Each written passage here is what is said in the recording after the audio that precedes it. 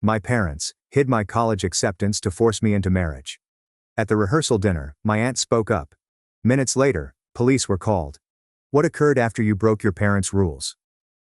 My parents had one rule, which they considered as the 12th commandment: no dating until after high school graduation. They would continually lecture me about how teenage romances were merely diversions from schoolwork, and how every lady who dated in high school ended up ruining her life. They even made me sign a contract on my 15th birthday, stating that I would not date until I was 19. My father laminated it and posted it on the refrigerator like a warning notice. I spent every school dance at home watching Netflix, while my pals texted me recordings of them slow dancing with their boyfriends. When asked why I never went to social events, I had to make up reasons about being too busy with violin practice that didn't exist. My mother would drive by the movie theater on Friday nights to make sure I wasn't with anyone. Their anxiety was so strong that when a boy from chemistry class wanted to borrow my notes, my father quizzed me for an hour about whether we were meeting covertly. Every male contact in my phone had to be labeled with their complete name and how I knew them, so my parents could confirm they were simply classmates. Then during junior year, I met Luke at my volunteer position at the animal shelter, which my parents pushed me to do since it would look well on my college applications. He was a senior at another school who came in every Saturday to help with the dogs. My parents didn't know him, and we worked in different portions of the shelter, so we could chat without anyone reporting back to them. After 3 months of clandestine discussions while walking dogs and cleaning kennels, he asked if I wanted to study together at the library. That led to hidden coffee runs during my pretend tutoring sessions, and then actual dates at places across town that my parents would never visit. We kept everything disguised by using my phone's messaging program, which looked like a calculator. I became an adept at living a parallel life, where I was the perfect rule-following daughter at home and a regular adolescent when they assumed I was at debate practice or studying with a friend. But then, on Thursday night, my appendix chose to literally rupture inside my body. The pain began during supper, and within minutes I was curled up on the lavatory floor, feeling as if someone had stabbed me with a hot knife. I couldn't breathe sufficiently to inform my parents that something was badly wrong with my stomach. My mother took one look at me and assumed I was exaggerating my period cramps, as she often did when I was sick. My father agreed, saying I only needed to take some ibuprofen and sleep it off. When I started throwing up and couldn't even stand up straight, they accused me of trying to avoid my calculus test the next morning. They actually ordered me to bed and told me not to be so dramatic about everyday teenage girl issues. By midnight, the agony was so severe that I was seeing spots and could barely stay awake. But my parents had gone to bed and switched off their phones, like they always did. I crawled to my phone and texted Luke that something was seriously wrong, and that I believed I would die. Which sounds dramatic, but was genuinely true at that moment. He didn't hesitate to tell my parents he was coming to collect me, whether they liked it or not. He was hurling rocks at my window and helping me climb down the trellis in my pajamas, all while I tried not to cry from the agony. When I couldn't walk longer, he took me to his car and drove at 90 miles per hour to the emergency hospital while I sobbed in the passenger seat. The doctors hurried me into surgery right away because my appendix had ruptured, and I was in septic shock, which would have killed me if Luke had waited even an hour. When I awoke following surgery, my parents stood next to my hospital bed, looking absolutely devastated. Luke was still in the waiting area, despite the fact that it was 6 a.m., and he had been awake all night. The surgeon informed my parents that Luke had saved my life by bringing me to the hospital when he did, and that their son was a hero for realizing the gravity of the situation. My mother began crying and hugging Luke, while my father shook his hand and again apologized for not believing me about the agony. My parents remained silent on the trip home from the hospital 3 days later, until my father finally cleared his throat and stated that they needed to apologize for everything. My mother agreed that they had been too rigid, and that I had definitely made the right decision in picking someone like Luke, who cared enough to risk getting into trouble to save my life. They said I could officially date him and even invite him over for dinner to thank him properly. I felt so relieved. I began to cry until my mother turned around in her seat with a bright smile and whispered the words that changed everything. "We've decided you two are so perfect for each other that you should get married. We already put down the deposit on the venue. The wedding is next month." My surgical incision began to hurt harder as I grasped the car door handle and looked at my mother's eager expression. She kept talking about roses versus lilies while my father nodded along, and I wondered whether the opium was causing me to hallucinate the entire conversation. The rest of the drive home was a jumble of wedding details shouted off by my mother as I held my hand against my stomach and tried not to vomit from the pain meds or the shock. When we came home, I rushed straight to the toilet and locked the door before pulling out my phone and texting Luke with shaky hands. I typed, "They want us to get married next month, not joking," and sent it before sitting on the locked toilet lid. His reaction was rapid, with 18 question marks, followed by, "Are your parents having a mental breakdown?" I could hear my mother downstairs on the phone with someone about catering menus. I pulled myself into my bedroom and collapsed on the bed, where that dumb, laminated dating contract hung as if it were a joke. The one I signed at 15, promising not to date until I was 19, was right there mocking me while my parents arranged my wedding 4 months before I graduated. My stomach hurt more than the surgery site as I stared at the ceiling, until Chloe peeked through my door. She muttered that Mom had gone wild and was browsing for wedding clothes online, which made me laugh and cry at the same time. That night my father pushed a 3-inch notebook across the table, labeled with color-coded sections for venue, catering, and guest list. I opened it to discover 210 names already entered in alphabetical order, along with addresses and phone numbers. I pushed my soup bowl away and told them forcefully that I was 18 and couldn't legally marry, but my mother simply smiled. She chirped that parental approval made it legal in California, and they'd already looked into all the criteria at the courtroom. 2 days later, Luke showed up for the thank you dinner my parents had promised him, dressed in his sole button-down shirt. My parents grinned at him as if he were already their son-in-law, while he continued to send me bewildered looks across the table. I mouthed, "Play along," while making nervous eye contact as my mother served his favorite foods, which she had discovered after stalking his social media. She had baked chicken parmesan and chocolate cake after supposedly scrolling through 3 years of his Instagram posts.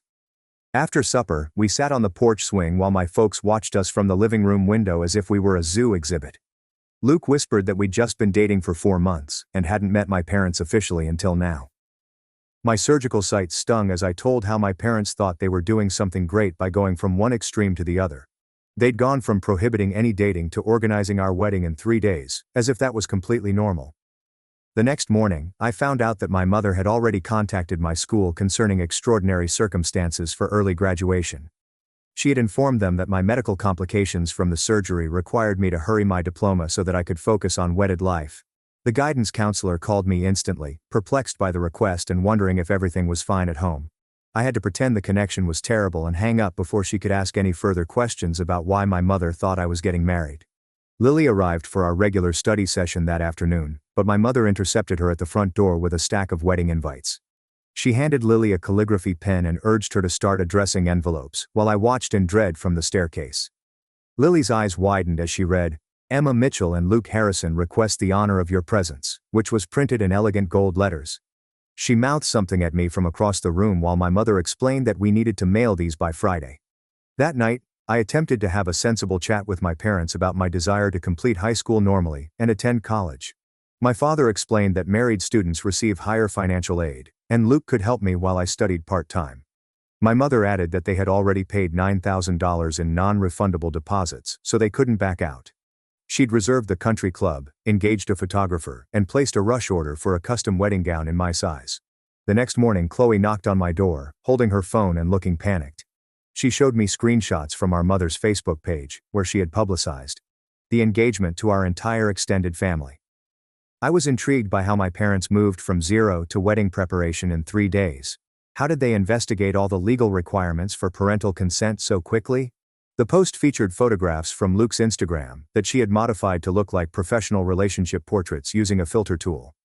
Comments poured in with astonished congrats, and my aunt from Texas had already mentioned that she was planning trips. I grabbed my phone and dialed Dr. Patel's number, while Chloe eyed me with concern. The nurse who answered recognized my name and inquired about my recuperation status. I described the wedding circumstance, and requested the doctor if he could write something indicating that I required longer recovery time. She sat silent for a time before saying that the doctor could only become involved in family problems if there was actual abuse. My parents' strangely kind behavior in pressuring me to marry did not count as anything doctors could prevent. I hung up, feeling absolutely trapped, while Chloe simply shook her head. 3 days had gone since the announcement, and the situation was getting worse by the hour. Luke texted me that his parents had just contacted him, screaming, since they had received a formal invitation in the mail. The elegant card invited them to dinner to talk about their children's future together. His mother was a paralegal, and she was already looking into whether underage marriage was allowed in California. He stated he was parked in his car outside my house but was too terrified to enter. He didn't want to leave me alone, but he didn't know how to deal with my parents anymore. That night, Pastor Collins came over for supper, and he appeared to be very uncomfortable throughout. My parents continued saying how they were blessed youthful love and giving us the best start in life. He suggested that couples seek counseling for at least 6 months before getting married. My mother just chuckled and remarked, "True love didn't need to wait when it was obvious we were meant to be." While my parents debated whether to use roses or lilies as centerpieces, Pastor Collins stared at me and mouthed the words, "I'm sorry." He departed shortly after dessert, claiming he had another appointment, but I could tell he just wanted to leave. A week following my operation, I returned to school, and it was a total nightmare. Everyone had read my mother's Facebook posts and assumed I was getting married by choice. In the hallways, kids I had never met before approached me to congratulate me. My chemistry instructor approached me and said marriage was a tremendous responsibility, but she was delighted for me. I attempted to explain that it was all a misunderstanding, but nobody believed me. The worst thing was that rumors started spreading about why the wedding was taking place so quickly. By lunchtime, everyone had concluded that I was pregnant, which would explain both the emergency operation and the rushed wedding. Lily caught me crying in the bathroom and brought me to the library, where she had assembled our friend group. She'd started a group chat called Save Emma, and everyone was pitching ideas to stop the wedding. Someone proposed staging a pregnancy scare for Luke to terrify my parents. Another acquaintance wanted to contact Child Protective Services and report the entire situation. I told them none of it would work since my parents would see any involvement as envy, or someone attempting to spoil my happiness. If they suspected that individuals were attempting to halt the wedding, they would most likely move it forward even further. When I arrived home that afternoon, I discovered my mother's old wedding planning notebook in the garage. It was dated when she was 17 and contained magazine cutouts and handwritten notes about her ideal wedding.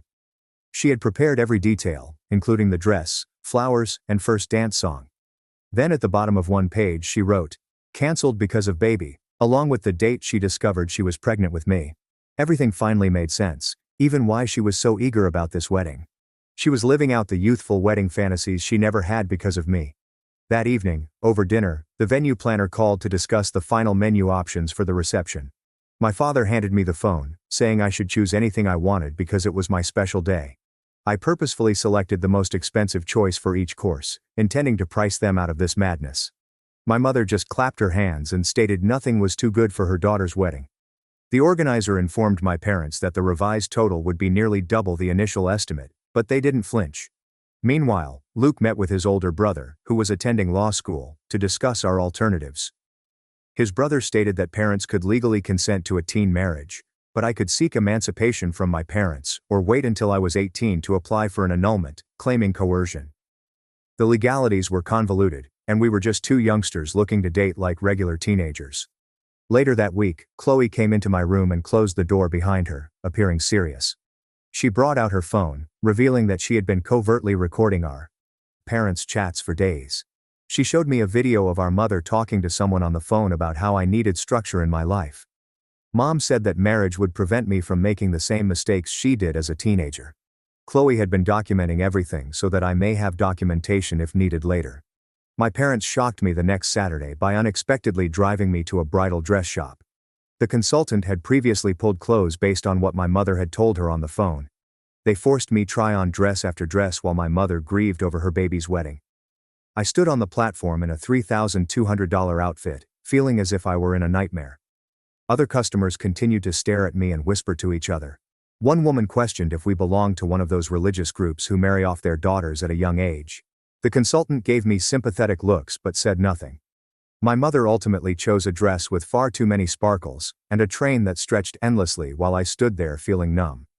We left the store with the dress in a large pink bag and drove home in silence, except for my mother discussing flower arrangements and whether we should serve chicken or fish at the reception. The next morning at school, I was headed to my locker when Lily's mother emerged in the corridor and gently patted my shoulder. She worked as a social worker at the county office, and her sweet voice made you want to tell her everything. She asked if we could speak quietly and brought me to an empty classroom, where she closed the door and sat at one of the desks. I described how my parents thought they were assisting me by organizing this wonderful wedding for the boy who saved my life, and how they truly believed it was the best thing for my future. She listened without interrupting, then took out a business card from her purse. "Coercive control is still control, honey," she remarked quietly as she left me alone in the classroom. After school, Luke picked me up in his beat-up Honda and drove us to the park, where no one would see us unless our parents were watching.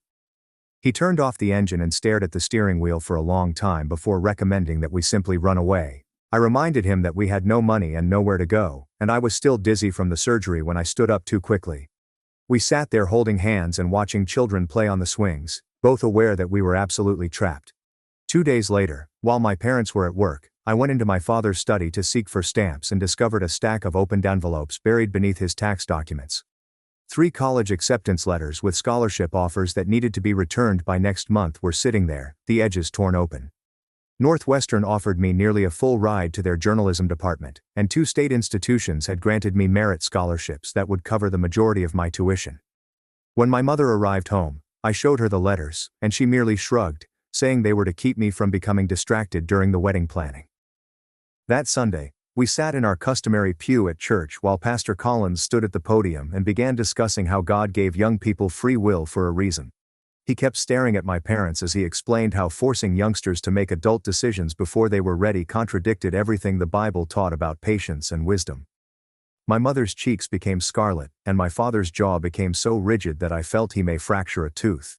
The entire crowd kept gazing at us and murmuring to one another as Pastor continued to lecture about allowing teenagers to mature at their own speed.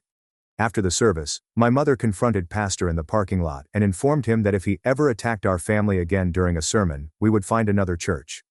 The next day, a photographer arrived at our house with a bunch of equipment for engagement photos that my parents had booked without informing me. My mother handed me a yellow sundress she had purchased and instructed me to put it on and grin like I meant it. Luke came looking terrible in the button-down shirt his mother had left for him to wear. We stood in the backyard as the photographer positioned us beneath the oak tree and instructed us to appear cheerful and in love. Chloe kept sneaking into the background, forming bunny ears and sticking her tongue out, forcing the photographer to retake each shot. She pretended to pick her nose in one photo and made vulgar hand gestures in another before my father took her inside and punished her for a week. We had barely finished taking shots when a taxi arrived, and my Aunt Julia from Texas stepped out with 2 luggage and marched straight up to the front door. She took one look at me in the sundress, Luke alongside me, and wanted to know why her 18-year-old niece was dressed like a bride. My mother tried to explain that the wedding was a celebration of Luke saving my life, but Julia interrupted her and stated she was living out her failed dreams via me. They began screaming at each other in the living room, and Julia accused my mother of being envious that she had never had her dream wedding when she was younger. My mother's expression changed from astonished to hurt, to outraged in approximately 3 seconds before telling Julia to leave her house. The next morning, Luke's parents arrived for the meeting that my parents had requested, accompanied by their oldest son, a Sacramento lawyer. His mother, Ruth, placed a folder of legal documents on our coffee table and began discussing all of the data about teenage weddings and divorce rates. My father responded by pulling up Luke's Instagram on his phone and showing them images of us at the animal shelter, alleging their son had been secretly pursuing me for months. The tension in the room became so intense that I couldn't breathe, so I fled upstairs to the bathroom, where I discovered Chloe already cowering in the bathtub with her headphones on. We sat together on the hard tile floor while the voices downstairs became increasingly louder. Chloe took out her phone and whispered that she had been recording everything our parents said and saving it to cloud storage in case I needed it later for court or something. When Ruth indicated that my parents were psychologically assaulting me by forcing this wedding, the arguing downstairs escalated into full-on yelling. My mother completely lost it and began screaming that they had produced a predator who targeted young girls for charity work. She threw them out the front door, screaming that Luke had misled and corrupted me.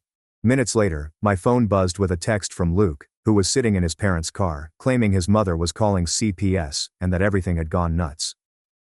The next day at school, Lily recruited 5 other friends and cornered me in the chemistry lab during lunchtime with a complete presentation they had prepared. They had published stories regarding forced marriage and statistics on teen divorce, as well as leaflets from legal help organizations. They encircled me at the lab table, each saying why this wedding was a bad idea and how they might help me get out of it. I started crying so hard that I couldn't see the papers they were showing me. I told them I had no idea how to stop this without killing my entire family and making my parents hate me forever.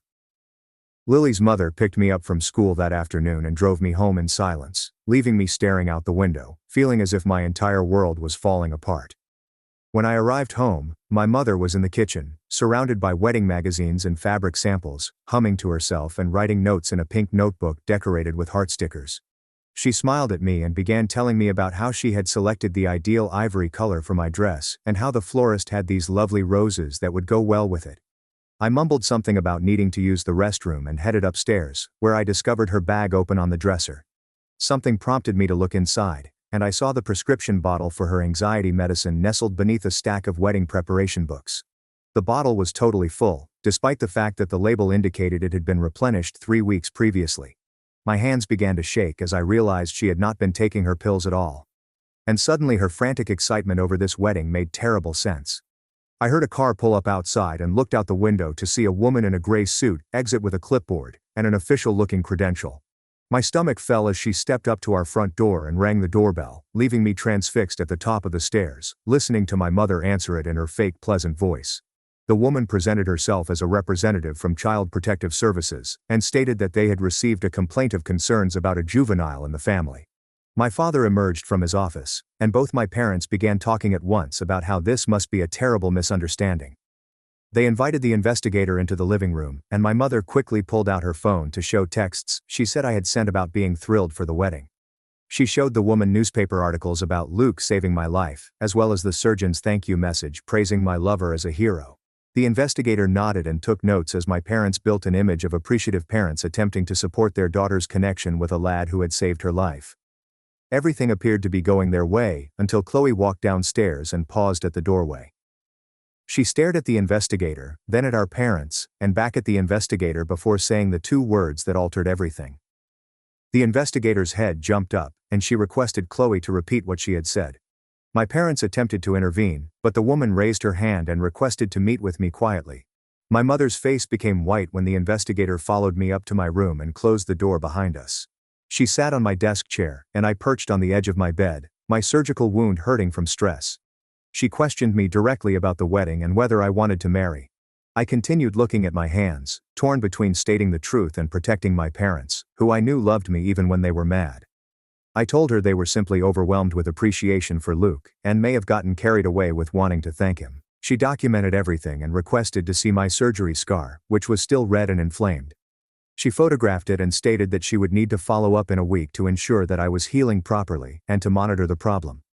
After she left, my parents were unusually silent at supper, passing dishes without making eye contact.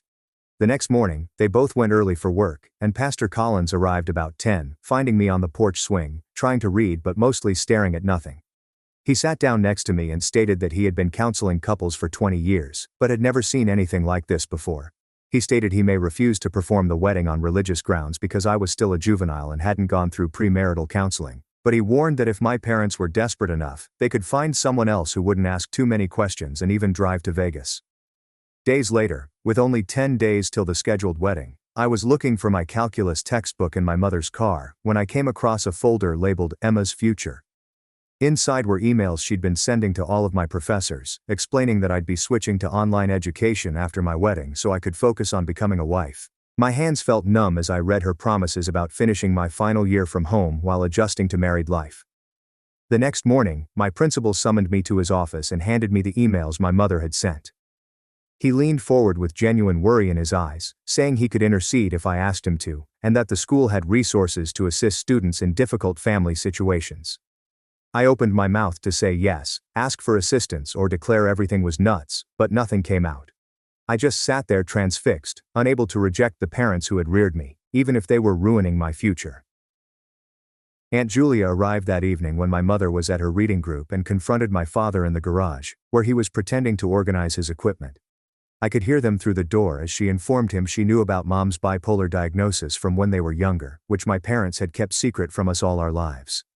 She said if they didn't postpone the wedding right away, she'd tell me and Chloe about Mom's history of manic episodes and hospitalizations. My father's voice trembled as he begged her not to say anything, claiming Diane was delicate right now and that this wedding was the only thing keeping her stable and joyful. 2 days later, Chloe discovered me in the bathroom at 2 a.m., fully dressed and sitting under the chilly shower spray, tears streaming down my cheeks. She didn't say anything at first, just slipped up beside me in her pajamas and grabbed my hand. I finally stated that I'd been suffering panic attacks since the surgery, waking up gasping for air and not knowing whether it was trauma from nearly dying or dread about this wedding that was truly happening. We sat there in the chilly water till our fingers became purple and our teeth chattered, both of us unsure what to say. Meanwhile, Luke had begun missing his morning courses to sit in the public library, surrounded by law texts on emancipation and minor rights. The librarian, an elderly woman with sympathetic eyes, took notice of his stack of legal literature and gently sat down next to him. She stated that her daughter had gone through a similar experience with controlling parents and gave him a business card for a family law attorney who worked pro bono for teens in crisis situations. That night, while serving pasta, my mother slammed a manila folder on the table in front of me. Inside were my college acceptance letters, which I had concealed in my closet. Letters from colleges to which I had discreetly applied using the address of the school counselor. She waved them in my face, yelling that I had always planned to forsake them, that I was selfish and ungrateful for everything they had done for me. My father supported her, stating that college could wait until after I was married, and that a good woman prioritized her family over her work. The area where they had removed my appendix began throbbing and burning, as if it were about to break open due to the stress. I dashed over to Lily's place after dinner, and her mother took one glance at my wrists, where my mother had seized me during her scream, and instantly pulled out her camera. She documented every bruise and red mark while emphasizing that she was a mandated reporter and that physical control paired with forced marriage constituted abuse, regardless of my parents' stated intentions. She filed the report that night as I sat in their kitchen drinking tea with trembling hands, knowing that in 8 days, my parents wanted me to go down wedding aisle in a white dress and swear to follow a boy I'd only kissed 3 times. The next morning, Luke picked me up 2 blocks from my house, while my parents assumed I was at a follow-up doctor's visit. We traveled to a small downtown law office, where Karen Walsh greeted us with coffee and a stack of papers that made my stomach drop. She described my 3 alternatives while I sat there, feeling like I was about to vomit again. Emancipation would take months and would require proof that I could support myself financially, which was impossible given that I couldn't even work yet due to my surgery. Refusing to attend the real ceremony would disgrace my parents in front of everyone they had invited, but it would not deter them from trying again. Running away until I was 18 meant losing my health insurance, just when I needed it most for post-surgery care and meds. I left that meeting feeling even more constrained than before, but Luke grabbed my hand and swore we'd sort it out together. Days later, the wedding gown came for final changes at the store my mother had chosen. The seamstress was pinning the hem when I abruptly jumped up and said that I was canceling the wedding entirely. My mother's face turned white before she gasped for oxygen and collapsed straight on the store floor. The staff contacted 911 while I crouched alongside her, gripping my hand so hard it hurt and gasping, "Don't leave me," repeatedly. I rode in the ambulance with her, holding her hand as the paramedics administered oxygen and checked her vitals. At the hospital, they stabilized her and brought her to a private room, where I sat in the corner. I overheard the doctor speak to my father in the corridor about her bipolar medication and how she hadn't been taking it correctly. They considered placing her on an involuntary mental hold if she continued to refuse treatment, but my father asked them to wait. He informed them that arranging the wedding was therapeutic for her, which made me want to scream. Luke came to see me in the hospital cafeteria while my mother was sedated upstairs. We sat at a corner table, drinking horrible coffee and debating if we should just break up publicly to end everything, but we both knew it would most likely push my mother over the brink, and neither of us wanted that on our conscience. He softly stated that we were stuck by their mental sickness, and I couldn't disagree with him about it. The next day, Chloe came to my room and showed me her phone, which included thousands of comments on a Reddit topic. She'd been tweeting about our issue anonymously for days, and it had gone fully viral, with people offering help and sharing their own stories. She showed me messages from journalists asking to interview us, but I told her not to respond to any of them. The next morning, my mother returned home from the hospital, determined as ever to plan the wedding. She began calling all of the vendors, insisting that they move things forward by 2 days, since she did not want to risk anything else happening. When I tried to resist, she took my phone and laptop and locked me inside my room. She said it was for my own good until the ceremony, and I'd thank her someday for keeping me safe from myself. Chloe was able to slide my phone back through the heating vent between our rooms that night. I quickly texted Luke, Lily, and the social worker at the hospital who had given me her card. Lily's mother instructed me, through Lily, to call 911 if I was being kept against my will, but I couldn't do so with my already unstable mother. The next morning, Pastor Collins arrived for what my mother called necessary premarital counseling. He discovered me confined in my room and ordered that my mother get me out immediately, or he would contact the authorities himself. She eventually unlocked the door, but then sat right next to me for the whole session, interrupting me whenever I tried to say anything. The pastor continued to write notes while observing my mother's conduct, and I could tell he was meticulously documenting everything. 4 days before the wedding, my aunt returned, but this time with backup.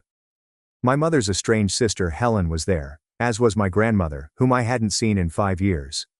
The living room became a battlefield as decades of ancient fights erupted all at once.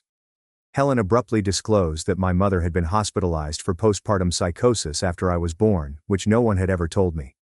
My mother began yelling that Helen was lying, while my father attempted to calm everyone down, and my grandmother simply sat there crying. During the hubbub, Chloe grabbed my arm and pushed me towards the rear entrance. We dashed to Lily's house, where her mother was already waiting with Karen, the attorney from earlier. Karen had emergency papers for a temporary restraining order scattered across their kitchen table. My hands shook so terribly that I could scarcely hold the pen as I signed my name, knowing that this would end my relationship with my parents forever. Lily's mother arranged blankets on their couch, but I couldn't close my eyes without recalling my mother's contorted expression from earlier.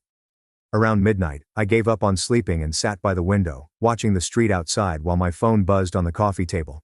My mother's missed calls continued to soar above 30, then 40, with each message becoming more furious and threatening until I eventually flipped the phone face down. At 3 a.m., a familiar automobile crept down the street, moving so slowly that the headlights hardly moved against the walls.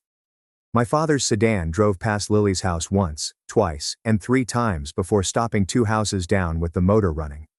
I watched him sit there for 20 minutes, staring at Lily's front door, when my phone lit up with a text that chilled my hands. My father sent me a message saying my mother was talking about injuring herself and I needed to come home right away. I was still staring at those lines when the automobile made its 4th pass and came to a stop directly in front of the home. Blue and red lights flashed over the room as 2 police cars approached my father's sedan. At 3:30 in the morning, the doorbell rang, and Lily's mother went downstairs in her bathrobe, leaving me pressed against the wall, straining to hear what was going on. The officers explained that my parents had reported me as a runaway, and they needed to make sure I was secure. Lily's mother tried to show them the restraining order paperwork Karen had made, but one of the officers shook his head and claimed it hadn't been filed with the court yet, therefore it was invalid. My parents stood behind the police looking completely calm and anxious, like any worried parent would. My mother had even changed into regular clothes and adjusted her cosmetics, making her appear entirely normal after hours of yelling. The officer said that I could either come home freely, or they would have to conduct a further investigation, which could include charging my parents with false imprisonment if I claimed they were holding me against my will. Lily's mother claimed that I was 17 and should have some say in where I stayed, but the cops insisted that without filed papers, I remained a child in my parents' custody. My father went forward and assured me that they only wanted me to return home safely, and that everything was okay. My mother's tear-filled nod suggested that they were the victims of a rebellious teenager. I realized that fighting would exacerbate the situation and could land Lily's family in trouble. So I grabbed my belongings and accompanied my parents to the car, as Lily observed from her bedroom window. The journey home was entirely peaceful, save for my mother humming wedding songs under her breath as if nothing had happened. When we arrived into our driveway, I realized why she was so calm. Our entire backyard had been converted into a wedding site, with white chairs lined up in neat rows facing an archway draped in fake flowers. Catering tables surrounded the side of the house, while strings of lights formed a canopy over the dance floor. My mother guided me through the arrangement, describing where the photographer would stand, and how the guests would enter via the side gate. She pointed out the specific chair decorations for family members and the location for the cake table, as if we were organizing a regular party rather than a forced wedding between teenagers. My father drew me into the kitchen while she continued to change floral arrangements, and his hands shook as he held my shoulders. He asked me to just go through with the ceremony to keep my mother stable, stating that she had been preparing constantly for 3 days without sleep, and that he was afraid of what she would do if we canceled. Now, he gave me receipts for everything she'd already paid for, including the catering deposit and DJ, and told me we'd lose thousands of dollars if we pulled out. The next morning, Luke arrived with his parents and older brother, who had driven down from law school. They all sat in our living room, with my mother serving coffee and cookies as if this were a usual family gathering. Luke's brother pulled out legal documents and proposed a compromise in which we would hold a commitment ceremony that resembled a wedding but had no legal ramifications. He said that it would be similar to a promise ring ceremony, allowing my mother to have her celebration while keeping both of us from actually getting married. My mother's face went through 10 different looks before she agreed, but she asked we not tell any of the guests it wasn't real. She had us all swear to act like it was a real wedding so she wouldn't feel ashamed in front of her relatives and friends. Karen called that afternoon to tell me she'd filed for an emergency custody hearing, claiming I needed a guardian appointed by the court owing to my parents' mental health issues. The hearing was scheduled for Monday, the day following my mother's planned ceremony for Sunday. Karen claimed that if I could only make it through the weekend, the court would probably intervene and take me from the house. 2 days felt like the longest span in the world, but it was also the last hope I had. Friday night was the rehearsal dinner at a restaurant that my mother had entirely hired out. Extended relatives had driven in from 3 different states, and everyone sat around tables adorned with white roses and baby breath. My aunt, who had always been wary of my mother's conduct, rose up to make a toast, and I could feel my mother tense up immediately. Instead of wishing us well, my aunt informed all 40 guests that this was a bogus wedding between minors, organized by a mentally ill mother who required psychiatric care. The room erupted into commotion, with half of the family shrieking at my aunt and the other half agreeing with her. My mother rose up and screamed that everyone was attempting to ruin her wonderful moment, before grabbing a wine glass and throwing it at the wall. She kept throwing plates and glasses while sobbing, claiming that no one knew how much she loved me and wanted me to be happy. My father and 2 uncles had to physically restrain her and carry her outside to the car while she yelled threats at everyone who had betrayed her. Back at home, my father eventually broke down and acknowledged that he had been tolerating my mother's illness for years because he was afraid of her suicide attempts. He took out a notepad from his desk drawer and gave me pages of documentation on her manic episodes dating back to when I was 5 years old.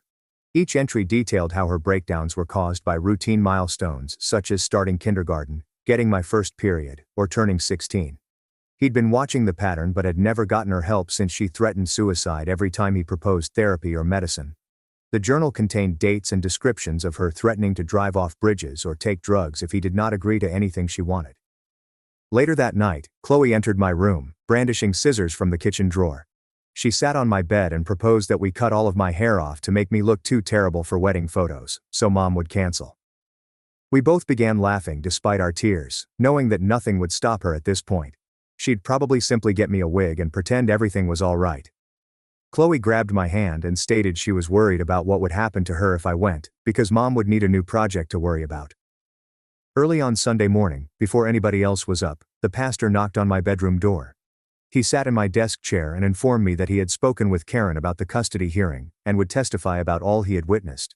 He also stated that if I gave him any signal during the ceremony, such as dropping my bouquet or stating the wrong name, he would object and interrupt the proceedings. He'd already planned a speech about how the marriage could not be blessed by God, because it was coerced and included children. I awoke 2 hours later to find my mother sitting on my bed, holding the laminated dating contract she had made me sign when I was 14. She had scissors in her hand and was cutting it into little bits that dropped like confetti on my comforter. She gave me a twisted smile and said she was wrong to restrict me with rules and contracts, because this wedding showed she trusted me to make adult decisions now. The doorbell rang, and my mother sprang up to answer it while I sat there staring at the fragments of my old contract scattered about my bed. Lily entered my room with a bridesmaid dress in one hand and a backpack in the other, which she deposited behind my dresser, with a look that told it all. My cousins, who were meant to be the other bridesmaids, stood in my doorway, muttering about whether they should even be present for this bizarre wedding. Chloe had her phone out, texting everyone about how to prevent this situation from occurring, while pretending to take selfies in her outfit. My mother returned, lugging a massive white bridal gown that resembled something out of a fairy tale, and instructed me to begin preparing because guests would come in 2 hours. I stood up to remove the dress and noticed something wet on my stomach where my surgery scar was supposed to heal. When I lifted my shirt, blood was leaking through the bandage, and the wound had split open about an inch due to stress. I showed my mother, hoping that would finally convince her to cancel everything, but she just grabbed some cosmetics and fashion tape from the bathroom. She put the tape over the bloodied bandage and applied concealer, assuring me that nothing could ruin this wonderful day. My phone flashed with a text from Luke, informing me that his parents had phoned reporters and that press vans were already outside the venue, but my mother had no idea. Chloe had uploaded the entire tale on Reddit last night, and now legitimate news teams wanted to cover the forced teen wedding. The doorbell rang again, and Dr. Patel walked in, still dressed in hospital scrubs and looking quite disturbed. She had heard from other doctors at the hospital about what was going on, and came to check on me because I was only a week out from major surgery. She took one glance at the blood pouring through my clothing, and brought me to the bathroom to assess the reopened wound. Her hands shook as she treated the wound, and she informed me that I was medically unsuited for any stress at this time. She threatened to call an ambulance if my parents forced me to go through with this event. My mother overheard her conversation and stormed into the bathroom, yelling that everyone was attempting to ruin my happiness. She grabbed my arm and began leading me toward the backyard, where they had set up all of the chairs and decorations. My father finally stepped in and grabbed my mother's shoulders, preventing her from pulling me outside. She began punching him and yelling that everyone was attempting to destroy our family while guests looked through the windows. Someone must have phoned 911, since 3 police cars arrived and officers ran into our property. Guests scattered in all directions as the cops separated my parents and attempted to figure out what was going on. The paramedics who arrived with them took one glance at my mother and began questioning her about her mental state. She begged me to assure them she was all right, but I stood there too tired to say anything else. They took her in an ambulance for a psychiatric examination while she wailed about wanting to give me everything she never had. I saw the bridal arch standing empty in our garden, with flowers dying in the midday light. My mother couldn't distinguish the difference between her own youthful fantasies and what I truly want for my life. Later that evening, my aunt arrived and began sending visitors home while contacting vendors to cancel everything. She took out her phone and showed me movies she had been recording of my mother's conduct for months. She stated that my mother had episodes like this before I was born, and the family had been coping with her issues for years. Karen, a social worker, arrived with emergency custody documents, which designated my aunt as my temporary guardian. My hands shook as I signed the paperwork, and my surgery site throbbed with each movement. Luke grasped my other hand as I realized I couldn't legally live in my own home anymore. My father sat at the kitchen table, ultimately breaking down in tears about how he had remortgaged our property to pay for this wedding. He said my mother had been spending money they didn't have on insane ideas for years, and we were now absolutely broke. He admitted that he needed help as well, because he had been encouraging her illness rather than providing her with proper care. The next 3 days were a haze of packing boxes and signing paperwork.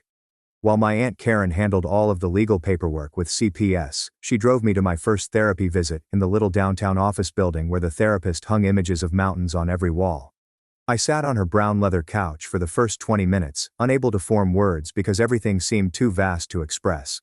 The therapist simply handed me tissues and waited as I stared at my hands, trying to understand how love could develop into something so twisted. Chloe arrived at Karen's rental property that afternoon with 2 suitcases and a plush elephant from when she was 5. We moved the twin beds together in the guest room, and she crawled in next to me the first night, just like we used to do during thunderstorms. She informed me she had been seeing a counselor at school for 6 months because she sensed something was wrong with our family but didn't know what to do. Days later, Luke picked me up for our first real date, where we didn't have to lie or sneak around. We went to a pizza establishment near his school and then watched an action movie. But halfway through I realized we had no idea what to talk about unless a catastrophe occurred. We sat in his car later and decided to start anew and get to know one another like normal people. The custody hearing took place 2 weeks later in a massive courtroom that smelled like old carpet and coffee. Pastor Collins testified about my parents' troubling behavior at church and how they had separated our family from regular activities. Dr. Patel reviewed my medical records and highlighted how near I had been to death due to the ruptured appendix. Lily's mother recounted finding me crying at their house several times over my parents' rules. Everyone in the courtroom fell silent as they saw blood oozing through my bridal dress, which my mother had only concealed with cosmetics and tape. What was going in her mind to make her believe that was okay? Karen presented all of the evidence, including covert recordings of our mother's meltdowns that Chloe had made on her phone. My mother sat at the opposite table, appearing smaller than I'd ever seen her in a gray clothing I didn't know.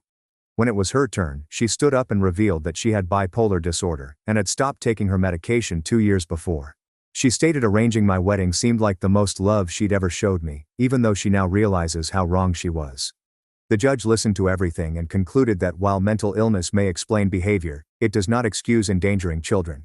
He signed the paperwork, designating Karen as our legal guardian, right there in the courtroom. 2 weeks later, I returned to school, and everyone stared at me in the hallways, as if I were a celebrity or a victim. Some kids wanted to take selfies with me after seeing the Reddit thread that went viral. Others murmured behind their hands or gave me pitying looks, making me want to hide in the restroom. I concentrated on catching up on all of the assignments I had missed, while my teachers repeatedly asked if I needed extensions or counseling. My AP classes were a catastrophe, and I had 3 weeks to improve my grades before the college application deadline. Karen brought me back to my old residence on a Saturday morning to grab my clothes and school supplies because we knew my parents would be at therapy appointments. The wedding arch was still in the garden, covered in dead flowers and bird droppings.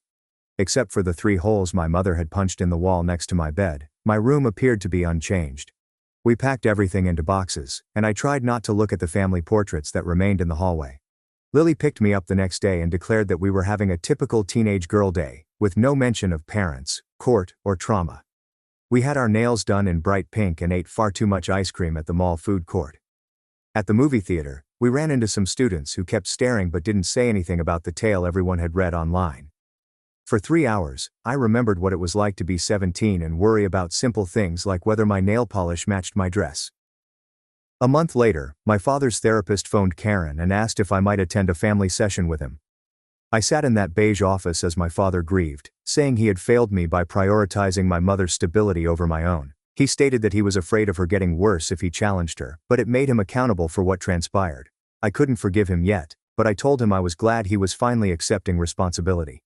That same week, the admissions office at Berkeley sent me an email requesting a statement on my familial circumstances. My hands shook as I read it, fearing they would reject me due to the disarray. Instead, they offered me a grant specifically for students surviving familial trauma and stated that they had support resources available if I needed them. Karen assisted me in writing a response that explained everything, and I cried with relief that my future wasn't utterly lost. About a month later, Luke's parents contacted Karen's house and asked if I may join them for dinner that weekend. I sat in their living room, feeling strange about being there after what had happened with CPS. His mother brought out a large plate of handmade lasagna, and his father kept refilling my water glass every time I took a sip. They both immediately began talking about how sorry they were for phoning CPS, without first consulting with me. His mother grabbed my hand and stated their house was always open if I needed a secure place to go. The following week, Chloe and I attended to a support group Karen had located for children whose parents had mental health issues. We sat in metal folding chairs in a church basement, listening to other teenagers discuss their mother's bipolar episodes and father's schizophrenia. One girl described her mother organizing her 16th birthday party 12 times, and it made me cry because it sounded exactly like Diane. Chloe sat there with her arms crossed till this boy mentioned being angry at his elder sister for not sheltering him from their father's mood swings. She finally looked at me and said she was upset because I didn't realize how bad our family was until it was too late. After the meeting, we sat in my car for 2 hours while she told me about all the times she had hidden in her closet while our parents argued. Days later, a hefty letter arrived at Karen's residence, bearing the return address of my parents' lawyer. Inside was a 10-page letter from Diane, written in her tiny handwriting, that alternated between apologizing and explaining why she had done everything. She said that she and Mark were planned a butterfly-themed vow renewal ceremony next spring, with genuine monarch butterflies to be released. That same afternoon, the lawyer called to inform me that my parents had filed for bankruptcy due to all of the wedding debt and Diane's credit card debts. He said my education fund was depleted, but Karen had already launched a GoFundMe campaign, which raised $12,000 in 3 days from individuals who had been following my story online. Complete strangers were sending $20 and $50 donations, along with remarks about how brave I was for revealing everything. Graduation day arrived faster than I had anticipated, and I was adjusting my cap in the bathroom mirror when Lily texted that my parents were in the theater. Security guards were already approaching them, but I walked over and informed them everything was fine, since I realized I could manage being in the same room with them now. Diane cried throughout the ceremony, as Mark held her hand and kept bringing her tissues from his jacket pocket. After they called my name and I walked across the stage, Diane rose up and clapped so loudly that everyone turned to look at her. When the ceremony was over, she proceeded toward me with Mark directly behind her, seeming apprehensive and protective at the same time. She looked different with shorter hair and matching clothes, as opposed to the random colorful colors she typically wore. She handed me a card with a $500 check inside, and claimed she was feeling better after taking her new prescription correctly. I accepted the card and nodded, but I made no promises to contact or visit because I wasn't ready yet. The next day, Pastor called Karen's residence and asked if he could do a special blessing ceremony for my future, as the wedding blessing had never occurred. We met at the church on a Tuesday evening, with Karen, Chloe, Lily, and even Luke's entire family in the front pews. He spoke of travels, healing, and new beginnings while sprinkling holy water on my head, and it seemed like my genuine wedding. Luke and I sat in his car later, discussing what would happen when I departed for Berkeley in 2 months. We both knew that the pain of everything had brought us together, but we wanted to figure out if there was anything genuine beneath it all. we decided to attempt long distance. Without making any huge vows about forever since we'd had enough of being compelled to commit. I had to testify in the state capitol regarding adolescent marriage laws and parental consent requirements a week before leaving for college. I sat at this big table, a microphone in front of me, telling a room full of politicians about the wedding dress, the location, and the surgery. 3 different representatives stated that they would introduce measures requiring therapy before parents could consent to their minor children's marriage. Moving day eventually arrived, and Karen put my belongings into her SUV as Chloe moaned about having to drive 4 hours to Berkeley and back. We drove by my former house, which had a for sale sign in the front yard with a sold sticker on it. Diane was standing in the living room window, watching the street, and our gazes connected for a split second before Karen turned the corner. The rest of the drive was silent, with the exception of Chloe playing phone games and Karen checking on me through the mirror every few minutes. When we arrived at my dorm, Berkeley's campus appeared vast, and I watched other families unload cars full of matching bedding sets and brand new mini fridges. My belongings fit in 3 cartons and 1 suitcase, but Karen helped me bring everything up to the 3rd story, where my roommate was already unpacking. She looked up from arranging photos on her desk and her eyes widened. "Wait, are you the girl from that Reddit post about the forced wedding?" I agreed and braced myself for criticism, but she sat on her bed and told me about her own mother, who had tried to force her to marry her cousin back in Pakistan. We sat up until 3 a.m., swapping stories about strange families, and I discovered I wasn't the only one with insane parents. Weeks later I attended my first genuine college party, where no one knew anything about my past other than what I chose to tell them. When a guy asked about my family while we were playing beer pong, I just shrugged and stated it was complicated without having to describe the entire situation. The independence of not owing anyone my trauma felt better than I could have imagined. I plunged myself into classes and gained friends who recognized me as Emma, not the girl whose parents sought to compel her to marry. Chloe contacted me months into freshman year, crying so hard that I couldn't understand what she was saying. Mom got pregnant again at 43, having gone off her pills during another manic episode, in which she believed medication was harming her body.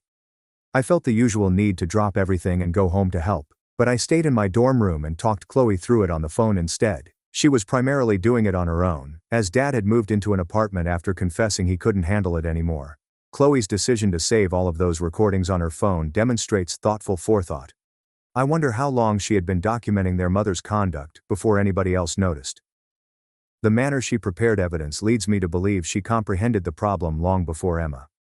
When autumn break arrived, Luke drove up from Los Angeles, where he was having a gap year working at his uncle's auto shop. We walked across campus holding hands like normal college students, and he handed me his acceptance letter to Cal Poly for the spring semester. He kissed me farewell at the airport, and we both realized we were not the same kids who had crept about Riverside. We didn't talk about the almost wedding or make any commitments for the future since we were finally allowed to be 19 and unsure. The divorce papers arrived by certified mail just before Thanksgiving, along with a message from my father's lawyer explaining that Mark had been in therapy for 6 months. It turns out he never wanted the wedding either, but he couldn't stand up to Diane when she was having one of her episodes. The marriage that was supposed to be mine was ending for them instead, and I giggled alone in my dorm room at how twisted everything had become. Winter break arrived, and Karen took me up to stay at her house rather than return to Riverside. We baked sugar cookies and watched Christmas movies, and Julia eventually admitted to me that she had sensed something was wrong for many years, but Diane was continuously threatening to harm herself if anyone interfered. "I should have called CPS anyway," she remarked as we decorated a gingerbread home. I assured her that we all did our best with what we knew. After New Year's, I began writing about all that had happened on a blog that I estimated just 10 people would read. The first piece about spotting familial dysfunction received 50,000 shares in 2 days, and my inbox was full of letters from youngsters in similar situations. I unintentionally became someone who assisted other youngsters in escaping their own familial crises. In February, Chloe informed me that she had submitted her Berkeley early admission application, which included an essay about perseverance and survival. She wanted the same fresh start as I had, and she assured she was already saving money from her target job for the relocation. I assisted her with scholarship applications and SAT preparation via video conferences, being the protective big sister I couldn't be when we were both drowning. The spring semester rushed quickly, with finals and plans for sophomore year, when I would finally declare my psychology major. 1 year after the wedding that never happened, a Facebook message appeared from an account I didn't recognize. Diane, posting from a new profile, said she was fine, taking her medicine, and working part-time at a craft store. She did not request to see me or beg for forgiveness. She just wanted me to know she was striving to get better. I stared at the message for an hour before shutting it and not responding. But I didn't block her either, since maybe one day I'll be ready to hear more. Now I'm here in my dorm room, doing my final thesis on family systems and mental health while running my finger over the thin scar on my tummy that started it all. My phone is constantly buzzing with typical 19-year-old activity, such as Luke sending idiotic memes from his dorm, Chloe inquiring about twin XL linens for next year, and Lily sharing party pics from USC. This is the life my parents sought to shield me from, believing they were shielding me from wrong decisions and tragedy. Instead, they nearly killed me with their protection, and I had to save myself from their rescue. I closed my laptop and grabbed my backpack for study group, going across campus in the California sunshine toward a future I'm finally selecting for myself, one typical adolescent step at a time. I really appreciated discussing all of these issues with you today.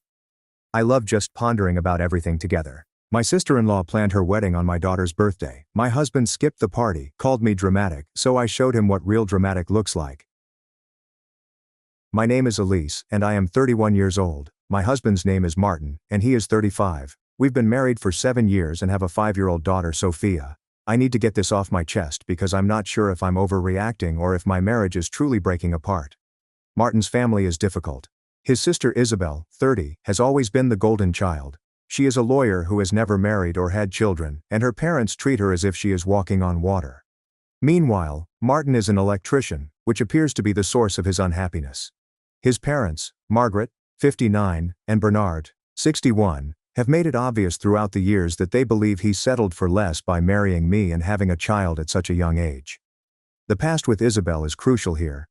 She got engaged 2 years ago to Adrian, a finance professional. The engagement was a big occasion with a party costing more than our wedding. Margaret quickly began organizing a lavish wedding for this summer. Isabel wanted everything to be perfect, so she kept changing dates and places. It was initially scheduled for April, then June, and finally July 16th. Here's when things get messy. Sophia's birthday is July 15th. When Isabel announced the July 16th date during Christmas dinner, I commented that it was the day after Sophia's birthday. Isabel just shrugged and noted that weekends fill up quickly for venues. Margaret suggested we celebrate Sophia's birthday the weekend before or after. Martin simply sat there and nodded along. I was already annoyed, but I felt we could work it out. Sophia is only 5. She wouldn't know whether we celebrated a few days early or late. However, in February, Isabel moved the wedding date to July 15th, which is also Sophia's birthday. I discovered out when Margaret called Martin to inform him of the date change. She said it as if it was no great thing. I was standing right there when she announced that the wedding would now be on the 15th. I took the phone and asked Margaret whether she was aware it was Sophia's birthday. She said yes, but the venue had a cancellation and Isabel wanted to take the date. Then she stated that Sophia would celebrate many more birthdays, but Isabel would only marry once. Martin returned the call and stated we'd sort it out. After he hung up, I told him it was stupid. Sophia had been discussing her 5th birthday celebration for months. We had previously invited her tiny buddies to a celebration at our house on the 15th. I had purchased a personalized cake with her favorite cartoon characters. We'd rented a bouncy house. Martin stated that his family would never forgive him if he missed Isabel's wedding. I pointed out that Isabel knew just what she was doing when she chose that date. She had already rescheduled it twice, and the last accessible date for the entire summer occurred to be Sophia's birthday. Martin stated I was being neurotic, that Isabel wasn't as calculated. We argued over it for weeks. Martin kept mentioning that we might host Sophia's celebration in the morning, and then travel to the wedding. The site was 2.5 hours distant, and the wedding was scheduled for 3:30 p.m. I explained that it would entail rushing Sophia through her own birthday party so that we could jump in the van and drive to celebrate someone else. Martin stated that Sophia will not remember this birthday due to her young age. That comment got me angry.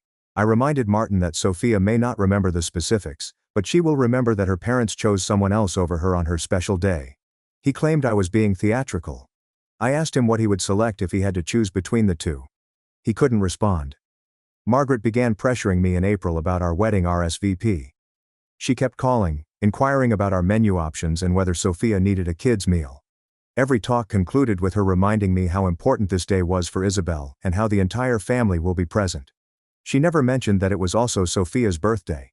I finally told Margaret that we hadn't decided whether or not to come yet. She was shocked. She claimed she couldn't believe I'd keep Martin from his sister's wedding. I mentioned that it was our daughter's birthday, and we had previously planned. Margaret suggested the plans might be adjusted, but not the wedding.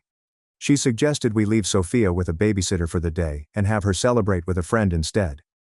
When Martin learned about this exchange, he was furious with me for not simply saying yes to his mother.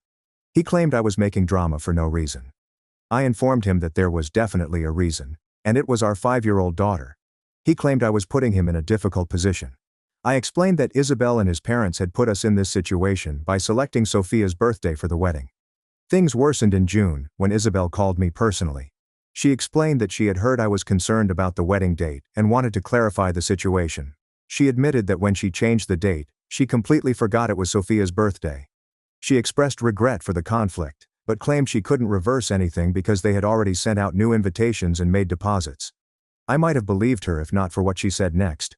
She informed me that because Sophia was so little, this would be an excellent opportunity to teach her that sometimes we must make sacrifices for family. She promised Sophia that when she grew older, she would understand why her parents chose to be present for such an important family occasion. That's when I realized Martin's family considered Sophia less significant than Isabel's wedding. They expected a 5-year-old to make sacrifices so that the adults may do as they pleased. I told Isabel that Sophia was part of the family, and her birthday was important as well. Isabel remarked, "Of course, Sophia was important, but a wedding only happens once, whereas birthdays happen every year." After that call, I sat Martin down and spelled it out simply. I told him he could attend the wedding if he wanted, but Sophia and I would not be present. We planned a party at home to honor her birthday. He could decide which event was most essential to him. Martin claimed I was giving him an ultimatum, which wasn't fair. I explained that his sister had already given us an ultimatum by choosing that date. He claimed I was making things into a bigger deal than it needed to be. I asked him how he would have felt if his parents had missed his birthday as a child to attend someone else's wedding. He explained that this was different because it was his sister. We went back and forth like this for several weeks. Martin continued to seek concessions that would allow him to achieve both things. He recommended we throw a small celebration for Sophia in the morning and then everyone attend the wedding together. I told him that Sophia's friends had been invited and we couldn't simply cancel on them. He proposed relocating Sophia's celebration to the weekend prior. I mentioned that we'd still be spending her actual birthday at someone else's gathering. In June, Margaret began calling me many times each week. She claimed that my persistence was causing the family to split up. She told me Isabel was stressed out about the turmoil, and that I was destroying what should have been the happiest time of her life. Margaret suggested that as adults, Martin and I set an example for Sophia by putting family first. I finally lost my cool, and informed Margaret that Sophia was also family. Margaret remarked, "Of course she was, but Sophia was just a child who wouldn't understand the significance of missing the wedding." I responded that Sophia deserved to feel important on her birthday. Margaret claimed I was pampering Sophia by making such a big deal about one day. The final straw occurred 2 weeks before the wedding. Martin came home and stated he had spoken with his father. Bernard had advised Martin that missing Isabel's wedding would irrevocably harm his ties with the family. Bernard stated that some things are more important than a child's birthday party, and Martin needs to get his priorities right. I asked Martin what he had told his father. Martin claimed he had explained our predicament, but Bernard refused to listen. Then Martin suggested we just go to the wedding. He stated Sophia would get over it, but his family might not forgive him for missing such a significant occasion. That night, I realized my husband would choose his sister above our kid. He was willing to disappoint Sophia on her birthday so that his family would be happy. I stopped debating with him about it. I just started organizing Sophia's birthday celebration, as if he wouldn't be present. Martin inquired as to my activities the following morning. I told him I was checking details for Sophia's party, which was happening with or without him. He inquired whether I was serious about not attending the wedding. I claimed I'd never been more serious about anything. Sophia's birthday was not negotiable to me. Martin stated that he felt caught between his wife and his family. I informed him that Sophia and I were also intended to be his family. He stated that we were his family, but so were his parents and Isabel. I told him that he needed to decide which family was more important to him. So here we are, a week before both events. Martin has yet to give me a solid response about what he is doing. He continues stating he is trying to find something out. Meanwhile, I'm preparing a birthday celebration that my husband may not attend because he's afraid of disappointing his sister. I'm not sure if I'm being unreasonable. Is it terrible that I do not want to spend my daughter's birthday at someone else's wedding? Should I simply give in and leave to keep the peace? Or is Martin's family unreasonable in asking us to put Isabel's wedding over Sophia's birthday? Update 1. I wasn't planned on updating this soon, but a lot has happened and I need to get it out there. Thank you to everyone who commented on my initial post. Reading your responses made me understand I wasn't crazy to prioritize my daughter's birthday. So this is what occurred. The week before Sophia's birthday and Isabel's wedding was tense. Martin was rarely speaking to me and spent the majority of his time on the phone with his relatives. Margaret's voice became more audible over the phone as time passed. Isabel called twice more to persuade me to bring Sophia to the wedding. Martin made his final decision on July 14th, the day before Sophia's birthday. He arrived home from work and announced that he was going to the wedding. He refused to skip his sister's wedding and claimed that his family would never forgive him. Then he asked if Sophia and I might consider joining him. I said no. We were holding Sophia's celebration as scheduled. Martin was furious, accusing me of being selfish and cruel. He claimed I was using Sophia to hurt his family. I told him I was protecting Sophia from others who thought she wasn't important. Martin said he'd leave early Saturday morning and try to return by Sunday evening. I said fine. He asked if I would explain to Sophia why Daddy was not present for her birthday. I replied I'd tell her that Daddy needed to be somewhere else. Saturday morning arrived. Sophia awoke thrilled for her birthday. She dashed into our bedroom asking where Daddy was. I informed her that her papa had to go somewhere but would be returning shortly. She inquired as to if her father had forgotten about her birthday. I said no. Daddy remembered he merely needed to assist Aunt Isabel with something urgent. Martin had left a gift on the kitchen table, along with a message promising to make amends to Sophia when he returned. Sophia opened it to see a doll she had coveted. She played with it for around 10 minutes before asking when Daddy was coming to her celebration. The festivities began around 1 p.m. Sophia continued asking where Daddy was. Sophia's tiny friends began to arrive, and she informed them that Daddy was on his way to her celebration, but he was running behind schedule. I had to constantly shift her focus to games and activities. Margaret called me at approximately 2 p.m. She explained that Martin had arrived at the wedding venue and wanted to know how Sophia's party was going. I told her everything was going okay and hung up. She called back an hour later to compliment Isabel on her gorgeous dress. I didn't respond. Despite the circumstances, the celebration was a success. Sophia had a great time with her pals and enjoyed the bounce house, although she asked about Martin around 18 times throughout the day. Every time someone new arrived, she would rush to the door, believing it was Daddy.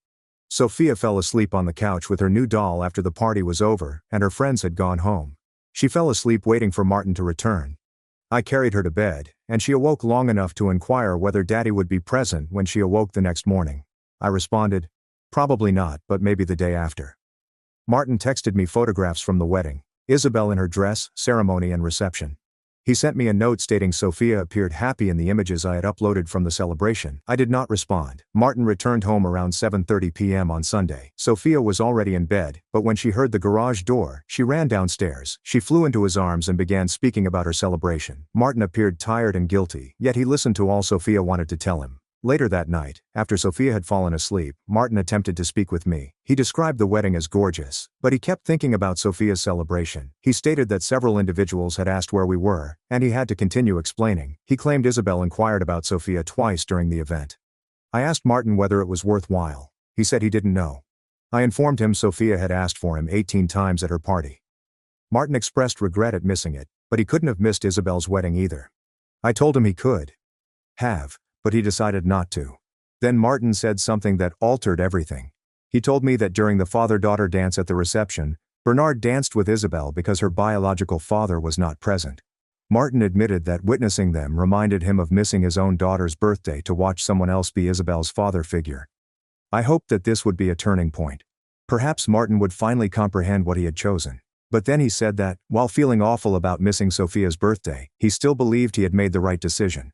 He claimed Isabel's wedding was a once-in-a-lifetime event, whereas Sophia would celebrate many more birthdays. That's when I realized nothing had happened. Martin still believed that his family's activities were more important than our daughter's milestones. He felt awful for skipping Sophia's celebration, but he didn't believe he was wrong. I told Martin that I needed some time to think about our marriage. He inquired what I meant. I stated I needed to decide if I wanted to stay married to someone who would always prioritize his sister and parents over his wife and children. Martin told me I was overreacting, and that missing Sophia's birthday didn't mean he loved her any less. I pointed out that it was more than just one birthday. It was whenever his family requested something and asked us to drop everything. Every time Margaret critiqued my parenting, Martin remained silent. Isabel required care at all times, and our goals were rendered irrelevant. Martin claimed he couldn't change how his family was. But he loved Sophia and me. I told him that love wasn't enough if he wasn't willing to stand up for us. Martin stated that he didn't know how to balance everyone's needs. I explained that Sophia's needs should come first because she was 5 years old and we were her parents. We've been sleeping in separate bedrooms since he returned. Martin continues to try to have conversations about how to repair this, but he refuses to recognize that choosing the wedding was incorrect. He simply wants me to forgive him and move on. But this is what really upsets me. Sophia hasn't asked about Daddy skipping her party since the first night. She's simply accepted that Daddy has somewhere else to be. I don't want her to grow up thinking that's usual. I don't want her to believe that those who love her have more important places to be. I have been looking at flats online. I haven't made any decisions yet. But I'm starting to believe Martin would never prioritize Sophia and me in the same way that his family does Isabel. I'm not sure if I can keep fighting this struggle for the next 18 years, till Sophia grows up. Martin's family has been contacting to thank him for attending the wedding.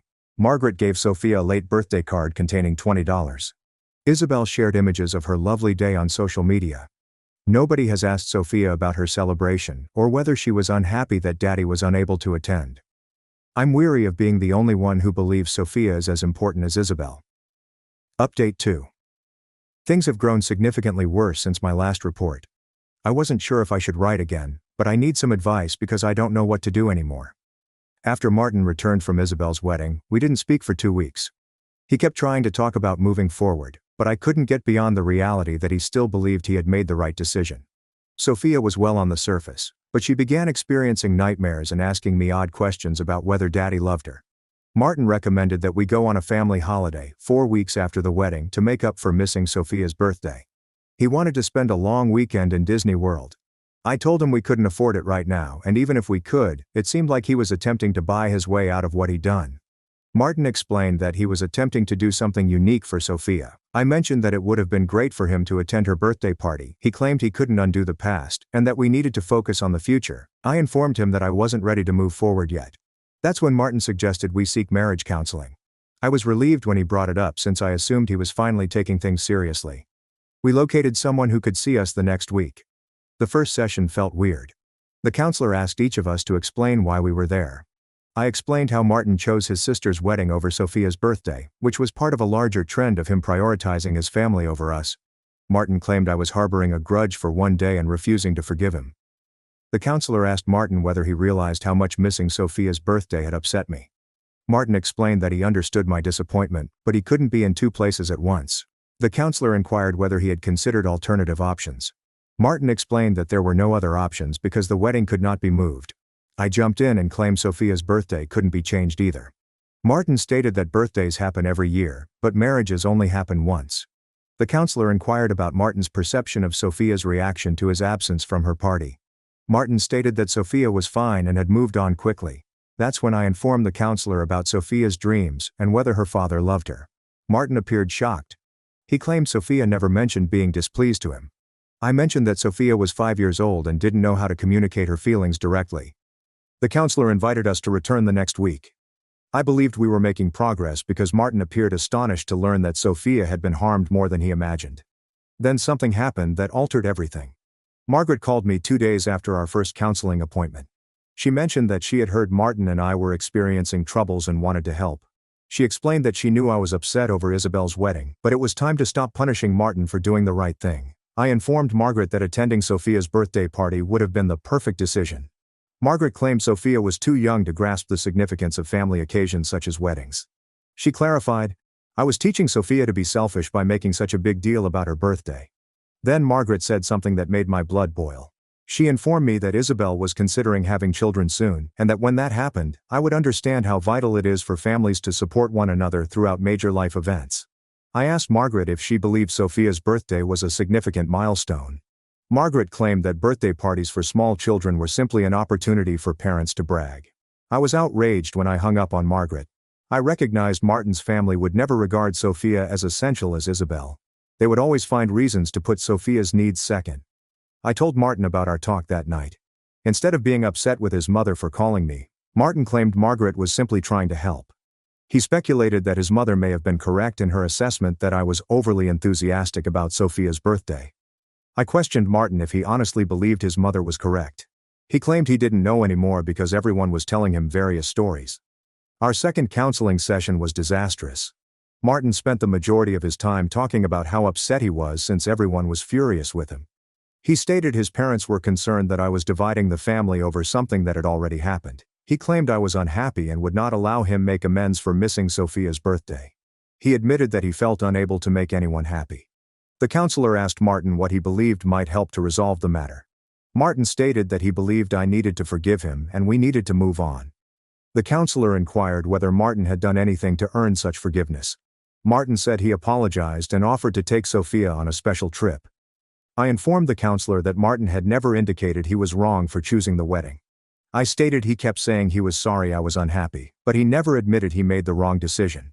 Martin claimed he couldn't admit he was wrong because he still believed he did what he had to do. The counselor urged Martin to envisage Sophia getting married in 18 years and Martin's brother having his wedding on the same day. The counselor inquired as to Martin's preferred choice. Martin explained that it would be different because Sophia would be his daughter. I informed Sophia that she was now his daughter. Martin said he knew, but she was only 5 years old and would not remember this birthday when she grew up. I explained that she might not recall the specifics, but she would remember the feeling of not being significant enough. We left the session with assignments. The counselor asked each of us to write down what we needed to feel like our marriage was moving ahead. Martin was meant to consider how his choices affected Sophia. I was meant to think about what forgiveness might be like. I wrote 4 pages about how Martin needed to admit his mistakes and vow to putting Sophia first in the future. Martin wrote 3 sentences on how I should stop bringing up the wedding and move on. When we shared our homework at the next session, the counselor asked Martin if he had considered how his decisions affected Sophia. Martin admitted that Sophia was more unhappy than he had anticipated, but he still believed he had made the best decision he could with the knowledge available at the time. The counselor inquired as to what knowledge Martin did not have. Martin expressed surprise that Sophia would be so impacted by his absence from one party. I pointed them that any parent would understand that missing their child's birthday would be upsetting. Martin claimed that hindsight is 20/20. That's when I realized counseling was not going to work. Martin was not willing to adapt or admit he was wrong. He was there to persuade me to quit being angry at what he did. He wanted the counselor to convince me that his decision was reasonable. I informed Martin after that session that I was finished with counseling. He questioned why. I explained that he wasn't taking it seriously. Martin stated he was trying, but I refused to listen to the counselor's suggestions for going forward. Isabel announced her pregnancy 2 weeks ago. Margaret quickly called Martin to share the wonderful news. Then she called to tell me how happy she was to become a grandmother again. She stated the baby would be exceptionally wonderful, because Isabel and Adrian were married and financially secure. The comment about Isabel's baby being extra special because of her marriage and money was plainly aimed at Sophia and myself. Margaret has often commented that Martin and I had Sophia before we were entirely financially comfortable. When Martin learned about the pregnancy, he was overjoyed. He began discussing how Sophia would have a relative her age and how enjoyable family gatherings would be. I didn't say anything, but I was thinking about how this baby would become the new focus of attention, and Sophia would be even less important. Martin questioned why I wasn't overjoyed at Isabel's news. I expressed my happiness for them, but I was concerned about how Sophia might be affected. Martin stated that it would have no effect on Sophia other than to the positive. I claimed Isabel's wedding had already demonstrated how much Sophia meant to his family while there was something else going on. Martin told me I should stop seeking for reasons to be bad about his family. I explained that his family kept giving me justifications. Martin stated that if I just tried to get along with them, it would be better for everyone. I asked Martin who he believed should be attempting to get along with whom. Last week I reached a decision. I informed Martin that I wanted to separate. He questioned if I was serious. I claimed I'd never been more serious about anything. Martin questioned whether I was truly going to end our marriage over one day. I told him I was terminating our marriage because he would never put Sophia and me first. Martin stated that he prioritized us in all areas that were important. I asked him to recall a time when he chose us above his family in a fight. He could not think of any examples. I stated that this proved my point. Martin promised to improve in the future. I stated I'd heard it before, and nothing changed. Martin inquired as to what he might do to demonstrate his commitment this time. I replied there was nothing he could do because I no longer trusted him. I located an affordable apartment on my own. It isn't as nice as our house, but it is clean and safe, and Sophia attends a decent school district. I have not signed the lease yet, but the landlord is keeping it until the end of the week. Martin repeatedly asks if we can try counseling again, or if there is anything else he can do. I told him the time to try was before he prioritized Isabel's wedding over Sophia's birthday. He stated that one error should not end a 7-year marriage. I claimed it wasn't a single mistake. It was an example of a pattern that would not alter. Sophia continues asking why mommy and daddy are upset. I'm not sure what to tell her. I don't want her to believe it's her fault, but I also don't know how to explain that Papa loves her, but not enough to prioritize her when it counts. I have until Friday to decide on the apartment. Part of me hopes Martin will do something to show me how much he has changed, but most of me understands that even if he promises to be different, Isabel's pregnancy will open up fresh opportunities for him to prioritize his family over us. Update 3. This will be my last update. I've received messages questioning what occurred, so I wanted to wrap things off correctly. I took the apartment. Martin didn't fight me over it, which told me all I needed to know about his desire to save our marriage. We agreed that Sophia would stay with me during the week and spend the weekends with Martin until we could work out a more permanent custody arrangement. Sophia struggled during her first few weeks. She kept asking when we'd go back to the large house with Daddy. I told her we would be staying in our new apartment, but Daddy would still see her frequently. She inquired as to if she had done something wrong to cause us to move. I informed her that none of this was her fault and that both Mommy and Daddy adored her very much.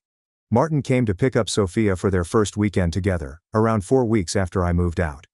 Sophia ran to him as if she hadn't seen him in months, despite the fact that it had only been 6 days. Martin gazed around the apartment, wondering if we had everything we needed. I claimed everything was okay. While Sophia was getting her overnight bag, Martin inquired about my happiness. I informed him that I was adjusting. He claimed the house felt empty without us. I stated that he could have stopped it. Martin acknowledged that I blamed him, but he hoped that one day I would see that he was trying to do the right thing for everyone. I stated that striving to please everyone usually results in making no one happy. Sophia had a nice weekend with Martin. When he brought her back Sunday evening, she was eager to tell me about everything they did. Martin had taken her to the zoo, where they had ice cream and watched movies. Sophia explained, Daddy seemed sad, but he tried to hide it by being extra fun. After Sophia went to bed, Martin remained at the door. He wondered if there was any way we could try again. I asked him what was different this time. He stated that he will strive harder to balance everything. I pointed out that he didn't need to try to prioritize his daughter. It should be natural. According to Martin, nothing about this circumstance was normal. Margaret called me 3 weeks into our separation. She claimed she'd heard Martin and I were experiencing troubles and wanted to know what she could do to help. I almost chuckled, because Margaret's assistance was the last thing our marriage required. Margaret said she knew how sad I was about Isabel's wedding, but that enough time had passed for me to be over it. She claimed keeping grudges was bad for Sophia and the family. I informed Margaret that I was not holding a grudge. I was shielding my kid from those who did not value her. Margaret objected, claiming that it was unfair because Sophia was adored by the entire family. I asked Margaret to recall an instance when she prioritized Sophia's needs over Isabel's wants. Margaret argued that was not a fair comparison because Isabel was an adult with adult responsibilities, whereas Sophia was a child. I answered, exactly.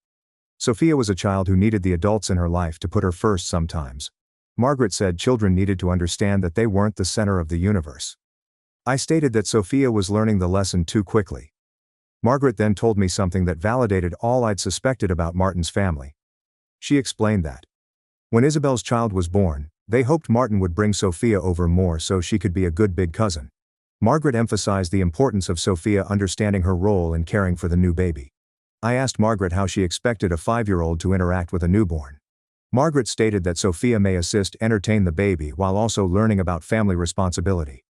I informed Margaret that Sophia was a family member who should be cared for, rather than put to work. After hanging up with Margaret, I realized I had made the correct decision to go. Sophia was never seen by Martin's family as anything more than a supporting player in Isabel's story. Sophia was supposed to give up her birthday for Isabel's wedding. She was now expected to serve as Isabel's built-in babysitter.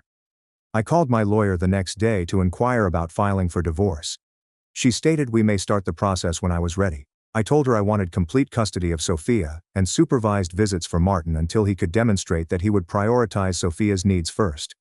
The lawyer stated that this might be difficult to prove in court. I claimed I had documentation of everything that had occurred. When I told Martin I was going to file for divorce, he wondered whether I was serious. I claimed I'd never been more serious about anything in my life. Martin stated that he believed separation would help us work things out. I said that separation had helped me realize that Sophia and I would be better off without individuals who did not value us. Martin requested whether he may spend unsupervised time with Sophia. I said as long as he didn't take her around his family alone. Martin questioned why. I said this because Margaret had previously told me that she expected Sophia to assist care for Isabel's baby, and I would not let Sophia be used in that way. Martin said I was being unfair, that Margaret only wanted Sophia to be involved with her new cousin. I stated that Sophia was 5 years old and should not be responsible for anyone else's children.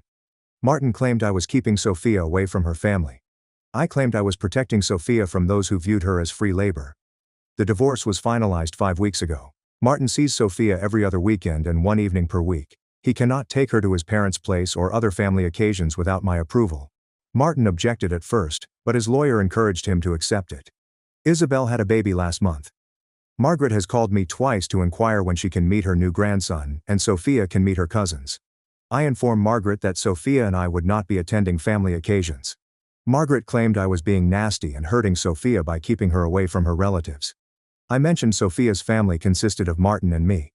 Everyone else was extended family, and Sophia would decide when she grew up how much interaction she wanted with them. Margaret claimed I was poisoning Sophia against them. I stated that I would not say anything terrible about them to Sophia, but I would also not force her to be in relationships with individuals who did not prioritize her well-being. Martin has made several attempts to bring up the possibility of Sophia meeting the baby.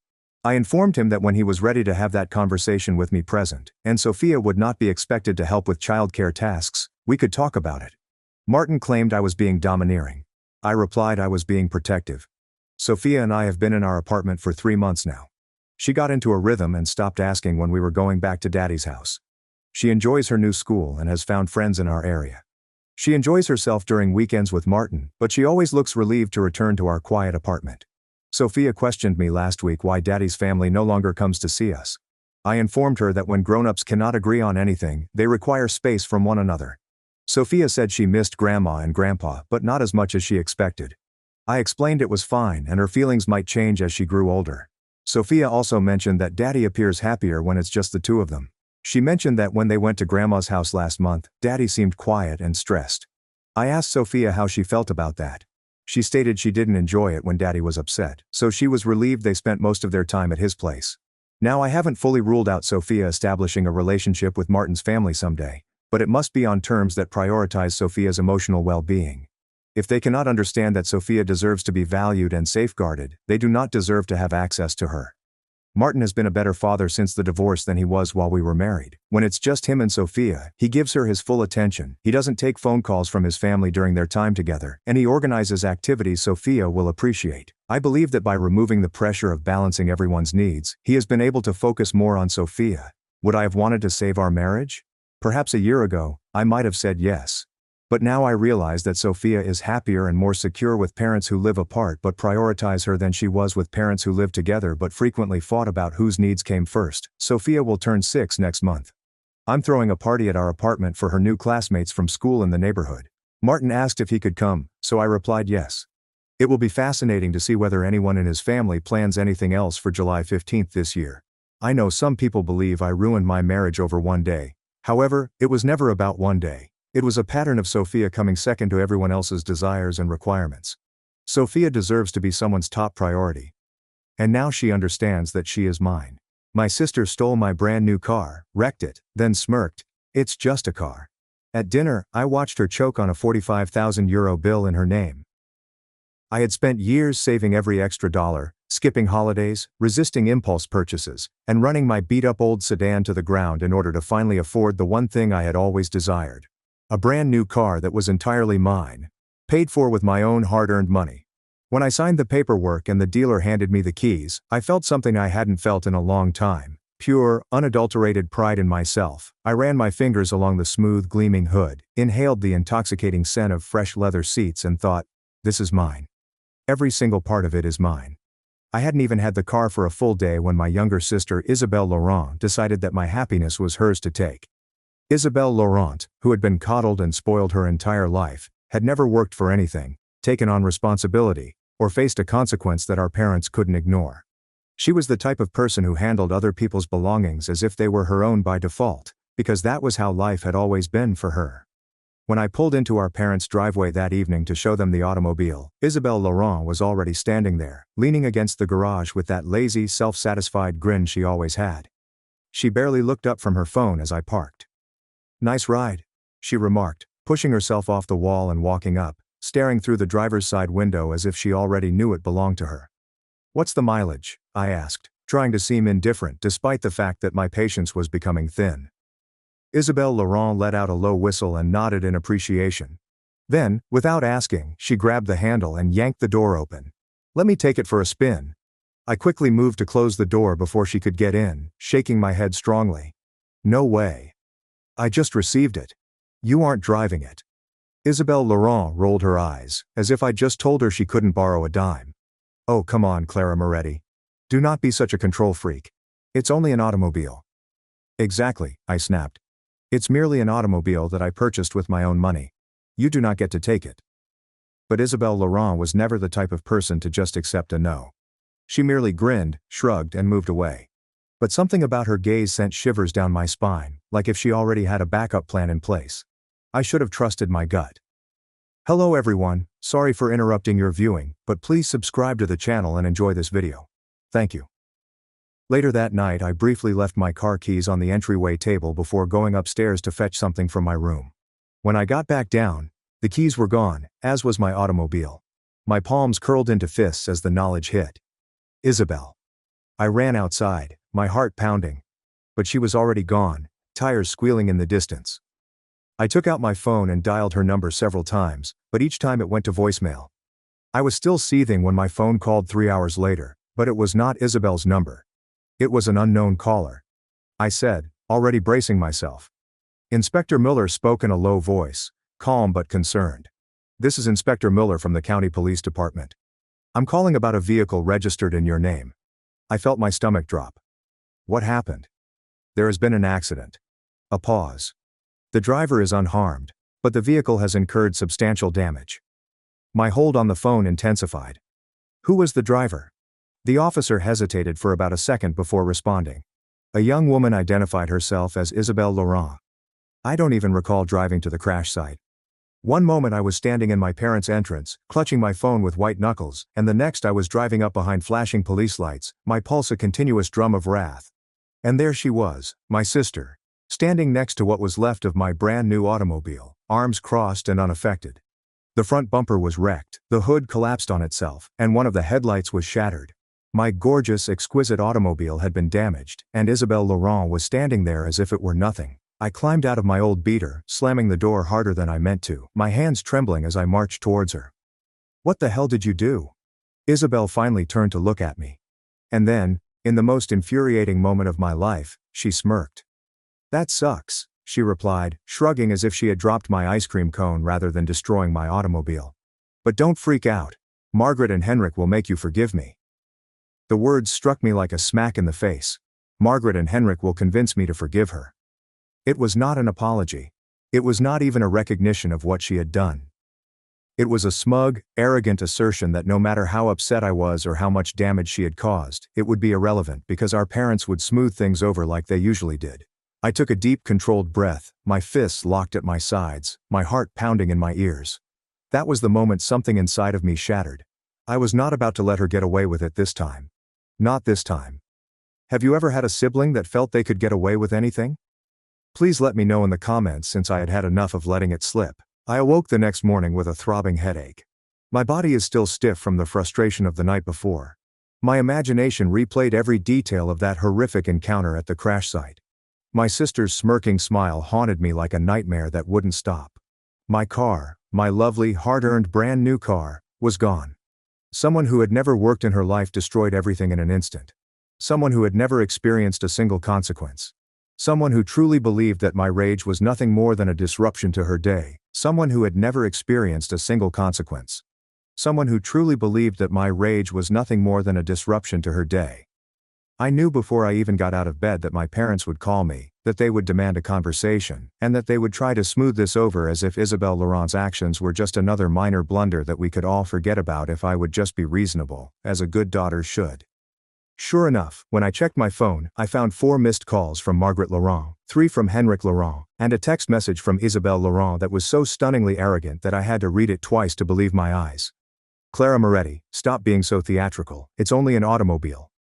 Margaret and Henrik said, "We'll figure it out, so quit acting like it's the end of the world." There was no apology, contrition, or even a recognition that she had made a mistake. Every comment was dripping with entitlement, as if the main issue wasn't that she stole and crashed my stuff, but that I had dared to make a huge fuss about it. I swallowed my wrath and forced myself to breathe gently, reminding myself that getting upset about a text message would not assist me right now. Isabel had always been like this, and I knew where she learned it. I drove to my parents' house, my knuckles white against the steering wheel of my antiquated backup car, my stomach churning with rage and tiredness, knowing precisely how this conversation would turn out. I walked in without knocking, without bothering with pleasantries, to find my parents sitting stiffly at the kitchen table, their expressions a perfect blend of fake worry and thinly veiled frustration, as if I were the problem here, as if my reaction was the thing that needed to be repaired. Isabel sat slouched in one of the seats, scrolling through her phone, seemingly unconcerned, as if she was waiting for the whole affair to blow over so she could get on with her life, leaving me to pick up the pieces of what she had ruined. Margaret sighed deeply, setting down her coffee cup as if fatigued by my presence, and stroking her temples as if she were the victim in all of this. "Clara, honey, we need to talk about this because your anger is unhealthy for everyone." I felt something icy settle in my chest, something quiet but dangerous. A slow-burning fury that I had carried for years but hadn't completely acknowledged until now. "My wrath," I repeated, my voice unnervingly quiet, my hands resting on the back of an empty chair, holding the wood so tightly that my fingers hurt. "Do you think my anger is the issue here?" Margaret let out a deep sigh and exchanged a quick glance with Henrik, their wordless communication making it brutally evident that they were in agreement on this, that their choice had already been made before I walked through the door. "Sweetheart," she began, her voice dripping with contempt, as if I were a child having a fit over a broken toy. "It's only an automobile. Isabel did not mean to crash it. And we don't believe it's right to penalize her so heavily for what was plainly an accident." I felt something inside me shatter, something that had been held together by sheer willpower for years, something that had been stretched, pulled, and torn far too many times. "She stole it," I murmured, my voice flat and emotionless. Because I knew if I allowed myself to feel anything I'd burst. I told her no. "She stole my keys anyway. She stole my car, ruined it, and then smiled in my face, knowing you'd cover for her, as you usually do." Isabel let out a dramatic sigh before looking up from her phone and rolling her eyes, as if the entire topic was beneath her. "Jesus sis, you're acting like I murdered someone," she mumbled, shaking her head, her arrogance oozing out in waves. "I made an error. Okay, calm down." Henrik reached out, resting a delicate palm on his eyes begging, his smile meticulously molded into something that appeared to be love but was actually manipulation disguised as a nicer packaging. "Clara, you're her sister," he continued quietly, dipping his head as if he were speaking to a toddler in need of discipline. "I understand you are offended, but family forgives, dear. That is what we do. We forgive one another."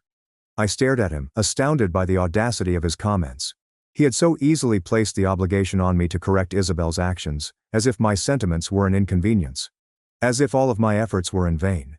As if my sacrifices weren't important as long as Isabel was pleased.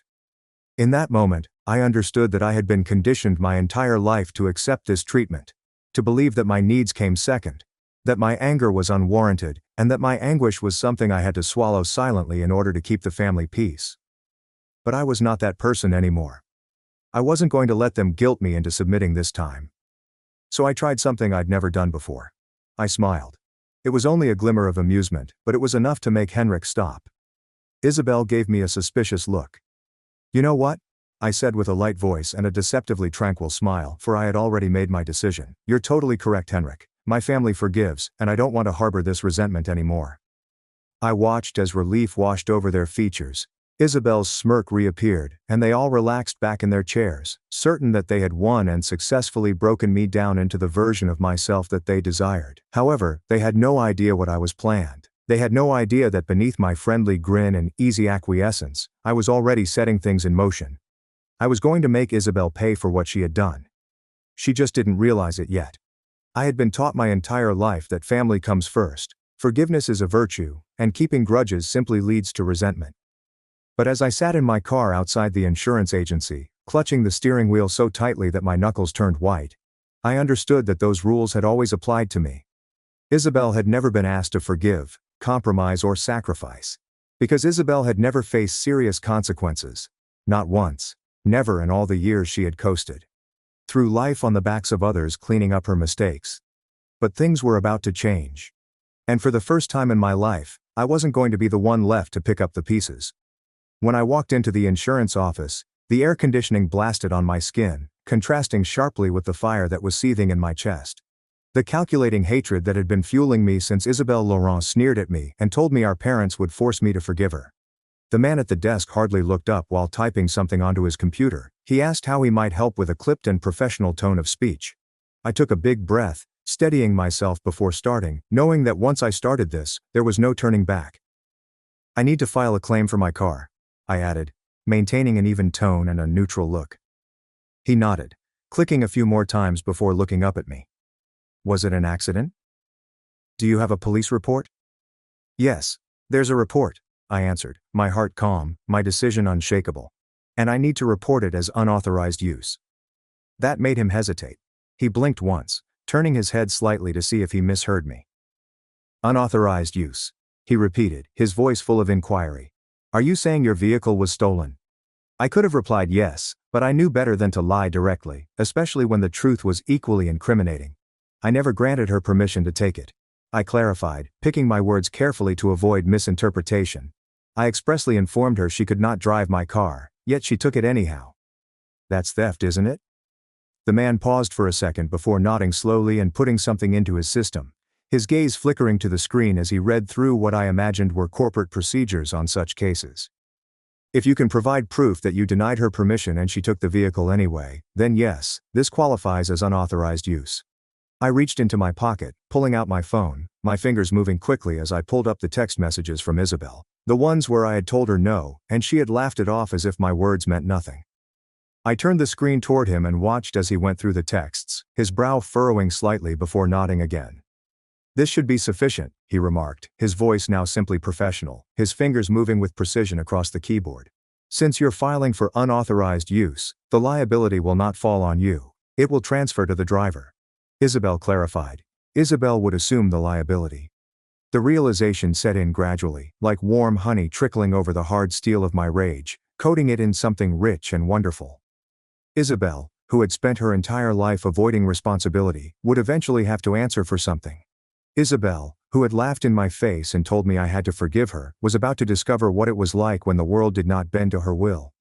"How much are we talking about?" I asked, my voice steady, though my heart was racing with a weird, unknown excitement. Before speaking, the man looked at his screen and adjusted his spectacles. "Well, given the extent of the damage, the estimated total she'll be responsible for is somewhere between €35,000 and €45,000. €35,000 to €45,000. I breathed gently, letting the number wash over me like a wave of pure vindication. Isabelle had never received more than a slap on the wrist, nor had she had to bear the full consequences of her acts. But that weight was about to crash down on her, and I wasn't going to lift a finger to stop it.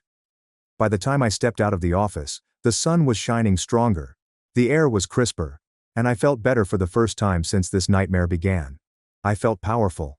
I felt free. Later that night, I sat in my apartment reading through social media, my eyes narrowing as I came across Isabelle's most recent post, a photo of her and her friends at a bar, drinks in hand, and her caption as haughty as ever. "Tough day, but nothing a few drinks can't fix. Some people need to chill out and move on.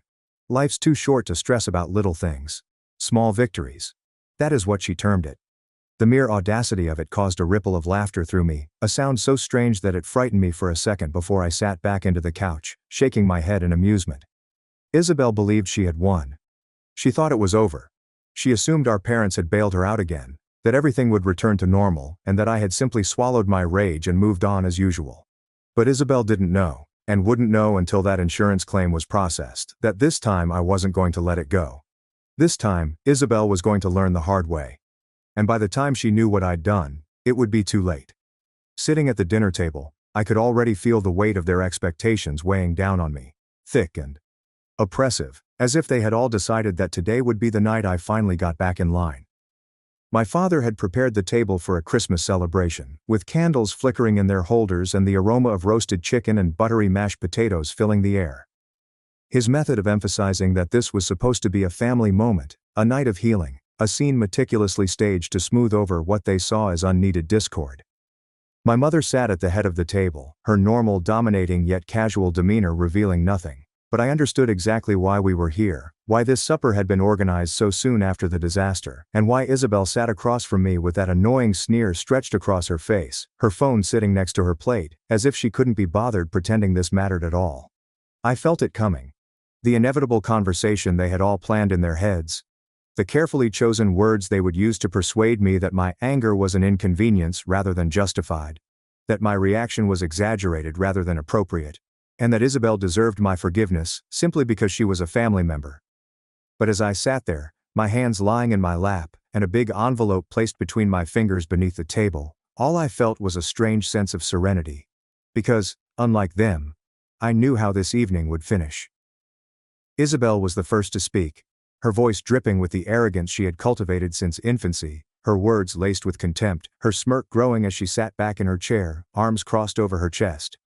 "So, have you calmed down? Or are you still planning to throw a tantrum over a stupid car?" The words barely registered, stirred anything inside me, because I had already expected them, was prepared for how she would turn this into a joke, and knew she would try to make me look unreasonable in front of our parents. I simply cocked my head, flashing her a faint, unreadable grin, watching as her confidence swelled in the face of what she mistook for submission, and my parents exchanged relieved glances, mistakenly believing they had won. My father let out a big sigh, intended to sound exasperated yet gentle, as if he were playing the tiresome position of mediator, as if he were the only one with the patience to cope with me. "Clara, sweetheart, I know this has been a stressful situation for you, but we really need to put this behind us as a family. Isabel made a mistake, but you holding on to this anger isn't going to fix anything." My mother, the voice of reason, the woman who prided herself on being rational and pragmatic, nodded along as she cut into her chicken, speaking without looking up from her plate. "Life is too short to get caught up in things like this, Clara. At the end of the day, it's just a car. Things can be replaced. Family can't." Isabel's delight radiated out to me. I could see her relishing my perceived defeat. Her ego grew with each passing second, and her sneer became more irritating by the minute. She picked up her fork, spinning it between her fingers, and shook her head in mock despair. "Seriously, sis. You need to chill. I swear you've always been like this, overreacting, making everything a huge deal. I mean, come on. I cracked a car. Not your entire life. You'll get over it." I finally moved when she let out an amused chuckle. My father reached across the table to place a soothing hand on mine. And my mother offered a slight nod of approval to Isabel's comments. I reached behind the table, brought the envelope out, and carefully placed it in front of Isabel. The sound of thick paper striking the polished wood was loud enough to make all three of them pause. Isabel gave it a quick glance, her sneer remaining firmly in place as she shook her head, rolling her eyes as if I was being dramatic, as if anything I was about to do couldn't possibly be worth her time. "What's this? Some angry letter about how I hurt your feelings?" "Read it," I said simply, my tone steady and my expression unreadable. Something in my tone must have piqued her interest, because for the first time that night, her amusement wavered, her smirk wavering just slightly as she went for the envelope, fingers trembling for a split second before tearing it open. The moment she took out the papers and studied the words printed across the top, the color drained from her cheeks so fast that it was almost pleasurable to behold, almost lyrical in its irony. I watched in silence as her hands tightened around the pages, her lips opened and closed silently, and her entire demeanor changed from arrogant confidence to quiet, dawning dread. My father frowned, looking between us with perplexity, his hand still resting near mine and tightening slightly. "Clara. What is this?" Isabel's voice was scarcely audible, her fingers grasping the document so firmly that the edges crumpled under the strain. "What did you do?" I took a sip of wine and let the stillness last just long enough to make them uncomfortable. I waited just long enough for Isabel to feel the weight of reality on her shoulders before speaking. My voice quiet, measured, and almost compassionate. "That, dear sister, is the finalized insurance report. The one that officially transfers full liability to you." The air shifted abruptly, dense with tension and stifling in its weight. The startling revelation hit my parents like a smack in the face. My mother eventually looked up from her plate, her fork frozen halfway to her mouth, her eyes sharp and calculating, attempting to piece together what had just occurred, trying to comprehend how Isabel had gone from untouchable to accountable. My father drew his hand away, scanning through the papers with increasing concern, his breath catching as he understood what this meant, as he read the numbers printed clearly in bold ink. Isabel appeared terrified for the first time in her life, and I had never felt more satisfied in my entire life. Her chair scraped loudly against the floor as she pushed back from the table with enough force to rattle the silverware, her breath coming in sharp, uneven bursts, her face twisted in a mixture of disbelief and fury, her hands clutching the insurance paper so tightly that it crumpled under her fingers. She stood there for a bit, her chest rising and falling as she looked at me with something resembling betrayal, as if I had somehow harmed her by refusing to roll over and accept her actions. As if the true crime here was not her irresponsibility, entitlement, or larceny, but my audacity in forcing her to face the consequences of her conduct. When she finally spoke, her voice was tight, low, and furious, quivering with barely controlled wrath. "This isn't funny, Clara. Tell me you're joking." I didn't answer right away, allowing the silence to stretch between us, watching as panic flickered across her face and she looked from me to our parents, as if she expected them to come in and solve things before it spiraled out of control. My father's lips were slightly parted, his fingers gripping at the fabric of his shirt, and his gaze darted across the papers in front of him, as if looking for a loophole, a way out, or some piece of information that would make this all disappear. My mother, ever the controlled one, took a deep breath and pressed her hands flat against the table, her voice measured and serene but tinged with something dangerously close to frustration. "Clara," she began, her eyes sharp and heavy with anticipation, as they always were when she wanted me to fold. "This is going too far. You're punishing your sister in a way that isn't just cruel. It's vindictive." Isabel let out a bitter chuckle, the sound hollow and forced, her fingers raking through her hair as she turned away from the table, pacing like a trapped beast and shaking her head in shock. "This is insane. You're actually trying to ruin my life over a goddamn car." I leaned back in my chair, arms crossed across my chest, my look unreadable and my speech steady. "No, Isabel. I'm not ruining your life. I'm just not cleaning up your mess this time." My father inhaled deeply, his palm flying to his chest as if I had physically struck him, his eyes wide with surprise, as if he couldn't believe I was refusing to play the role they had assigned me from childhood. The role of the responsible one, the one who forgives, smooths things over, and makes sacrifices so Isabel does not have to. "Sweetheart, this is going to follow her for years," he said, his voice shaking and his fingers gripping on the papers as if he could will them away. "Insurance claims like this. The financial burden. This isn't just some small punishment.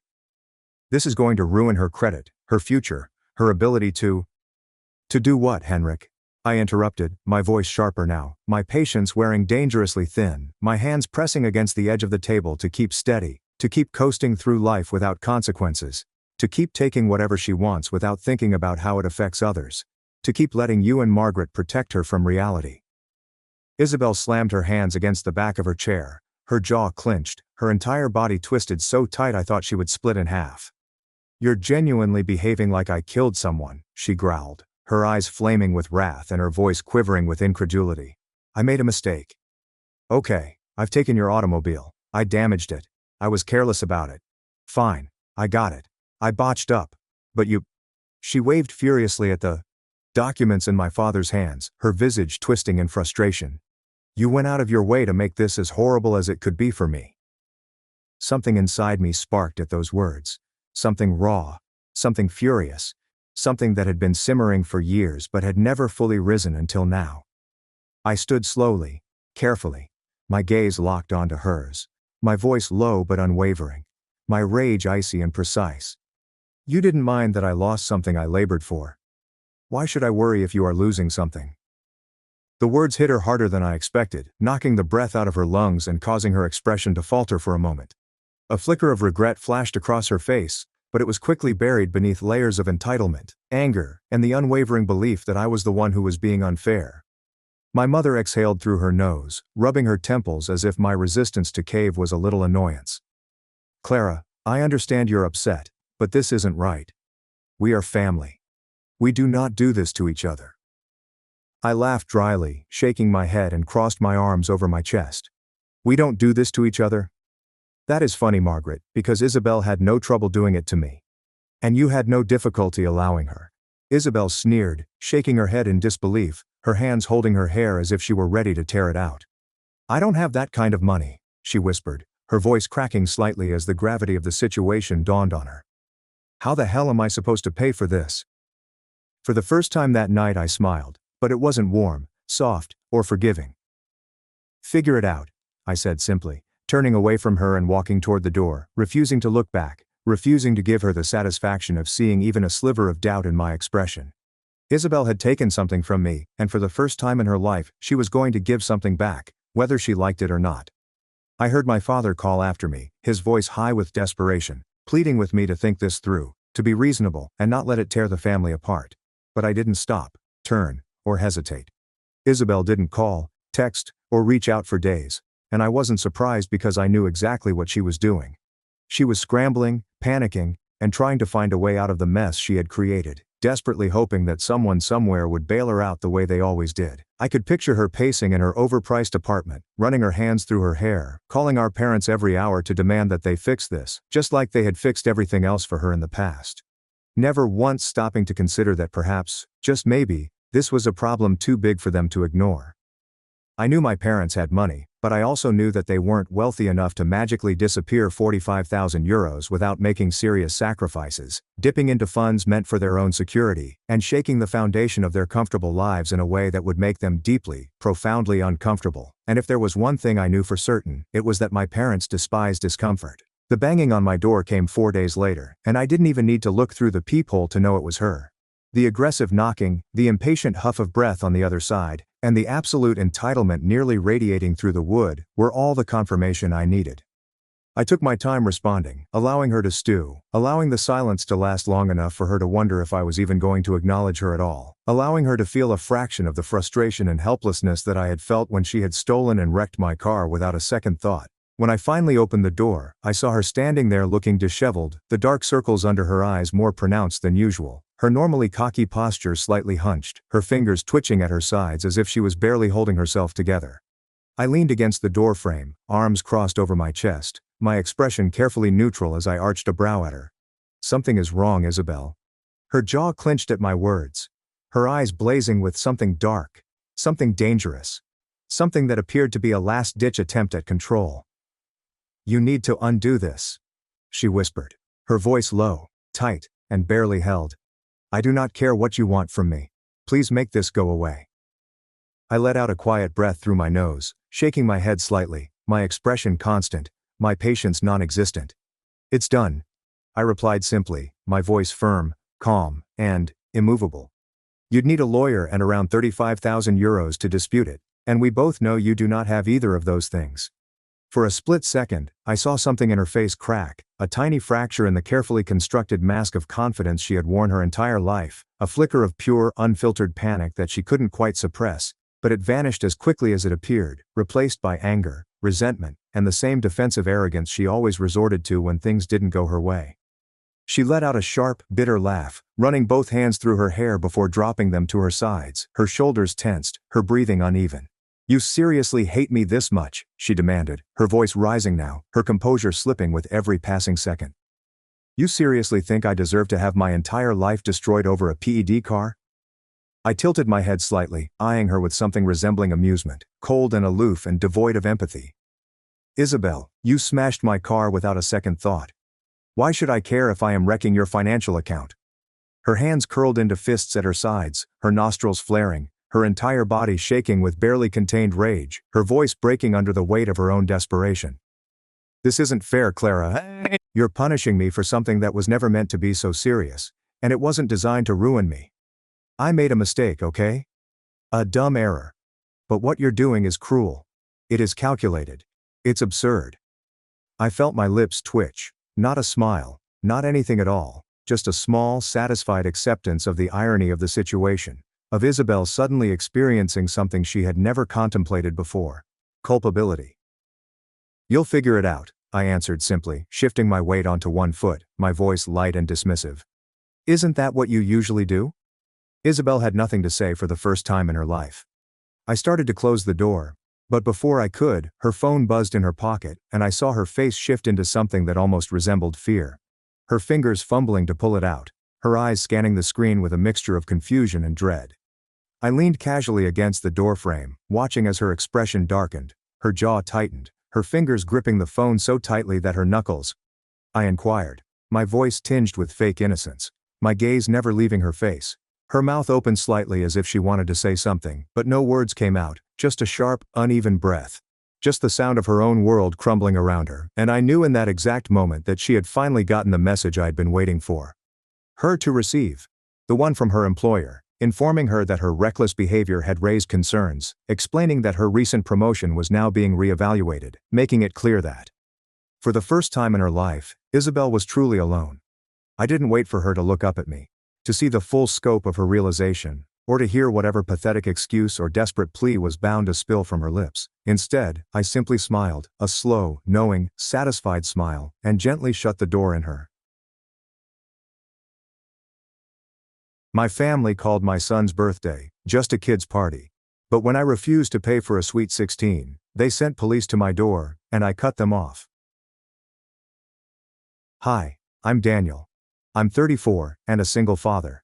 I fix networks for a living and create lists for pleasure. I know where every dollar goes. I can tell you the price of a gallon of milk in 3 stores, one of which restocks the 12-pack of juice boxes every Tuesday. My 11-year-old son Maxime adores Lego, despises olives, and believes I am a wizard since I can untangle cords without swearing.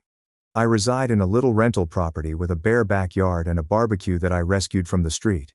My family lives 20 minutes away, so I always assumed we were close. It did not mean that. Maxime's birthday Saturday began simply. Blue streamers, a Costco sheet cake with Maxime Level 10 printed in pixel font. I'd hired an inflatable soccer goal and set up folding seats borrowed from a neighbor. 6 of his classmates arrived. Our street smelled of sunblock and charcoal. I kept checking my phone. Mary Ann had replied, "We'll be there." Wouldn't miss it. My sister Sophie, of course. Aunt Elise is delivering party treats. My brother Julian will come by after the gym. I lined up small water bottles on the porch rail and fastened a trash bag to the fence to make the yard look less like a dump. Every 20 minutes I would check the family chat. Nothing. When the pizza arrived, I asked the driver, "Could you wait a second?" I figured a line of cars would form and I'd need to add another huge pepperoni. He glanced over my shoulder at the little gathering and said, "You're good." 2 slipped into 3. The sun moved. The kids kicked off their sneakers and took turns with the goal.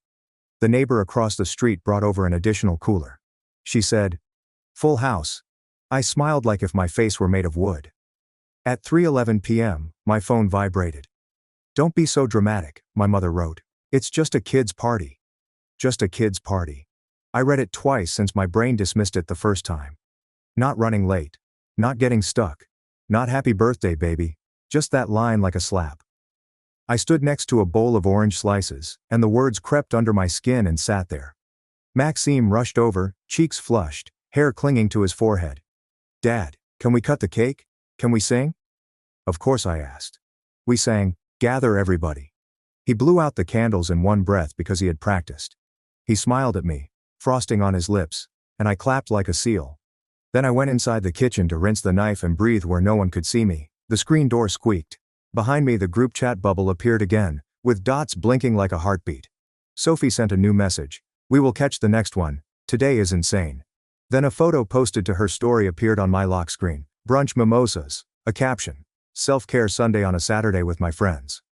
My mother was in the corner of the image, wearing sunglasses and holding a flute of champagne.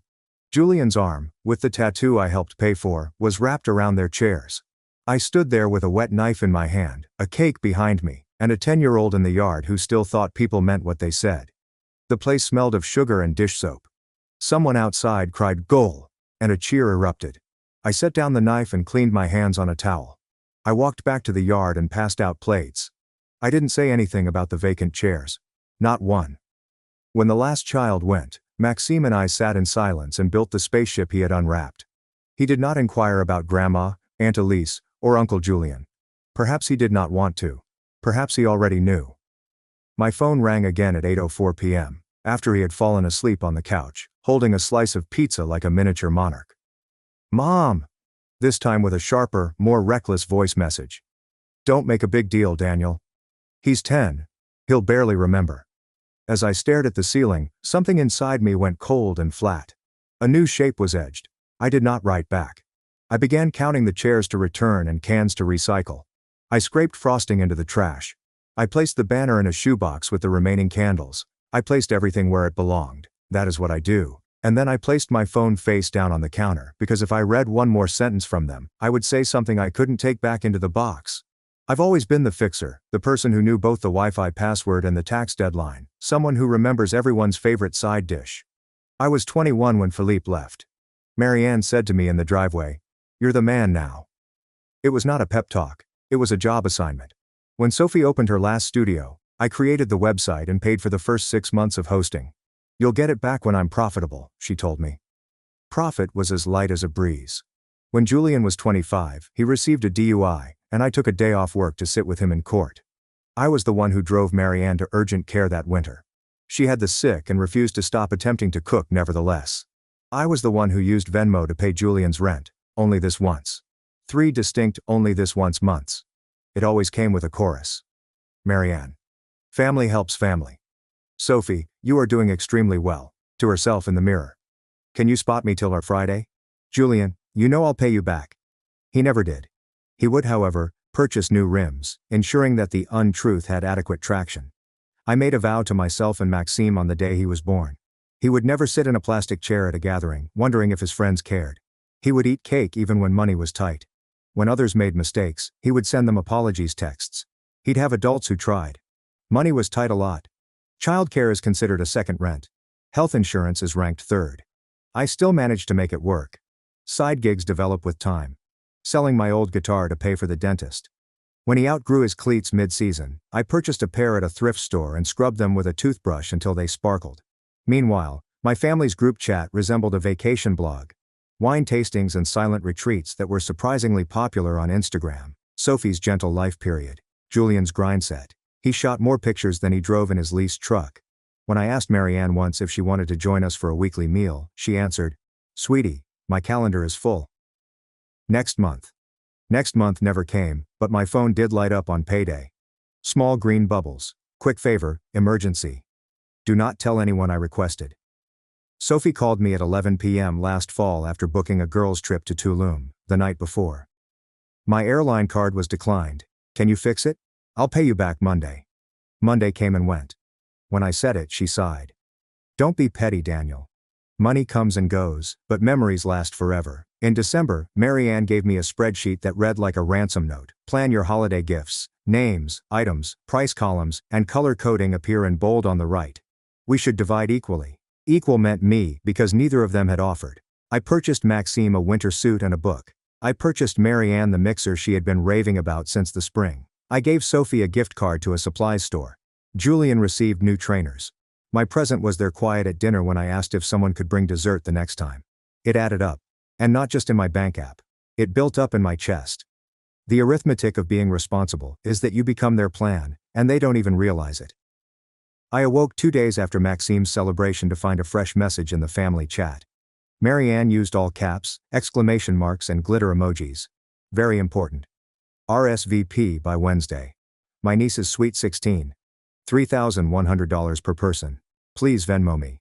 Number. Good morning. Number. How was the party? The world's most insane wedding tier price tag was put on a teenager's birthday with the haste of a fire drill attached. A PDF contains a photograph of my cousin wearing a tiara, a ballroom with orchids flowing from the ceiling. The menu reads like a cruise liner brochure: caviar bar, ice sculpture, interactive gelato artist. I stared at the number as if it will transform into anything logical. $3,100 per person. Marianne then says this line. We'll also need Daniel to cover for grandma. She is on a fixed income. There it was. The assumption is like a reflex. My name is Wallet. There's no mention of Maxime. No, I apologize. We missed him. Not even a meme. Just an invoice that I never agreed to. Sophie responded 5 minutes later. We are all in. OFC. Elise refuses to settle for anything less than premium. Also, can we make a collective gift? Daniel, are you able to coordinate? You are a spreadsheet person. Julian, do they have an open bar? If so, it's completely worthwhile. Daniel, you've got me and Clara covered, right? I sat down with my coffee and felt it burn anyway. I typed no, and then deleted it. Not because I didn't mean it, but because I had to be cautious. Words skim across the surface with them. They don't sink unless they're tied to something heavy. I clicked on the PDF again and noticed the sponsor page at the end. My whole name was written in tasteful calligraphy under gold patrons in honor of my family members. I hadn't donated a single dollar. I had not been asked. Sophie had submitted it. I recognized the photograph she used. It was stolen from my LinkedIn. My stomach rolled slowly and stubbornly. I read back through Saturday's texts to see if I had missed anything. Perhaps there was a "so sorry" hidden beneath a meme. There wasn't. Just Sophie's brunch photo and Marianne's voice note. The one when she claimed it was merely a kid's party. Another text flashed up. Marianne. I also talked to the venue. They need the deposit by Friday. I promised them you'd handle it because you are the most organized. The deposit for a teenager's party was more expensive than my automobile, assigned to me as an errand. I picked up my phone to call her and then set it down. I didn't trust my voice to sound soft enough to be heard. That evening when Maxime was doing homework at the table and kicking his feet, I printed the sponsor page and placed it next to my shopping list. 2 columns, one for what I do and one for what they ask. I began writing. Soccer fees are mine. The court filing fee for Julian's license reinstatement was mine. I am the one that hosts the website. Costco cake is mine. $3,100 per person is theirs. Deposit is theirs. It's just a kid's party for them. I examined the paper until the ink felt dry enough to pick up. Marianne followed up the next morning. Daniel, you are quiet. Do not be difficult. Your cousin only turned 16 once. Everything inside me that had melted a little for years began to cool and solidify. Not angry like fire. Anger is like ice. Clear, solid, and decided. There is usually a tiny moment preceding the big one.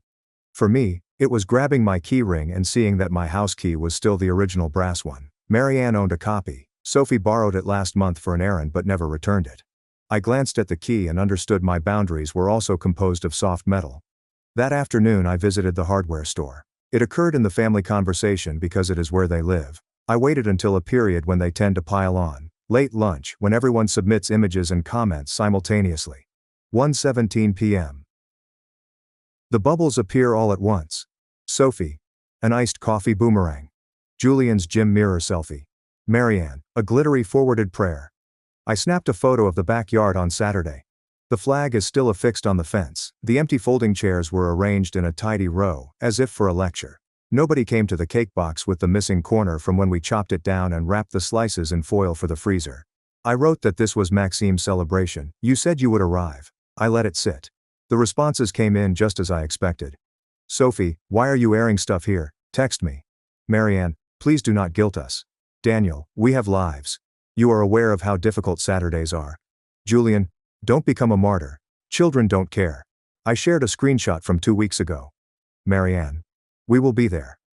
Then another Sophie. Aunt Elise is delivering party favors. Then there's the brunch photo with their faces in the corner and the caption, which includes my people. There is no commentary, just pictures. Facts have their own gravity. Silence. Then Marianne appeared again. Enough. We're currently focusing on the Sweet 16. I sent a link. The deposit is due Friday. Be an adult. I felt my pulse in my cheekbones. I typed slowly. I am an adult. I am Maxime's father. Another pause. Sophie responded with the written equivalent of a hair flick. Do not make everything about your child. I stared at the words until they blurred. Then I wrote. You did not attend your own nephew-grandson's birthday. A week later, you gave me a bill for $3,100 per person for a teen I see twice a year. You inserted my name as a sponsor without asking, you promised a venue I'd pay a deposit, and you stated I was difficult when I didn't respond quickly enough. Here's my response. No. I pushed submit. Before they could swarm, I opened Venmo, found Marianne, and transferred $1. The note reads, congratulations. That was it. There's no paragraph. $1. One sentence. A mirror held up to the ridiculous. I then replaced the locks. The hardware store employee had already cut the keys. It took 10 minutes. The deadbolt turned smooth for the first time in years. When the new knob snapped shut, I felt a slight click in my chest, like if a safe door had closed on something essential. I looked through my phone, blocking numbers. Not forever. Not out of cruelty. But because I knew what was going to happen. The flood. How dare you? And after everything we've done, and you're pulling the family apart. I needed silence to hold the line. So I held it. At supper, Maxime requested extra broccoli and told me a joke about a banana in a library. He had no idea his father had just flipped a switch that would change our lives. Perhaps he did not need to know yet. He needed a father who did not flinch. By 8 p.m., the messages were bouncing off the wall I had created. The final one landed before the block. Marianne. You're going to regret this. Never forget who raised you. I put my phone face down and took out the garbage. Sophie uploaded a tale the next day, along with a glitter countdown sticker for her sweet 16. 10 days. Gold patrons, we see you. My name shone beneath it. The reactions were overwhelmingly positive. So generous. Family goals. I navigated to the venue page and issued an official email requesting that my name be removed from all materials immediately. I did not authorize sponsorship. I've included screenshot receipts. I copied a person with the manager's signature. Then I sent Marianne and Sophie the identical email from a fresh address they didn't know, hoping they'd read it through corporate fear. I slept soundly for the first time in a long time. The type of slumber that does not listen for footsteps. 2 days later, at 7:42 a.m., a knock on the door. Not casual, but firm. I peeked through the peephole and seen 2 officers. Morning. We're responding to a call. The taller cop seems to have seen a lot of silly domestic storms. What kind of call? I asked, maintaining a level tone. Maxime was still in his jammies, watching a cartoon with half an eye and half an ear to the door. Family member reported concerns. Said you were making threats. Said you had their property. Asked for a welfare check for a minor at this address. There it was. 3 birds. 1 stone. Paint me as unstable. Accuse me of thievery. And weaponize compassion for my own child. Efficient. Come in, I said, opening the door enough to reveal a spotless living room with a child on the couch and a bowl of cereal. We're fine. The officer stepped inside and performed a nice scan to avoid appearing to be scanning. The shorter one nodded to Maxime. Hey buddy. Maxime waved his spoon. Hi. Can we talk in the kitchen? I inquired. We moved a few feet. I kept the doorway in my peripheral view. Years of being the responsible one cause you to host even when being inspected. This is about my mother and my sister, I informed them. They didn't come to my son's birthday. They asked me to pay thousands for a cousin's party. I said no. I changed my locks. They don't like that word. The taller one hid a flutter of a smile. That tracks. They also put my name as a sponsor for the event without consent. I emailed the venue to remove it. I have screenshots. I slipped my phone over the counter, folder open. Photos, chats, a Venmo dollar with a congratulations message, the venue email and the sponsor page. The officer scrolled. When you live inside receipts, your evidence adds up nicely.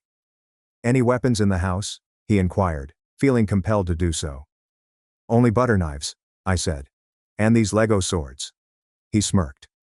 Any court orders? Custody stuff? No, Maxime's with me. His mom isn't in the picture, we're okay. He cast a glance toward the living room. You're okay, buddy? Maxime offered a sober thumbs up. Property? The shorter one inquired, looking over his notes. I blinked. What property? He read. Caller stated he was holding a family heirloom necklace and wouldn't return it. His brow furrowed, and I saw it land for him as well. The folly of it. The only necklaces in this house are made of macaroni, I informed you. If she means the spare house key, I changed the locks yesterday. I can give you the old one if that makes this cleaner. We all stared at the key on the counter as if it were a prop in a poor play. The officers walked to the side, exchanged glances, and then returned their attention to me. Here's the deal, the taller one explained. We've seen this a lot. Family gets used to a thing, money, access, free labor. Someone changes the terms, panic, they call us. We make sure nobody's in danger. Then we go write a report that says no danger. That would be fantastic, I murmured, feeling my shoulders relax an inch. Do you want to log anything on your side? The shorter one inquired. Yes. I opened the email from the venue and my formal request to have my name removed. I also want something on record that they put my name down for a financial commitment without my consent and that I've asked them in writing to stop. Good, he said. Paper trails help. Keep saving everything. If anyone shows up here and won't leave, call us. Don't engage. They left me a card and walked out into the sunlight. I stood at the entrance, feeling the way you do when the flu breaks out. Weak, but obvious at the same time. 10 minutes later, my fresh email arrived.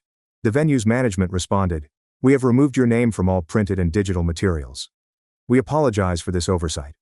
I sighed, one thread cut cleanly. At noon, my Aunt Marianne's older sister texted from an unknown number. I overheard what happened. I apologize.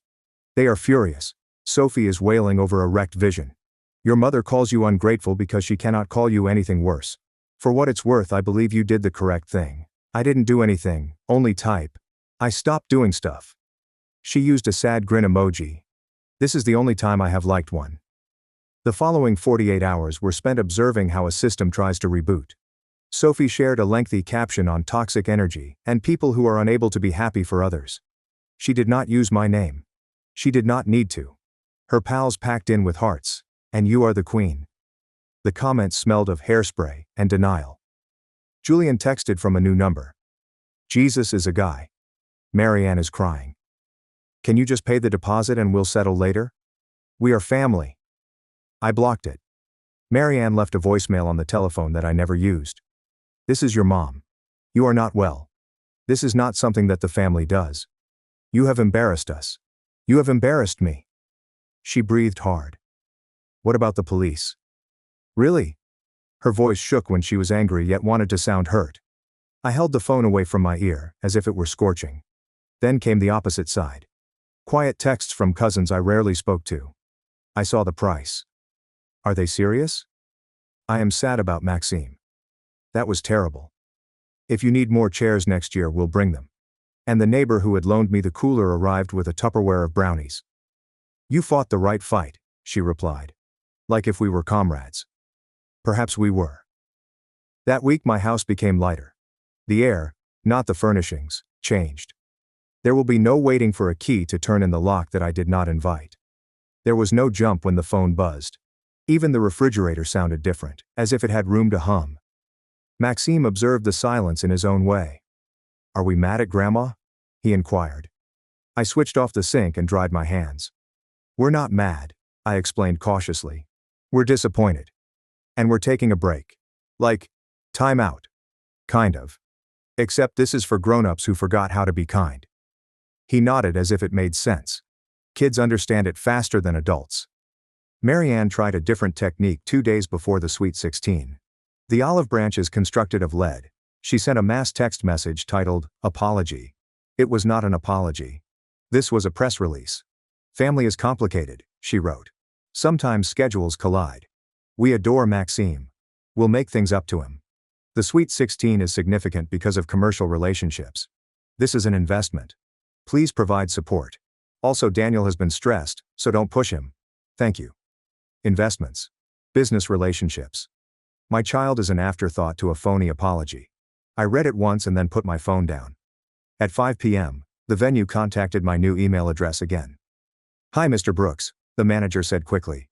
We received a call from your mother stating you had recommitted to your sponsorship and would be paying the remaining balance. I wanted to verify before proceeding. She lied. I responded, do not put my name anywhere. If she says my name again, send me the recording. A keyboard clack. Understood. I brought Maxime to the park on the night of her Sweet 16. We made free throws till the sky turned orange. His laugh ricocheted off the backboard, and I considered how inexpensive joy is until someone tries to bill it. We stopped for milkshakes on our way home. He arranged his action figures on the coffee table, and I allowed him to watch a late movie. I did not check my phone for a recap of a party I would never attend. I didn't want to see how centerpieces looked when they were purchased with someone else's guilt. Aunt Isabel sent a final text message shortly after 11. They sat Grandma next to a fountain with dry ice and strobe lights. She claimed she could not see her food. Your sister spent half the night ranting at the florist, the DJ, and the wait staff. Everyone glanced at each other for a time after the bill arrived. Nobody made eye contact with your mother. I'm at home now. I just wanted you to know you didn't miss anything. I placed the phone on the table and watched my son fall asleep, chocolate on his lip. I wiped it away with my thumb and felt something open in my chest other than anger. Space. In the silent week that followed, my life reorganized itself in the same way that a room does after moving a couch and realizing it never belonged there. I told my supervisor that I wouldn't be able to cover extra weekends for a time. He said, good. Go be a dad.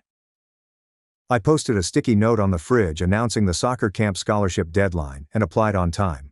I created a Google Drive named Receipts/Boundaries, and every time thought tried to fight with me, I said, "You're being harsh. You'll be sorry." I slipped another screenshot into the folder, and the thought became silent. On Thursday, I received a card in the mail with kid handwriting.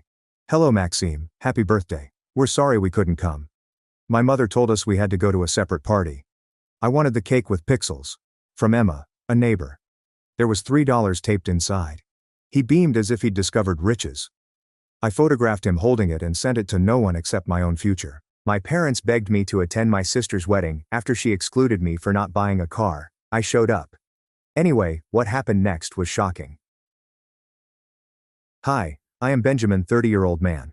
I received a message on my phone 3 weeks ago that made me laugh so hard. I'm 30 years old. I had to take a break before reading it again. Not because it was humorous, but because it was completely irrelevant. My 25-year-old sister Isabella, who is getting married in a month, gave it to me. She wasn't just sending a kind, save the date, or an enthusiastic thank you message. Not at all. A wedding gift list was required, and the link led to a PDF with that title. At first I took it for a joke, but when I opened it, I saw she was asking for a new car. She was very specific about the details: a white Audi Q5, a deposit on a downtown apartment, and 3 designer bags that exceeded my monthly rent dues put together. In large, bold characters, she had written priority beneath every item. I was both entertained and frustrated as I sat there, staring at my phone. My relationship with Isabella has never been smooth sailing. She was my parents' favorite child, and they did everything for her when she was growing up. I was stuck driving the family's beat-up old automobile that wouldn't start in the winter, while she got a shiny new car when she was 19 years old. I was finally beginning to put some money down after working my way through college and paying off my own school loans. Contrarily, Isabella continued to live with my parents up until last year and worked her way through a number of jobs without ever actually contributing to the household budget. I felt sick to my stomach when I saw that she was asking me to purchase an apartment for her, not our parents. My response was delayed. The following day she sent a follow-up message that read, "Hey, just making sure you saw my list. We need to start arranging things so everything is ready by the honeymoon. We're counting on you." We thought maybe I misunderstood the tone or that there would be a follow-up text saying, "Ha, just kidding." However, nothing changed. Relying on me. As if this were some sort of familial obligation, not an unreasonable demand for a substantial financial obligation. At that point, I replied, "Isabella, I'm not buying you a car or an apartment. I'll get you something off a normal registry, but I'm not spending tens of thousands of dollars on this." Like she had been patiently waiting for me to respond, her response came very immediately. "Oh my God, are you kidding me? You're my brother. This is how families roll. If you're not going to be the man, then there's no use in attending the wedding."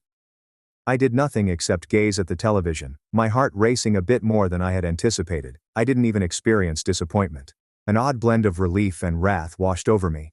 It was a relief because I had always felt the need to delicately navigate Isabella's territory in order to maintain peace. She was angry because her true colors were on display, and she wasted no time using the wedding to achieve what she wanted. It went unanswered. Perhaps our parents would talk her out of it, or she would calm down, I thought. On the contrary, a barrage of calls began to appear on my phone. Starting with my mom, and moving on to my dad. My mom dove headfirst into the conversation as soon as I hung up. Just a blank stare. No one even bothered to ask how I was doing. "Benjamin, I just spoke with Isabella, and she's sobbing. She claims that you told her that you won't be able to afford the wedding presents. Do you need me to clarify something?" I took a deep breath and did my best to be calm. "Look, my mom asked me to buy her a car and an apartment. Not as a wedding present. That's not normal, and I'm not going to do it," I said to my mom, who then sighed as if I were the one being unreasonable. The other person remained silent for a second. I pursed my lips and said, "You know she's starting a new life. It would mean so much if you helped her get a good start." My nose prickled under my cheek. "Mom, I have my own life to consider. I'm not going into debt for a wedding." My dad interjected at that point. His voice was more forceful than normal. "If you can't be there for your sister on her special day, Benjamin, perhaps you should skip this." Worse than Isabella's text, that made me realize we don't need negativity to spoil the party. I had always believed that my relationship with my dad was strong. I said, "Fine," in response to his abruptly taking her side without making an effort to comprehend my perspective. I said, "If that's how you all feel, then I won't come." Then I ended the call. Afterwards, there was an unusual lack of activity. No one in the family got in touch with me for nearly 7 days. Nothing more than that. No status updates. A Facebook screenshot that a buddy had provided me made me question whether I had overreacted. Isabella expressed her gratitude for her actual support system in a lengthy status post on imposter relatives that leave you high and dry when you need them the most. Countless relatives had made remarks along the lines of, "You don't need toxic people on your big day and focus on your happiness, girl." I wanted to express my disapproval, but I maintained my composure. Until yesterday, when I received another call, I tried to ignore it by concentrating on my job and avoiding thoughts about it. Specifically, this one is from my cousin, who was a wedding guest herself. He whispered softly, as if he didn't want anyone to overhear him, but the things that transpired at the bridal shower were unbelievable. "If you can't follow simple instructions, don't bother turning here," Isabella exclaimed, hurling the present bag back at one of your aunts who she felt had gotten her the wrong purse. "Your folks are attempting damage control, but it's terrible. Really bad." Half the room got up and went. I sat there, listening, my heart racing. The scene seemed reminiscent of a vehicle wreck in slow motion. Even though I wanted to turn away, I couldn't help but keep watching to find out what happened next. Once upon a time, I wasn't the antagonist. Nobody except me was responsible for the uproar. I was content to sit back and let Isabella reveal her true self to everyone. As I was trying to figure out what my cousin had said, my mom sent me a fresh text message. 3 simple words. I lingered over those 4 words. "We need to talk." Before answering. I wanted to turn a blind eye to them for a while, allow my folks to stew in the muck that Isabella had just made. But I couldn't resist the urge to find out more. I responded, "About what?" as the type bubbles came and went before Mom sent the message. "We need to talk about the wedding, so could you possibly drop over tonight?" I was about to burst out laughing. To make it sound like I was magically invited back. Discuss the wedding? It was as if the accusations, guilt trips, and other hurtful things that had been uttered to me had simply disappeared. It wasn't to make amends. I was curious to know what they were going to say now that Isabella had embarrassed herself in public. So I went. The tension was palpable the moment I pulled up to my folks' house that evening. My dad merely nodded, opened it, and said, "Benjamin," without offering an embrace or a smile. His face was tense. On the other side, Mom had a stack of papers laying on the kitchen table. With her arms crossed and a look on her face as if I were directly responsible for her downfall, Isabella was also present. "Thanks for coming," Mom began, her voice unusually placid, the kind she would use when breaking bad news. Keeping my demeanor calm, I leaned against the doorframe and said, "We've been talking, and we really think this has gone too far. Isabella's wedding is supposed to be a happy occasion, and right now, everyone is tense and upset. It's time to put the past behind us and make things right." It was not me who caused the tension. My invitation to the wedding was rescinded when I expressed my reluctance to purchase an apartment. It's not my problem. Isabella made a resounding scoff. "Benjamin, you have always been so self-centered, and now we're having this huge argument over something I never said you had to purchase. I only said it would be great if you contributed once. You make a lot of money, but you never pitch in to help out the family. Can you imagine how my brother feels when he can't even provide for me?" I snapped at her, my jaw snapping shut. "Isabella, you didn't ask for help. You sent me a list of demands. That's not the same thing." She narrowed her pupils. "You always twist everything to make me look bad." Dad sprang to his feet and tried to assert his dominance at that moment. "Listen, bickering won't get us anywhere. Presented here is our decision," he said, gesturing toward the pile of documents on the table. "These are some of the things Isabella still needs for the wedding. We thought maybe you could at least take care of 1 or 2 of them as a gesture of goodwill." I approached the list and examined it. It wasn't quite as pricey as the previous one, but it was still really pricey. The wedding photographer's travel expenses, a weekend rental for the rehearsal dinner, and a portion of the honeymoon suite cost. A gradual surge of disbelief washed over me. "So, allow me to clarify this," I whispered. "Isabella told me not to come if I didn't buy her an apartment, and you both supported her. I stayed quiet, didn't fight back, didn't show up at her bridal shower, and now you're calling me here to try to squeeze money out of me anyway." Mom began to shift. "It's not about money, Benjamin. It's about family. Everyone will notice if you're not there. People are already talking." "Good," I blurted out before anyone could stop me. "Let them talk." Isabella's hand slammed against the table in reactions to that. "You are unbelievable. Do you even realize how humiliating this has been for me? Everyone thinks I'm some spoiled brat because you couldn't just keep this private. You've made me look like a fool. Isabella, I murmured slowly. You accomplished that entirely on your own. I didn't make you look like anything.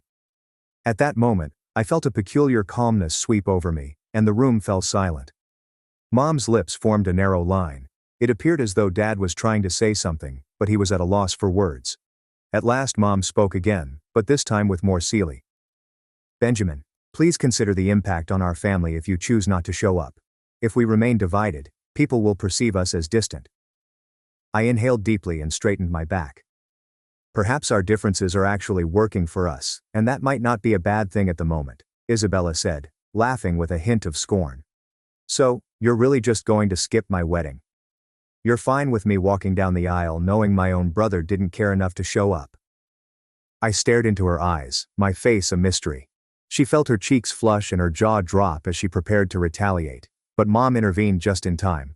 I care enough not to let you bully me into buying your happiness. I got up to go, but Isabella mumbled something under her breath as she did so. That's enough for tonight. Everyone just needs to calm down. If he believes he can escape this, he's in for another surprise. I froze, my finger poised on the doorknob, and for an instant, I contemplated speaking up, urging her not to interfere any further. However, I chose to simply exit by walking out and allowing the door to close behind me. Colder than it ought to have been, the air outside felt. A peculiar clarity washed over me as I felt a heavy sensation in my chest. I wasn't the one attempting to solve every problem for once. No one was pressuring me to make peace.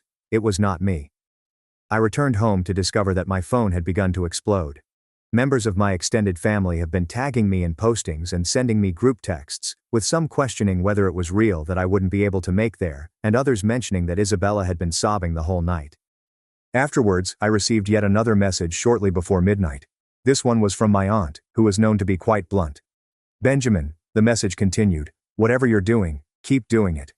Tonight Isabella lost it in front of everyone. People are starting to see what you've been dealing with all these years. A glum grin gradually spread across my face as I continued to stare at my phone. I didn't identify as the antagonist for a change. This time around it wasn't me who was on trial. Plus, it had been a long time since I had considered the possibility that waiting for things to unfold wasn't the best course of action. It has to be done. But that was yesterday, before an unforeseen invitation arrived in my mailbox this morning. Something that caused me to stop, take a seat at the kitchen table, and question whether my sister had just committed the gravest error of her life. This wedding invitation wasn't like the ones most couples send out, not at all. It appeared as though this one had been hurriedly printed on ordinary cardstock and sent at the last minute. Within the envelope, which bore my handwritten name, was a single sheet that stated, Benjamin, you're invited back to the wedding. Please come, Isabella. There was zero mention of the weeks of turmoil she had sown, zero explanation, and zero remorse. The message was brief and abrupt, coming across more as an order than an olive branch. I had to read it 3 times before I could tell if it was funny or not. Then I made a peculiar observation. They seemed to have sent it in a state of desperation, or without intending to at all, since the RSVP portion had been crossed out with ink. My cousin called me again later that afternoon. He sounded almost like a whisper. You're not going to believe this, but Isabella is panicking. Half the wedding party is threatening to drop out. Your aunt won't speak to her. 2 of your uncles told her they're skipping entirely, and apparently one of her bridesmaids told her she's acting like a dictator. Your folks are really pleading with everyone to come anyway. Reclining on my seat, I listened. I felt a peculiar combination of relief and burden in my chest. Happiness since Isabella's outbursts were beginning to affect her. The strain on my cousin's voice made it sound heavy. He hoped the wedding would go forward without a hitch. So now she wants me there to make it look like everything's fine, I whispered. He responded. Indeed. I think she's terrified of losing face. She's telling people you misunderstood her, that it was just a joke, that she never meant to kick you out. But nobody's buying it. She's unraveling, man. My dad texted me that night. At this point, it seemed almost imploring. Benjamin, your sister is going through a tough time. Let's not make things worse. Your mother and I would be eternally grateful if you could attend the wedding. I pondered that statement for quite some time, my phone resting on the coffee table while I wandered restlessly throughout the room. How the tables had turned so swiftly was not lost on me. Just 3 weeks ago, It was I who was being cast in a villainous light and warned to keep my distance. It wasn't that they suddenly held me in high esteem. It was that Isabella's actions had finally cost her something, and now they wanted me to return. That night I slept poorly. Every single thing happened again and over in my mind. Everything from the list she emailed me to her arrogant tone and ultimatum when she told me not to come to her explosive behavior during the bridal shower. The years of being encouraged to be the bigger person and ignored seemed to be building up inside of me. I felt like I finally had some power. It had been a while since she required my help more than I did. Mom contacted the following day. She seemed almost sorry in her tone this time. "Benjamin, honey, I know this has been hard. Your sister isn't perfect. She can be demanding, but she's under a lot of stress right now. Can't we all just move on? The wedding is supposed to be about love and family. Don't you want to be part of that?" Breathing deeply, I paused. "Mom, I do want to be part of the family, but being part of the family shouldn't mean letting Isabella walk all over me. Do you realize what she asked me for? A car? An apartment? Designer bags? And when I said no, she tried to shame me into giving in." For an extended period, Mom remained silent. "Perhaps she crossed a line," she reluctantly conceded. "But she's your sister. If you don't come, she'll never forgive you, and I don't think I could handle seeing you two estranged forever." That was it. I was anticipating the emotional card's arrival. I squinted because I didn't want Isabella to see that she could treat me any way she wanted and yet succeed in the end if I went. Even if she had been completely unreasonable, I would still be held responsible for spoiling her special day if I skipped it. To get some fresh air and clear my mind, I went for a lengthy walk around my neighborhood that night. I paused for a while as I strolled past a little wedding venue that was getting ready for an event, seeing random people string lights and arrange flowers. Isabella, I imagined, would be strutting down the aisle, beaming with self-satisfaction at her victory. I felt sick to my stomach at the very idea. I was greeted with yet another note upon my return home. Now it's Isabella's turn. It was the longest message she had ever sent. "Benjamin, I know we've been fighting, but I really want you there. It won't feel right without you. I'll even let you bring whoever you want. Just please come. I promise it will be a day we can all look back on happily." A trace of frailty appeared in her remarks for the very first occasion. However, the nagging suspicion that this wasn't about making amends persisted. The focus was on visuals. Having her brother there made her want to ruin a nice day. A flawless photo album was her desire. I remained motionless as I put the phone down, because an idea was cooking in my subconscious, one that was both exciting and risky. This concept became crystal evident when my cousin phoned me later that night to provide me with one last piece of information: a detailed seating chart for Isabella. I didn't hesitate to sit down and get a pen when my cousin informed me about the seating chart. Apparently, Isabella had completely changed the front area to ensure that the family would look absolutely stunning for the wedding. Naturally, my parents would take their seats in the front row, adjacent to the parents of the groom. Next to it, a few seats down, in the exact middle of the room, was a Benjamin Plus guest place card that would be visible to everyone as soon as I entered. It had become about more than just my presence. Dominance was at stake. The world needed to see Isabella's picture-perfect wedding so she could prove to everyone, including her embarrassed brother, that she had everyone's love and support. It was at that moment that I resolved not to go along for the ride if I went. My terms, not hers, would govern my departure. I reconnected with my cousin the following day. With a simple, "Tell them I'll come," I spoke up. "But I'm not buying anything from that list, and I'm not changing my mind at the last minute. If they want me there, they get me as I am. Not as Isabella wants me to be." He let out a low laugh. "Oh, this is going to be interesting." Messages from relatives expressing their gratitude for my peacemaking and joy at being able to attend the wedding flooded my phone in the days preceding up to the big day. To top it all off, Isabella included a single thumbs-up emoji in her final message, as if it were meant to mark the end of the chapter. On the morning of the wedding, I took great care in getting dressed, selecting a subtle navy suit that I knew would complement my figure. For the time being, I had no intention of making a fuss. However, I did bring a companion. Oliver, my best friend and former college roommate who was privy to all of my family's issues, was our date instead. Even when I paid off my final college loan one night when Isabella was out shopping in Paris, he was there for me. He was there when I was at my lowest moment. He inquired, "Are you sure about this?" As we drove into the parking area of the venue, I responded with a absolutely no problem, even though my chest was racing. A picturesque vineyard served as the setting, interspersed by oak trees, a symphony of gentle music and pristine white seats. The atmosphere changed the second we touched down. It seemed like everyone was staring at me as we made our way to the seats. As soon as she saw me, my mom jumped to her feet, her expression a blend of relief and anxiety. "Benjamin, you succeeded," she remarked as she embraced me with haste. "I'm so glad you came." I noticed a hint of pride in my dad's countenance as he nodded at me firmly, as if he was relieved that I hadn't totally deserted the family. After that, Isabella showed up. Of course, with her flawless cosmetics and elaborately styled hair, she looked absolutely lovely. However, her smile upon seeing me was very broad and forced. "Benjamin," she uttered with that falsely charming and ethereal accent. "I'm so glad you could make it." Politely, I nodded. "Wouldn't miss it," I pronounced. Evidently taken aback, her gaze quickly shifted to Oliver. "And you brought a friend?" "Yeah," I responded with a level head. Her lips curled into a wink, but she said, "I figured since I was being put on display, I might as well have someone in my corner." She merely pivoted on her heel and proceeded to welcome another individual. Everything went off without a hitch as the ceremony began, just as Isabella had imagined. There were real gasps as Isabella walked down the aisle, the music swelled, and the groom beamed. I came close to letting my guard down for an instant. Almost there. But then I thought back on all the times she had warned me not to come unless I could buy her happiness through SMS and calls. After the vows were exchanged at the reception, the true moment arrived. As the laughter and clinking of glasses filled the air, servers scurried from table to table, bringing trays of champagne. I remained seated during the toast until the first dance was over and everyone was staring at the pair. "Hello everyone," I greeted while raising my glass. There was an uncomfortable ripple of laughing when Benjamin, the brother who wasn't meant to be here until approximately a week ago, was introduced. For an instant, I thought I caught Isabella's smile frolicking. "I just wanted to say," said I, "that weddings are supposed to be about love and new beginnings.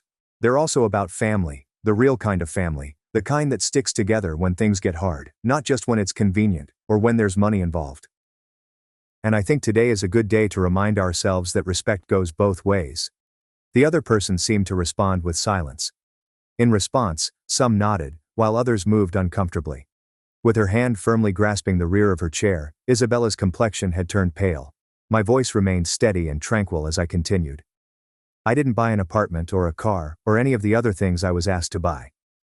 What I did bring today was something better. Myself, on my own terms. Because I may not be the perfect brother, but I refuse to be the doormat brother." I refilled my glass, ate my toast, and took a seat. After a long period of quiet, a number of individuals, including the groom's father, 2 uncles, and my aunt, did clap. Redness had spread across Isabella's face. She sprang to her feet suddenly, murmured something about wanting to see how the cake was doing, and strode off to the kitchen. Lightness pervaded the remainder of the gathering. People would discreetly approach me to express their gratitude for expressing their thoughts that they had been harboring for weeks. At one point, even my dad walked up to me, rested his hand on my shoulder, and remarked, "You spoke well, son." However, the true consequences were felt in the evening. From the bridal suite, my cousin sent me a snapshot via text message. My mom looked fatigued as she sat next to Isabella, who was seated on the floor in her wedding dress with mascara pouring down her face. It seems that Isabella had vowed to remove people out of her life after accusing half of her family of taking sides. She finally sees it. Everyone's done catering to her tantrums. The words came from my cousin recently. On the way home with Oliver, I experienced a sense of tranquility that I hadn't felt in a long time. It had been the first time that I hadn't given in or apologized only to avoid conflict. I had publicly asserted my independence. Even if it had cast me in the role of villain, Isabella had to face the consequences of her actions. My mother sent me a single text message the following morning. I sat for a long time staring at that message before setting the phone down and smiling. "Benjamin, I know last night was hard, but you did the right thing. Maybe this will be the wake-up call she needs." I knew I had finally ended the cycle, regardless of what happened after that. Plus, I was not going to be the one to resolve the issue this time. Isabella would have to make a choice, mature or remain a child forever. No matter what happened, I was never going to return to my role as the submissive brother. That was liberating all at once, after a lengthy period of rest. My wealthy sister offered to pay my debts if I was her surrogate, but when her husband demanded natural conception, I cut them off and fled forever.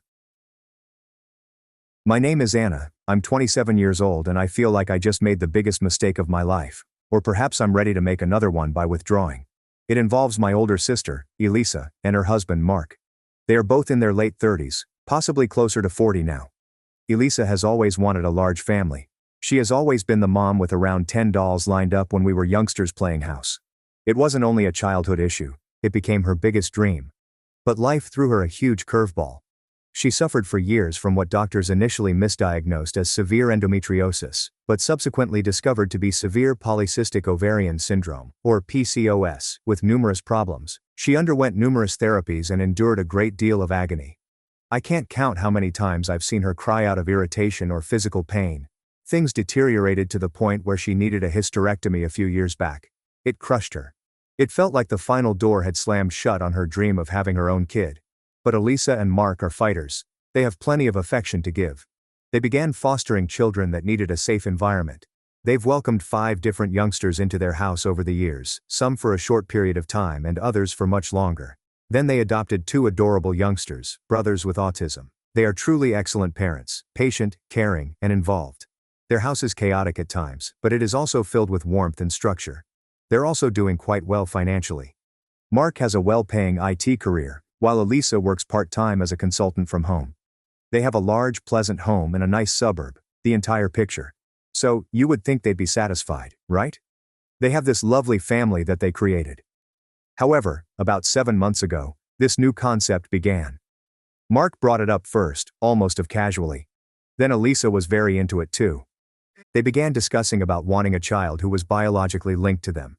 It seemed strange to me, given that they already have sons, but they explained that they wanted the experience of raising a baby from day one, knowing its entire genetic history, a chance, in their words, to do everything right from the start and provide the absolute best foundation possible. It felt like they thought their adopted sons were missing out on something, which bothered me. But I didn't say anything then. They regarded it as a different but equally valid way to expand their family. Then came the big request. They invited me to sit with them one evening. The kids were sleeping. The home was peaceful, and they simply lay everything out. They asked whether I would be their typical surrogate, which meant my egg and Mark's sperm. They knew I was young, healthy, and closely linked. They had everything arranged financially. They would cover every single expense, including lawyers to design the arrangement, all medical costs, prenatal care, delivery, and everything else. Therapy for me if necessary, maternity clothes, you name it. On top of that, they offered me a life-changing package. They would pay off my entire student loan debt, which is embarrassingly large, rent me a nice 2-bedroom apartment for 3 years so I wouldn't have to worry about housing, and give me a lump sum of cash that would probably total close to $300,000. My first reaction was shock. But suddenly my mind began racing.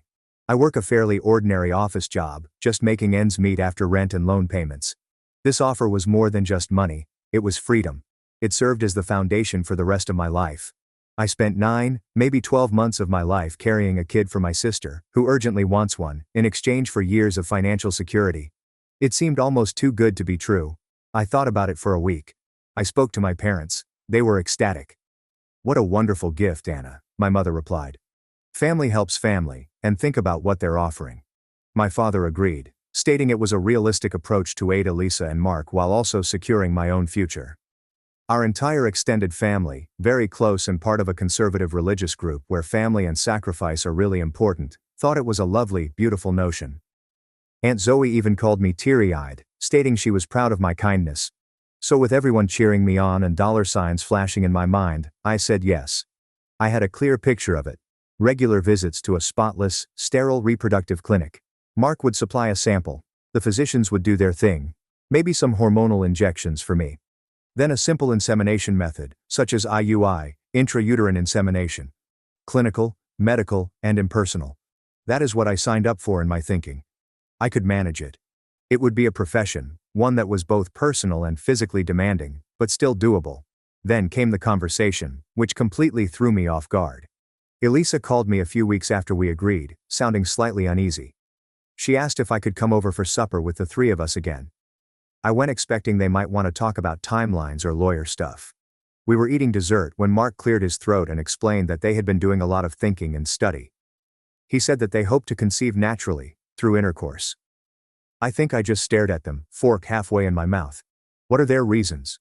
1. It was absolutely free, saving them clinic fees that they could use for the baby fund or my remuneration. I was unsure. 2. Despite the fact that things had improved significantly, they were still concerned about hospitals and clinics due to ongoing pandemic worries. They enjoyed the concept of storing things at home. 3. And this was the strangest part. Mark had reportedly read some articles online and became convinced that spontaneously conceived infants were healthier, and that the pregnancy itself would be safer with no artificial processes or chemicals involved. Elisa nodded, noting that it felt more linked and organic this way. I quickly felt nauseous. The ick factor, as I named it in my thoughts, was overwhelming. It wasn't Mark. He's my brother-in-law. I've known him for years, and he's wonderful. But sleeping with him frequently for the aim of conception seemed wrong on so many levels.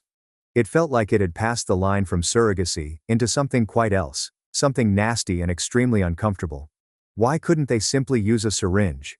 Seriously, if they wanted to save money, they could do it at home instead of going to the clinic.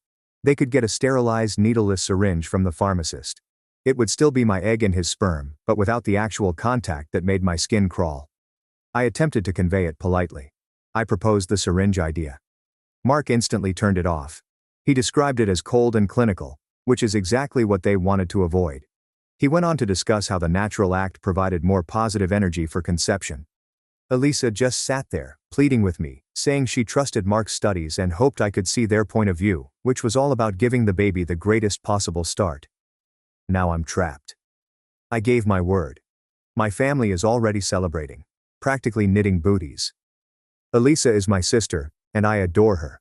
I understand how much this means to her. And God, the money. Giving it up feels ridiculous, especially given inflation and the high cost of everything. Financial independence is staring me in the face. But the prospect of implementing this version of the plan makes me physically nauseous. Is it odd for me to want to back out now? Is their request reasonable, and am I simply being immature or squeamish?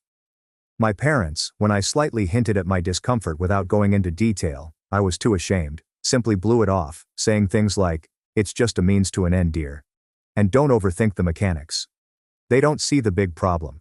Am I insane for ever considering walking away from $300,000 and shattering my sister's heart? Is it insane of me to consent to this in the first place?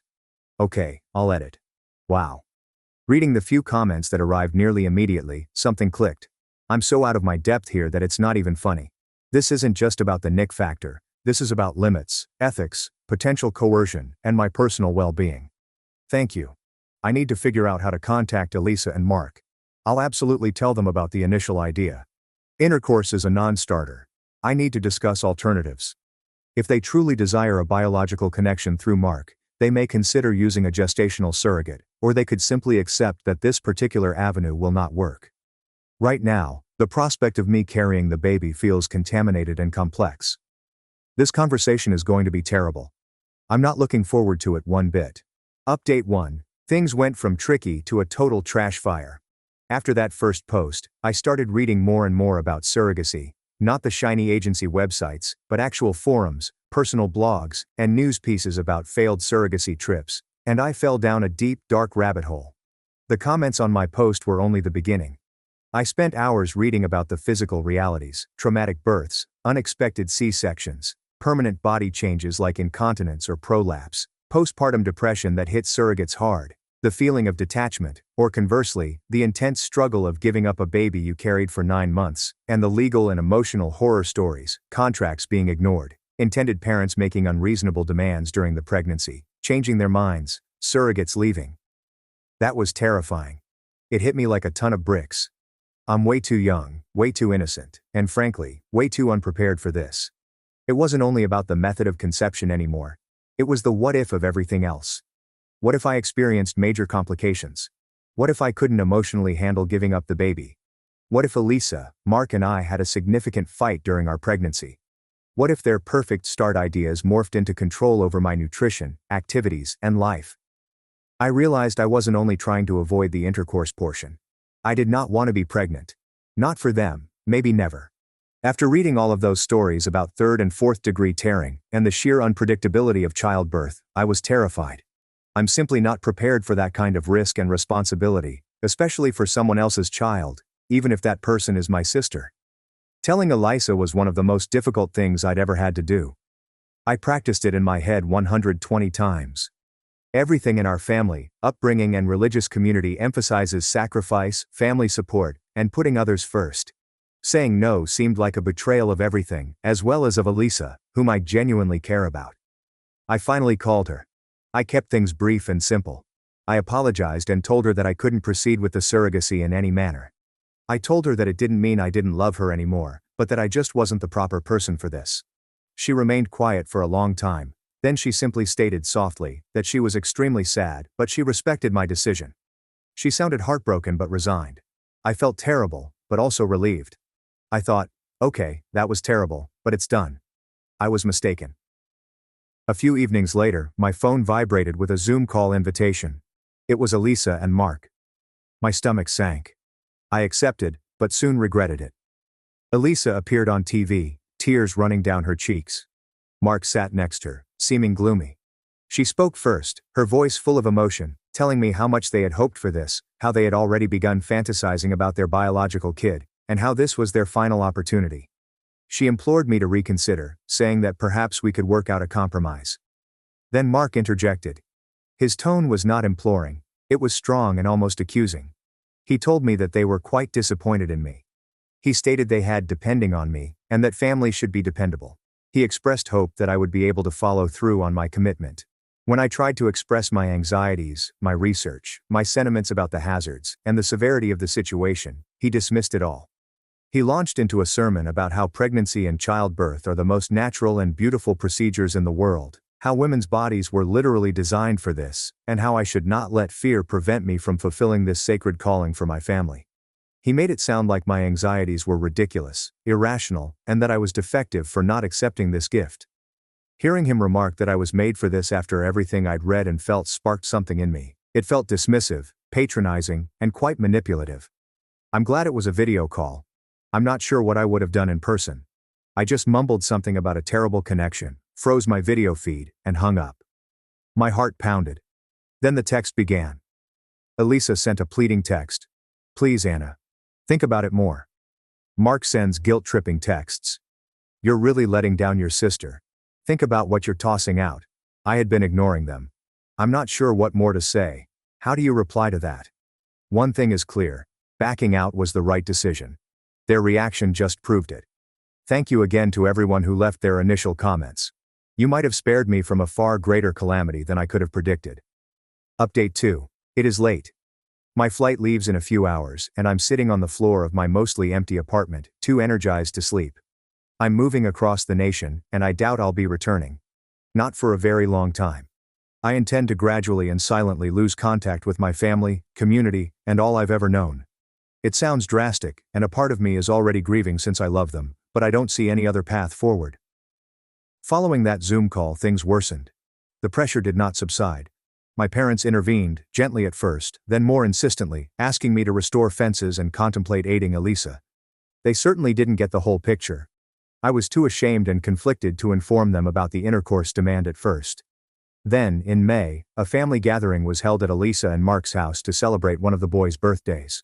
I felt forced to go in order to appear normal, and possibly to see the children I adore. This was a mistake. Elisa and Mark cornered me in their kitchen near the conclusion of the party, when most of the people had left. They asked again if I would reconsider. Elisa began crying, describing her empty arms and how seeing other newborns physically hurt her. Mark stood close by, almost towering. He spoke about legacy, the value of blood ties, and how this child would complete his family in ways that the adopted boys, as great as they were, could not. It seemed like they were tagging me. Mark then went closer, but Elisa looked away and wiped her eyes. He placed his hand on my arm, and then my waist. He began whispering about how much they needed me, how beautiful I was, and how this could be a shared intimacy with a great purpose. Then he leaned in and began kissing me, not just a peck, but a kiss. His other hand began caressing my side and creeping near my breast. I just froze, completely frozen. Typing this makes me feel really dumb and weak. Why did not I push him away? Why didn't I scream? But I couldn't react in that time since Elisa was crying close, Mark was so physically present and intense, and I was shocked and confused. It seemed weird and terrible. My mind became blank. Fortunately, it did not proceed further. One of the children yelled out from another room, shattering the trance. Mark drew back, appearing flustered for a moment. I murmured an explanation about having to leave, grabbed my bag, and virtually rushed out of there. I drove home, shivering, replaying it in my thoughts, disgusted with him and Elisa for allowing this to happen. Did she know? How could she not? And ultimately, I blamed myself for freezing. After that, I realized I couldn't stay. I tried to talk to my parents again, implying that Mark had been improper and that the strain was hard. They became uneasy, exchanged glances, and basically told me I must have misunderstood, that Mark was a fine man, and that I was being excessively sensitive because I was anxious. My mother advised I pray about it. I even tried to speak with our religious leader, Father Laurent. He listened calmly before discussing the necessity of forgiveness, family togetherness, and respecting Elisa and Mark's grief. He hinted that my surrogacy sacrifice could lead to healing for everyone. No criticism of Mark, no support for my boundary, only platitudes and pressure to conform. That was the last straw. I already felt like an outlier in many ways, single, focused on my job in a neighborhood where most women my age were married with children, and not as religious as expected. However, the lack of support, collective denial, and pressure caused something to break. Everyone I trusted assaulted and manipulated me, dismissing my sentiments. It helped me see the entire system in a new way. Working from home during the pandemic had already given me time to reflect and reassess things I had previously accepted.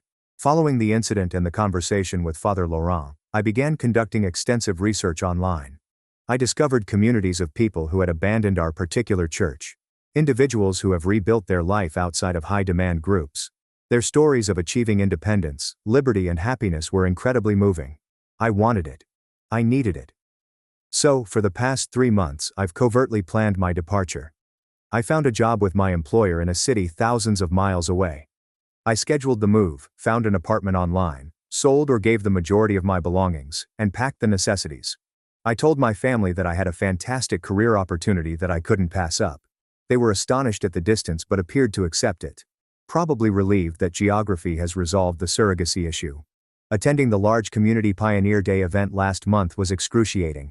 Pretending everything was fine, making small talk, ignoring Elisa and Mark's hard stares, and hugging my parents farewell, knowing it could be the final time for a long time. It was extremely difficult, but I finished it for myself and to bring that chapter to a close.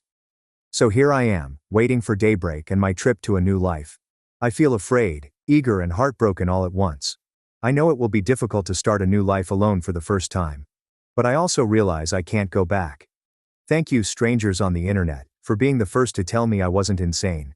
You have no idea how much difference it made. Stay safe. Update 3. It's hard to realize, but my 1-year anniversary of leaving is almost approaching. I logged back into this old account, mainly for myself, as a time capsule entry to look back on someday. It's a beautiful, sunny morning in my new city. Birds are chirping outside my window. I have a good cup of coffee. And for the first time in what seems like forever, there is a sense of calm. Real peace. Not the peaceful tension I used to experience, but actual tranquility. This past year has been a blur. It was difficult to start over at the age of 27. There were lonely days, moments of doubt, periods when I missed the familiar, and even places I ran away from. Making new acquaintances requires time, navigating a new city, a new social environment, and figuring out who I am without the titles that defined my previous life: daughter, sister, community member. It's been a process, but it's been my own. I enjoy my job here. I've met some extremely interesting folks outside of my usual circles. I've tried new activities and explored new places. I've spent a lot of time in therapy, digesting what happened, learning about boundaries, and processing my loss and anger. I've learned that it's okay to prioritize myself. My contact with my family has become minimal, virtually non-existent. There were a few awkward texts on birthdays and holidays, but that was it. It hurts occasionally, like a dull ache. I miss the concept of them, the family I believed I had. But then I remember the pressure, manipulation, violation, and lack of support, and I know I made the best decision for my health. I'm not sure what the future holds. Maybe eventually there will be reconciliation, but I'm not holding my breath. Right now, I'm focused on living my life on my own terms, and today, feeling the sun on my face, I am filled with gratitude. Grateful for the opportunity to start over. Grateful for the strength I discovered that I did not realize I have. I'm grateful for this quiet, ordinary, serene morning. Here's to our first year of independence, and hopefully many more to follow. And now for story 2. My girlfriend cheated on me, so when she tried to come back, I played her game and won. So, I met Leah through a common acquaintance, and while I liked her at first, I didn't expect to be in a relationship with her. We were only buddies. A month later, we attended a party at a friend's house. The party was fine, but after a time we became bored and decided to relax on the couch. After a time, 2 of our companions left to buy more drinks, leaving me and Leah alone. We didn't take long to start making out. I am not sure what happened next, but I awoke with her in my arms. We decided it was just buddies having fun and continued as we had till then. Now, let's move off topic for a second. I reside on an island with several tiny villages dotted throughout it. Leah resides in a town about 20 minutes from mine, and I went there frequently because my grandmother lives there. I see my grandmother almost every weekend, so Leah and I were seeing each other more frequently. We usually went out with a small group of friends, but one day Leah and I found ourselves alone again. We made out again. This continued for almost a month after the home party, and we would periodically question, what exactly are we? We considered starting a relationship, but we put it off until one day she asked for a direct response. Long story short, we decided to enter into a relationship. Our chemistry was excellent for the first few months, but there was a problem.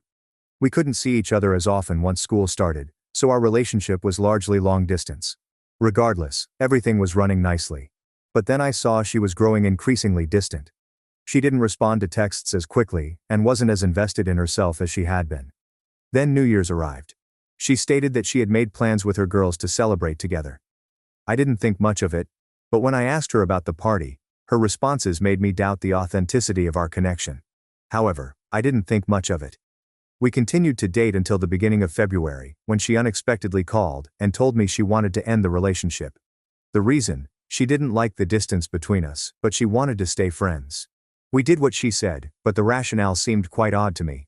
We were still in touch, but not as frequently as before. Then a friend, let's call her Mary, who was with her at the New Year's party, told me she had cheated on me that evening. I didn't trust her until she showed me photographs. My suspicions were validated, but I did not confront her about them. Fast forward to early August, when Leah was celebrating her birthday at a nightclub. She did not invite me, but I found myself there regardless. I saw her and we spoke. One thing led to another, and we went out again. When Leah told me how much she missed me, I knew just what to do. I made an extra effort to see her during the month, giving her everything I had and more. Leah wanted to restart their relationship, but I refused. This went on until November, and it's safe to say she was obsessed about me. Then I unveiled my strategy. I entirely cut off communication with her. She went nuts. She came to me in person and demanded an explanation. I just showed her a photograph of her with another man. She eventually realized her error. Leah attempted to apologize, but I did not listen. I was finally at peace, but she refused to give up. She contacted me using a friend's phone, and the tantrum that ensued was spectacular. Leah went nuclear on me, first blaming me, then apologizing, and then manipulating the issue by claiming it was my fault she cheated, all while having a mental breakdown. Once again, I did not say much. I just told her that she was facing the repercussions of her behavior, and that we were done for good. I banned that number as well, and she hasn't tried to contact me since. My sister screamed I tried to poison her at baby shower. Parents backed her, but cameras proved the truth. They apologized. I refused to forgive. 9 months ago I had one of the most painful experiences of my life. I experienced a miscarriage. When my husband, Oliver, and I discovered we were expecting, everything felt full of optimism and possibility. We both felt ecstatic. We immediately began planning for our future as parents. We'd spend hours discussing what the baby might look like, who they might grow up to be, and what sort of parents we'd be. Oliver was wonderfully supportive, and it felt amazing to be on this beautiful adventure together. We didn't waste time and started converting our spare room into a nursery for our newborn. We started painting the walls a light, relaxing tone and spoke about what kind of furnishings would work best. Every tiny detail mattered. I bought loads of books for first-time mothers, anxious to learn everything I could about pregnancy, labor, and baby care. It was a joyous time, full with enthusiasm and anticipation. Then, everything changed in an instant. It was late one night when I awoke suddenly with a strong, disturbing sense that something was wrong. There was no evident explanation for it, only a pervasive sensation of dread. I dashed to the restroom, my pulse racing in my chest. When I felt the wetness in my pants and saw the blood, I knew something was very wrong. I immediately began sobbing uncontrollably. It's difficult to describe the level of dread and sadness I was experiencing at the time. The noise must have shocked Oliver, as he dashed in, perplexity and terror written all over his face. He realized what was going on, and immediately hurried me to the hospital. The ride seemed to last forever, with each second dragging on uncomfortably. When we eventually arrived and the physicians checked me, I felt as if I was holding my breath, clinging to any shred of hope that the baby would be well. But then the doctor kindly gave the news that no expectant parent ever wants to hear. I'd lost the baby. Hearing those remarks felt like a strike to the gut. I was overcome with shock, bewilderment, and a terrible sense of loss. The entire situation was quite distressing. Looking back, I'm still not sure how my husband, Oliver, remained so strong throughout those days, because I was absolutely devastated. I couldn't function after we lost our baby. I couldn't eat, sleep, or even find the energy to speak. It seemed as if the entire world had gone dark, and I was lost in a fog of grief that I couldn't shake. I was working at the time, but I needed to take 2 weeks off to allow myself to break down. Those 2 weeks were filled with nothing but tears and an immense despair that hung on me like a heavy blanket. I scarcely left my bed. Getting up every morning felt like a painful reminder of what had occurred. I'd open my eyes and, for a brief while, forget. Then reality would hit, and I'd realize I had lost our baby. It was terrible. All I wanted to do was sleep, because sleeping allowed me to avoid feeling the anguish. During this time, my family rallied around me in ways that I will always be thankful for. My parents and sister were always checking on me. Every day someone would call, text, or stop by to talk to me, despite the fact that I wasn't very talkative. My cousins and relatives would pay me visits, bringing me food and fruits that I couldn't provide for myself. But no matter how many people came, or how much they cared, I felt emotionally numb. Despite their best attempts, there was nothing they could say to alleviate the sadness.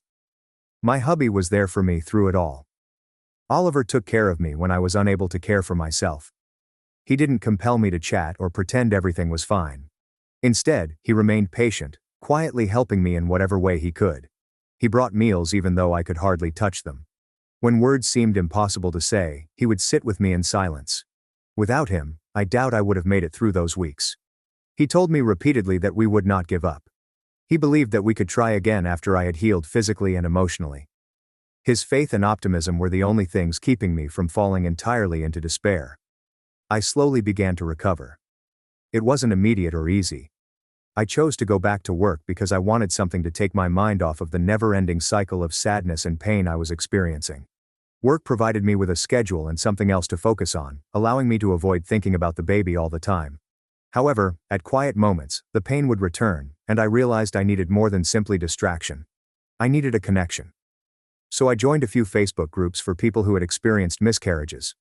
At first I wasn't sure whether it would help. But as I read through other people's stories, I realized how many people had gone through the same ordeal I was. It was reassuring to know that I wasn't alone, that my emotions were normal, and that others had suffered such a devastating loss. I started opening up more and sharing my tale, and as a result, I began to understand what I was going through. Right now I'm still grieving. I don't think that element will ever completely go gone. But I've gotten to the point where I no longer continuously blame myself. That required time and a lot of emotional effort. There have been countless times when I wondered whether it was my fault, if I had done something wrong. However, I now believe that some situations are simply beyond our control. I've embraced the mindset that whatever is meant to be will be, and it's brought me calm. I've worked hard on my mending to get this far, and I'm proud of the progress. But recently something happened that shook me to my core, and I believe it has undone some of the healing I've worked so hard for. It happened at my sister's baby shower, which was last week. For reference, my sister Elise learned she was pregnant approximately 2 months ago. She shared her wonderful news with our entire family almost immediately, but for some reason, she did not tell me directly. I had to find out from one of our cousins, which threw me completely off guard. It stung, not because I wasn't thrilled for her, but because Elise and I had always gotten along. She had been there for me, particularly during my miscarriage, providing comfort and support when I needed it the most. So I was startled and, frankly, disappointed that she hadn't phoned me to share her good news. When I told her about it later, I tried not to let my emotions get the best of me. I didn't want to make her feel awful, but I also wanted to know why she hadn't felt comfortable coming to me directly. She stated that she hadn't told me because she didn't want to spoil my mood by announcing her pregnancy while I was still grieving the loss of my own baby. I could tell she didn't mean to hurt me. She didn't want to exacerbate my suffering, thus hiding the news from me was her way of preserving my feelings. But I told her that whatever I was going through, I would always be glad for her. I made it plain that she should never feel unable to express her delight with me simply because I was still grieving. I stated that, despite my anguish, I would continue to adore her baby as much as I had before. I was still going to be her baby's aunt, and I wanted to be a part of this new stage in her life.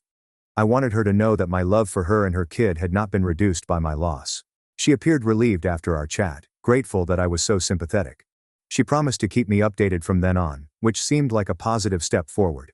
I've tried to be as supportive of Elise as possible over the last few weeks, especially because she's dealing with this pregnancy on her own. Elise is now going through a divorce with her husband Lucas.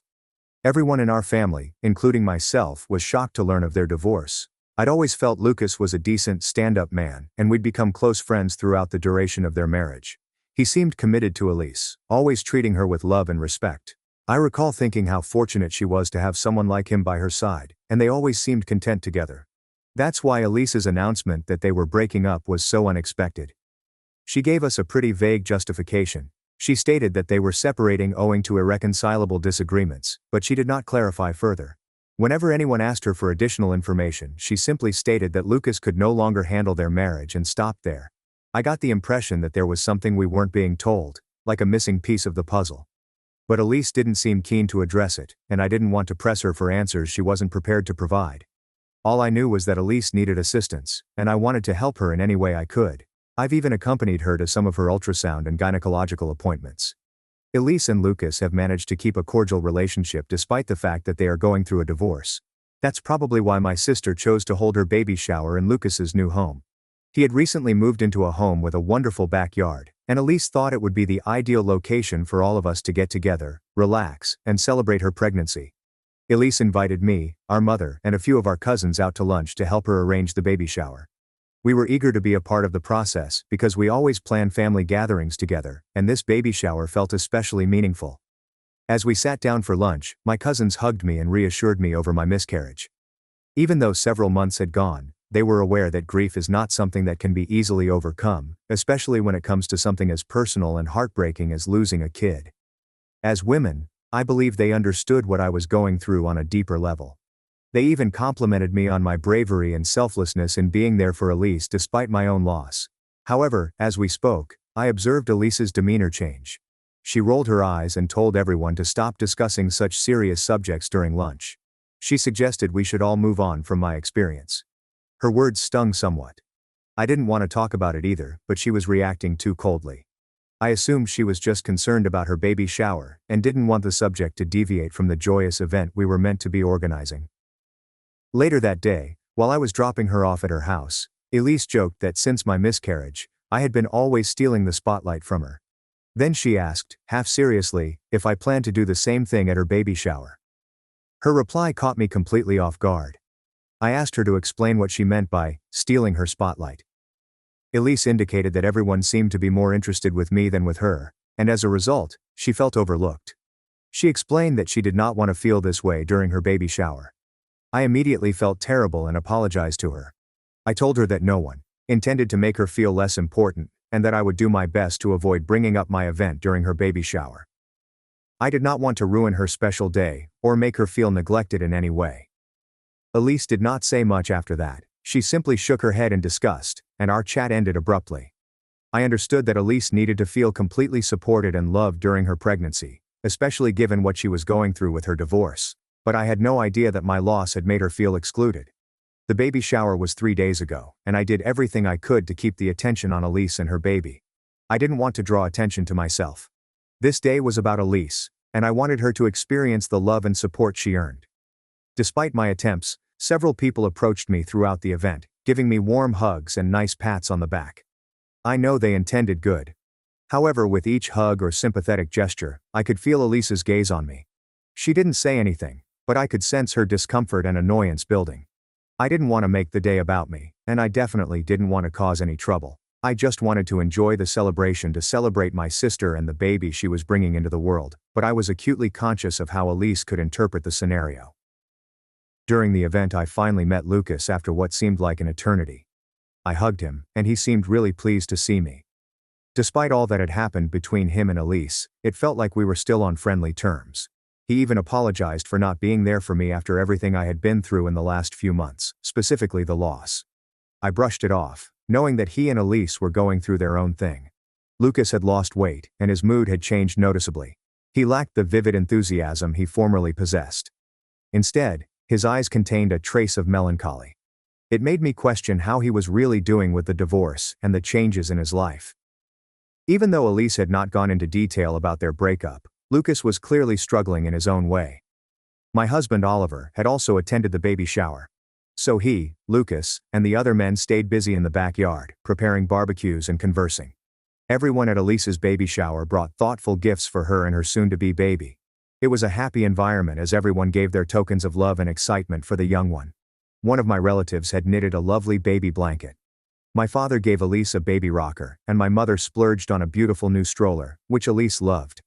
For my gift, I decided to give her a couple of parenting books that had helped me during my pregnancy, as well as a baby shawl that had a special meaning to me. This shawl was the first thing I bought after learning I was pregnant.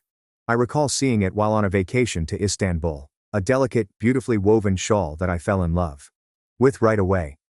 I bought it with great excitement, seeing myself enveloping my baby in it. When I lost the baby, the shawl turned bittersweet. It was connected to both my happiest memories and my deepest sadness. But I couldn't bring myself to simply throw it away. I wanted it to serve a purpose and contribute to something positive. So I thought it would bring me some peace to give it to Elise, in the hopes that her kid would benefit from it. In my mind, it was more than just a shawl. It was a gift full of love and optimism, and I hoped it would bring happiness to both of us. However, as Elise opened the present and took out the shawl, she froze. Her look changed from surprise to angry. She looked at the shawl as if it were soiled. Then she inquired, clearly frustrated, why I had brought it to her baby shower. I was perplexed and awkwardly attempted to explain that it was significant to me, and that I wanted her baby to have it. I assumed it was a personal present that would come in handy. Everyone else in the shower complimented the shawl's beauty, but Elise didn't seem to care. Her expression became angrier, and, to my surprise, she began accusing me of attempting to curse her baby with my gift. I was taken aback by her statements, so I inquired what she meant. But before she could respond, my mother, who had been watching the conversation, came out, saying it was wrong for me to give Elise something that was initially intended for my deceased kid. She explained that it was wrong to pass down something associated with a loss to a new generation. I was upset when she said that. I never wanted to insult or make my sister feel uncomfortable. I truly felt I was giving my sister something special and meaningful.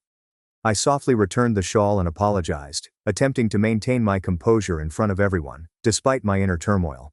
However, Elise, visibly angry, stood firm and told me that just because I had lost my kid did not mean I could now give those things to hers as hand-me-downs, and that her baby deserved more. Her words were cutting and cut deep, and I was almost in tears. This is when my husband, Oliver, intervened with a stern yet calm tone. He interrupted the conversation and addressed Elise directly. He made it obvious to her that my intentions were never to hurt or upset her, and that I had only given her the shawl to help her heal while also demonstrating how much I loved about her and her kid. Oliver then pointed out that if Elise didn't like the gift, she could have discussed it discreetly with me later. There was no need for her to demean and shame me in public.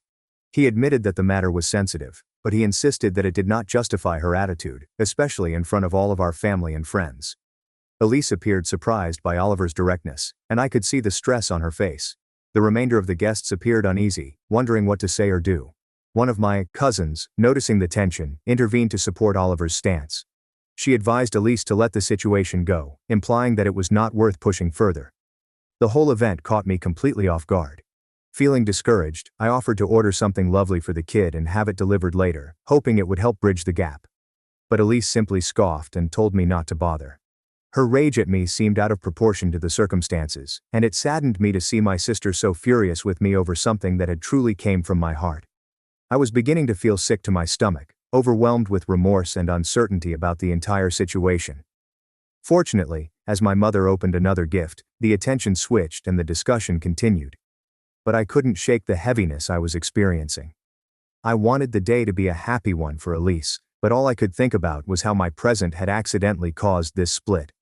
Later, after everyone had started serving themselves food, I decided to try to apologize to Elise again. I went to the kitchen and prepared a platter with her favorite mashed potatoes and chicken, exactly how she liked it.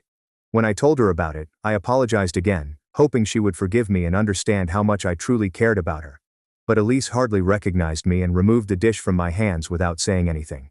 Feeling rejected, I went to sit near Oliver to find some comfort. We were dining quietly when we heard Elise cough loudly and again. We all turned to see her waving at her neck, her face red and puffy as she struggled to breathe. Panic washed over me as I knew something was severely wrong. I went to her side while my mother dialed 911, a sense of urgency in the air. All I could think about was getting her the assistance she needed. Paramedics arrived and my sister was transported to the hospital. My parents, Oliver, Lucas and I went to the hospital to be with her. We were told by the medics that Elise had a serious allergic reaction. Now Elise is allergic to lobsters, and there were some at the BBQ, but Lucas told everyone that he had taken great care not to mix up the grills. I had served Elise a platter with simply mashed potatoes and chicken, so I was confident I hadn't given her anything hazardous. But after Elise had recovered and was coherent enough to speak, she began accusing me of poisoning her. She informed my parents that I was the one who brought her food after she insulted me for my present, thus I could have done anything to her meal that caused her allergic response. I was utterly perplexed. How could she have predicted that I would do anything so malicious? I insisted that I would never harm her or her baby, and it seemed inconceivable to me that she would even consider it. However, she refused to trust me. In a moment of wrath, she yelled at me to leave her hospital room. Oliver and I exchanged astonished glances before hastily leaving, not wanting to aggravate the situation anymore. Since that day, things has gotten out of control. My folks, side with Elise, blamed me for the entire episode. They believe I put her and her kid in risk, and other family members are aware of the situation. Suddenly I'm accused of being envious of Elise's pregnancy, and maybe I let that envy cloud my judgment and injure Elise. The idea that I would ever act on those feelings in such a terrible way seems ludicrous to me. Nonetheless, many seem to believe it. My only sin is serving her that platter of food. I swear I never offered her any lobsters, but nevertheless, I'm being blamed for everything. It is making me feel extremely guilty. And now my parents want me to admit everything and apologize to Elise. They claim that I am causing unnecessary stress for my sister by exacerbating the problem when she is already vulnerable due to her pregnancy. I'd argue that if I don't apologize to Elise, I'm not the reason she was poisoned. Update 1. Wow, I didn't anticipate my post to go viral. In a few days I've received hundreds of direct messages from strangers. First and foremost, I'd like to thank everyone who has expressed their condolences for my loss. Your kindness meant everything to me. I also appreciate that many people understood why I gave the shawl to Elise. I sincerely wanted to offer her something lovely and important, and I didn't expect her to take it badly. She is definitely resentful of me for the attention I've received as a result of my miscarriage. I wish she had talked to me about it and handled her feelings instead of letting them fester. Now, to address the major issue, I have refused to apologize and have stood by my words. Elise took to social media to publicly accuse me of attempting to poison her food. She claims she has always been there for me, but I am continuously attempting to overshadow her, implying that my jealousy of her pregnancy drove me to behave this way during her baby shower. Reading her post has made me feel humiliated. To put an end to this, Lucas has asked everyone to his house, urging that we confront the topic face to face before the baby arrives, and complicates everything even further. My parents have contacted me and encouraged me to attend, but Oliver and I are not sure. Update 2. How the tables have turned. So, Oliver and I reluctantly agreed to join Lucas and Elise for a sit-down as a last desperate attempt to resolve matters. My parents were also present, hoping to help. Elise began by demanding that I publicly confess and admit that I had poisoned her. I sneered at her charge and was about to reject it again when Lucas stood up and announced that he had something to show us all. So guess what? Lucas had cameras planted throughout his house, filming everything that happened at the baby shower. He decided to show us the footage to clear things up once and for all. We viewed the recording, and it showed me feeding Elise exactly as I had described. There were no lobsters in sight. The video showed Elise eating and speaking with others. However, in the middle of her meal, she began glancing around and constantly requested sauce. One of my cousins had some sauce on her plate and suggested Elise dip her chicken in it. Elise's use of the sauce from her dish was probably not a good choice given that her cousin was eating lobster. My sister foolishly dipped her chicken in the sauce. Elise started coughing moments later. Her allergic response was certainly caused by that sauce. As the video played, I noticed my parents' faces pale as they processed what had just happened. They understood Elise had been blaming me for something that was entirely out of my control, and they had been siding with her. Elise began to fight, struggling to support her arguments. She stated that there was no guarantee that her reaction was caused by eating off my cousin's plate, and that I may have mixed something into her food beforehand. However, owing to Lucas, my parents no longer believed her. I yelled at Elise for openly defaming me on social media when she was the one to blame. My husband then threatened her, stating we would use the tape and sue her for false charges if she did not remove her social media post right away. My parents' faces were filled with remorse as they turned to me, and their eyes were filled with sympathy. They apologized for wrongfully blaming me. However, I pointed out to my parents that they were fast to back my sister, and even if there was no evidence, they would have probably continued to support her. I turned to my mother and asked if she would go around and clear the matter with other family members, as she had been one of the most vocal in blaming me. I believed that everyone should know the truth, especially given the extent of the devastation. However, my mother tried to brush it off. She claimed that nobody cared about who was right or wrong in this situation. What mattered was that I was no longer involved in what had happened to Elise. I thought that was extremely unjust. I informed her that if she didn't take the initiative to correct the record and acknowledge Elise's personal responsibility for her allergic reaction, I wouldn't be able to have a genuine relationship with them. My parents kept attempting to de-escalate the issue without fully realizing their own responsibility. Oliver and I eventually departed the premises after obtaining a copy of the tape from Lucas and thanking him for sharing the truth. Since then, my sister has removed her post from social media, but my mother has yet to explain what happened. So I'm pretty pissed off at her for allowing me to be depicted as the villain in this circumstance. Update 3. Thank you for your suggestions. In response to everything, I resolved to give Elise a taste of her own medicine. I relayed the footage Lucas had presented and explained how my sister and dad had wrongfully accused me of her allergic response. I said how Elise was reckless enough to eat from someone else's plate, essentially poisoning herself. The video, as expected, caused quite a sensation. Many family members who first supported Elise and blamed me have phoned back to apologize. Some are even mocking her now, outraged that she placed herself in risk and blamed me without proof. I intend to remove the video soon, now that the damage has been done. My folks have regularly phoned me, but I've ignored them. Oliver and I have agreed to maintain minimal contact with the family until my parents admit their mistakes. My sister-in-law mocked my pregnancy, demanded my twin names, and tried to use them first. But I clapped back in a way she never saw coming. I'm Leia, 32, and I've been married to Jack, 34, for 4 years.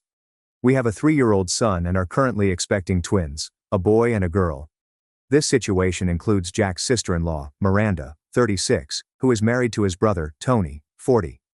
They've been married for 7 years. Miranda and I are extreme opposites. She is outspoken, the center of attention at family events, and has strong opinions on everything. I prefer to be quiet and observe people. When Jack first introduced me to his family, I informed him that Miranda and I would never be close friends. We've had a cordial but distant friendship ever since. The trouble began 3 years ago, with my first pregnancy. Miranda and Tony have tried to have children for years without success. When someone mentioned my pregnancy at family dinners, Miranda would either change the conversation or make comments about how pregnancy was not that unique because millions of women go through it every day. Then she'd spend significant periods of time in the restroom.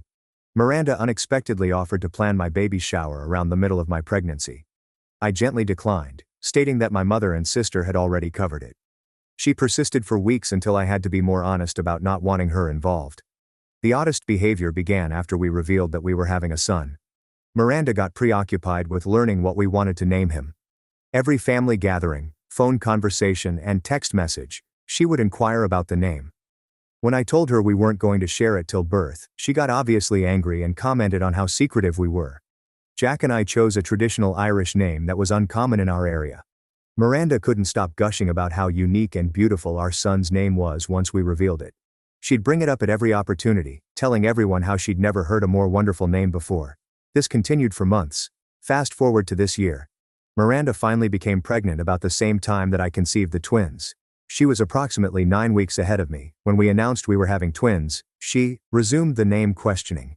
But this time she wanted both names because we were having one of each. Her remarks grew increasingly offensive. She'd make comments about how with twins, I'd probably gain twice as much weight and never recover. When someone congratulated us at a family cookout, she loudly proclaimed that we had clearly gotten pregnant on purpose, just to steal her thunder. Everyone knew we had been trying for a second kid for more than a year. I opted to ignore her comments entirely. Miranda loves on drama and arguments, so I felt the best way to irritate her was to offer her no response at all. After weeks of her repeatedly asking about the twin names, I became skeptical. I asked Jack whether he believed Miranda wanted to know our names so she could use them first, given she was due earlier. He chuckled at first, but soon understood I was serious. After some thought, he admitted that it was plausible. I then decided to put my notion to the test. Jack's father was celebrating his 61st birthday at our place the following weekend. We had been steadily putting together a nursery for the twins in our spare bedroom, but it wasn't ready yet. I devised a strategy to leave false identities somewhere Miranda may discover them if she went digging. I went online and created custom wall decals with two names that I liked but were not near to our final choices, Rose Arwen and Luke Max. I completed the entire ordering process but stopped just before completing payment. Instead, I printed the final order confirmation sheet, which included both names plainly. The night before the party, I folded the paper and put it inside the nursery dresser's middle drawer, giving the impression that it had been haphazardly shoved in there. I made sure one corner stood out just enough to be noticed if the drawer was opened. Jack thought my scheme was absurd, but he agreed to a $23 bet that Miranda would not snoop. We were busy hosting the party at our place, so we didn't pay attention to Miranda's movements throughout the evening. The next morning, I checked on the nursery. Everything looked the same. The paper was still in the drawer, exactly where I'd left it. Jack and I assumed the test had failed and forgot about it. But then I realized something intriguing. Miranda ceased inquiring about our baby names after the party. For someone who had been bothering us every day for weeks, the sudden silence seemed strange. Miranda gave birth to her baby 4 weeks later. Jack and I visited the hospital to greet our baby nephew. When I asked Miranda what the baby's name was, she smiled and said Luke Max. She stared directly at me when she said it, as if she was expecting a great reaction. Instead of appearing offended, I became overly enthusiastic. I raved about how beautiful the name was, how perfect it sounded, and how fortunate they were to choose such a lovely combination. I continued for a full minute as Miranda's attitude shifted from smug enjoyment to uncertainty to apparent frustration. Jack tried not to laugh alongside me. Later, in the elevator, he gave me $23 while shaking his head. We didn't see Miranda and Tony for a few weeks, giving them time with their new kid. Miranda, according to Jack's mother, appeared to be struggling more than expected with new parenthood, probably due to baby blues. When I informed my sister about the event, she laughed at first, but then thought I was being harsh by setting Miranda up like way. I can't decide whether what I did was wrong. Miranda was making my pregnancy difficult with her continuous demands and harsh comments. The phony names weren't even names I wanted to use someday. But perhaps I went too far with the trap. Should I feel horrible about it? Update 1. The issue with Miranda has become more difficult than I had anticipated. First, let me explain why Miranda and I never got along. The problem began when Jack and I became engaged after only 9 months of dating. Miranda told family members that I was hurrying Jack into marriage and had possibly ensnared him in some way. When Jack's grandma mentioned how excited she was to have another granddaughter, Miranda made a point of adding she hoped Jack was certain of his decision. Our wedding made everything worse. Jack and I had a typical church service for 151 guests, followed by a reception at a country club. We went on an 11-day honeymoon in Ireland. Meanwhile, Miranda and Tony had married at City Hall in front of only their immediate family, followed by dinner at a chain restaurant. Tony proposed after Miranda gave him an ultimatum concerning marriage, which the entire family was aware of. Miranda also battled with the fact that Jack's family welcomed me right away. His parents and I share similar hobbies and characteristics. His grandmother, who everyone refers to as Nana, immediately began engaging me in her weekly shopping excursions and Sunday dinners. Miranda and Tony had been together for 4 years before their wedding, but Nana had never warmed up to her in the same manner. The contrast became even more stark after Jack and I purchased our suburban home 3 years ago. Miranda and Tony continue to rent a small flat in the city because they cannot afford to buy property in their neighborhood. Jack and I both have steady corporate jobs with nice benefits, whereas Miranda and Tony work in retail with uncertain hours. Miranda had too much to drink at Tony's birthday party approximately a year ago, and got into a fight with him over money. In front of everyone, she stated that she should have married Jack rather than Tony because Jack had his life together. The entire household went silent. I was not even surprised. I assumed Miranda had affections for Jack for years based on how she behaved around him. I answered by asking whose brother she was referring to, which would be incorrect anyhow, given that Jack and Tony have a younger brother, Neo, who is just 26 years old. Miranda lost her cool entirely and began yelling at me for twisting her words. She said the next day that she did not recall saying anything wrong. Now for the latest update. Jack's mother came over yesterday to discuss arrangements for my baby shower next month. I'm due in late January, but twins usually arrive early, so we're prepping for December. While she was here, I asked how Miranda and Tony were adjusting to parenting. Jack's mother sat down with a heavy sigh, saying it was complicated. Miranda and Tony, she claims, were battling about baby names even before the kid was born. Miranda had spent months compiling lists of female names, but refused to consider male names. When Tony inquired, Miranda asserted that the baby was certainly a female. If it was a boy, she intended to give him the name Tony Jr. This sparked a heated disagreement because Tony's older son from a prior relationship is not named after him. The youngster lives with his mother in another state and visits her twice a year. Tony believed that naming the new baby Junior would be unfair to his first son. Miranda, according to Jack's mother, convinced herself she was having a daughter because she wanted one so much. Miranda refused to find out the gender while pregnant for fear of being disappointed. She insisted on enjoying her pregnancy, believing she was bearing a girl. Miranda's yearning for a girl grew stronger as a result of her family relationships. Jack's mother is the only daughter in a family of 3 brothers, and she has 3 sons herself. My son was her first grandchild, yet my daughter would be her first granddaughter in decades. Jack's mother burst into tears of joy when we announced we were carrying a girl. Jack's mother has always been nice to Miranda, but they have never bonded. She is smitten with my little son in the sweetest way. Every week they organize activities for grandmothers and grandsons. Miranda observed this bond develop, and grew persuaded that having a daughter would finally cause Jack's mother to love her in the same manner. When Miranda gave birth to another grandson instead of the granddaughter she had hoped for, something changed in her thoughts. The hospital scene was considerably messier than I expected. Miranda and Tony were still debating over names when Jack and I arrived. Miranda had never mentioned Luke Max to Tony until that point. Tony was stunned and indignant when she told us what had happened. He had no idea where those names came from and disliked them completely. Tony refused to sign the birth certificate bearing such names. They left the hospital without providing a name for the infant. According to state legislation, parents have 11 days after the birth to register a name. Miranda ultimately told Tony that he could do anything he wanted since she didn't care anymore. Tony chose Bruce Rocky. Bruce is named after his favorite basketball player, while Rocky is named after a boxer. He preserved the Rocky from Miranda's announced name, but otherwise modified everything. So, the infant was never given the name Luke Max. Miranda's attempt to utilize my fictitious names lasted precisely as long as it took Tony to put his foot down. Miranda, according to Jack's mother, has become withdrawn since returning home from the hospital. She meets the baby's basic requirements but appears distant from anything else. She broke down crying in front of Jack's mother last week, stating she'll probably never have a daughter due to her age and their previous fertility issues. Despite everything Miranda has put me through, I now feel awful for her. Having a healthy baby should be enough.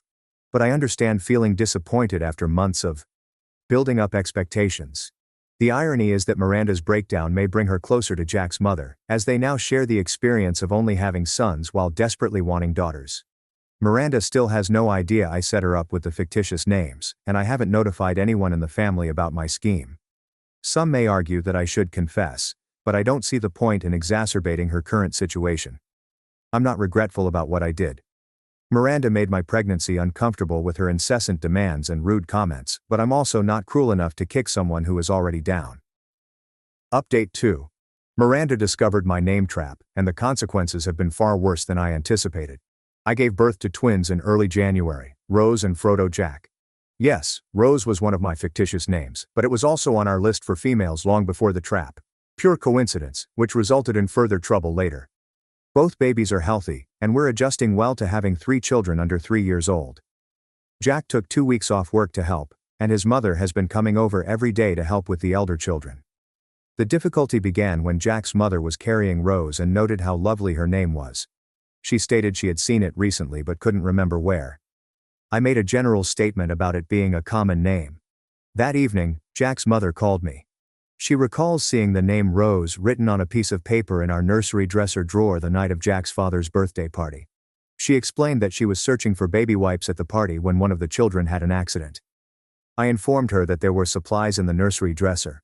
When she opened the drawer, she noticed the corner of a paper peeking out and tugged it to push it down properly. She had glanced at it and seen both names, Rose Arwen and Luke Max. Jack's mother assumed those were our chosen names and didn't think much of it at the time. But when Miranda introduced Luke Max at the hospital, Jack's mother recognized Miranda had read the same newspaper elsewhere.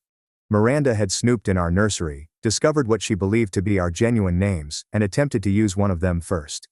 Jack's mother was furious that Miranda had gone through our personal belongings and that I felt the need to build a trap. I decided to give her the entire truth about my concerns and the phony name arrangement. Jack's mother was not pleased with the deception, but she understood why I had done it. She was angrier about Miranda's probing than my trap. The trouble arose when Jack's mother could not keep the story to herself. She told Jack's father, who notified Tony during a phone call about something else altogether. Tony confronted Miranda, who initially denied everything but later admitted to looking through our dresser drawers. According to Tony, Miranda broke down totally when she discovered we had duped her. She stated that she had planned to use any term she could find to hurt me and make herself feel better about her own disappointments. She'd spent months resenting my pregnancy and wishing to ruin something for me in the same way that her reproductive issues had ruined everything for her. Tony was upset, not only because of the spying, but also because Miranda admitted that she tried to name their son specifically to hurt me. He informed her that she needed to apologize to both Jack and me immediately. Miranda declined. She claimed I had humiliated her by setting her up, and she refused to apologize for anything. She said that I was manipulative and had turned the entire family against her. This resulted in a massive brawl between Miranda and Tony. He pointed out that she had brought all of this upon herself by searching through our personal items and attempting to take our baby names out of spite. Miranda accused him of choosing my side over his own wife's. The disagreement heated up when Tony said that he had never liked the name Luke Max and was relieved they had ended up with Bruce Rocky instead. Miranda screamed that she despised the name Bruce Rocky and wished she hadn't had a baby at all if it wasn't going to be female. Tony moved out that night and has been residing with Jack's folks for the last 3 weeks. He has been caring for baby Bruce throughout the day, while Miranda works, and then returning him to her at night. They barely talk to each other. Jack's mother is stuck in the middle, trying to help with both grandsons, while Tony and Miranda work out their marriage. She is disturbed about the situation and concerned that all of the strain would impact baby Bruce. Miranda has been telling everybody who will listen that I am a bad person, who ruined her marriage via my scheming. She has convinced some of Tony's co-workers and extended family members that I am manipulative and harsh. Jack is unhappy with his brother and Miranda for involving our newborn babies in their turmoil. He wants to cut all touch with them until they resolve their issues. I'm inclined to agree, but Jack's mother begs us not to exacerbate the situation by further dividing the family. I wasn't expecting my small test to reveal this level of dysfunction in Miranda and Tony's relationship. I only wanted to confirm my thoughts about the name theft. There is now a baby caught between two parents who are unable to be in the same room. Part of me feels bad for starting this series of events, but a larger part of me believes Miranda's behavior was bound to produce difficulties soon. I simply happened to be the catalyst that brought everything to light. Update 3. Miranda and Tony separated, and she has vanished from our lives entirely. The divorce process progressed fast, because they had only been married for 6 years, and did not own much jointly. Tony maintained their apartment lease and furniture. Miranda moved back in with her parents in another city around 2 hours away. The custody arrangement for infant Bruce became the most serious concern. Miranda first wanted full custody, stating Tony's work schedule was too unpredictable for him to be a responsible parent.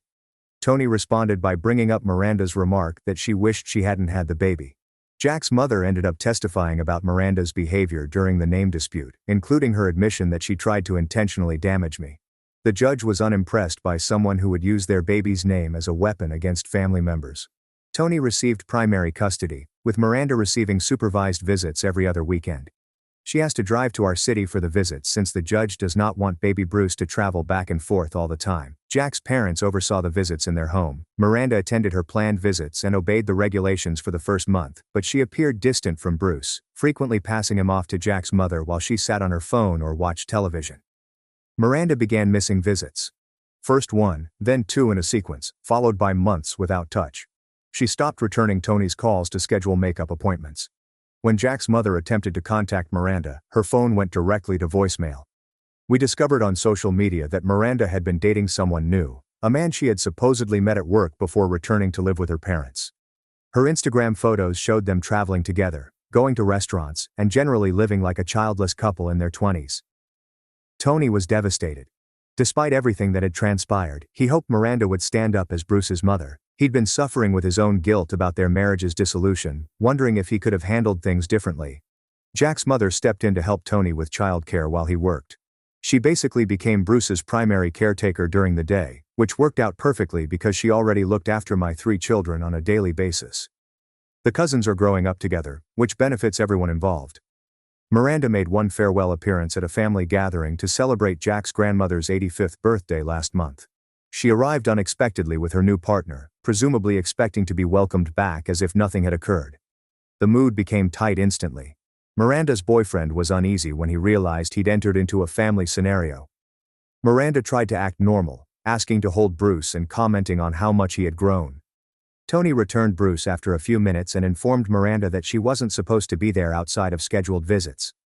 Miranda claimed she was family and had every right to attend family gatherings.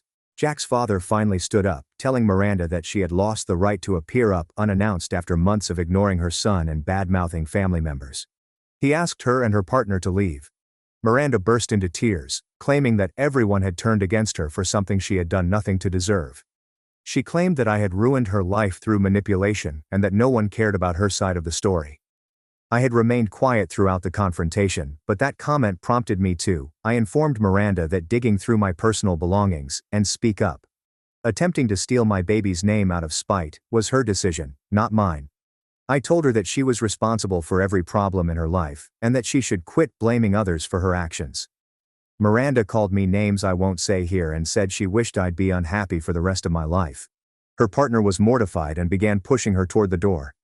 They left as she continued to hurl allegations at various family members.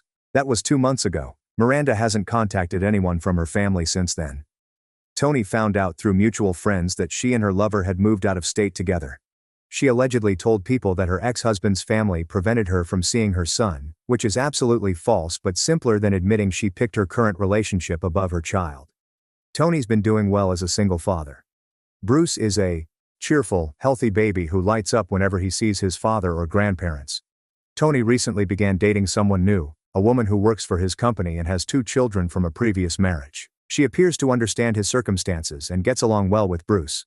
As for me, I have no regrets about creating the name trap. Miranda's reaction to being caught exposed her true personality. Someone who would abandon their child because they couldn't take being exposed for their petty, spiteful actions was never going to be a decent mother. My twins are prospering, and my elder son enjoys being a big brother. Jack and I are tired yet thrilled with our 3 children. Despite everything, Jack's bond with Tony has grown stronger. They now communicate regularly and support each other as fathers. Family gatherings are much more serene without Miranda's drama and nastiness. Jack's mother may focus on being a grandma rather than dealing with Miranda's emotional outbursts. Even Jack's father, who normally keeps out of family disputes, has remarked on how much more calm everyone appears. People sometimes ask me if I'm unhappy with how things turned out. The reality is, I did not cause Miranda to abandon her child or end her marriage. I simply created a situation that revealed her actual character. She could have accepted being caught gracefully, apologized for snooping, and gone on with her life. Instead, she chose to destroy every relationship she had, rather than accept responsibility for her actions. Bruce is better off without a mother who despised his existence from the day he was born. Tony is better off without his wife, who married him as a consolation prize and spent years wishing she had picked someone else. The entire family is better off without someone who adds drama and negativity to every gathering. My name trap worked better than I expected. I figured I'd catch Miranda being inquisitive and embarrass her a little. Instead, I unintentionally helped a baby escape a terrible mother and Tony leave a poisonous marriage.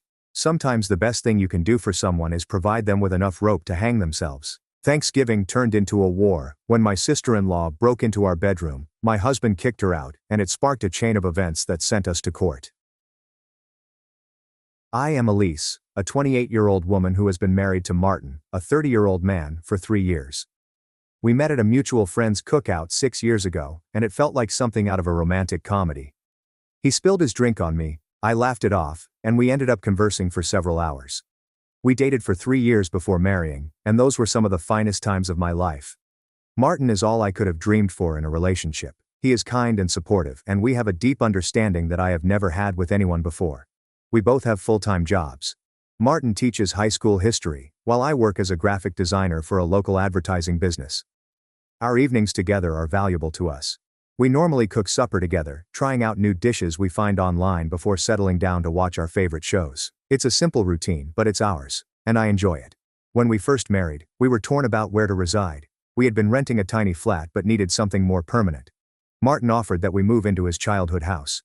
His father, Henrik, died of cancer 6 years ago, and his mother, Margot, 57, a female, lived alone in the huge 2-story mansion. Initially, I was apprehensive. Moving in with in-laws can be challenging, and I was concerned about privacy and boundaries. But when Martin explained the scenario, everything began to make sense. The house was large enough for us to have the entire upstairs to ourselves while Margot lived downstairs. It looked like a win-win situation. We'd have our own room, Margot's company, and the ability to save for the future. Margot is a lovely woman who prefers to remain to herself. She is a retired librarian who spends her time reading and gardening. When we first moved in, she made it plain that she valued our privacy and would not interfere in our life. She even joked about putting a bell at the bottom of the stairs so we'd know when she was coming up, but we assured her that was unnecessary. For the first few months everything was fantastic. We settled into a comfortable rhythm. Martin and I would depart for work early in the morning, frequently running into Margot in the kitchen as she prepared her morning tea. We'd talk briefly before leaving. In the evenings we'd all eat dinner together and tell stories about our days. It felt like we were creating a true family dynamic. But then Martin's sister, Sophia, 34, a female, began making complications. Sophia and Martin were very close growing up. Despite their 2-year age difference, Martin frequently told me about their childhood escapades and how Sophia had always been protective of him. When Martin first introduced us, I was excited to start a connection with her, expecting for the sister I never had. However, Sophia was cold and contemptuous of me from the start. At first I assumed she was just shy and needed time to warm up to me. But as time passed, it became evident that Sophia simply disliked me. She would make sarcastic remarks about my attire or my profession, always with a charming smile, making it difficult to confront her without being overly sympathetic. Sophia is married to Julian, a 34-year-old male, and they have 2 children, an 8-year-old boy and a 6-year-old daughter. They reside around 25 minutes away in a pleasant suburban community. Despite having her own family, Sophia pays practically daily trips to her mother. At first, I thought Sophia's proximity to Margot was endearing, but I quickly understood that Sophia's visits were more about keeping an eye on us and trying to control what happened in the house. About 6 months after we moved here, I arrived home early from work since I wasn't feeling well. Sophia was searching through our belongings when I arrived home, which shocked me. When I asked what she was doing, she explained that she was looking for an old family photo album. I knew this wasn't true since Martin and I had gone through all of the old photos when we moved home and properly organized them in the downstairs living room bookshelf. This episode resulted in our first major confrontation. Sophia began criticizing how we kept our space, claiming it was disorganized and that I clearly did not know how to keep a home. I was upset and angry, but I tried to stay calm. I simply informed her that we both work full-time and try to keep things tidy whenever possible. This appeared to set Sophia off.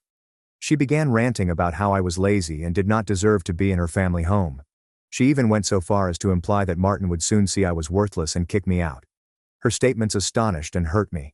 I had always tried to be courteous and respectful to Sophia, even when she was chilly towards me. Hearing her utter these things was like a slap in the face. When I told Martin about the incident that evening, he was furious. He couldn't believe his sister would act like that. The following day, he confronted Sophia when she arrived to see Margot. Sophia attempted to deny everything, claiming I was exaggerating, but Martin did not believe her. He made it obvious that if she couldn't respect me, she wouldn't be welcome in our house. This only appeared to drive Sophia more determined to stir trouble. She began circulating allegations about me among other family members. She informed their aunts and uncles that I was attempting to build a gap between Martin and his family, that I was transforming him and turning him against them. It was aggravating and upsetting, especially since I had to always strive to be nice and kind to everyone in Martin's family. Things came to a climax over Thanksgiving last year. We were hosting a dinner for both of our families, which I had spent days planning. I wanted everything to be perfect, believing that a nice family gathering would help things go smoothly with Sophia. I had even asked Margot for some of their family recipes to incorporate into the lunch. Everything was going great on Thanksgiving Day, until Sophia arrived with 3 of her pals. We hadn't invited them, and there was insufficient food for more visitors. When I calmly conveyed this to Sophia, she raged, accusing me of being selfish and unwelcoming. The argument that ensued was heated. Sophia yelled that I was attempting to take over the family and force her out. She even accused me of influencing Margot into turning against her. I was in tears, and Martin was furious. He ended up asking Sophia and her companions to leave, which made her even angrier.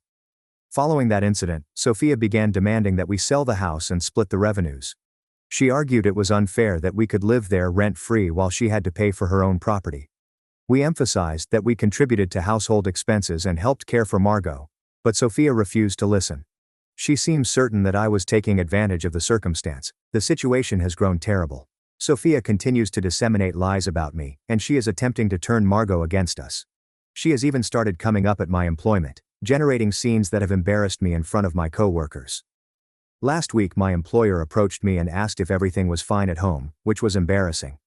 Martin and I have considered moving out, but we don't want to leave Margot alone, and we adore this house. It's more than simply a house to us. It has memories of Martin's father, and we've formed our own memories here throughout the years. The idea of leaving because of Sophia's actions feels like letting her win. I am at a loss on what to do. I have tried everything to make peace with Sophia. I've invited her for coffee to try to talk things out, sent her meaningful birthday and Christmas gifts, and even offered to babysit her children in an attempt to create a relationship, but nothing seems to work. She appears to be determined to dislike me no matter what I do. Martin is really supportive, but I can tell how much this family dispute is dragging on him.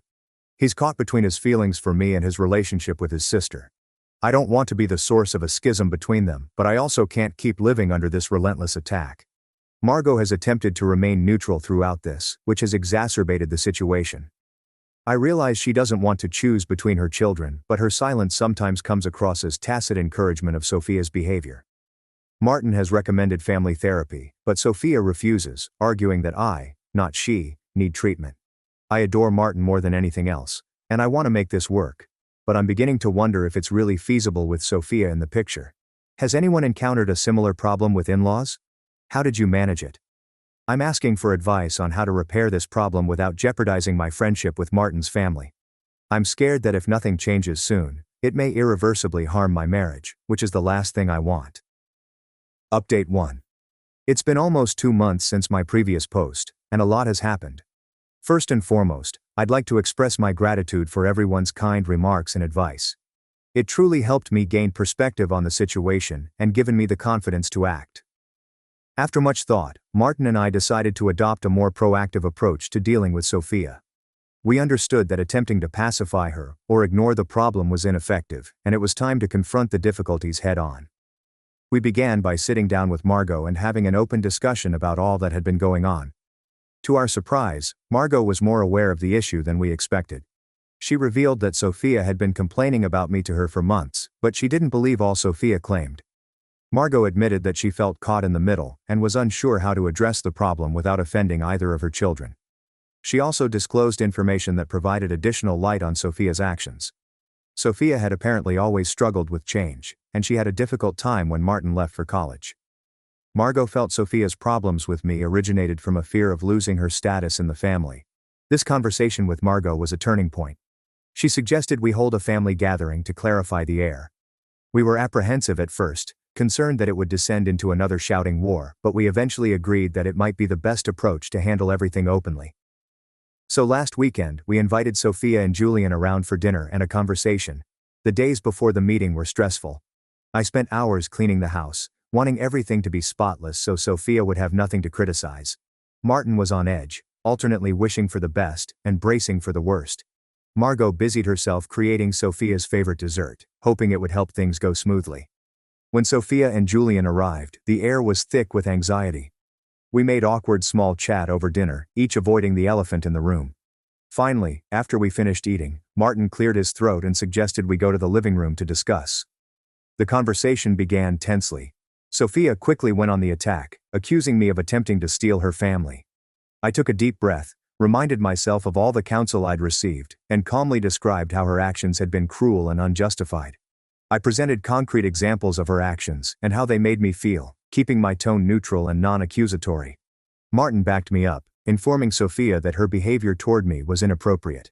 He reminded her of all the times I had attempted to establish a relationship with her only to be rejected or humiliated. It was difficult for him, I could see, but he held steady in his support for me. To our amazement, Julian spoke up. He had always been silent during family gatherings, and I realized I had scarcely known him despite being in-laws for 3 years. He revealed that Sophia's infatuation with her childhood house and hatred toward me were causing problems in their own marriage.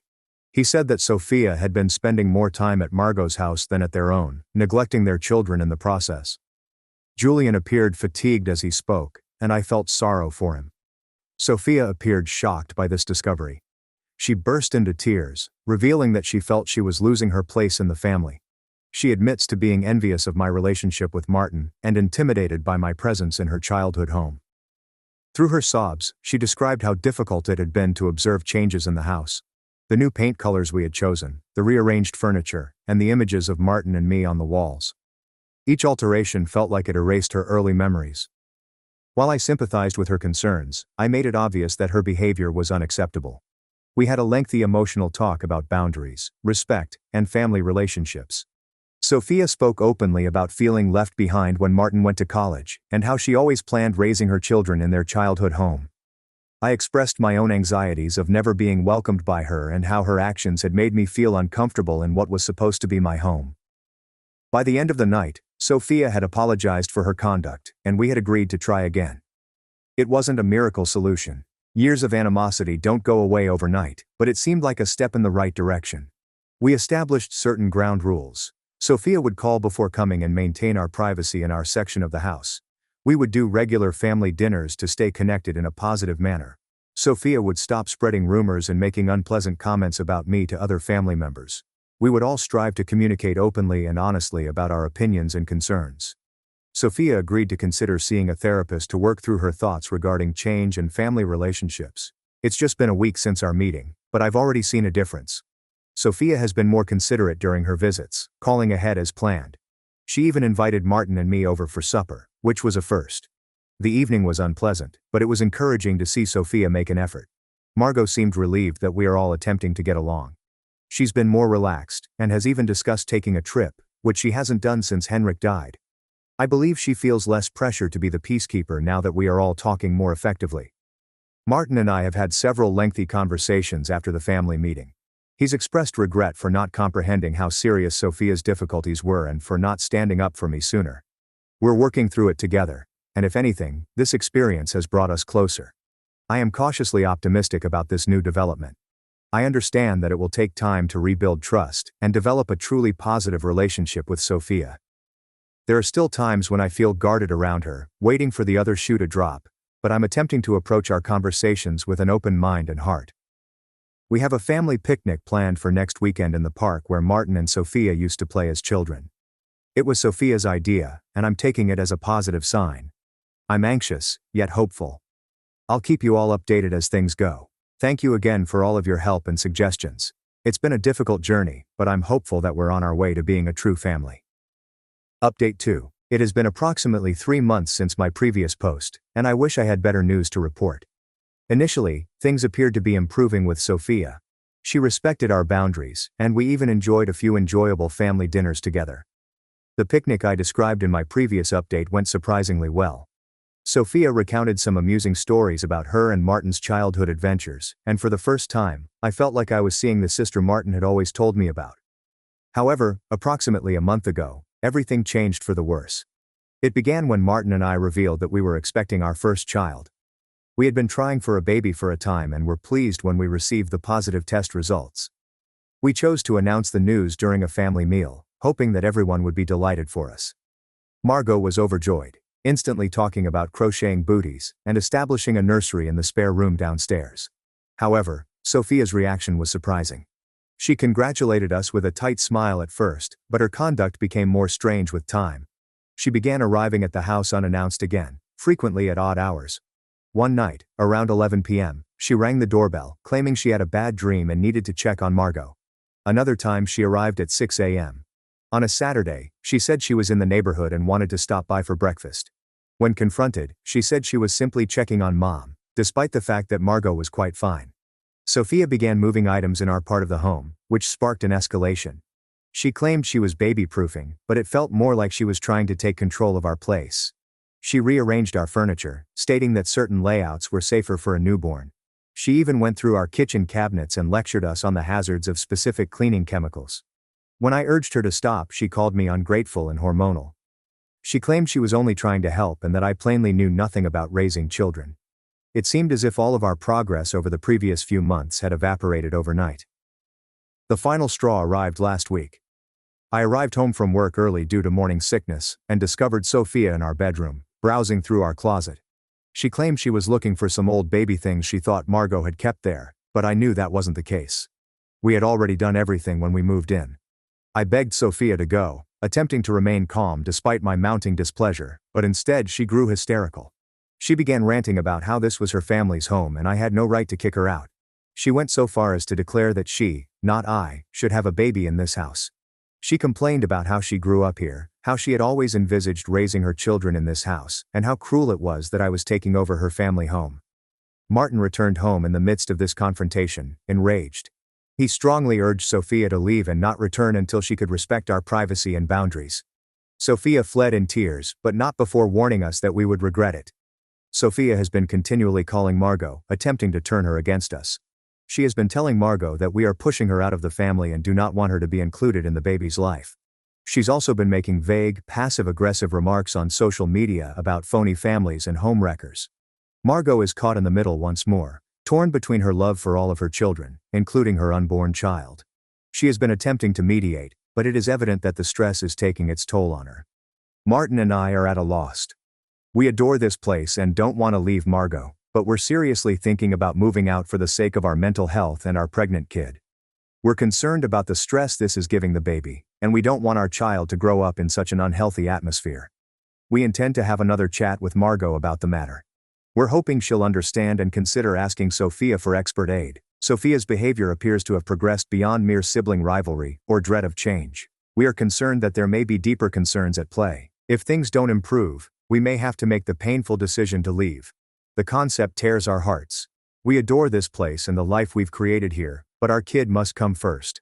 I'll provide an update whenever more information becomes available. Thank you for your ongoing support during this difficult time.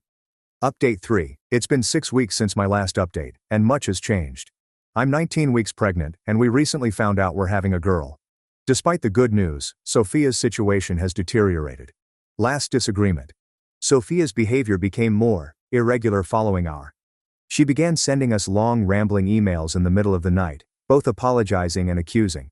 She'd beg pardon one moment, and then blame me for wrecking her family the next. She would come up at our employment, raising a commotion and embarrassing us in front of our co-workers. My employer had to ask her to leave twice, and I was embarrassed. The breaking point happened 2 weeks ago. Martin and I returned from a doctor's appointment where we received our 20-week scan. We were delighted to show Margot the ultrasound photographs, but when we stepped in, Sophia began cooking supper as if nothing had happened. Margot sat at the table looking uneasy.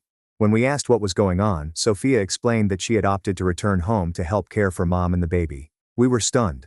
Martin immediately informed Sophia that this was not occurring, but she refused to listen. She began shouting about how this was her family home, and she had a greater right to be there than I did. In the heat of the moment, she revealed that she had been planned on moving in for weeks, and had even begun moving some of her belongings down the basement. Margot finally spoke up. She revealed that Sophia had been pressuring her to accept this arrangement, even threatening to cut off contact if Margot did not cooperate. Margot was too terrified of losing her kid to say no, although she was clearly upset by the circumstance. Martin was spurred to react after seeing how distraught his mother was. He politely but firmly informed Sophia that she needed to leave immediately, or he would contact the police. Sophia burst, yelling and flinging objects. In her wrath, she accidentally knocked over Margot, causing her to fall and hit her head on the kitchen counter. The following few hours were a jumble of ambulances, cops, and hospital waiting rooms. Fortunately, Margot was fine, with only a little concussion, but the tragedy served as a wake-up call for everyone. While in the hospital, we discovered that Sophia had been dealing with some mental health concerns, and had lately stopped taking her medicine without contacting her doctor. This explained some of her unpredictable conduct, but it did not justify it. In the aftermath of this occurrence, we took some major decisions. We've filed a restraining order against Sophia. It crushes our hearts to do this, but we must prioritize both our own and our unborn child's safety. Margot has agreed to undergo treatment to cope with the issue and establish healthier limits with Sophia. We're working with Sophia's husband, Julian, to make sure she gets the assistance she requires. He's been really helpful and apologized for the entire affair. For the time being, we have opted to stay at home. Margot requires our assistance, and we do not want to uproot our lives because of Sophia's behavior. We're renovating the basement into a modest apartment for Margot, providing her more independence but keeping her nearby. It's been a difficult few months, but we're optimistic that these improvements will result in a more peaceful future. We're focusing on getting ready for our daughter's arrival and building a loving, secure home for her. Thank you for your support throughout this difficult journey. Your wisdom and warm words have given us strength. We're looking forward to the next chapter in our lives, which hopefully will be less dramatic and more joyful. You're single, you don't need a whole place. My sister wanted my home for her family. I refused. She called me selfish and ended up drowning in bills. I am the older brother, 29, and my younger sister, who is now 27, has always been the golden kid. Allow me to take you through the entire narrative from the beginning.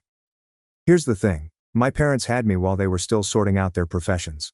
3 years later, my sister was born. It was evident from the start who was the favored. My parents were polite to me, but once my sister arrived, everything seemed to revolve around her. People noticed it too. Relatives would comment on how much attention she received, but my parents would simply laugh it off. As children, the preference was clear. My birthdays were tiny, with homemade cake, whereas my sisters had booked locations and large guest lists. When I asked why, my father responded, "You're older now." I was 8, she was 6. Toys were the same. I saved months for a skateboard. She mentioned wanting a bike and got one by the weekend. My mother's explanation was always, "She's younger. Let her enjoy it." School also made it plain. I received high marks and quickly found a nice job. My sister brought home average work or a painting and put it on the fridge. I took second place in a science fair. My father did not attend since he had work.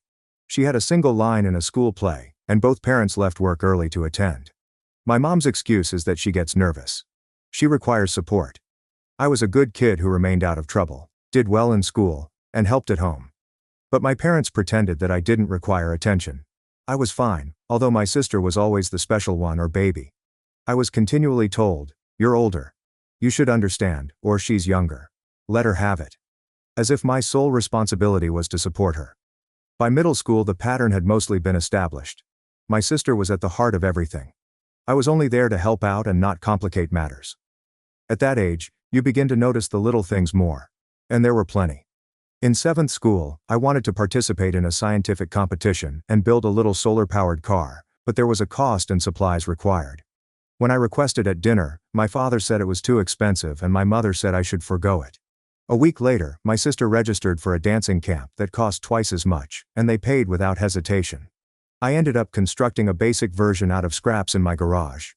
I couldn't compete, but my teacher was impressed that I tried. That's when I realized that if I wanted something, I had to do it myself. However, home life was about more than just money. It was how they treated us. If my sister made a mess, I was expected to clean it. If something went missing, it was presumed that I was responsible. She once left an open juice box on the couch, which discolored the fabric. My mother called me from my room and urged me to tidy things up. I said it wasn't me. She commented, "I know, but she's tired. Just do it." That was natural. She also had a propensity of talking back. She would quarrel, roll her eyes and slam the doors. My parents dubbed it attitude. If I did something like that, it was considered disrespectful. And I'd lose privileges. There were occasions when my father would take me aside and say things like, "She's your little sister. You have to keep the peace. Don't provoke her." It didn't matter who started it, it was always up to me to smooth things out. At school, I began to notice how my life differed from that of some of my friends. My friend's parents attended his basketball games, assisted with projects, and inquired about his academic progress. At our house, most talks with me were orders. Take out the trash. Help your sister with her homework. Do not stay out too late. My sister was continually asking questions and giving praise. How was your day? What would you want for dinner? You did exceptionally well. By the age of 16, I had ceased expecting anything from my parents and instead focused on myself. I cut lawns, took odd jobs, saved money, and bought my own belongings. My sister still got everything handed to her and she even quipped, "I'm the favorite." My parents smiled. I kept quiet, knowing that speaking up wouldn't change anything. By the time high school began, I had ceased asking for things. I rarely went on school field excursions, since I knew the answer would be no. The class once traveled to a science facility outside of town, which cost about $30. I did not even bring it up. I used to believe that money was limited, but then I saw my parents take my sister shopping for clothes or electronics. Once, I overheard my mother on the phone with a family acquaintance. She responded, "He's fine. He doesn't need much. She's the one we have to focus on. She's more sensitive." I think that's how they perceived me. Someone who did not need assistance or attention. But I did. I've just learnt not to anticipate it.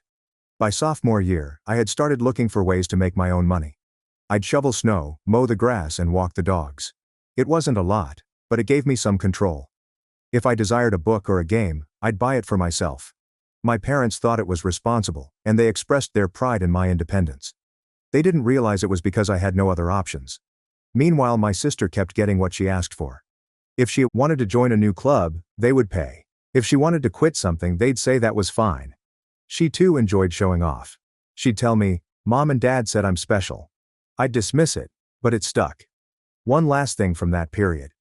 There was a career expo at the school. I wanted to go since some tech businesses were coming. It was a Saturday event. I asked my father for a ride. He stated he was busy driving my sister to a friend's party. My mother told me to just ride the bus. I went anyway, but the bus route was sluggish, so I missed the first part. When I went home, my sister was telling me how much fun she had at the party, and my parents were beaming as they listened. I didn't even mention the fare. By the time of high school, I had ceased expecting them to be present for anything important to me. I kept my head down, worked when I could, and intended to leave as soon as possible. By the time I graduated high school, I realized I couldn't rely on my parents for anything. They had covered part of my essential education fees, but anything else I required came out of my own wallet. My sister had just turned 17 and already owned a used automobile that my parents had purchased for her. I asked if I might borrow it for prom, but the answer was no since she might need it. I ended up taking a ride from a friend. It didn't concern me much at the time. I'd learnt that I needed to manage things on my own. I was accepted into a decent state college. Nothing spectacular, but solid. And it was in another city, which was significant for me. I desired space. My parents made a big fuss about how they couldn't afford much help and that I needed to be responsible. I was offered financial aid and a tiny scholarship. They paid for my second semester's books, but I covered the rest, including lodging, food, and transportation, with a combination of part-time employment and savings from mowing lawns and doing odd jobs in high school. My sister received a large good luck supper when she began community college later. When I departed for school, it was only a quick goodbye. The first year was difficult, but I learned a lot. I worked evenings at a coffee shop close to campus. On weekends I took shifts in a bookshop. My grades were consistent, but I was unable to attend as many parties or hang out as some of my classmates. I did not mind. It was fantastic to know that I earned what I had. I had a strict budget. I kept a notebook with every expense, even to the smallest snack. When I wanted a new phone or a better laptop, I planned months in advance. I rapidly discovered that if money is not tracked, it evaporates quickly. Meanwhile, my sister remained the focus of my parents' attention. She transferred programs twice before deciding school wasn't for her. She lived at home without paying rent. They purchased her a modern car because the previous one was unreliable. I found out about it when my mother called to ask for help setting up the Bluetooth. It did not surprise me. During family dinners, she would whine about being bored or wishing to travel. My parents would nod and say, "We'll figure something out."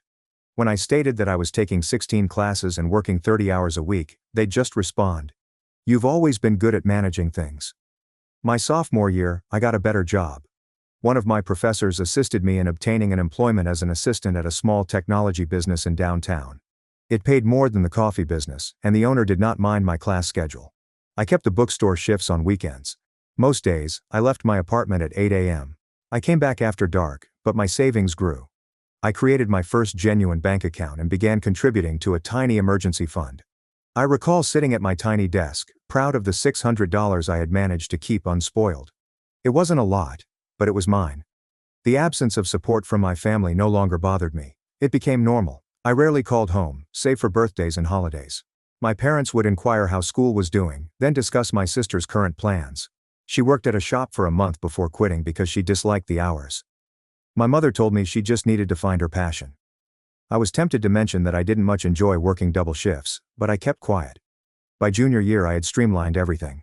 I moved into a cheaper apartment with 2 roommates, sold my old bike, and used the money I had saved to buy a second-hand automobile. It was not fancy, but it was dependable. Every dime counts. I found freelancing employment online. Simple data input, coaching, Or anything that pays. I also began reading about investment. Nothing major, just fundamentals like saving, budgeting, and compound interest. I didn't have much, but I enjoyed the thought of being prepared. My parents organized a lavish celebration for my sister's 19th birthday. She received a new laptop and a week-long trip to the coast with her pals, which they paid for. I wrote her a simple note that read, "Happy birthday." No party for me when I turned 21. I celebrated by working a shift and getting takeout with a friend. It did not hurt. It was simply the way things were. My parents set various standards for us. They always have. I just made sure to stay focused. By the time I was about to graduate, I'd saved enough for a deposit on an apartment and had paid off my tiny student debts. I didn't immediately notify my parents since I didn't want to hear comparisons or comments. When I mentioned it during a phone call, my father responded, "Good. Now maybe you can help your sister when she needs it." That line resonated with me. It was not intended as a joke. They actually saw me as her backup plan. That was when I resolved that whatever I made would be for myself. I would not let their priorities influence mine. Well, after graduation, I remained in the same place where I attended school. The computer company where I worked part-time offered me a full-time position. It wasn't a lot of money, but for a 23-year-old just out of college, it was adequate. I moved into a better apartment with one roommate, kept my car running, and began saving money each month. I had a plan. Continue to work hard, save money, and eventually buy my own place. At home, nothing has changed. My sister, at 21, was still living with my parents. She did not return to school after dropping out of community college. She worked a few short-term jobs, quit when she didn't like the hours, and complained about not receiving enough help. My parents treated her as if she were under siege. Every time I called, the conversation always revolved around her. "Your sister is figuring things out. She's stressed. Be nice to her. She's sensitive." Around this time, the rudeness became more noticeable. When I visited for the holidays, she treated me as if I were a visitor in her home. She'd leave her belongings everywhere, make disparaging remarks about my clothing or automobile. "Wow, you're still driving that old thing. Do you even have time to live your life working all the time?" If I ignored her, she would press, "Why are you so quiet? Are you too good for us right now?" One Thanksgiving, I brought a little basket of food and drinks. Nothing spectacular, just something to give. She rolled her eyes and said, "Thanks, but Mom already covered everything." "You really don't have to show off." My parents didn't say anything to her. My father actually told me, "Don't be offended, she jokes like that." When she started seeing a guy, things got worse. She bragged about how supportive he was and how they were going to do great things. At one dinner, she made a point of mentioning, "He doesn't just work all the time like some people." My mother chuckled. My father said, "She just wants you to loosen up." I kept my distance, but I recognized the trend. They minimized all of my wonderful work. Whatever she accomplished, they exaggerated. Around that time, I received my first promotion. My manager summoned me to his office and offered me a team lead role. I was proud of it. I planned a modest dinner with close friends and sent invitations to my parents and sister. They said they will attempt to arrive. The day arrived. I reserved a good site, nothing fancy, but I wanted to celebrate. Everyone but my family showed up. I called my mother thereafter. She corrected herself. "Oh, sorry. Your sister got a new certification and we went out with her.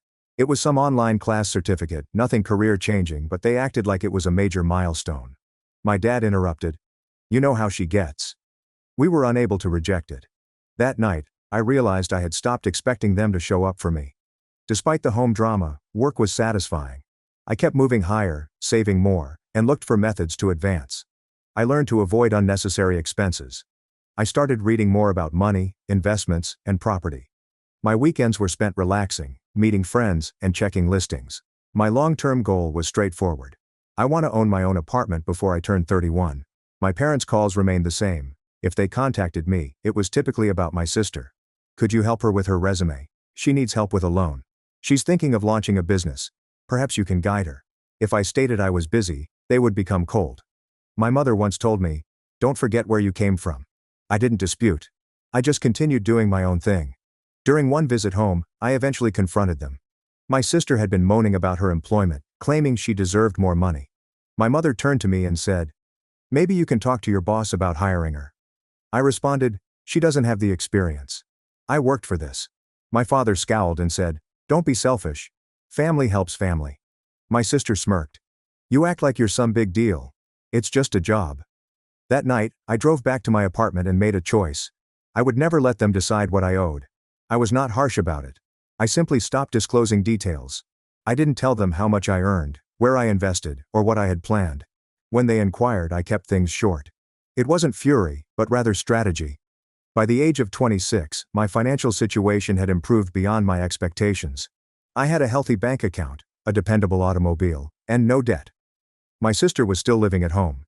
She had a newer automobile, which my parents helped her buy, and they paid for some of her costs. She'd make online comments about her independence, but I knew the truth. She eventually totaled the automobile. When my parents reminded me that I should keep an eye out for her, I simply nodded. I was not going to argue. I had bigger plans and did not need their approval. Every snide remark and overlooked moment only made it clearer. They were not going to change, and neither was I. By the time I was 27, I had established a good routine. Work was consistent, and my savings finally looked like something. I kept my spending modest and said no to many things. My buddies called me stingy, but I knew what I was doing. I wanted to own something before turning 31. I began to look seriously at places. I spent my weekends researching listings, meeting agents, and crunching numbers. I wasn't looking for anything extravagant, just a tidy, stable apartment in a good location. After months of searching, I discovered it. 3 bedrooms, plenty of light, and near to work. The price was reasonable, and I could afford the down payment. Signing those papers felt like crossing the finish line. I did not inform my family right away. I waited until I held the keys in my hand. Then I sent a group text featuring a snapshot of myself in front of the building. Finally, I have my own place. It took a bit, but here we are. The responses were predictable. My mother answered, "Congrats. When are you having us over?" My father wrote, "Good job. Your sister will want to see it too." My sister responded, "Finally. It took you long enough." I invited them to a weekend lunch. I prepared, kept things basic, and gave them a tour. My mom instantly commented on how light and open it was, and how ideal it would be for a young family. My father inquired about the 3rd bedroom, guest room, and office. My sister interrupted before I could respond. "It's obviously wasted space. Imagine a crib in there." I cracked a joke. "Good thing I bought it for me. Not for you to play dollhouse." She rolled her eyes. "You don't even have anyone. It's just you. Kind of selfish to keep a whole place like this to yourself." My father gave me a look as if I should ignore it. I did not. "Yeah. I worked 3 jobs and skipped vacations so I could selfishly buy something with my own money. Shocking, right?" My mother shifted the subject, but I recognized the tone. They were impressed, but it seemed like they couldn't give me full credit. They inquired about furniture costs, and then my father added, "Well, at least it's in a good spot. Easy to sell when you upgrade. Maybe your sister can use it if she needs something short term." I laughed again. "Yes, if she has market rent and a signed lease." They didn't like that. My mother responded, "You're so sarcastic. We're just saying families help each other." Exactly. I helped myself because no one else was offering. They fell silent after that. Lunch was fine, but the comments continued. My sister would send texts like, "When I get my own place, it's going to be bigger." Or, "Nice apartment. Could use more color though." I would just give a thumbs up or say, "Great. Let me know when that happens." Months later, during another family dinner, things flared up again. My sister was discussing how pricey everything were. She complained about rent and gas, saying, "It must be nice to have a free place." I replied, "It is not free. Banks enjoy receiving monthly payments." My father interjected, "She just means you don't have to worry about moving. It's easier for you." "Yeah," I replied. My sister glared. "It's easier when you plan ahead and don't quit every job you get." "You think you're better because you bought a box with windows?" I asked. "Better than complaining about a box I don't own." My mother urged us to stop. "You two are always at each other's throats. Your sister is just stressed." "She's always stressed," I explained. "Maybe that's why you keep paying for her stuff." My father exclaimed sharply, "Enough. We help her because she needs it." "Right," I said. "And I managed because no one helped me." "Got it." The room fell silent. My sister said something about my being selfish. I just stated that if being selfish implies not relying on your parents at the age of 25, you are guilty. Despite the anxiety, I did not ask them for anything. I did not bring up my finances. I stayed focused on my job. Everything was going nicely. Meanwhile, my sister remained adrift. She worked a series of temporary jobs and blogged online about how difficult the economy was. Every time I went home, my parents talked about her plans and lofty dreams, and they rarely asked about mine. I didn't care anymore. I was confident in my ability. However, the clues did not cease. My mother would suggest, "When you settle down, maybe your sister could stay at your place for a while." My father quipped, "Hope you got a spare key." My sister giggled, "Yeah, you should keep it clean for when I need it." I gave the same response each time. Not happening. I worked for it. One night, my father called unexpectedly. My sister needed somewhere to stay after a split. He asked if she may stay at my place for a few weeks. I said, "No, she's your sister." He said, "She's also an adult." I responded, "She's got 2 parents and a bus pass. She'll be fine." He didn't like that. "You've changed." "No," I replied. "I just stopped being the backup plan." I could feel the sting, but I didn't feel guilty. I was clear from the beginning. What I built was mine. They had several years to treat me like family. They chose to treat me as if I were a support staff member. Now I was only returning the same energy. Months later, I had everything running just as I intended. Work was steady. I had savings. My space was properly decorated and felt like mine. My sister, meantime, remained at home. She had 3 jobs and a brief relationship that ended horribly. My parents continued to treat her as if she were frail, whereas I was the responsible one. Then came the family barbecue. It was late July. Everyone was present. Parents, aunts, uncles and cousins. I arrived with some drinks and sides. My sister arrived last, arms around her lover. The entire family surrounded her as if she were the guest of honor. 2/3 of the way through, she stood up with a wide smile. "I have news," she announced, raising her glass. "We're having a baby." Everyone shouted, hugged her, and congratulated her lover. I approached her and said, "Congratulations. I hope you're ready for no sleep." She smirked. "Well, I'll have a lot of help, right?" I didn't give it much thought. Then the night went on. Then my aunt inquired, "So, are you still planning a wedding?" My sister replied, "Yes, but the timeline is complicated now." She turned to me and smiled overly warmly. "Actually, this is the perfect time to bring this up. I've been thinking about your apartment. It would be the perfect place for us. Close to everything. Plenty of space for the baby." I was nearly laughing, thinking it was a prank. "Good thing I bought it for myself, not for a lease." She scowled. "I am serious. We can't stay with mom and dad forever. I need a safe haven, and you have that second room you don't even use." "You're correct," I answered. "It's for my office and my stuff. It's crazy how people use rooms in their own homes." She rolled her eyes. "Come on. You don't even have a family. It's just you. This would really help me out. I worked 3 jobs for years to get it. Maybe you could try that method." My mom got involved. "She's asking because she needs it. You're single. You can wait a little while to get another one." She was staring at me. "Wait, you want me to hand over the place I bought because she's pregnant?" My dad responded, "She's starting a family. That's more important right now. You'll understand when you have kids." I shake my head. So all those years I was on my own, working, paying rent, saving. None of that counted. But she gets pregnant and suddenly my work belongs to her. My sister's arms are crossed. "Don't make it a big deal. You can rent somewhere else for a year or 3. We'll take good care of your place." I laughed. "Yeah, because you're famous for taking good care of things like that job you quit after 4 weeks or the car you totaled." "Wow," she remarked with a loud voice. "So, you're going to hold that over me forever?" I thought family helped each other. "They do," I informed you. "When it's a 3-way street, not when it's a 1-way handout." My mother's expression stiffened. "You always have to bring up the past." "She's asking for help during a hard time." "Hard time?" was all I responded. They made a decision. I did not sign anything. I am not their safety net. My father's voice increased. "Don't talk like that. She's your sister. Show some respect." I got up. Respect works both ways. Respect my work, money, and home. The table fell silent. My sister started crying.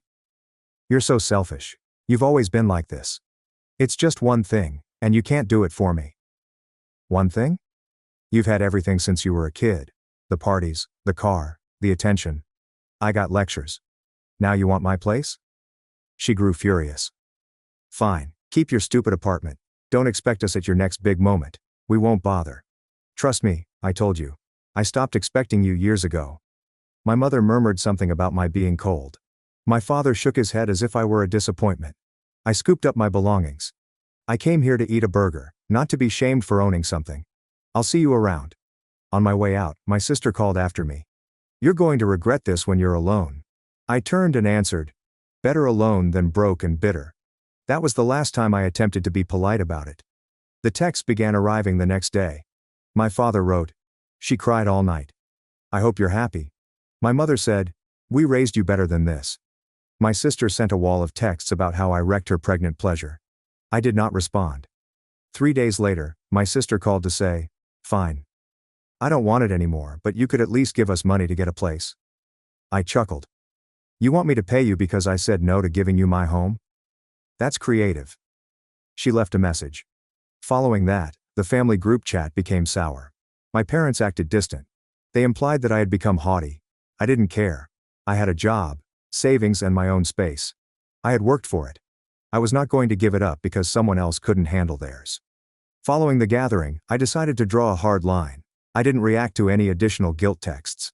My sister remained angry. My parents were cold. At first I believed everything would calm down. Instead, they doubled down. They started telling family about how selfish I was. A cousin messaged me, what's going on? Your mom said you wouldn't let your sister stay with you. I once said, I bought my own home after years of working. They think it's theirs, which is not the case. Most of my cousins agreed with me. Some people commented, yeah, your parents have always babied her. That was lovely to hear. But I didn't need it. Work was my secure place. I put in more hours, took on tasks, and was noticed. A few months later, my manager contacted me about another promotion. It came with a raise and increased flexibility. I decided to celebrate, but this time, I did not invite my parents or sister. I hosted a little celebration with friends and a few supportive relatives. Everyone else sent their congratulations. My parents did not even text.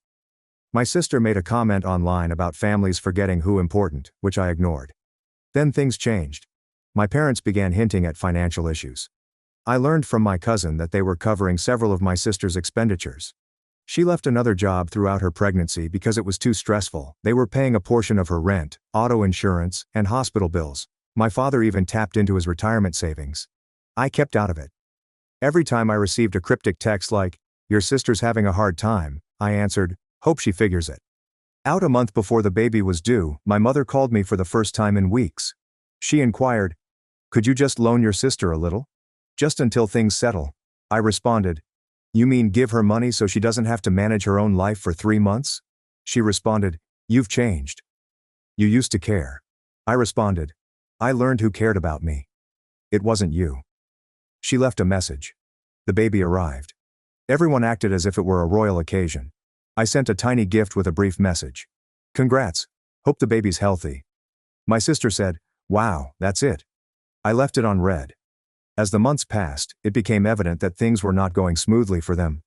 The boyfriend had inconsistent work. The bills piled up. They moved in with my parents. When money became tight, the wedding preparations fell through. I learned this from my aunt, who told me, your parents are stressed. Your father is covering everything. I just said they made their decisions. I was not gloating. It was only a fact. Then came the moment that decided it for me.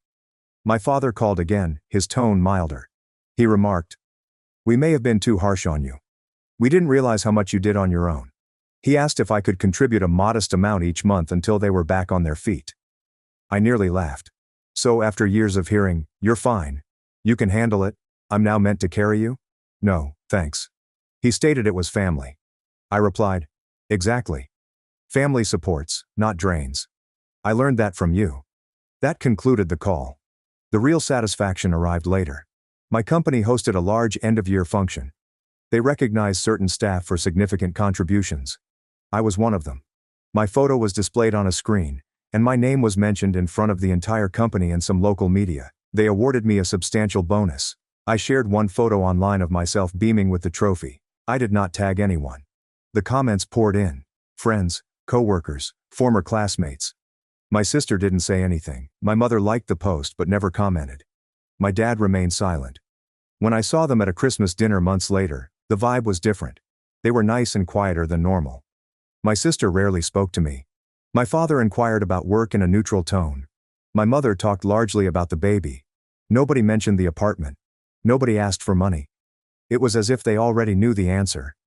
My sister whispered, "You must feel pretty proud."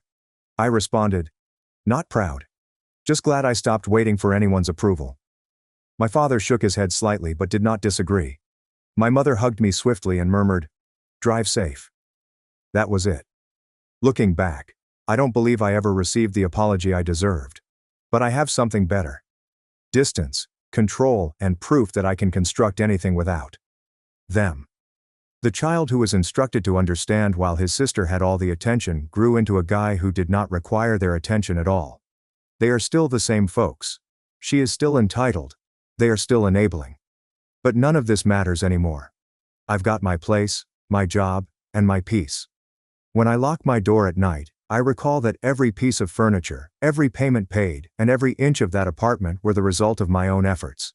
My husband left me after 7 years for my sister, mocked me when I miscarried. At their wedding, I arrived engaged, and the boss of a $60,000 business. Adrian and I had been trying to have a baby for 16 months. I intended to surprise him with my pregnancy on his birthday. He had already scheduled the positive test and compiled a list of 120 baby names when Clara called. My younger sister, the fitness influencer with the ideal physique and a bachelor's degree, whose bikini photos Adrian double-tapped on a daily basis, while I continued to dress up every night, seeking for the same attention. "I want to talk about something," Adrian stated while still scrolling through Netflix. Clara and I discussed. She's more equipped for what I want from life. 7 years of working extra hours to pay for his community college, damaging my body with IVF treatments, and everything. He was putting it into the trash because my sister had sweet-talked in his ear. "Then have her," I said through sobs. He looked up from the television. "Wait, you're just okay with it? Do you even love me?" "I do love you. But clearly, my love isn't enough. So just take your things and go." He left to meet Clara for a picture shoot the same evening. The next morning, he returned to pick up his belongings. Her hair tie was on his wrist, and her lipstick was still on his neck. He smelled like her. We slept in different beds. He outright lied to me. Adrian was unaware that I was already skeptical. Clara opened up more to him than to her own friends. I always invited him to work out. I hired him as a replacement photographer for one of my sessions. My mother contacted me exactly 20 hours later. "Did you hear? Adrian and Clara are finally together. Aren't you just delighted for them? Our 7-year marriage was for nothing. Clara makes a few flirtatious attempts, and everyone calls them the best thing that has happened to this family. I'm sure you'll meet someone new, sweetie. Clara is just difficult to compete with. I was so close to striking them and telling them about the baby. Instead, I hung up the phone and focused on my pregnancy. I miscarried 3 weeks later. The doctor diagnosed it as stress and poor fusion. I was at rock bottom. That Monday, on my way home from work, I drove past a gym. With my life plans ruined, I decided screw it and parked my car. The notice on the front door said, "Cleanup crew hiring. No qualifications needed." The gym's proprietor was a retired bodybuilder. "You look like nothing a six-pack and a glute workout couldn't solve," she told me. I chuckled for the first time in months. I got the job, and in that weight room, nothing else mattered. It's just me and the barbell. Not Adrian, not Clara. My parents were not celebrating their engagement. I returned home one day to see Clara helping Adrian clear up his belongings. "You're sweaty," Clara said, handing me a napkin. "Stairs are difficult for some people." They both smiled at her remark. I didn't say anything, just went to change as they loaded things into their car. The gym became my outlet. I used the money I saved to buy protein supplements and training gear that made me feel great. The gym owner observed I had reached my target weight and decided to pay for my qualification. Within 9 months I had obtained my personal trainer license. I began instructing women, who paid me $65 per hour. Elena, the wife of a real estate agent, took a particular interest in me. "You're an inspiration. We need more people like you." She told me about an old for-sale building on the outskirts of town that lacked a gym. She persuaded her spouse to cut me a deal. I invested my life savings into it and slept on the freezing floor eating canned food, but individuals in Elena's circle were already giving thousands of dollars for equity in my new gym. Adrian actually contacted me 2 months after that. "Saw on your IG you're a PT now. Being like Clara won't win me back, you know." I didn't pay attention. I was preoccupied driving Elena to an investor meeting to fund my gym's equipment. $165,000 for the greatest machines available. When my gym eventually opened, I had 720 members in 8 weeks and made $60,000 in the first 3 months alone. Elena was shocked when I told her. You achieved more than any lousy influencer ever will. Your sister is still getting half naked for money. Finally, the invitations to Clara and Adrian's 1-year wedding anniversary arrived. My parents begged me to come. Adrian had something to say. I went with Lucas, Elena's nephew, a tall, intelligent Olympic weightlifter who was truly inspired by my gym narrative. We had been engaged for 2 months. Adrian's response when he spotted us was simply amazing. Lucas's broad shoulders, my pregnant belly bump, and his calm assertiveness all shouted expertise. Adrian had every imaginable dream. Clara was also pregnant, but she appeared defeated. She drew me aside. Girl, please help. Adrian knows. Adrian stood up and clinked his glass, just as she began to explain. Attention, everyone. Clara's face turned white. The bump you see on Clara's belly, Adrian said, is not because of me. Everyone turned pale. I'm infertile, which means that Clara is pregnant with someone else. He then spoke to me. I love you, and leaving was my biggest mistake. I'm never going to leave you again. He began heading towards me. I took 3 steps back and placed my palm on my belly, as pregnant women do instinctively.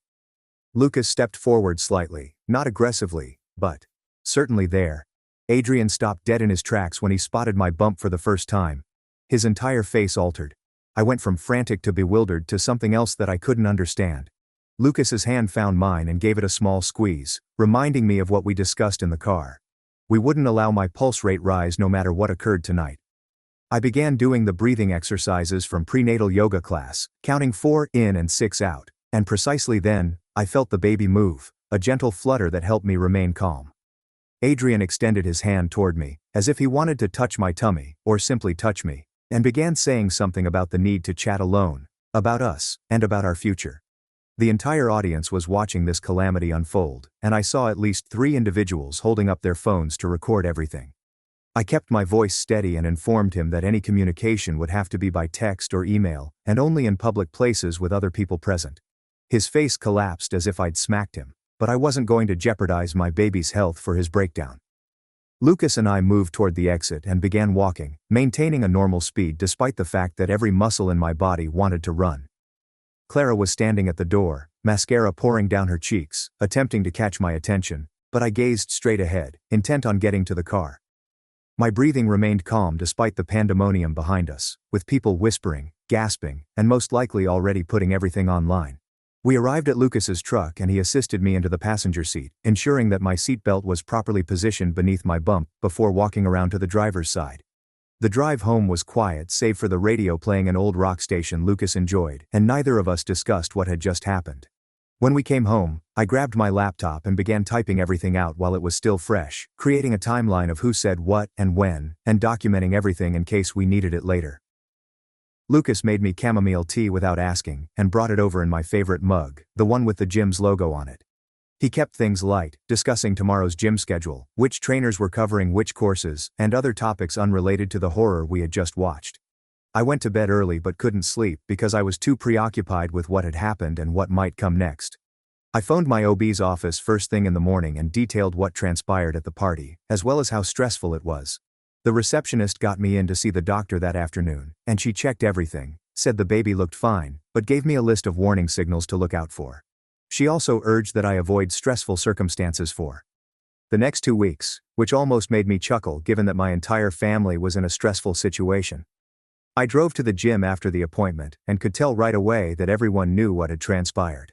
Members were crowded in small groups near the water fountain, and the front desk personnel gazed up at me with concerned expressions. I convened a quick staff meeting in the break room and informed everyone that any queries should be handled properly and that our members came here to work out, not gossip. My teammates nodded, and I could see they had my back, which made me feel better than I had in days. I was reviewing membership numbers in my office when my phone rang and Mom's name appeared on the screen. She began yelling about how I should listen to Adrian for the good of the family and how this was all just a misunderstanding that could be cleared up if I tried. I told her calmly that I had to leave and hung up, not letting her guilt trip get to me further. That evening, after the gym closed, I sat at my desk and sent a simple, unambiguous text to Adrian. I told him that I would only address legal issues related to our divorce, nothing personal, and that any correspondence must be in writing. I pushed send and went straight to his profile to block him on all social media channels. My phone buzzed with what was surely his response, but I didn't look. Instead, I flipped it face down and went to locate Lucas, who was cleaning up the weight room. When I stepped in, he looked up and said nothing, only opening his arm so I could lean on him for a minute. Tomorrow would bring more drama, more calls, and more people attempting to persuade me to do something I did not want to do. But tonight, I had my gym, my business that I'd started from scratch, and Lucas, who understood that sometimes the best support was simply being present without attempting to fix everything. The next morning, Lucas called his friend, who worked at a financial planning agency, and set us up for an appointment that afternoon. We sat in the office, going over every account I had, making sure Adrian's name was not on anything from our marriage.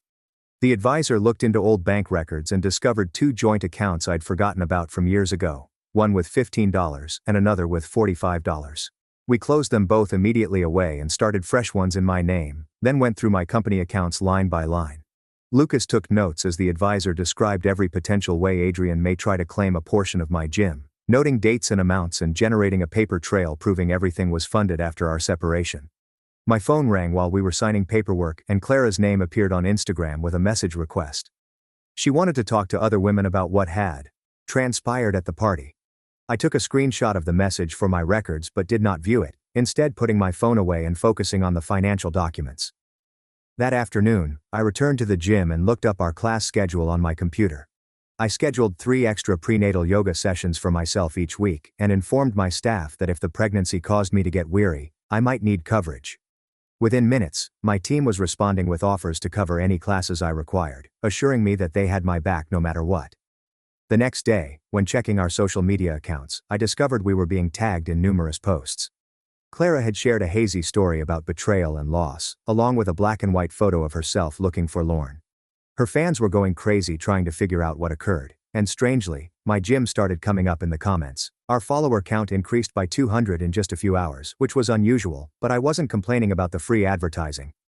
I contacted Greta, who arrived at the gym that afternoon with her laptop. She sat in my office making out a statement that stated nothing but sounded professional, something about prioritizing health and wellness during this time and respecting everyone's privacy. She shared it on all of our accounts and the suspicion calmed down quickly after that. Adrian texted me that night, stating he wanted to meet immediately to fix our family. I copied and pasted the previous boundary letter I sent him about only discussing legal topics in writing and wrote it again, this time without any further information. A few days passed, and I continued thinking about Clara's message. I finally opened it, and replied that I'd only meet if she was getting a paternity test and we had a professional mediator present. She responded with an instant yes, which threw me off guard. I spent the next morning looking for family therapists who conducted mediation work and discovered one with positive reviews who could meet us the following week. I emailed Clara and Adrian separate emails containing the appointment details and guidelines. Everything had to be factual. There are no blame games. Everyone gets equal time to speak. At our weekly staff meeting I mentioned the matter without going into detail. We collaborated to develop scripts for anyone who inquired about the drama, essentially informing them that we were here to focus on fitness, not gossip. My team also assisted me in setting up keyword filters on our social media platforms to block any potentially offensive comments. We were winding up the meeting when I returned home and discovered a hefty envelope in my mailbox. The return address was from a law firm that I had never heard of.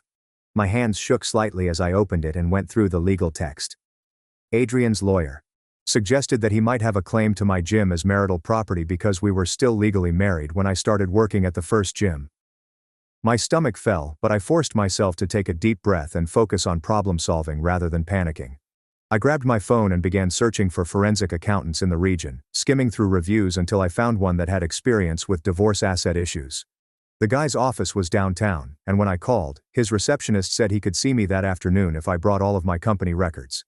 I spent the next 2 hours gathering bank statements, incorporation papers, the lease agreement, and anything else that indicated when I started at the gym and when I opened my own location. Mr. Laurent, the accountant, looked precisely as you'd expect, glasses and a calculator on his desk. He went through every document, making copies and noting dates, and asked me questions regarding the money I had inherited from my grandmother and utilized as a down payment. When he was finished, he leaned back and told me Adrian's claim was essentially invalid because everything documentation would quickly put an end to any attempts. That night, Lucas and I were making supper when he mentioned the upcoming mediation sessions. He mixed the pasta while telling me that he had been thinking about it and didn't want to attend the meeting since it would make things worse with Adrian. He'd wait outside in the lobby or in the car, ready to aid if I needed him, but he thought keeping his distance would keep things professional. I appreciated him thinking things through instead of playing the protective boyfriend role. We were tidying up when my phone vibrated with a text from my mother. 5 words that made my stomach flip. Do not damage our family. I stared at it for a whole minute, feeling old guilt creeping in, but then I deleted it and banned her phone number for now. 2 days later, I awoke to discover blood on my panties. Not much, but enough to drive me into complete panic mode. Lucas drove me to the ER while I tried not to panic, convinced that something was wrong with the baby. When I mentioned that I was pregnant and bleeding, the triage nurse quickly admitted me. They performed an ultrasound, and the doctor said everything looked okay, with the exception of some stress-related spotting, which was completely normal, but I needed more rest. She wrote me a prescription for safe anxiety medications throughout pregnancy and recommended that I see a therapist who specialized in prenatal stress. The next morning, I received an email from the mediator I had contacted with available times for our first session. She outlined all of the ground rules in writing. Everyone sticks to facts above sentiments, no shouting or blame shifting. Each participant has transpired after we separated, however, organizing, equal time to speak without interruption. Simply having structure and guidelines made my chest feel less tense. I selected a time window for the following week and submitted it to both Adrian and Clara. Clara messaged me on Instagram later that day, saying she had already agreed to take the paternity test but wanted to know if I would accompany her to the appointment for support. I responded that the mediator would handle all of it and we should keep our distance until then. She responded with a thumbs up emoji, and that was it. The mediation appointment came sooner than I anticipated. Lucas drove me, but stayed in the car as we had agreed. The mediator's office was one of those bland beige settings designed to avoid triggering anyone. Adrian was already there when I got in, dressed in a suit as if it were a job interview. He began babbling the moment we sat down, reading from his phone about how sorry he was for everything and how he had been in treatment working on himself. But immediately, without taking a breath, he began discussing the division of property and assets as if we were business partners dissolving a firm. I cut him off and emphasized unequivocally that there would be no reconciliation, and that any discussion of assets must go through our lawyers solely. The mediator documented everything, and at the end, she described what we had agreed upon. No contact between sessions. Clara's paternity test was set for next week, and any money conversations would be handled by legal counsel solely. She made us both sign a paper recognizing our commitments. Having everything documented and formal made me feel safe for the first time in weeks. My gym was conducting a charity fundraiser for the local women's shelter that weekend, so I decided to stop over for an hour to thank everyone. The moment I went in, my regular members formed a protective circle around me, directing conversations away from anything personal and keeping curious people at distance. One woman literally moved between me and someone who began to inquire about the matter, shifting the conversation to the new equipment we had ordered. Their loyalty reminded me that I had created something genuine here, unrelated to Adrian, Clara, or any of the drama. Monday morning, I was going over the fundraiser figures when my phone called with a number I did not recognize. The woman on the other end said she was a local news reporter who wanted to remark on my family's condition after someone leaked video from the anniversary party. I offered her 2 dull phrases about how everyone deserves privacy during difficult times and that mental health should be prioritized, then disconnected up before she could ask any further questions. 2 days later, I was sitting in the forensic accountant's office, staring at spreadsheets that made my mind spin. She talked me through every possible conclusion, from Adrian receiving nothing to him claiming a portion of my gym. If his lawyer could prove that marital assets were used, I would lose 30% of the business's value. I formed a separate emergency account that afternoon and transferred $50,000 into it in case things went wrong. Lucas discovered me that evening staring at the ceiling in bed and climbed in next to me without saying anything at first. Then he cleared his throat and explained that he had been thinking about us and the wedding we were planned. He was concerned that people would always compare him to Adrian and that he would never be recognized as his own person in my life. We chatted for 2 hours about slowing things down until the legal situation was resolved. The following morning, I drove myself to my first prenatal class at the hospital. The instructor was a small woman who had delivered 5 children herself, and she spent the entire hour teaching us breathing methods. She kept telling us that we needed to advocate for ourselves during delivery, rather than just doing whatever the doctor said. I practiced the breathing techniques as she discussed birth plans and pain treatment alternatives. Every woman there appeared to be equally nervous as I was. But toward the end, we were all breathing in unison, like some bizarre choir. 3 days passed until the next mediation session, when Clara finally burst into tears. She acknowledged, through tears, that the father was Victor Hale, a photographer with whom she had collaborated on several photographs over the previous year.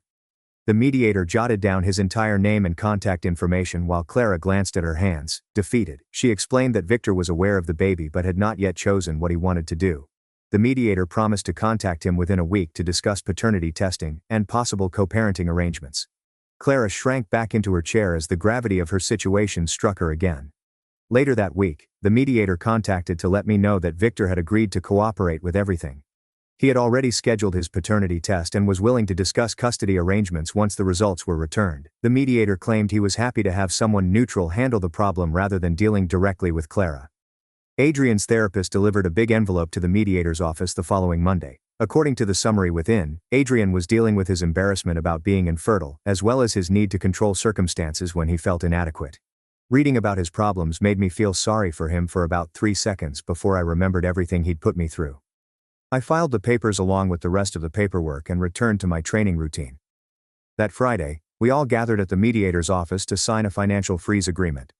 The contract prohibited anybody from shifting assets or making big financial choices during the review period.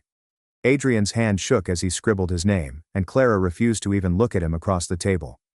Having that legal protection in writing allowed me to finally sleep through the night without fear of Adrian depleting accounts or hiding money. The next week, I planned a staff appreciation meal at an Italian restaurant near the gym. My 12 employees arrived ready to eat their weight in pasta, and we spent 3 hours talking about business. I proposed limited our membership at 1,000 to maintain quality, rather than simply growing indefinitely. Every single participant felt that keeping things manageable was preferable to creating a large, impersonal chain gym. We planned equipment upgrades and new classes, but only within our current space and member constraints. Victor met with the mediator 2 days after our supper, and I learned about it through the grapevine. He'd asked confidentiality since he had photography contracts with major brands who didn't want scandals associated with their commercials. Everyone agreed to keep things quiet, and he signed documents consenting to the paternity test and future discussions regarding the kid. The mediator told me that he appeared to be a fine guy who was simply caught up in an unexpectedly nasty scenario. Adrian's lawyer emailed me a settlement proposal the next week, recommending that I pay Adrian $75,000 for his emotional commitment in my accomplishment. My accountant laughed out loud when she heard it and instantly produced a response with evidence proving that every penny for the gym came from my inheritance and post-separation income. She added bank documents, tax filings, and investment records to show Adrian had no claim to anything. The facts were absolutely on my side, and his lawyer knew it, but he was clearly trying regardless. Clara texted me 2 days later, while I was examining membership contracts at the gym. She thanked me for advocating for mediation, rather than allowing this to escalate into a public court dispute that would jeopardize her influence or income. I screenshotted the communication and sent it to my lawyer without responding. That afternoon, I drove to my OB visit, where we discussed every aspect of my birth plan. The doctor talked me through each stage and ensured that Lucas's contact information was in the system as my primary support person. She handed me a folder containing copies of everything and instructed me to keep one at home and one in the car just in case. Lucas met me after the appointment, and we sat in his truck, going over the paperwork together. He programmed the hospital's direct line into his phone and took notes on which entrance to use during labor and delivery. 3 days later, we all arrived at the laboratory for Clara's paternity test. Adrian went first, followed by Clara and Victor, who arrived in a rental car, looking uncomfortable but agreeable. The technician took cheek swabs from everyone, and the mediator logged all of the sample numbers and informed us that the results would take 2 weeks. I realized the web talk about our family drama had subsided because no one was publishing anything dramatic anymore. Instead of people looking for scandal details, my gym's social media pages returned to usual involvement. The forensic accountant called me on Friday with the preliminary financial report. She guided me through each sheet, explaining how my grandmother's inheritance supported the down payment, and how all of the renovation costs were covered by my post-separation income. The equipment was purchased using company loans that I qualified for, based on my personal training income. Adrian's name was not on a single document, and she claimed his lawyer would be foolish to continue pursuing after viewing this information. The next mediation appointment was planned for Monday morning, and I arrived with my stack of financial records. Adrian sat across from me, holding a typed statement that his therapist had helped him draft. He read it thoughtfully, accepting responsibility for his decisions and the suffering he caused without seeking reconciliation or forgiveness. I kept my face neutral and simply nodded when he finished reading. The mediator made copies for everyone, and we proceeded to the next agenda item. Clara announced on Instagram that night that she will be taking a social media hiatus to focus on her health and family. Her comment box was filled with supposition, but she did not respond to any of it. For the first time since the anniversary party, I felt a release of tension in my chest. Lucas noticed that I was sleeping better and stated it as we were making breakfast. The paternity results arrived exactly 2 weeks after the test. The mediator called each of us separately to discuss the results prior to our next group meeting. Victor was 99.9% confident that Clara's baby was his. Even though the question did not immediately touch me, I felt a strange sense of comfort that it had finally been answered. Clara and Victor began meeting with the mediator individually to reach a co-parenting arrangement. I heard from the mediator that they were fairly mature about parenting arrangements and financial support. Victor had fantastic insurance through his photography profession and offered to include the baby in his plan. They settled on shared legal custody, with Clara having primary physical custody and Victor receiving weekends once the infant was old enough. The mediator stated that they communicated better than most of the couples she had worked with. Adrian's lawyer finally got him to accept reality after seeing all of my financial documents. They created a settlement in which Adrian would get $5,000 as a goodwill gesture and waive any claims to my business or other assets. I agreed only to have everything accomplished and legally protected. We went to the mediator's office on a Thursday afternoon to sign the final papers. Adrian's signature was unsteady, but he signed each page without complaint. The mediator notarized everything and gave us all certified copies. That knot in my chest, which had been there for months, had finally disappeared. I returned to my regular workout schedule at the gym and concentrated on growing the baby. Lucas accompanied me to all appointments, and we practiced breathing exercises together in the evenings. Everything seemed calm and controlled until I was teaching a morning spin class 5 weeks before my due date. The first contraction hit so forcefully that I had to grab the handlebars to stay upright. I tried to keep moving, but the second one arrived only 3 minutes later. One of my regular members, a nurse, hopped off her bike and helped me get to the workplace. Lucas answered the phone on the first ring and stated that he was on his way. He arrived in 12 minutes and guided me to his truck while remaining absolutely calm. He grabbed the hospital bag we had prepared weeks before and drove steadily but quickly while I breathed through contractions that were getting stronger. The birth plan we had planned worked wonderfully, and the nurses were waiting for us when we arrived at the emergency door. They took me to a room right away, and the contractions got harsher every few minutes. The nurse examined me and found that I was already at 6 centimeters, which explained why everything ached so much. Lucas held my hand and counted during each contraction as I attempted to recall all of the breathing exercises we rehearsed. Hours passed with machines beeping and nurses entering and exiting to check the monitors. Around hour 8, things slowed down and the baby's heart rate decreased slightly, prompting everyone to move faster. The doctor came in and said they could need to perform a C-section if things didn't improve shortly. I held Lucas's hand tighter and concentrated on pushing when they ordered me to. Another 4 hours of pushing and shifting, with the doctor employing some sort of vacuum device to assist. Finally, at 3:47 a.m., our daughter came out screaming and was placed directly on my chest. Lucas cried when she wrapped her tiny fingers around his pinky, which I had never seen happen before. The nurses cleaned her up and weighed her as I was sewn up after tearing. Despite being born so early, she weighed 7 pounds, 2 ounces, and was absolutely healthy. That night, while Lucas slept on the uncomfortable chair next to my bed, I took out my phone and quickly texted Clara. I only told her that I hoped her delivery went easily and that she should take care of herself. It felt uncomfortable, but also natural. She read it and did not respond, which was okay. We stayed in the hospital for 2 more nights, learning how to change diapers, swaddle, and so on. When we eventually arrived home, there were food containers packed on our porch from my gym personnel. They had organized the entire meal train without me asking. Casseroles, soups, and salads, all labeled with heating instructions. I texted my assistant manager the scheduling system credentials and instructed her to manage everything for the next 2 weeks. She responded with a thumbs up and urged me not to worry about anything. 3 weeks later we had to attend the final mediation session, which I did not want to do with a newborn, but it was necessary. Lucas remained in the waiting area with the baby while I entered. Adrian looked different, perhaps calmer. He informed the mediator that he would begin therapy twice a week and participate in a technical training program to obtain HVAC certification. The divorce papers were ready, and he signed them without argument. When it was done, I felt a strange lightness in my chest. 2 months later, Clara had her baby and sent me a photo of a newborn boy wrapped in a blue blanket. The letter simply read, "Thanks for suggesting mediation instead of court battles. We weren't going to be friends, but we weren't enemies." I started bringing the baby to the gym for the early morning members-only sessions, since there was a quiet space where I could nurse. The firm continued to function smoothly, with my crew doing the majority of the daily tasks while I checked in remotely.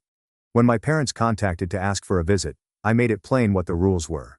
Spend no more than 2 hours chatting about Adrian or Clara. Instead, focus on meeting their granddaughter. They arrived on time and obeyed all rules, which astonished me.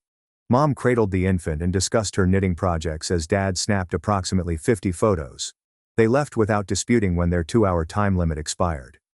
That weekend, Lucas and I sat on the floor, surrounded by baby clothes we had received as gifts. He stated that we should consider getting married next year, or whenever it feels right. There's no rush or pressure, just two people working together to create something real. We both understood we had time to figure things out. Mom screamed I was dead to her and kicked me out. Days later, after learning I'd stopped paying, she begged me back. My answer broke her completely. The marinara sauce splattered across my mother's pristine white tablecloth like blood on snow, each droplet a tiny explosion that seemed to echo the bomb that had just been dropped at our Sunday dinner. My mother's hand trembled violently as she set down the ladle, her knuckles white from gripping it so tightly. For what felt like an eternity, the only sound in our modest Boston suburban home was the relentless ticking of the grandfather clock in the hallway, counting down the seconds until everything would change forever. "You've been paying our mortgage?" My mother, Linda, spoke each word deliberately, like she was spitting out shards of glass. Her face had turned an alarming shade of red, the vein at her temple pulsing visibly. "Behind our backs? For 5 years? Like we're some kind of charity case? Like we're beggars who need your pity?"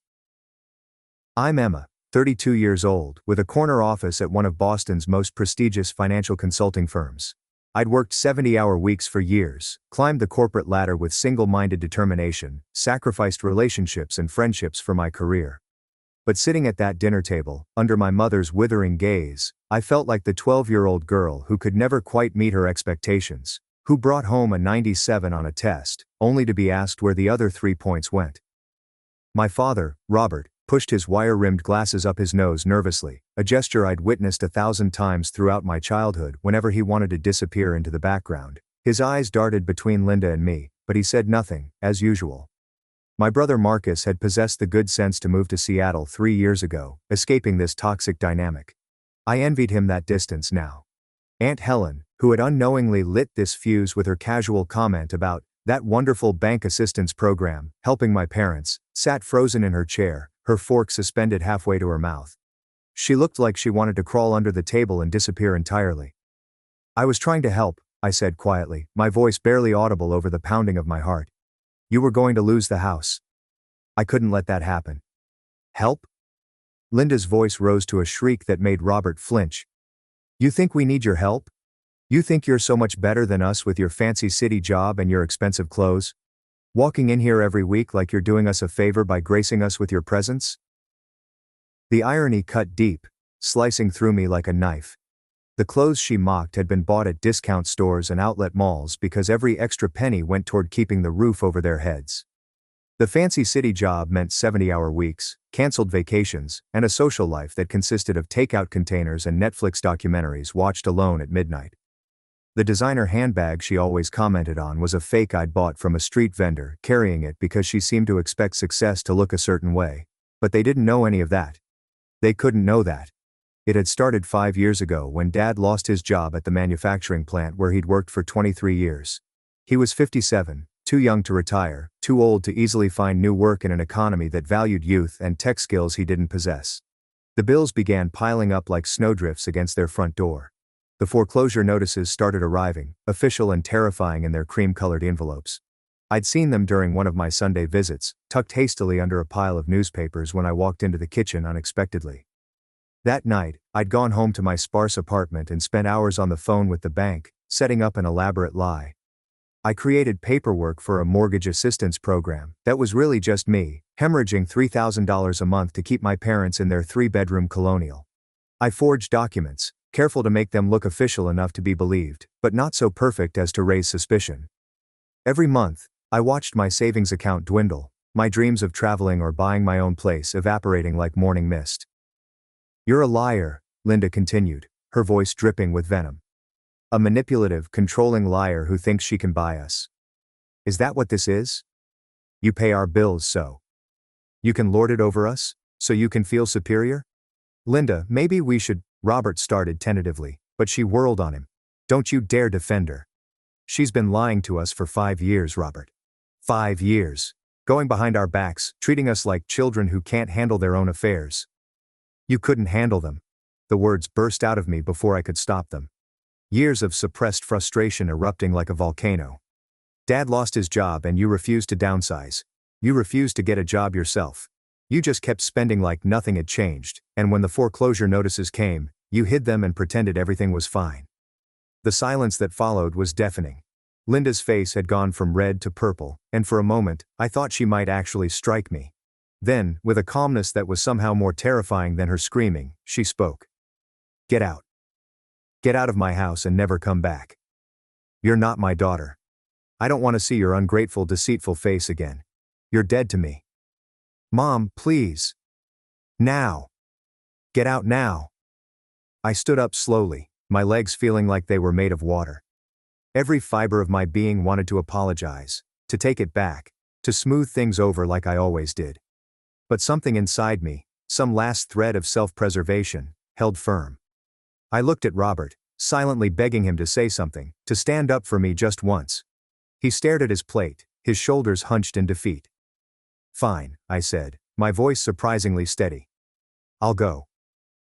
But remember this moment, because you just threw out the only person keeping this roof over your heads." I grabbed my purse and walked out, leaving my winter coat behind in my haste to escape. The December air bit at my skin like tiny needles, but I barely felt it through the numbness spreading through my body. I heard Helen call after me, but I didn't stop. I couldn't stop. If I stopped, I might turn around, and I couldn't go back. Not this time. The tears didn't come until I was in my car, driving away from the house I'd saved but could never truly call home. They came in waves, each one threatening to drown me. I had to pull over twice because I couldn't see through the blur. By the time I reached my apartment in the city, I felt hollowed out, like someone had scooped out my insides and left only a shell. I sat in my dark living room for hours, not bothering to turn on the lights. My phone buzzed incessantly with messages from Marcus. Helen had called him immediately, of course, the family telegraph system working as efficiently as always. "Heard about dinner. You okay?" His first text read. "Mom really lost it, huh?" Came the second. "Emma, please respond. I'm worried." The third. Finally I typed back. "I'm done. I'm finally done." "Good," came his immediate reply. "It's about time." The next morning, a Saturday, I woke up with swollen eyes and a resolve that surprised me. I made coffee, opened my laptop, and logged into my bank account. The automated payment to my parents' mortgage company was scheduled for Monday. With shaking hands but a steady heart, I canceled it. A pop-up asked me to confirm. "Are you sure you want to cancel this recurring payment?" Yes, I was sure. I had never been more sure of anything in my life. Then I went to my phone. I blocked Linda's number first, then Robert's. I left the family group chat without explanation. If I was ungrateful, if I was dead to them, if I wasn't welcome in the home I'd been keeping afloat, then they could figure it out themselves. Let them solve their own problems for once. The first week was the hardest. The silence felt wrong, like a missing tooth your tongue keeps searching for. For 5 years my routine had revolved around them. Sunday dinners where Linda criticized my appearance, my job, my lack of a husband, my choice of car, my hairstyle, my weight, everything and nothing all at once. Holiday gatherings where she compared me unfavorably to her friends' daughters, the ones who'd given her grandchildren, who'd married doctors or lawyers, who lived in bigger houses. Phone calls where she complained about everything while I bit my tongue until it bled and transferred money to keep their lights on. Now there was nothing, and the nothing felt both empty and liberating, like standing at the edge of a cliff with your arms spread wide. My best friend Jessica found me crying in my office the following Wednesday. I'd thought I was alone, staying late as always, when she walked in with Thai takeout. I figured you'd be here, she said, closing the door behind her. Helen called me. She's worried about you. Talk to me, Emma. Tell me everything. So I did. Through tears and pad thai, I told her everything. The secret payments, the constant criticism, the way Linda had trained me to believe I was never enough while simultaneously taking everything I had to give. The explosion at dinner, the cruel words that still echoed in my ears. Emma, Jessica said when I finished, her own eyes wet with sympathy and rage. You've been emotionally abused and financially manipulated for years. Your mother threw you out of a house you've been paying for. Do you understand how absolutely fucked up that is? I hadn't thought of it that way. In my mind, I was just doing what daughters did, what good daughters did. Taking care of family, being responsible, being dutiful. But Jessica was right. Somewhere along the way, duty had become self-destruction, love had become exploitation. You need to talk to someone, Jessica insisted. A professional. This isn't just about money, Emma. This is about years of psychological damage. Marcus called that weekend while I was attempting to clean my apartment, trying to keep my hands busy so my mind wouldn't spiral. They don't know the mortgage payment didn't go through yet, he said without preamble. But they will soon. The bank will notify them when the payment doesn't come. Not my problem anymore, I replied, surprising myself with how much I meant it. Good for you, he said, and I could hear the smile in his voice. I've been telling you for years to stop enabling them. They made their bed with their pride and their refusal to adapt. Maybe now they'll finally have to face reality. Why did you really move to Seattle? I asked suddenly. Was it just the job or? He was quiet for a moment. You know why, Emma? I couldn't watch it anymore. The way she treated you, the way Dad just let it happen. And I couldn't be the one to save them either. I'm not as strong as you. Or maybe I'm stronger because I left. I don't know anymore. You're stronger, I said. You got out before they could sink their claws in too deep. My therapist, Dr. Martinez, whom I'd started seeing after Jessica's insistence, and found through my company's employee assistance program, introduced me to terms I'd never associated with my family. Financial abuse, emotional manipulation, codependency, enmeshment, parentification. You've been the family scapegoat and the savior simultaneously, Dr. Martinez explained during our third session, her voice gentle but firm. That's an impossible position to maintain. You're expected to be perfect enough to avoid criticism but never so successful that you overshadow your mother's ego. You're required to save them while being told you're not good enough to be saved yourself. But they're my parents, I protested weakly, the guilt still gnawing at my insides like a parasite. And what does that mean to you? That you owe them your life? Your happiness? Your financial security? Where is it written that being someone's child means accepting abuse? 3 weeks after the dinner, the text started, first from Dad's phone, casual and carefully avoiding any mention of what had happened. Haven't heard from you in a while. Everything okay? Your mother made pot roast last night. Reminded me of when you were little. The Pattersons' dog had puppies. Thought you'd want to know. As if my mother hadn't banished me from their lives. As if I hadn't been declared dead to them. I didn't respond, though each text felt like a tiny hook trying to pull me back. A week later, the tone changed, urgency creeping in like water through cracks in a dam. Emma, there seems to be some problem with the mortgage assistance program. Can you look into it? The bank called. They say there's been some kind of error. This is rather urgent, sweetheart. Please call back. Sweetheart. He hadn't called me that in years. Still no acknowledgement of what happened. Still no apology. I deleted the messages, but they kept coming. By week 5, desperation had fully set in. The texts came hourly now, from both phones, though I suspected Dad was writing them all. Linda's pride would never let her reach out first, not directly. Emma, please respond. This is urgent. The bank says we don't qualify for the program anymore. They're talking about foreclosure. We could lose everything. Your mother is having chest pains from the stress. Then came Linda's first direct message, a week later. Fix this immediately. 2 words. No apology, no please. No acknowledgement of the horrible things she'd said. Just a command, as if I were still the child who jumped when she snapped her fingers, who cried in her room after being told she was a disappointment, who spent years trying to earn love that should have been freely given. I almost laughed at the audacity. Almost. The next message was longer. Your father says you've stopped the payments. This is unacceptable. Whatever tantrum you're having, get over it and fix this situation now. Tantrum. She thought this was a tantrum. 5 years of sacrifice, of going without, of watching my own dreams crumble while building theirs, and she called it a tantrum. Dr. Martinez helped me draft a response I never sent. I am no longer financially responsible for your household. Please do not contact me unless you're ready to discuss what happened with honesty and accountability. But I didn't send it. Silence, I was learning, was sometimes the loudest response. The doorbell rang on a Thursday evening 6 weeks after the dinner. Through the peephole, I saw Robert standing in the hallway of my apartment building, looking older than I remembered, smaller somehow. He was wearing his good coat, the one he only wore to church and funerals, and holding his hat in his hands like a supplicant. I debated not answering, but something in his posture, defeated, exhausted, truly broken, made me open the door. "Hi, Dad. Emma." His voice cracked on my name. "Can I come in? Please?" I stepped aside wordlessly. He sat on my couch, the same one he'd helped me move in 4 years ago when I'd gotten the promotion. Back when I'd just gotten promoted, when I thought success would finally make Linda proud, when I believed that if I just achieved enough, earned enough, sacrificed enough, I could purchase their love. How naive I'd been. He looked around my apartment, really seeing it for the first time. The sparse furniture, the bare walls, the absence of any luxury despite my supposed fancy city lifestyle. "You don't live like someone with money," he observed quietly.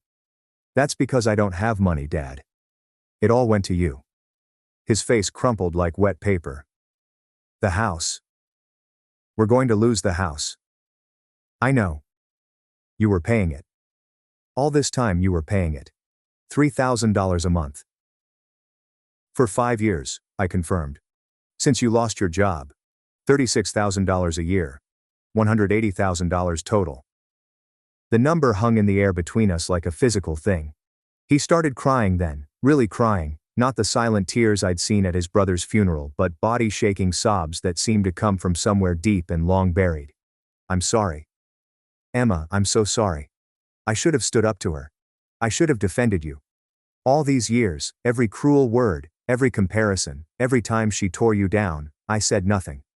I let it happen. I'm a coward. And I failed you as a father. Dad, I can't go back to how things were. I can't keep bleeding myself dry while Mom tells me I'm not enough.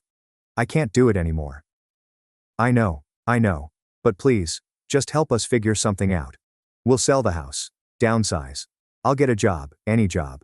I'll work at McDonald's if I have to. Just, please, don't abandon us completely." I looked at this man who had stood silent while my mother tore me apart week after week, year after year. The man who had perfected the art of disappearing into himself whenever conflict arose. But I also saw the father who taught me to ride a bike in the parking lot behind the grocery store, who secretly bought me books Linda thought were too advanced, who hugged me when I graduated college even as Linda complained about my degree choice not being practical enough. He was weak, yes, but he wasn't cruel. That had to count for something. 3 conditions, I said, my voice firm. First, Mom apologizes. A real apology, not one of her, "I'm sorry you feel that way," non-apologies. She acknowledges what she said, what she's done, and she apologizes sincerely. Second, you both acknowledge what I've done for you, publicly, to the family. No more pretending, no more lies about bank programs. Third, we establish boundaries. I'm not your bank. I'm not your emotional punching bag. I'm your daughter, and you'll treat me with respect or not at all. He nodded eagerly, desperately. Yes, anything. Whatever you need. I'm serious, Dad. 1 violation and I'm done. Forever. No second chances, no guilt trips, no flying monkeys sent to change my mind. Done. I understand. I'll talk to her. I'll make her understand. She has to want to understand. You can't make her do anything. That's part of the problem. Neither of you take responsibility for your choices. He left with promises to try, and I spent the rest of the night wondering if I'd just opened a door I should have kept locked. It took another 4 weeks before Linda agreed to meet. 4 weeks of Dad calling, texting, showing up at my office once. Security turned him away per my instructions, begging and pleading. Linda had apparently spent the first 2 weeks insisting I would come to my senses, the 3rd week raging about my ingratitude, and only in the 4th week, when the foreclosure notices became impossible to ignore, did she finally crack. We met in their living room, the one I'd been paying for, on a gray Sunday afternoon. The house felt different, heavier somehow, like it knew its time was running out. Linda sat in her usual chair, her face a mask of controlled fury. Robert sat between us, literally and figuratively. The silence stretched like taffy, sticky and uncomfortable. Finally she spoke. I overreacted. I waited. Dr. Martinez had taught me about the power of silence, how it created space for truth to emerge. I was wrong. To say those things. To throw you out. Still, I waited. This was her pattern, minimal admission of fault, just enough to get what she wanted. Linda's jaw clenched. I'm sorry. The words seemed to physically pain her, each syllable dragged out like a confession under torture. I was jealous. You have everything I never did: education, career, independence. I was stuck here, in this house, in this life, watching you become everything I wanted to be, and I took it out on you. I made you feel small because I felt small. I'm sorry. It was more than I'd expected, but I wasn't done. I pulled out my phone and showed them my bank statements. 5 years of transfers, highlighted in yellow. $180,000, I said. That's what I've paid. While you criticized my job, my clothes, my life choices, I was hemorrhaging money to keep you in this house.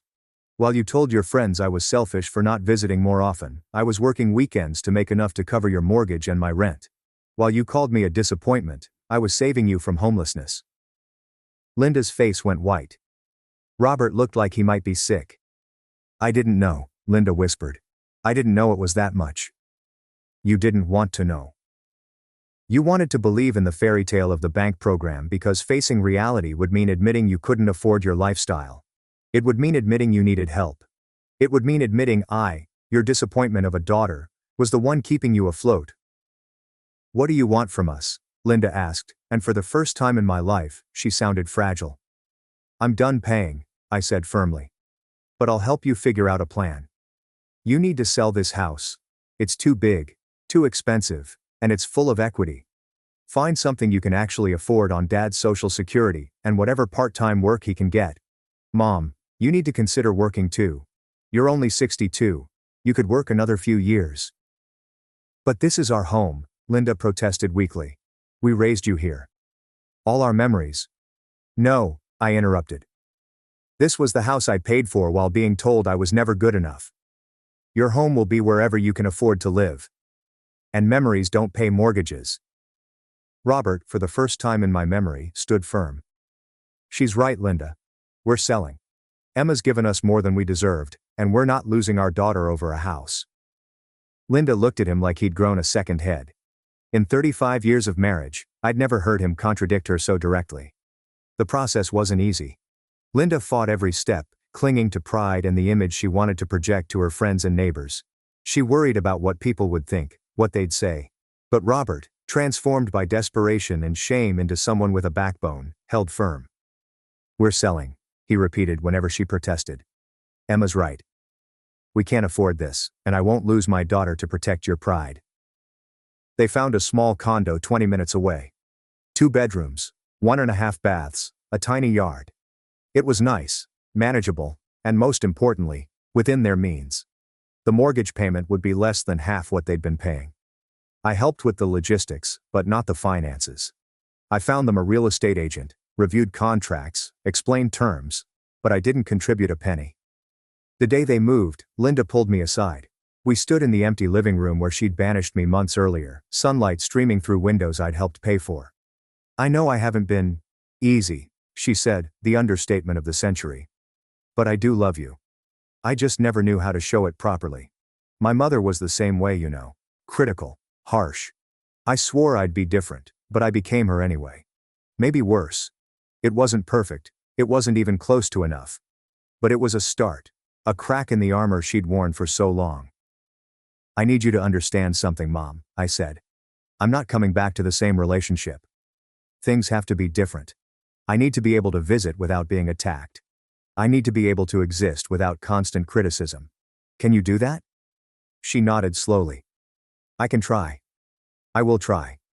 Marcus flew in to help with the move, taking time off from his job in Seattle. Watching him interact with our parents, I realized how much healthier his boundaries were. He helped, but from a distance. He engaged, but with limits. He'd figured out years ago what had taken me decades to learn.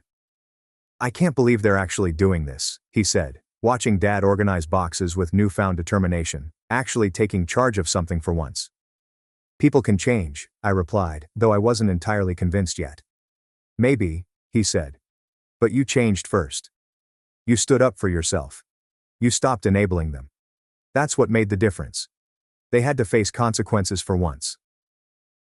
6 months later, the rhythm had settled into something manageable. I visited once a month, always with an exit strategy, my own car, plans afterward, a built-in excuse to leave if things went south. Linda still made the occasional sharp comment, but Robert would immediately call her out. "Linda, boundaries," he'd say, and miraculously, she'd stop. It was like watching someone learn a new language, slow and halting but progressing. My own life had expanded in ways I hadn't expected. Without the constant financial drain, I'd been able to save money for the first time in years. Without the weekly emotional battery, I had energy for relationships. I'd started dating James, a fellow consultant who made me laugh and never once criticized my choices or compared me to anyone else. Jessica and I took a vacation to Costa Rica, something I'd never have afforded before.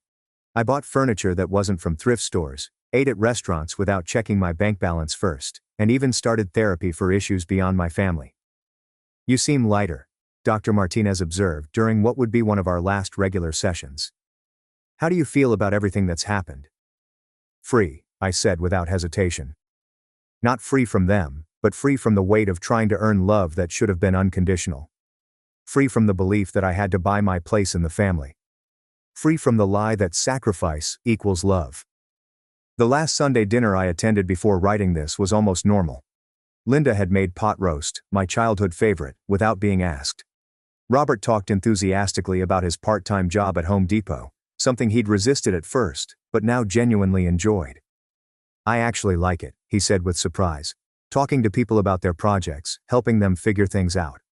And the employee discount is fantastic." "Your father's become quite the handyman expert," Linda added with something approaching pride.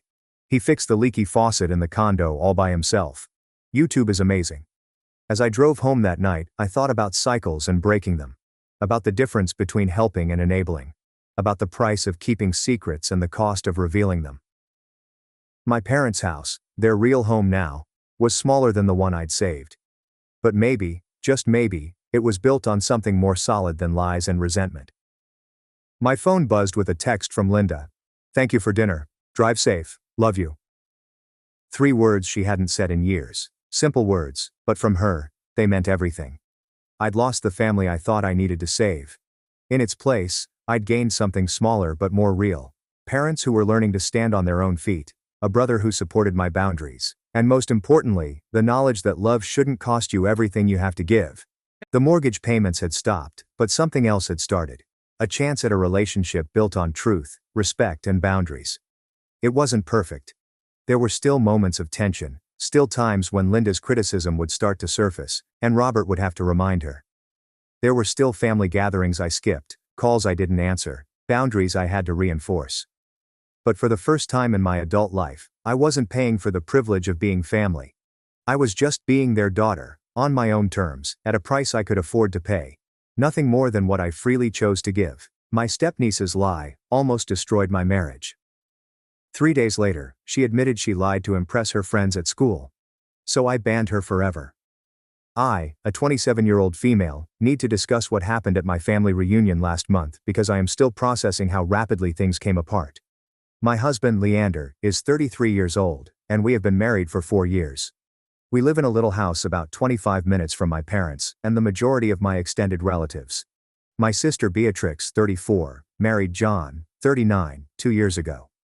John welcomed his 17-year-old daughter, Sabine, from his previous marriage into our family. Sabine's biological mother resides in another state and sees her around twice a year. When John and Beatrix got together, the entire family made a big effort to welcome Sabine. My parents invited her to every holiday. My mother bought her birthday and graduation gifts. I included her in our cousin group chats and ensured she had someone to talk to at family gatherings. Sabine appeared to appreciate these attempts at first. She would hug my parents goodbye and express her gratitude for dinner.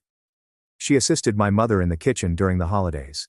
During family gatherings, she and my younger cousins would play board games together.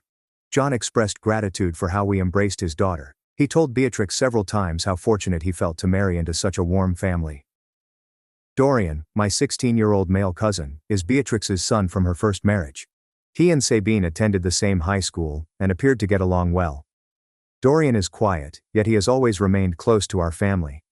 He spends every other weekend at my parents' house and considers it his second home. Last month, we threw my father's birthday party at our place. About 17 family members gathered for an afternoon cookout. Leander spent the majority of the day cooking on our backyard patio and playing catch with the younger kids. Sabine sat at our kitchen table with her phone throughout the majority of the gathering. She spoke out when someone addressed her directly, but otherwise kept to herself. Our home has 2 bathrooms. The main bathroom is located down the hallway from the living room. Our master bathroom connects to our bedroom. During parties, guests always use the hall bathroom because the main bedroom is off limits. Leander and I keep our bedroom door closed during gatherings. The party ran smoothly. Sabine ate dinner with everyone and thanked them before leaving with Beatrix and John. Leander and I cleaned up afterward and discussed how lovely it was to have everyone over. There was nothing odd or disturbing about the day. 3 days later, Dorian arrived at our front door about 5 p.m. He appeared pale and shifted his weight from foot to foot. He asked if he might come inside and talk. I carried him into the living room and offered him a drink. Dorian sat on the edge of the couch, staring at his hands. He stated he had heard something at school and needed to tell me about it. He stated that some of Sabine's friends were discussing what happened at our party. According to what Dorian heard, Sabine told her friends that Leander entered the bathroom when she was using it. She stated that he purposefully exposed himself to her. I sat there for a bit, trying to understand what Dorian had just said. The claim was so ludicrous that my initial reaction was perplexity rather than outrage. I asked Dorian to repeat exactly what he had heard. He claimed Sabine informed her friends that she was in the bathroom when Leander entered the door without knocking. She claims he lingered there for a few seconds before apologizing and departing. Her story's logistics were confusing. Guests used the hall bathroom all day, which has a lock on the inside. Leander spent virtually the whole party outside, grilling meals and overseeing the children in the backyard. He came inside to replenish drinks or get more food from the kitchen. He never went down the hall to the restrooms. I called Leander just after Dorian left. His reaction was complete shock. He asked me to repeat what Dorian had said twice because he couldn't believe somebody would fabricate such a serious claim. We spent an hour going over every detail of the party, attempting to figure out when this alleged incident would have occurred. There was no period of time when Leander was missing and may have been near the bathroom. I called my parents that evening and asked them to meet Beatrix, John and Sabine the next day. I did not convey the reason over the phone because I wanted to handle it in person with everyone present. My parents agreed to host the conference in their home. The following afternoon, we convened in my folks' living room. Sabine sat on the couch, between Beatrix and John. She was nervous and kept staring at the door, as if she wanted to escape. My parents sat in their normal recliners, while Leander and I took the love seat across from Sabine. I looked Sabine in the eyes and told her that Dorian had told her an intriguing narrative about what she had been telling her school buddies. I requested her to tell the story for everyone in the room. Sabine's face turned scarlet, and she began stammering about not understanding what I meant. I explained that, according to her account of events, Leander had walked in on her in our bathroom and exposed himself. The room became utterly silent. Beatrix's mouth dropped open. John gazed back and forth between Sabine and me, as if he were solving a conundrum. Sabine began crying and stated that she never intended for anyone to take it seriously. She claimed that her friends at school were often discussing inappropriate encounters with older males, and she felt excluded from their chats. She admitted that she made up the tale to fit in with what her pals were saying. She explained that she destroyed my husband's reputation in order to appear more mature and experienced to her young buddies. She explained that she chose Leander because he was the most recent adult man she had been around. She claimed she did not believe the news would spread beyond her small group. I stepped up from the love seat and glanced at Sabine, who was crying into her hands. I informed her she was lying, and that her actions could have cost an innocent guy his life. I stated that false allegations such as hers put men in prison and damage families. I informed her she had jeopardized my husband's job and our future together merely to please her pals. I turned to Beatrix and John and told them that Leander and I would never be in the same room with Sabine again. I stated that this was not a punishment that will stop after a few months or years. I informed them that Sabine was forever barred from our home, and any events we hosted or attended. John began to mention something about Sabine being a teenager who made a mistake. I interrupted him and stated that 16-year-olds understood the difference between truth and falsehoods. I stated that someone who can fabricate sexual assault charges cannot be trusted near my family. Beatrix attempted to argue that Sabine had confessed and apologized. I informed Beatrix that an apology cannot restore the harm caused by sharing false information about sexual assault. I told Sabine that she had displayed her true character, and we would not give her another chance to injure us. My parents listened throughout the whole chat without saying much. After I finished speaking, my father informed John and Beatrix that Sabine was no longer allowed in family gatherings held at their home. He refused to have someone in their home who would lie about such vital topics. The conference finished with John, Beatrix, and Sabine leaving in tears. Leander and I drove home silently. The next day, Beatrix called to inform me that Sabine would be returning to live with her birth mother in another state. She explained that John had determined that the situation was too harmful to their marital and family stability. Dorian has been staying with us for the past 3 weeks while Beatrix and John work out their living arrangements. He claimed Sabine's pals at school discovered she had lied about everything. After the truth was out, most of them stopped speaking with her. I understand that some people may believe I reacted too aggressively to a teenager's deception, but false charges of sexual assault are not pranks or misunderstandings. They ruin lives and reputations. Sabine understood exactly what she was doing when she shared that story. She made a deliberate choice to compromise my husband's reputation for her own social standing. Leander and I are moving on with our lives. We intend to start a family next year and buy a larger house. We have the support of my parents and Dorian, who witnessed Sabine's cruelty. Our marriage withstood this test because we confronted it together and refused to allow a lie separate us. Update 1. I had several messages requesting an update, so here is what has happened since my first post. Sabine returned to her mother's home in Oregon 2 days after our family meeting. John drove her there and stayed with her for a week to help her adjust. Beatrix stayed at home with Dorian throughout that period. When John returned, he was fatigued and appeared to have aged several years. The first week following Sabine's departure was quiet. Beatrix avoided phoning me, and John did not attend family dinner at my parents' place on Sundays, as he usually did. Dorian stayed with us during this time and looked relieved to be away from the situation. Beatrix then called to tell me some news that changed everything. She stated John had been calling Sabine every night since she relocated to Oregon. During one of these calls, Sabine admitted that lying about Leander was not her first false claim. According to Beatrix, Sabine admitted to John that she had made similar allegations about a teacher at her previous school in Oregon. That claim had led to Sabine's decision to live with John and Beatrix in the first place. Sabine's mother had taken her out of that school and sent her to live with John since the situation had gotten too difficult.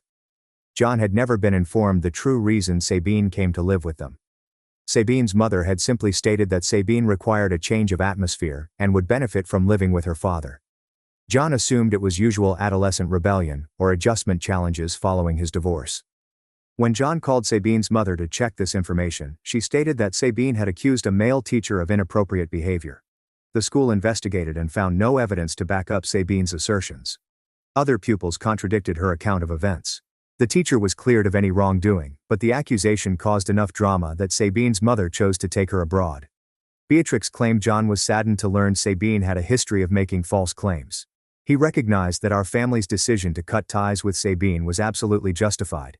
He also understood why Sabine's mother had agreed so quickly to take her back permanently. This realization completely transformed John's worldview. Instead of seeing Sabine as a confused adolescent who made a single poor decision, he regarded her as someone with a major problem that could harm innocent people. He admitted to Beatrix that he felt bad for not protecting our family better. The revelations concerning Sabine's past also clarified several previously unclear details. John stated that Sabine's mother was especially keen to have Sabine live with him permanently. At the time, John assumed it was because Sabine's mother wanted to focus on her new romance. Now he knew Sabine's mother was probably happy that Sabine was no longer her burden. Dorian wasn't surprised when Beatrix informed him about Sabine's earlier claims. He claimed Sabine had always been dramatic and attention-seeking in school. He claimed that she would exaggerate her life stories to make them more intriguing. He stated that some of his friends found her statements difficult to believe, but they didn't want to brand her a liar outright. John decided to minimize his interaction with Sabine after learning about her history of false charges. He still sends her money and calls her once a week, but he no longer plans to visit her or bring her home for holidays. He informed Beatrix that he needed to prioritize his marriage and Dorian's safety. This decision caused disagreement between John and Sabine's mother. Sabine's mother called Beatrix to complain that John abandoned his daughter when she needed help. Beatrix recounted the matter to Sabine's mother, telling her that John had never been informed of Sabine's earlier charges. Sabine's mother reacted defensive, claiming the instructor event was a misunderstanding. Beatrix asked Sabine's mother why she hadn't told John about Sabine's proclivity for making false allegations. Sabine's mother expressed her optimism that the behavior was merely a phase that Sabine would outgrow. She admits that she should have been more open with John before sending Sabine to live with him. Beatrix's conversation with Sabine's mother got heated.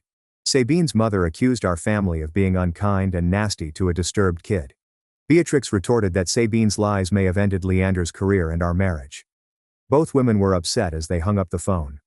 Dorian has thrived since Sabine departed. He grins more and appears more relaxed in the house. He informed Beatrix that he had been walking on eggshells around Sabine since he had no idea what would set her off.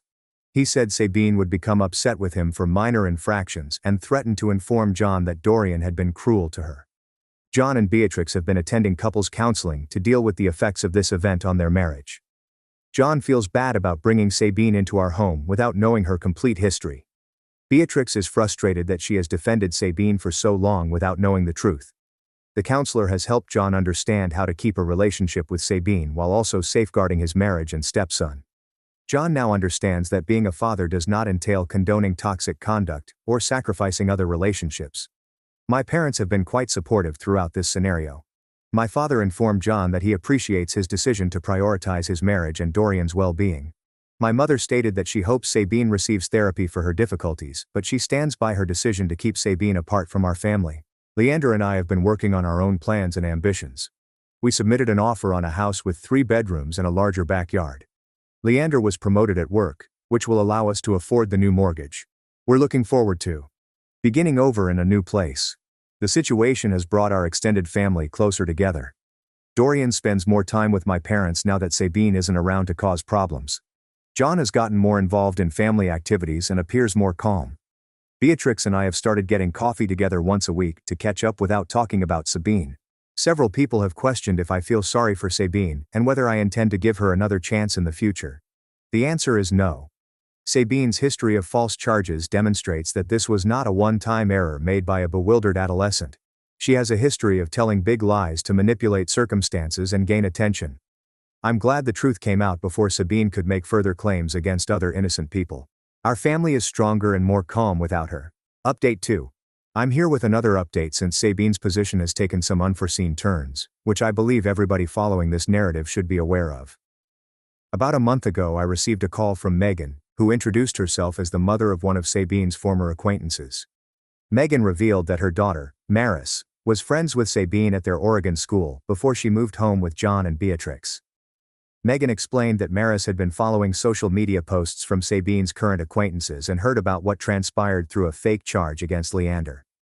Maris informed her mother that Sabine had made similar allegations about other persons while living in Oregon, including the teacher incident that Beatrix had described. According to Maris, Sabine also accused a male student at their Oregon school of inappropriate behavior during a school dance. Maris stated that Sabine claimed this kid had cornered her in an empty classroom and made inappropriate advances.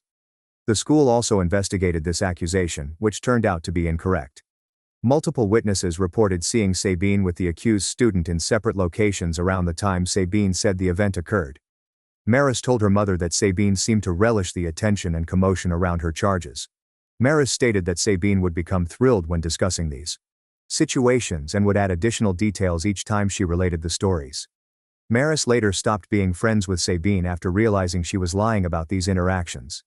Megan phoned because she was frightened Sabine might make similar charges against others in other areas. She stated that Maris felt awful for not speaking up sooner about Sabine's tendency of lying. Megan wanted to make sure our family understood that Sabine's actions in our community was not an isolated incident. This chat reinforced our suspicions about Sabine's character, but it was troubling to realize that her false allegations had harmed numerous innocent people in various schools and towns. I informed Beatrix and John. John was dismayed to find that Sabine's troubles were considerably more serious than he had imagined. He stated that he felt he knew nothing about his own daughter. Beatrix expressed gratitude that we had been strong in our choice to terminate relations with Sabine. 2 weeks following Megan's call, John got a call from Sabine's school counselor in Oregon. According to the counselor, Sabine had been trying to establish friends and had been caught spreading tales about her classmates. The counselor inquired if John was aware of Sabine's history of making false charges, since the school intended to address this pattern of behavior. John was open with the counselor about what had transpired in our family and what he had discovered regarding Sabine's past claims. The counselor stated that the school will work with Sabine's mother to build a plan to handle Sabine's conduct, but John should be aware that Sabine may need to change schools again. John told Beatrix that he was overwhelmed by Sabine's troubles. He claimed he attempted to be a good father by providing financial support and remaining in touch, but he didn't know how to assist someone who continued to lie and manipulate circumstances. The counselor that John and Beatrix had been seeing suggested that John establish clear boundaries with Sabine on appropriate behavior. The counselor indicated that enabling Sabine's falsehoods and manipulation would not benefit her in the long run. John chose to speak directly with Sabine about the repercussions of her behavior. During their next phone call, John informed Sabine that he was aware of her history of false charges dating back to her time in Oregon. He stated that he loved her but could no longer support her if she continued to lie about innocent people. He told Sabine she needed to accept responsibility for her actions and stop fabricating stories for attention. Sabine became enraged during the meeting, accusing John of prioritizing his new family over his biological daughter. She said that everyone was out to get her, and no one realized how difficult her life had been. John stayed calm, telling Sabine that many individuals face difficult circumstances without resorting to false allegations and manipulation. Sabine hung up on John during the chat. She did not return his calls for the next 2 weeks. When John finally spoke with Sabine's mother, he discovered that Sabine had informed her mother that John had been nasty and unsupportive during their previous conversation. Sabine's mother originally believed Sabine's account of events and contacted John to complain. John told Sabine's mother exactly what he said during the phone discussion with Sabine. He told Sabine's mother that he was trying to make her grasp the significant repercussions of her actions. Sabine's mother eventually acknowledged that Sabine was experiencing similar troubles at her new school in Oregon. Sabine's mother said she didn't know how to deal with Sabine's actions. She claimed Sabine would cry and play the victim if confronted with her lies. Sabine's mother asked John if he had any ideas for getting Sabine aid. John recommended that Sabine's mother seek professional therapy for Sabine's tendency of lying and manipulation. He stated that Sabine needed to understand that her actions had serious ramifications for innocent people. Sabine's mother agreed to look into counseling possibilities, although she expressed concern about the cost. Dorian has been doing well since Sabine left. His grades have improved, and he's become more gregarious with his pals. He joined the school basketball team and now spends weekends with his teammates. Beatrix described Dorian as a different person without Sabine's incessant drama and manipulation in the house. Dorian informed Beatrix last week that several of his school friends had asked him about Sabine and why she had left so abruptly. Dorian stated that he informed his pals that Sabine had been spreading stories about family members and that his parents had decided it was best for her to live elsewhere. Dorian stated that his pals understood and did not seek any clarification. John has been doing better since he established boundaries with Sabine. He continues to provide her financial support on a monthly basis, but he no longer feels bad about his lack of closeness with her. The counselor helped John see that protecting innocent people from Sabine's lies was more vital than keeping a relationship based on condoning bad behavior. Throughout this ordeal, Beatrix and I have grown closer together. She has been open about how tough it was to accept Sabine's manipulation and danger. Beatrix stated that she had hoped Sabine would change and become a better person, but she now realizes that Sabine's issues are too significant to ignore or overlook. Leander and I closed on our new home last week. We are thrilled to have additional space and a fresh start. We invited my parents, Beatrix, John and Dorian to supper this weekend to celebrate. It will be our first family gathering since the event with Sabine, and we are excited to spend time together without worrying about drama or false allegations.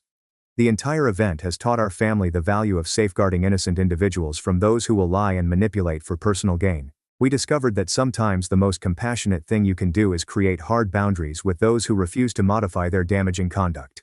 Update 3. This is my final update on the Sabine situation.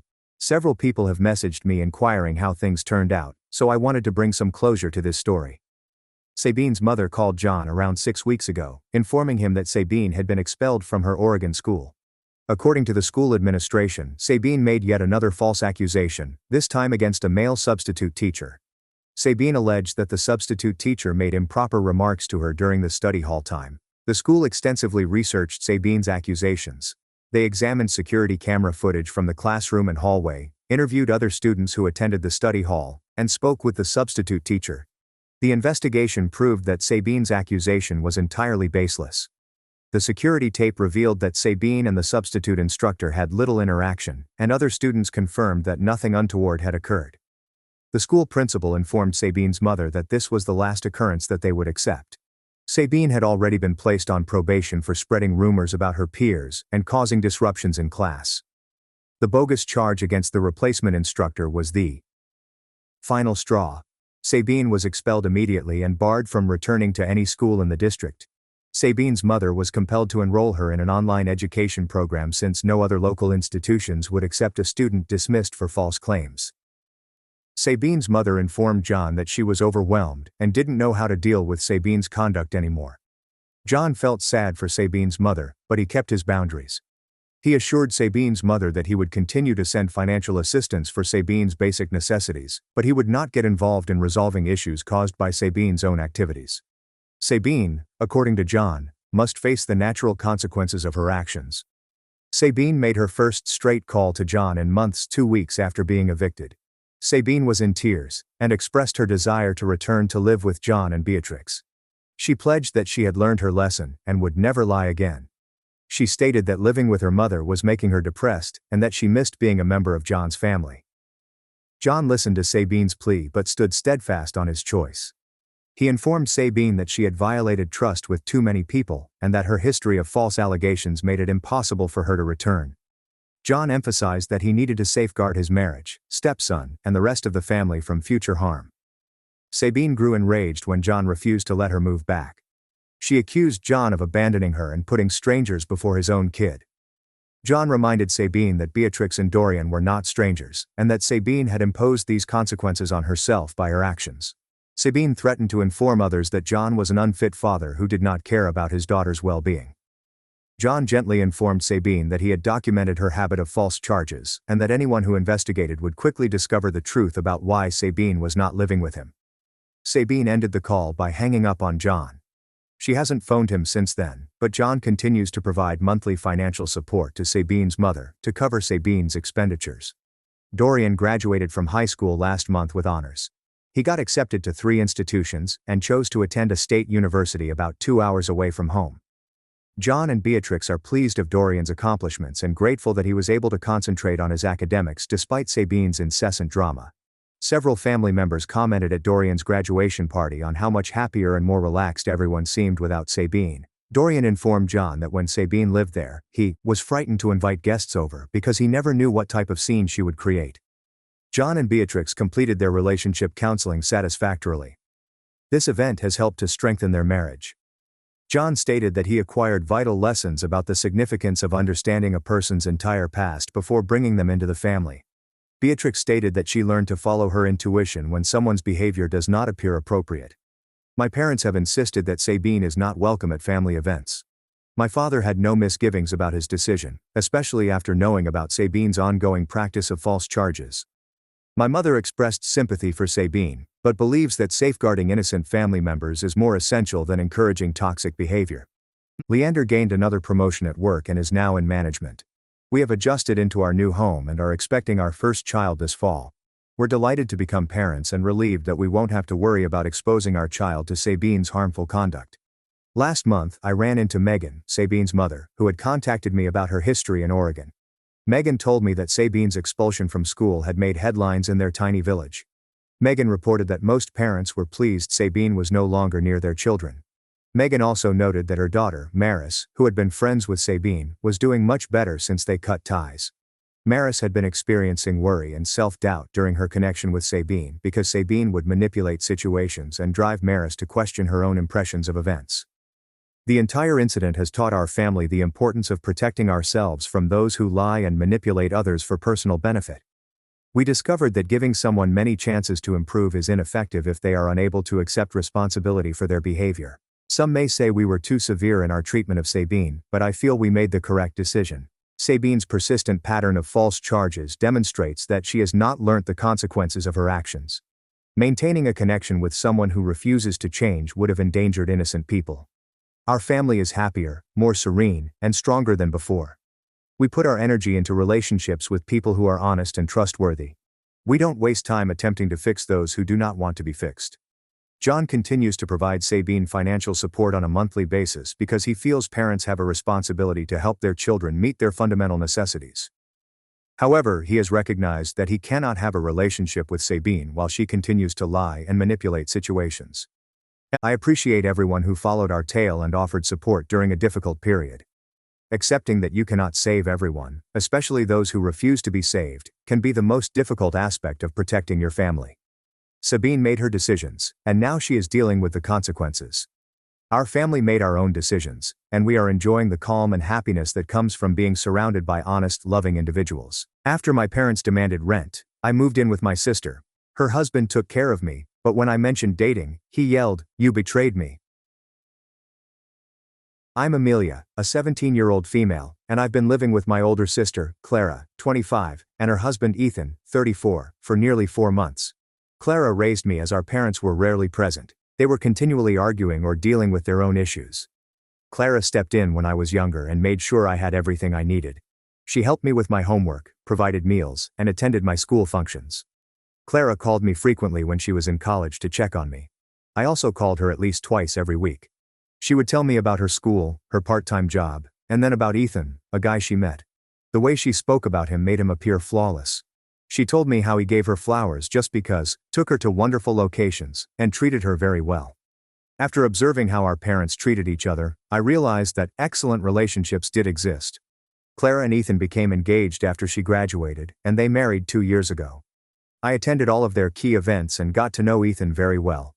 He appeared like a nice guy, and I looked up to him as an elder brother. When they came to visit, he always made jokes and brought them gifts. He appeared to make Clara happy, which was what important to me. 3 months ago, everything went wrong at home. My parents told me I needed to start paying rent if I wanted to stay there.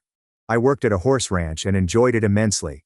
I got to work with the horses and take free riding lessons, and the owners were quite courteous to me. The problem was that the compensation was low, and if I paid what my parents expected, I wouldn't have enough money for anything else. I would have needed a second job, which meant leaving the property. I told Clara about the incident during one of our phone talks. She spoke with Ethan, and they offered to let me live home with them until I finished high school. They had a spare room, and Ethan worked from home for his family's business, so someone was always available. I cried with gratitude. When I moved in, Clara and Ethan informed me that they had some exciting news. Clara was pregnant. I was quite excited for them. Clara said that she had already lost 2 babies, so this one was high risk. The doctor had advised her to minimize stress and take it easy. My car issue became difficult shortly after I moved in. My parents owned the automobile I was driving, and they took it back when I moved out.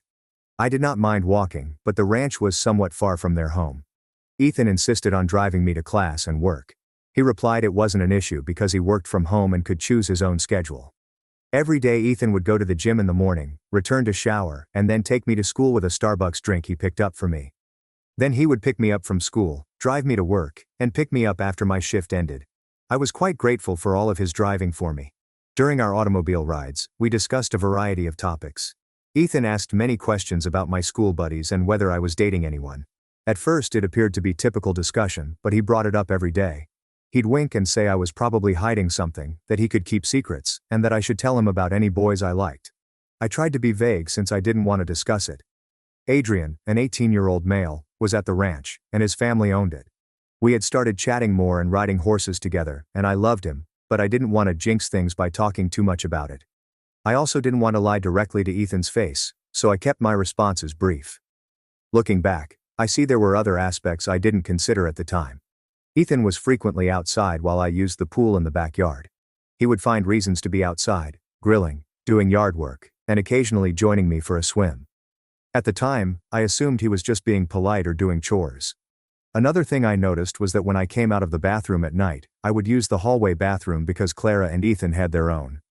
Ethan would be in the corridor as I walked to my room, wrapped in a towel.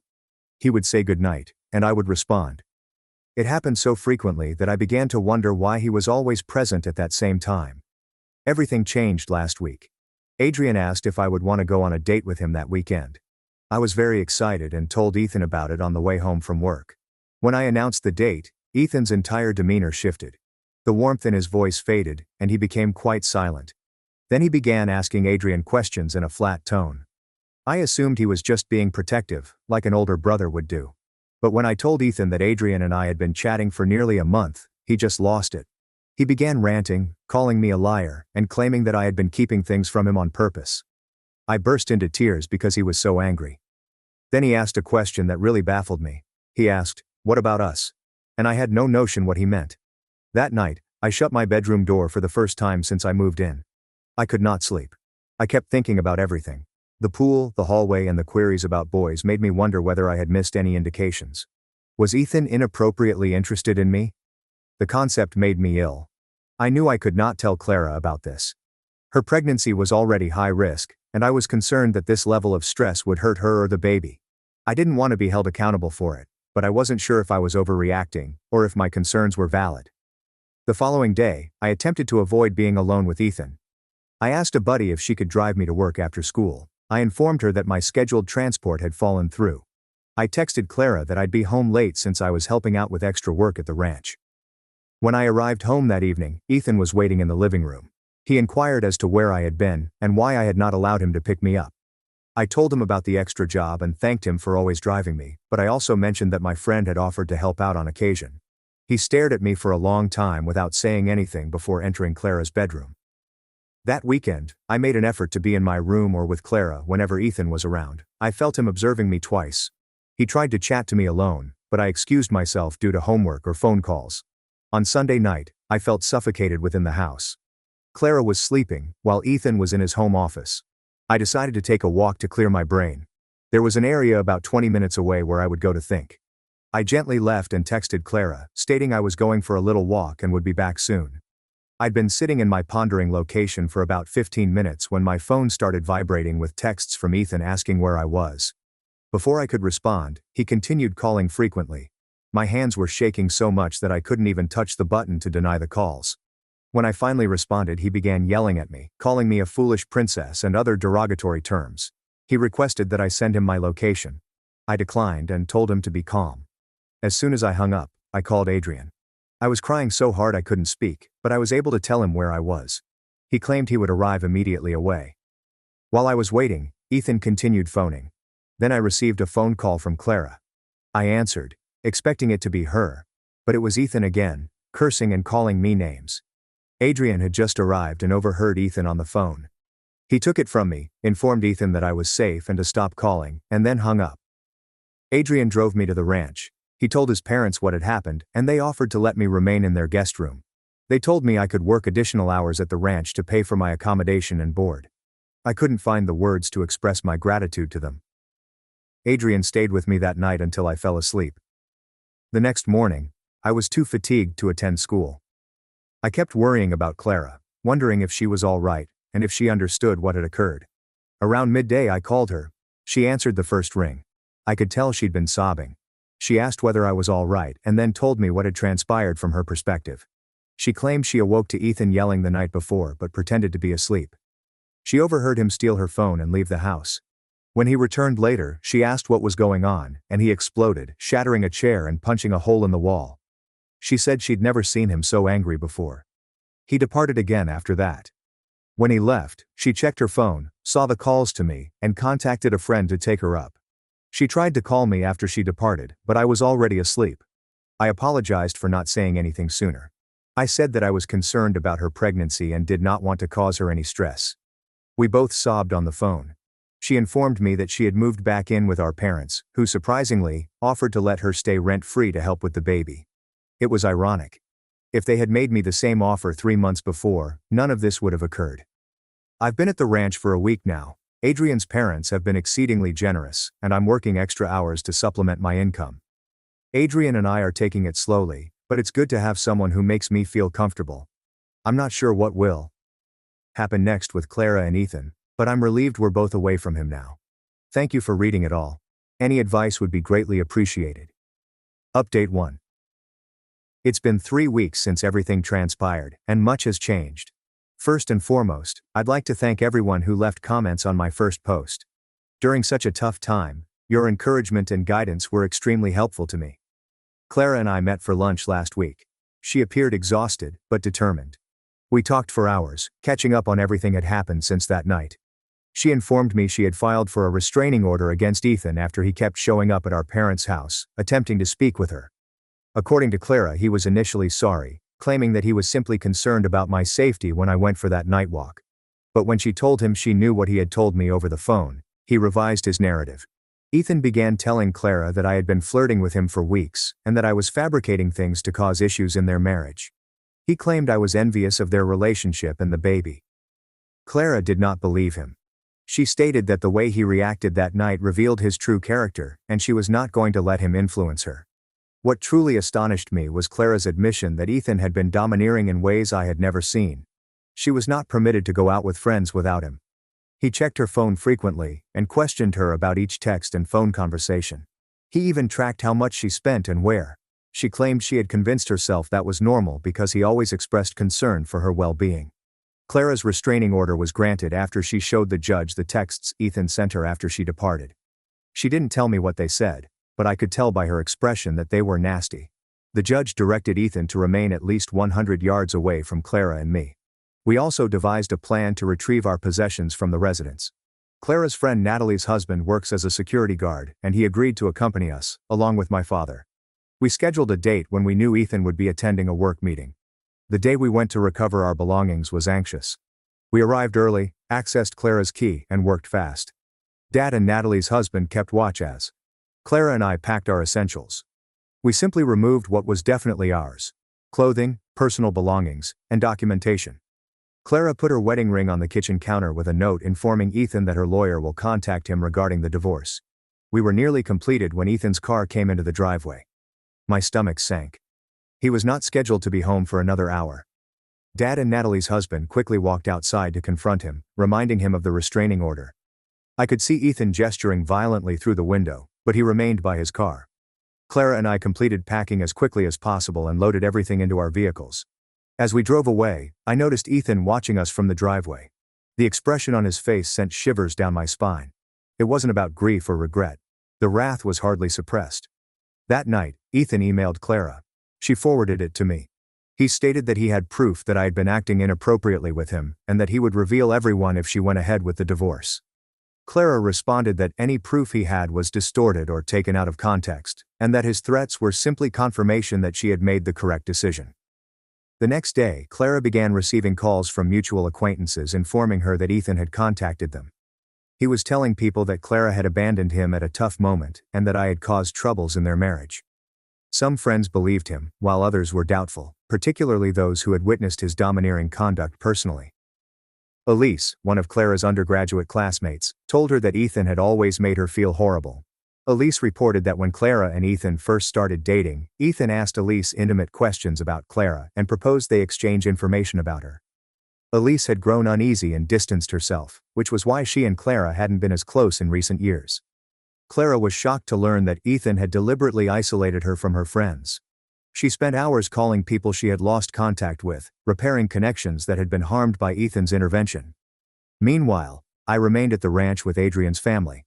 Mrs. Miller, Adrian's mother, has been great. She assured me I could stay as long as I needed and not have to worry about paying for everything right immediately. I've been working additional shifts and assisting around the house to express my gratitude. Adrian and I had our first official date last weekend. We rode horseback to a site overlooking the valley and had a picnic. It was simple and excellent. Adrian has been really patient and understanding throughout everything that has happened. He never encourages me to talk about it, yet he listens when I do. School has been hard. Rumors travel quickly in tiny villages, and several accounts of what transpired have circulated. A few individuals have asked me directly about living with Adrian's family, and I have simply stated that there were problems at home. I do not want to share the entire tale with everyone. My parents have been remarkably supportive of Clara, allowing her to use their spare room without paying rent. They've even started assisting her with baby preparations, such as purchasing materials and decorating the nursery. I haven't seen this side of them in years. Mom told me I could move back, but I'm doing well at the ranch for the time being, plus it's closer to school and employment. Clara had her 17-week checkup yesterday, and the baby is doing well despite the stress. Clara's doctor advised her to maintain her blood pressure under control, so she focuses on remaining calm and healthy. She began prenatal yoga and meditation to alleviate her anxieties.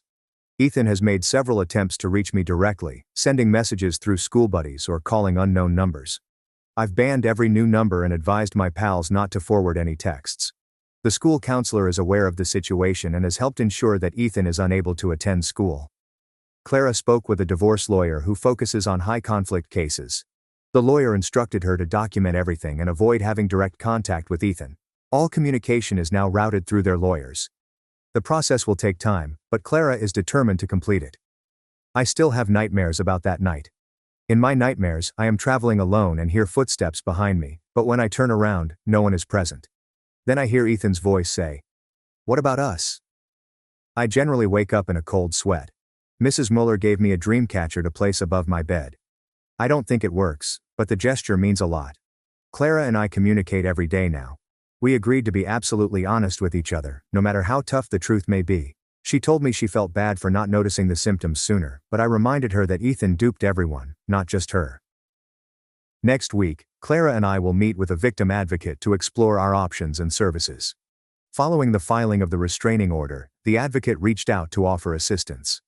Clara was skeptical at first, but I convinced her that seeking professional assistance couldn't hurt.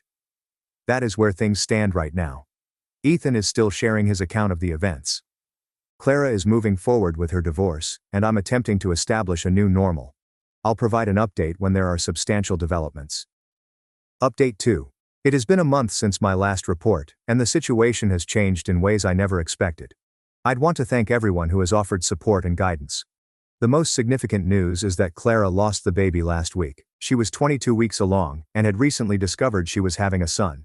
She began to experience cramping and bleeding and went to the emergency room, but it was too late.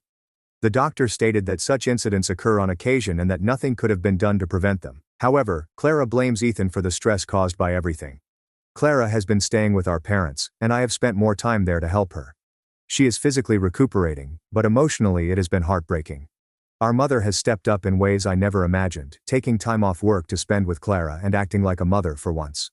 2 weeks before the loss, we received some bad news. A woman named Sophia contacted Clara via social media.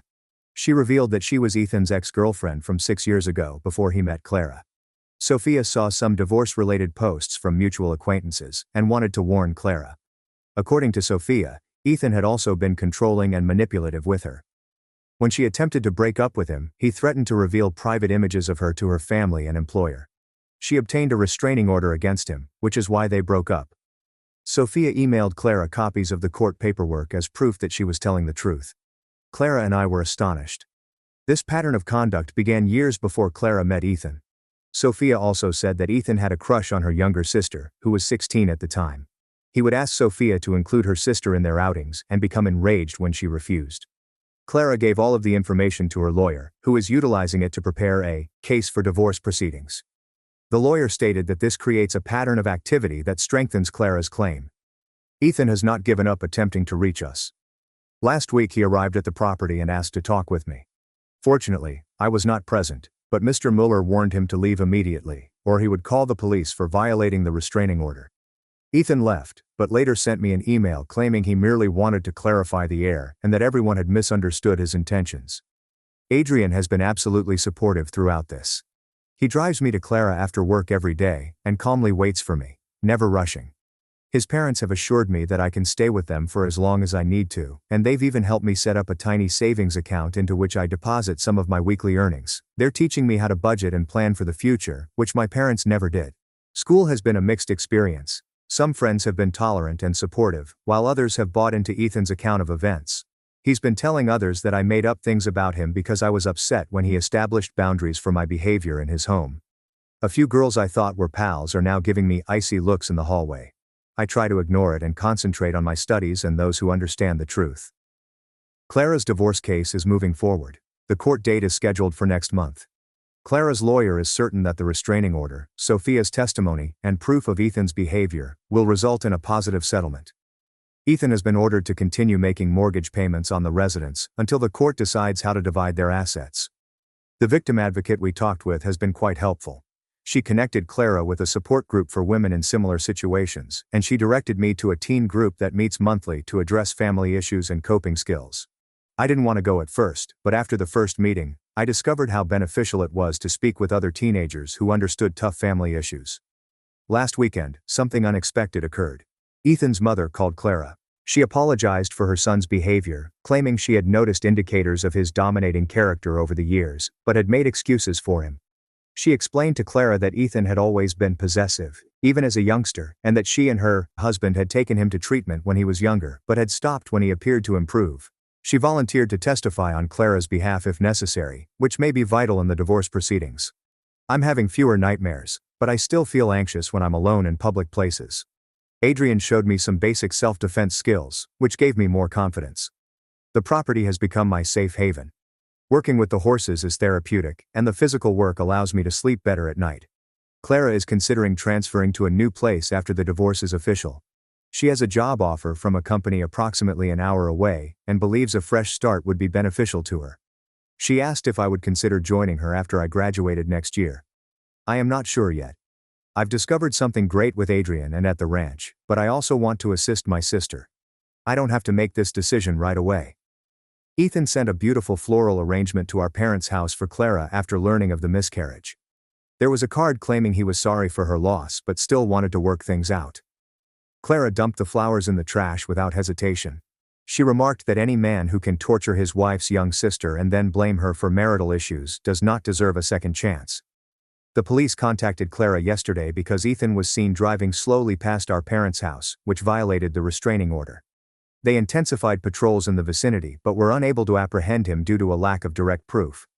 We've all taken extra precautions, such as locking doors and windows, and not going anyplace alone. That is where things stand right now.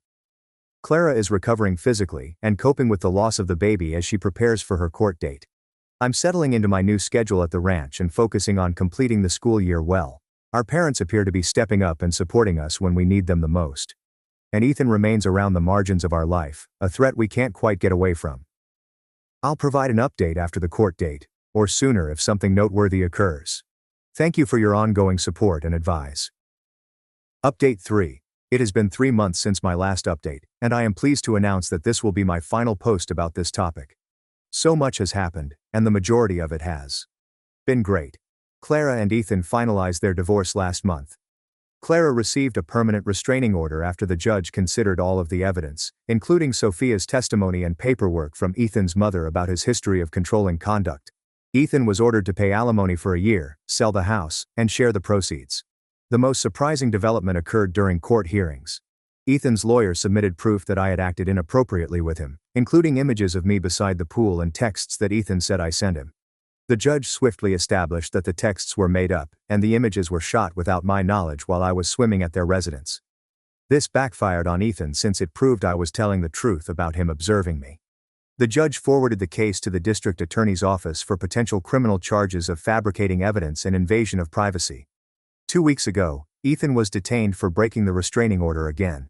He was discovered parked outside Clara's new apartment complex around 2 a.m. He will face actual jail time, because this is his third transgression. His court case is next month, and both Clara and I will be testifying. Clara has moved to the next town over, which is around 30 minutes away. She acquired a decent one-bedroom apartment and began a new career as an office manager for a nearby company. The employer has been very sympathetic of her circumstances and offers flexible hours, so she may attend treatment and court appearances as needed. She also joined a support group for women who have been in similar relationships, which has been really beneficial to her. I am still living on the ranch with Adrian's family. My parents offered to let me go back home without paying rent, but I refused. The Millers have provided me with stability and support that has transformed my life. Mrs. Miller has become a mentor for me, educating me about horse breeding and company management. Mr. Miller is assisting me in applying for college scholarships, with an emphasis on colleges that have strong horse programs. Adrian and I have been formally dating for 4 months now. He's gentle and compassionate, never pushing me out of my comfort zone. We've chatted about the future, about college and careers, and while we're taking things day by day, I can see a long-term relationship blossoming. I graduated from high school last month. Clara, my parents, and the Millers all went to the ceremony. It was the first time in years that my parents put aside their disputes for a family event. They've been attempting to rebuild relationships with both Clara and me. My mother apologized for not being more present during our upbringing, and for putting Clara in charge of raising me. I'm not ready to forgive everyone, but this is a start. The police contacted last week to let us know that Ethan had agreed to a plea deal for the restraining order violations. He'll spend 30 days in county jail, followed by 2 years on probation and required treatment. While the sentence is not long, it is reassuring to know that there will be consequences for his conduct and that his behavior will be watched in the future. Clara has begun dating again, albeit carefully. She met a man through the support group facilitator. He works as a counselor and understands the pain she has experienced. They've had a few coffee dates, and Clara says it's nice to be with someone who respects her boundaries without asking.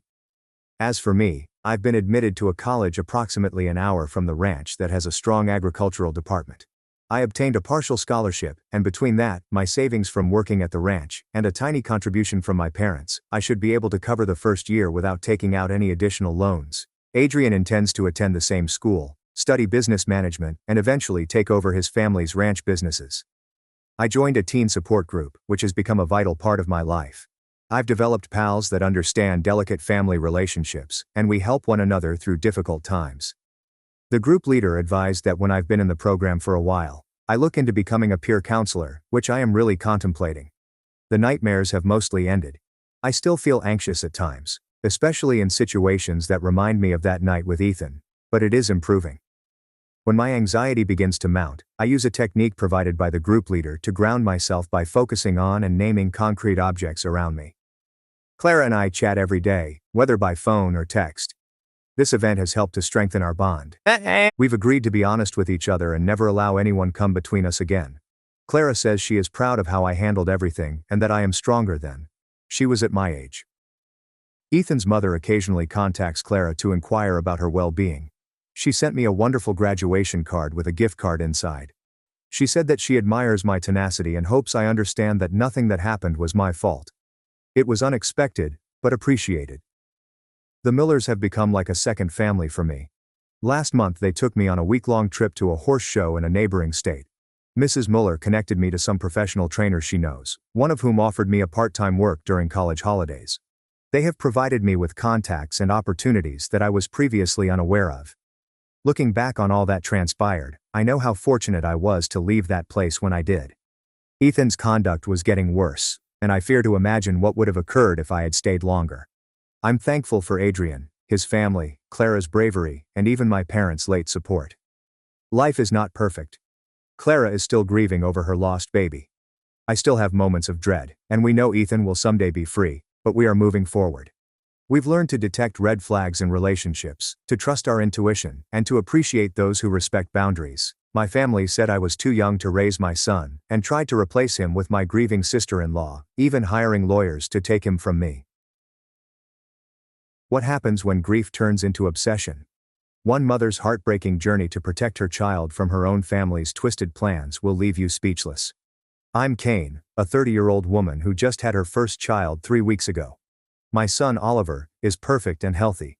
My husband, Isaac, a 35-year-old guy, and I have been together for 7 years and married for 2. We both work in IT and live approximately 4 hours apart from my family. The difficulty began when I disclosed my pregnancy at 6 months. My brother Victor, 35, and his wife, Emily, 34, have been trying to have children for the past 5 years. Emily miscarried twice in the first year, then nothing for a while. She became pregnant last December and carried the baby for 7 months before losing it. It was upsetting to both of them. Emily instantly fled the room after I told the family about my pregnancy. Victor followed her, and they didn't return. My mother, Julia, 65, a female, later told me that Emily grieved for hours that night. I felt her pain, but I couldn't keep my pregnancy hidden forever. Things were strange after that. Emily began emailing me stories on pregnancy difficulties and stillbirths. She would contact my parents and ask thorough questions about my health and doctor appointments.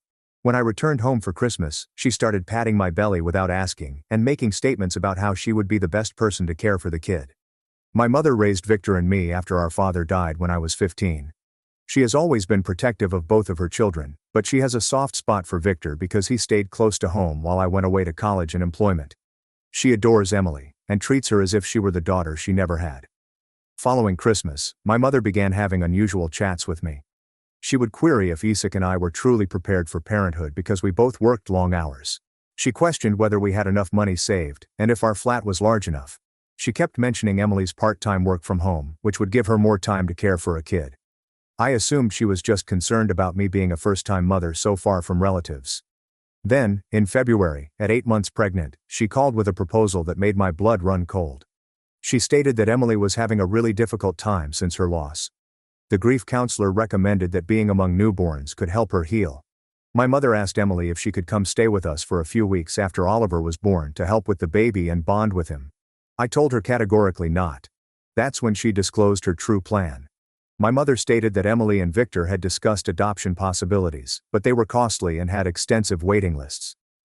Because I was young and had a long career ahead of me, it could be best if Emily and Victor reared Oliver. They owned a house with a yard.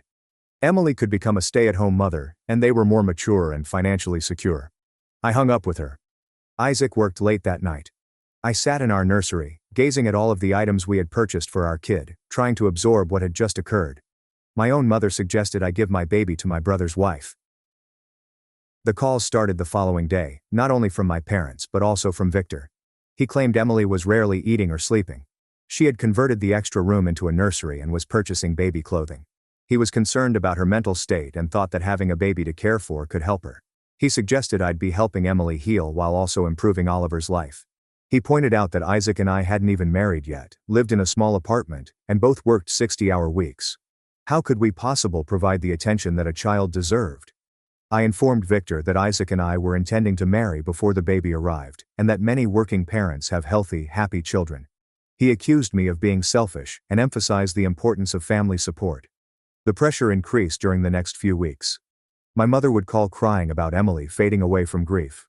My Aunt Clara, 54, a female, and my mother's sister, also began calling. She claimed the entire family was concerned about Emily and that I had the authority to help her. Emily never phoned me personally, but she began leaving comments on all of my social media posts. When I uploaded an image of the nursery, she replied that she had chosen the same crib. When I mentioned baby clothes shopping, she replied she had already purchased garments in newborn and 3-month sizes. I reached my breaking point at 38 weeks pregnant. Emily and Victor arrived at our place unannounced on a Saturday morning. Isaac was in the grocery store, so I answered the door alone. Emily rushed past me and went directly to the nursery. She began rearranging things and discussing how she planned to set up their abode. She had brought a car seat and wanted to make sure it was properly placed for when they drove Oliver home. I told her she had to leave. That's when she broke down entirely. She got on her knees in the nursery and begged me to let her have my baby. She claimed God took her son away because she was supposed to have mine. She promised to allow me visit and be engaged in his life. Victor attempted to calm her down, but she was yelling about how unfair it was that I got to have a healthy baby when I didn't want one as badly as she did. She claimed I was too young and selfish to be a good mother. I phoned the cops. By the time they arrived, Isaac had returned and persuaded Emily to stop screaming. The authorities took statements, but said it was a family affair. They advised us to seek a restraining order if we felt unsafe. That following day, Isaac and I married at the courthouse. We needed to ensure that our parenting rights were clearly defined, and that my relatives could not legally intervene. Oliver was born 2 weeks later. We did not tell my relatives that I was in labor. My mother found out from a mutual friend who saw Isaac's social media post announcing the birth. The calls began instantly. My mother was in tears for missing her grandson's birth. Victor was upset that we had not invited them. But Emily's reply frightened me the most. She called using Victor's phone, and when I answered, believing it was him, she began to express her excitement at finally seeing her son. She said that she already had his room and had taken time off work to be with him full time. I understood she really thought Oliver was going to be hers. Isaac and I decided not to contact my family for the time being. We blocked their numbers and set our social media profiles to private. My mother has been sending letters and packages to our apartment complex, but we have returned them unread. I learned via a cousin that Emily has been telling folks at their church that we are going through a difficult time, and that they intend to adopt our baby.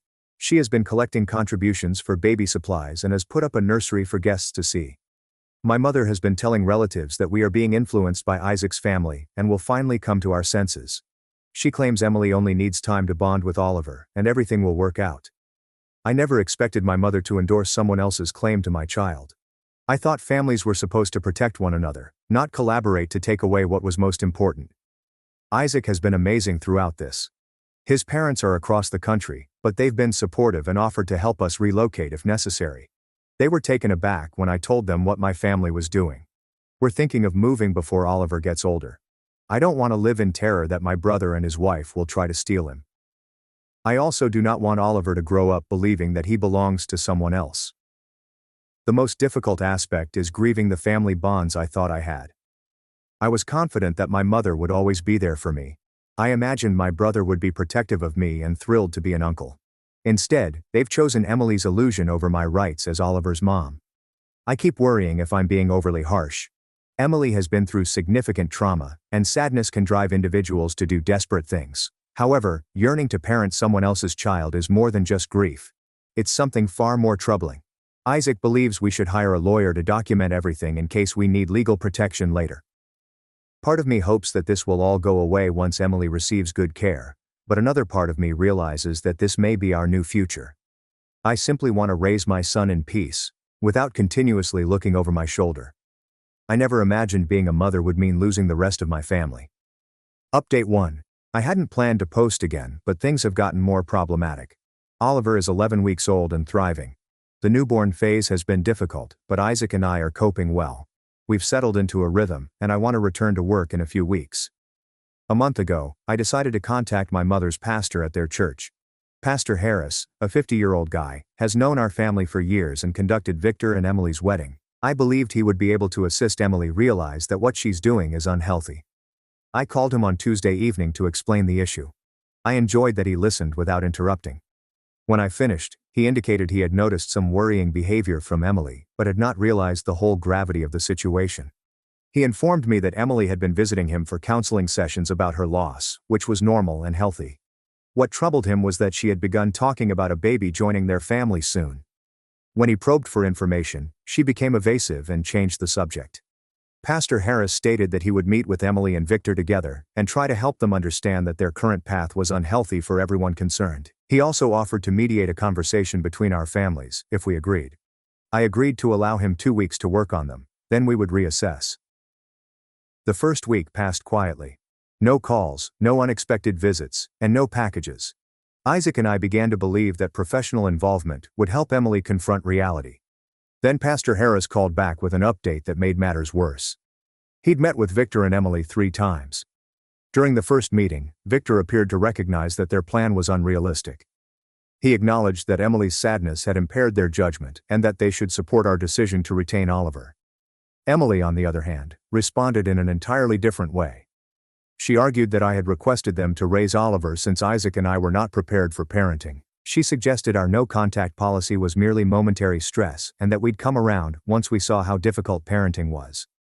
Pastor Harris informed me that Emily had meticulous plans for Oliver's christening, first Christmas, and even his first day of school. She spoke about him as if he were already living with them. During the second meeting, Pastor Harris attempted to make Emily understand that Oliver belonged with his parents. Emily became furious and accused him of misunderstanding God's plan. She said that her baby had died so she could raise Oliver instead. By the third meeting, Victor had fully altered his mind. Instead of admitting their goal was ridiculous, he began defending Emily's right to hope for a family. He claimed I was being cruel by separating Oliver from someone who would love him wholeheartedly. Pastor Harris informed me that he was quitting his counseling contact with them and that they seek professional help elsewhere. He was concerned that Emily's grasp on reality was weakening, not strengthening. He also told me something that made my stomach drop. Emily had been visiting the church nursery during services and assisting with the newborns. She had begun referring to one specific infant as preparation for when Oliver came to live with them. The baby's parents had requested Emily to stop holding their infant, but Emily insisted she was only helping out. Pastor Harris had to prohibit her from the nursery, causing a scene in front of the entire congregation. After hearing all of this, Isaac and I realized we needed to take more severe safeguards. We installed security cameras around our flat and changed the locks. We also began changing our routines and being more cautious about sharing anything online. 2 weeks following Pastor Harris's contact, we received confirmation that our safeguards were required. Our neighbor knocked on our door on a Saturday morning. Mrs. Carter, 45, a female, lives across the hall and has always been friendly. She informed us that a woman had inquired about us in the foyer the previous afternoon. The woman claimed to be my sister and announced that she was preparing a surprise visit. She wanted to know about our work schedules and when we typically left the flat. Mrs. Carter felt something was odd about her tale and refused to provide any information. Mrs. Carter described the woman as blonde, around 33 years old, wearing a pink sweater, and carrying a diaper bag. It was definitely Emily. That same day, I learned via my cousin Ava, 24, a female, that Emily had been posting in local parenting forums on social media. She was seeking for help on introducing a baby to a new household and discussing adoption timetables. Ava took a screenshot of some of the posts before Emily removed them. Emily inquired how long it usually takes biological parents to adjust after placing a child for adoption. In another, she inquired about the most effective strategy to move a baby to a new caregiver while minimizing trauma. Emily's posts made it plain that she still believed Oliver was going to live with them. She wasn't asking hypotheticals, she was making actual plans. Ava also told me that my mother had been calling relatives to see if they had heard from us. She was telling others that we were suffering from postpartum depression and needed family support, but we were too proud to seek treatment. My mother portrayed herself as a compassionate grandmother who simply wanted to support her daughter through a difficult period. She didn't mention Emily's demands. Isaac and I realized we had to be more proactive. We sent a letter to my mother, Victor, and Emily that clearly stated our viewpoint. We emphasized that Oliver would be staying with us permanently, and that any attempts to remove him or interfere with our family would result in legal action. We sent the letter certified mail so we could prove it was received. We also saved copies for our records in case we needed them later. Victor called 2 days after he received the letter. He was outraged and accused us of being dramatic and nasty. He claimed Emily was finally recuperating and that our letter had led her to experience a setback. He stated Emily was coming to terms with the fact that Oliver would not be moving in. However, our letter convinced her that we were being influenced by outside forces. She was more determined than ever to protect Oliver from our influence. I explained to Victor that Emily's rehabilitation could not come at the expense of my family's safety and well-being. He said I was being selfish, and Emily simply needed more time. When I hung up, I understood Victor had developed the same delusions as Emily. He honestly believed that their yearning for a kid justified attempting to take mine. The problem had progressed beyond mourning and into something far more dangerous.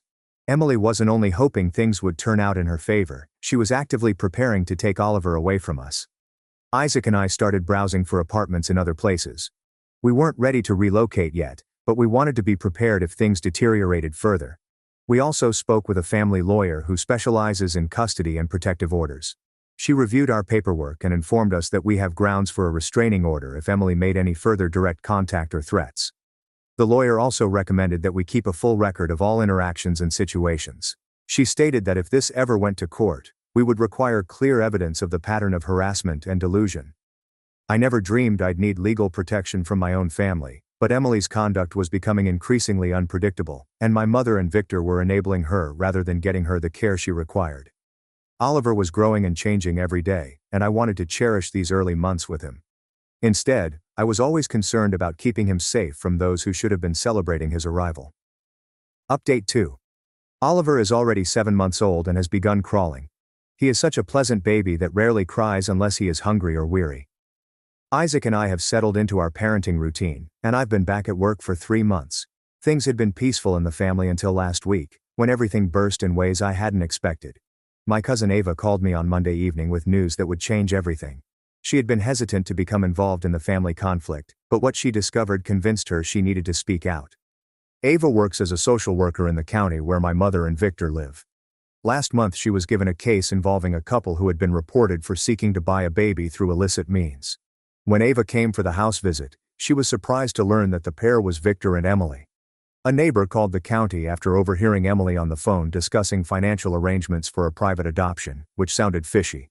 The neighbor was concerned because Emily had been showing off a nursery and claimed a baby was on the way, but no reputable adoption agencies appeared to be involved. Ava had to recuse herself from the case right away owing to the family link, but she obtained enough details to realize what had happened. Victor and Emily had been dealing with a person they found online who claimed to match births with adoptive families. They had previously paid thousands of dollars in fees and were waiting for a kid to become available. The individual they were working with turned out to be a scammer, collecting money from needy couples while claiming to organize adoptions that would never take place. Several other couples had lost a lot of money to the same scam. The most alarming aspect was what the investigator discovered in Victor and Emily's home. The nursery was not simply made up for any newborn. It was decorated specifically for Oliver. They had printed images of Oliver from Isaac's social media sites and hung them in frames around the room. Emily had been purchasing clothing in the exact sizes that Oliver would require as he grew. She had even made a photo album documenting his first months, as if she had been present throughout. The investigator also discovered Emily's detailed timeline, which showed when she expected Oliver to move in with them. She had set dates for when she believed we would realize we couldn't handle parenting and when the changeover would take place. Ava said the social worker who took over the case called it as one of the most complex illusions she'd ever seen. Emily sincerely believed Oliver belonged to her and that everything she did was in preparation for his impending arrival. Victor totally supported Emily's hallucination. He had been investigating grandparents' rights laws and legal options for challenging our custody. He even spoke with lawyers about what grounds they may use to claim we were unfit parents. The county concluded its inquiry after deciding that Victor and Emily were victims of the adoption scam rather than perpetrators. However, they recommended Emily for a mandated mental health evaluation due to worries about her grasp on reality. Ava told me all of this because she was concerned for our safety. The social worker had suggested that Victor and Emily have no contact with children until Emily received proper therapy, but there was no legal way to enforce this recommendation. Following Ava's call, Isaac and I had a lengthy debate about what to do next. We realized we had to take quick action to safeguard Oliver and ourselves. The next day, we met with our lawyer and gave her all of the new information Ava had provided. Our lawyer was frightened by Emily's plans and advised us to petition for a protective order right away. She also urged that we thoroughly document Oliver's present living circumstances in case Victor and Emily attempted to file fraudulent reports with child services. We photographed our clean, safe home and gathered paperwork regarding Oliver's medical care and our employment stability. On Wednesday, we acquired a protective order barring Victor, Emily and my mother from coming within 600 feet of us or our apartment. The ruling also forbade any communication through third parties. We assumed this would finally end the situation, but we were mistaken. On Friday evening, my mother came up at Isaac's job. She managed to get past building security and accosted him in the parking lot as he left. She was crying and begged him to reconsider separating Oliver from his family. She claimed Emily was deteriorating rather than improving, and that seeing Oliver might be the only way for her to recover. My mother actually asked Isaac how much money it would cost us to let Emily spend time with Oliver. She offered to pay our rent and child care if we only allowed supervised visits. When Isaac explained that Oliver was not for sale and that Emily required professional assistance, my mother became furious. She blamed Isaac of turning me against my family and ruining Emily's last opportunity for happiness. Isaac filmed the conversation on his phone, which was wise because my mother later denied speaking the most of it. Building security eventually removed my mother from the site, and Isaac's employer filed a police report since she had breached the protective order. That weekend, we decided to move. We had been thinking about going for months, but this incident convinced us that staying in the region was unsafe for any of us. Isaac's employer has a branch office in another state, and they agreed to allow him to transfer immediately given the circumstances. My company enables remote work so I can continue working while we relocate. We're not telling anyone in my family where we're going. We've informed Ava that we're leaving the region, but we have yet to provide her with our new address. We appreciate her efforts to assist us, but we cannot risk the information reaching the other parties. The most difficult part of moving is realizing that this issue will not resolve itself. Emily's hallucination has only become stronger over time, and my mother and Victor are indulging her rather than providing her the right aid. I keep thinking about the photo album Ava mentioned, which Emily had compiled and organized as if she had been present. The amount of fantasy and forethought required is unnerving. We are departing this weekend. We hired expert movers and handled everything via Isaac's company, so there is no paper trail pointing back to us. I understand that some people may think we're overreacting, but the social worker's report clearly said that Emily's conduct was worsening rather than improving. The fictitious adoption scheme demonstrated how far she was ready to go to have a baby, even if it meant breaking the law. Oliver needs to grow up without this cloud looming over him. He deserves parents who can prioritize his needs, rather than continually looking over their shoulders. I'm grieving the loss of the family I thought I had, but I'm also relieved that we're taking precautions to protect the family we've created together. Update 3. Oliver is 15 months old and walks everywhere. We've lived in our new city for 8 months, and we finally feel like we can breathe normally again. Isaac enjoys his new job, and I've thrived on remote work. We found a great apartment in a family-friendly neighborhood, and Oliver now attends a superb daycare center 3 days a week. For the first several months after moving, I jumped whenever someone knocked on our door, or I noticed a car that looked familiar. However, the persistent anxiety has subsided. We've established a new routine and found pals who are unaware of our family issues. 2 months ago, Ava called with an update that provided some closure to the matter. Emily had been hospitalized following what Victor characterized to relatives as a nervous breakdown. Ava didn't know what caused Emily's hospitalization, but she was admitted to an inpatient psychiatric clinic for 3 weeks. During Emily's treatment, Victor began visiting a counselor independently. According to Ava, Victor revealed to the counselor that he had been so concentrated on assisting Emily through her loss that he had lost sight of what was reasonable. Victor reportedly informed the counselor that he knew taking someone else's baby was wrong, but Emily's anguish was so great that he convinced himself they were benefiting everyone involved. He stated that he sincerely believed we would soon realize we couldn't manage motherhood and would be happy for their intervention. The counselor helped Victor realize that allowing Emily's hallucination had stopped her from processing her grief in a healthy manner. Emily had developed an elaborate fiction in order to avoid coping with the reality of her loss. Emily and Victor relocated to another state to live with Emily's sister when she was released from the hospital. Ava heard they were beginning again somewhere where they wouldn't be constantly reminded of their losses.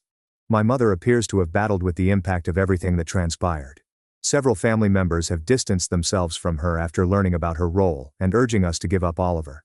Ava stated that my mother has been telling people that she was simply trying to help everyone and that the issue had gotten out of hand. She claimed she never intended for things to get to this point. But Ava also told me that my mother had been investigating grandparents' rights laws, just like Victor had. She had spoken with lawyers about whether she could claim we were unfit parents due to our ages and job schedules.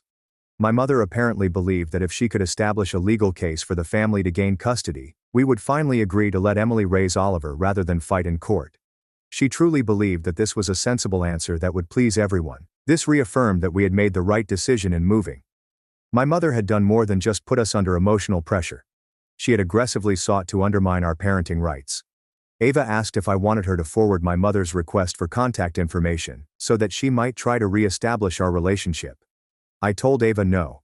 Some may say I'm being overly harsh, but keep in mind that my mother was willing to take legal action to separate me from my child. That crosses an irreversible line. Isaac and I have discussed whether we will ever feel secure communicating with my family again. Currently, the answer is no. Maybe this may change in the future. But we are not there yet. Oliver is thriving in his new environment. He's a curious, lively toddler who enjoys books and building with blocks. He's starting to say more words and has the most adorable chuckle. I sometimes wonder what kind of relationship he would have had with his extended family if circumstances had been different. But then I recall Ava's description of Emily's photo album, which contained photographs of Oliver arranged as if he belonged to her. I can't expose Oliver to people who see him as anything other than who he is. My kid, not a replacement for someone else's grief. We intend to have another baby in the next year or two. When we do, no one in my original family will be aware of the pregnancy until we decide if and when to inform them. Our new existence isn't ideal, but it's pleasant. We joined a local parenting group and made friends with other young families. Oliver has playdates, birthday parties, and all of the typical things I wanted him to have. Isaac's parents make regular visits and have become excellent grandparents to Oliver. They appreciate our choices and support our family without attempting to dominate or manipulate us. Some people reading this may believe I should have done more to help Emily cope with her loss, or given my mother another chance to prove she had changed. However, protecting Oliver had to be my top priority. Children are not therapeutic tools for adults dealing with loss. Oliver's role is simply to be a happy, healthy child, not to cure someone else's trauma or replace someone else's void. The restraining order is still in effect, but we haven't used it since moving. We preserve copies of all documents in case we ever need legal protection again, which I pray we never do. Nobody chooses to move across the nation to escape their own family, yet it is sometimes necessary. We exchanged the support system I assumed we had for the peace of mind we truly required. Oliver will grow up knowing he is loved and wanted just as he is. That is more valuable than keeping relationships with those who viewed him as something he was not. For anyone else struggling with family members who refuse to respect limits surrounding their children, believe your intuition. If something feels off, it probably is. Protecting your child's safety and well-being is always the best option, even if it requires making painful decisions about family relationships. We are establishing new traditions and making new memories. Oliver will not recall any of the drama from his first year, which is precisely as it should be. Sometimes the family you create is more important than the one you are born into. We learnt that lesson the hard way, but we've come out stronger and more bonded than ever. My sister mocked me as her cash machine, after I gave her $17,000 over 10 years. That night, I shut the bank forever. Now she's crying at my door. My sister Marlene, 33, has always treated me, a 36-year-old man, as if I were her personal bank account. But what happened last month at my niece's birthday celebration was the last straw. Marlene and I grew up in a middle-class home. Our parents worked very hard, but money was always tight. After college, I got a decent career in IT and worked my way up over time. I live alone. I have never married and have no children. Marlene married her high school boyfriend, Anton, 35, when she was 23. They have 2 daughters, Anya, 17, and Lydia, 13. Marlene and Anton have always suffered financially. He works in construction, while she is a part-time receptionist at a dental office. They live paycheck to paycheck in a dilapidated rental property. Meanwhile, I own my home, have a healthy savings account, and can afford a few frills. Marlene has been coming to me for money for the past decade. It started modest, with $55 spent on groceries or gas. Then the sums increased. When Anya needed school supplies, Marlene would contact me. When their vehicle broke down, I paid for the repairs. When Lydia decided to join the soccer team, I paid for her fees and equipment. I've never said no because I adore my nieces. Anya is a bright student who gets good scores, and Lydia is a lively little girl who brightens up any space. I figured that aiding them was the appropriate thing to do because I had the money and they didn't. The pattern became predictable. Marlene would start the conversation casually, asking about my employment or discussing a family reminiscence. Then she'd drop hints about their most recent financial crisis. Anton would occasionally text me personally, generally late at night after he'd been drinking, with long messages about how difficult it was to provide for his family. I kept a mental track throughout time. I've probably given them close to $17,000 in cash, plus everything I purchased directly. I paid for Anya's prom dress, Lydia's birthday parties, their Christmas presents, groceries during difficult times, electricity bills when they fell behind, and a variety of other things. The truth is, I never received a genuine thank you. Marlene would express gratitude at the moment, but then a few weeks later, she'd make remarks about how easy my life was because I didn't have children to worry about. Anton used to tease me about being the wealthy bachelor who didn't comprehend true responsibility. As time passed, their attitude became increasingly bothersome to me. When I purchased a new automobile last year, Marlene made a nasty remark about how pleasant it must be to spend money on yourself rather than your family. When I went on vacation to Spain, she wrote on Facebook about how some people can afford vacations while others struggle to pay the rent. The breaking point occurred at Lydia's 12th birthday party last month. Marlene asked me to pay for the party items, which I did: decorations, cake, and food for approximately 20 children and their parents. I also purchased Lydia a costly art set, which she had been seeking because she enjoys drawing. The party was held at their residence. I arrived early to help set up. Marlene barely acknowledged me as I strung streamers and set up tables. When the guests arrived, she presented me to the other parents as her brother, but did not reveal that I had paid for everything. During the party, Lydia opened her gifts. She was thrilled with the art set and hugged me, which made me pleased. But then Marlene proclaimed loudly to everyone that Uncle Stefan enjoys indulging the girl because he doesn't have his own children to spend money on. Several parents laughed. One woman mentioned how lucky Marlene was to have such a generous brother. Marlene said that it worked wonderfully because I had all this extra money and no family to support. That stung, but I remained silent. The big blow occurred later, during the cake cutting. Marlene summoned everyone's attention and began giving a speech about Lydia. She thanked everyone for attending, and for the gifts. Then she looked at me and said we should all thank Uncle Stefan, the family ATM, who ensures Lydia gets whatever she wants. The adults laughed. Even some of the kids laughed. Lydia looked perplexed, but smiled since everyone else was smiling. Anya rolled her eyes from across the room. Anton clinked his beer bottle and mumbled something about how I kept the money flowing. I stood there, watching everyone laugh at Marlene's remark about me being an ATM. The message was plain. I was not a cherished uncle who made sacrifices for his family. I was merely a convenient source of money for them to mock in front of their pals. I did not say anything during the party. I stayed until Lydia completed opening presents before telling Marlene I needed to leave early. She did not try to stop me. The next morning, I received a text from Marlene asking whether I could use Venmo to pay for Lydia's soccer registration. The fees were due that day, and they were low on cash. She wrote as if nothing happened the night before.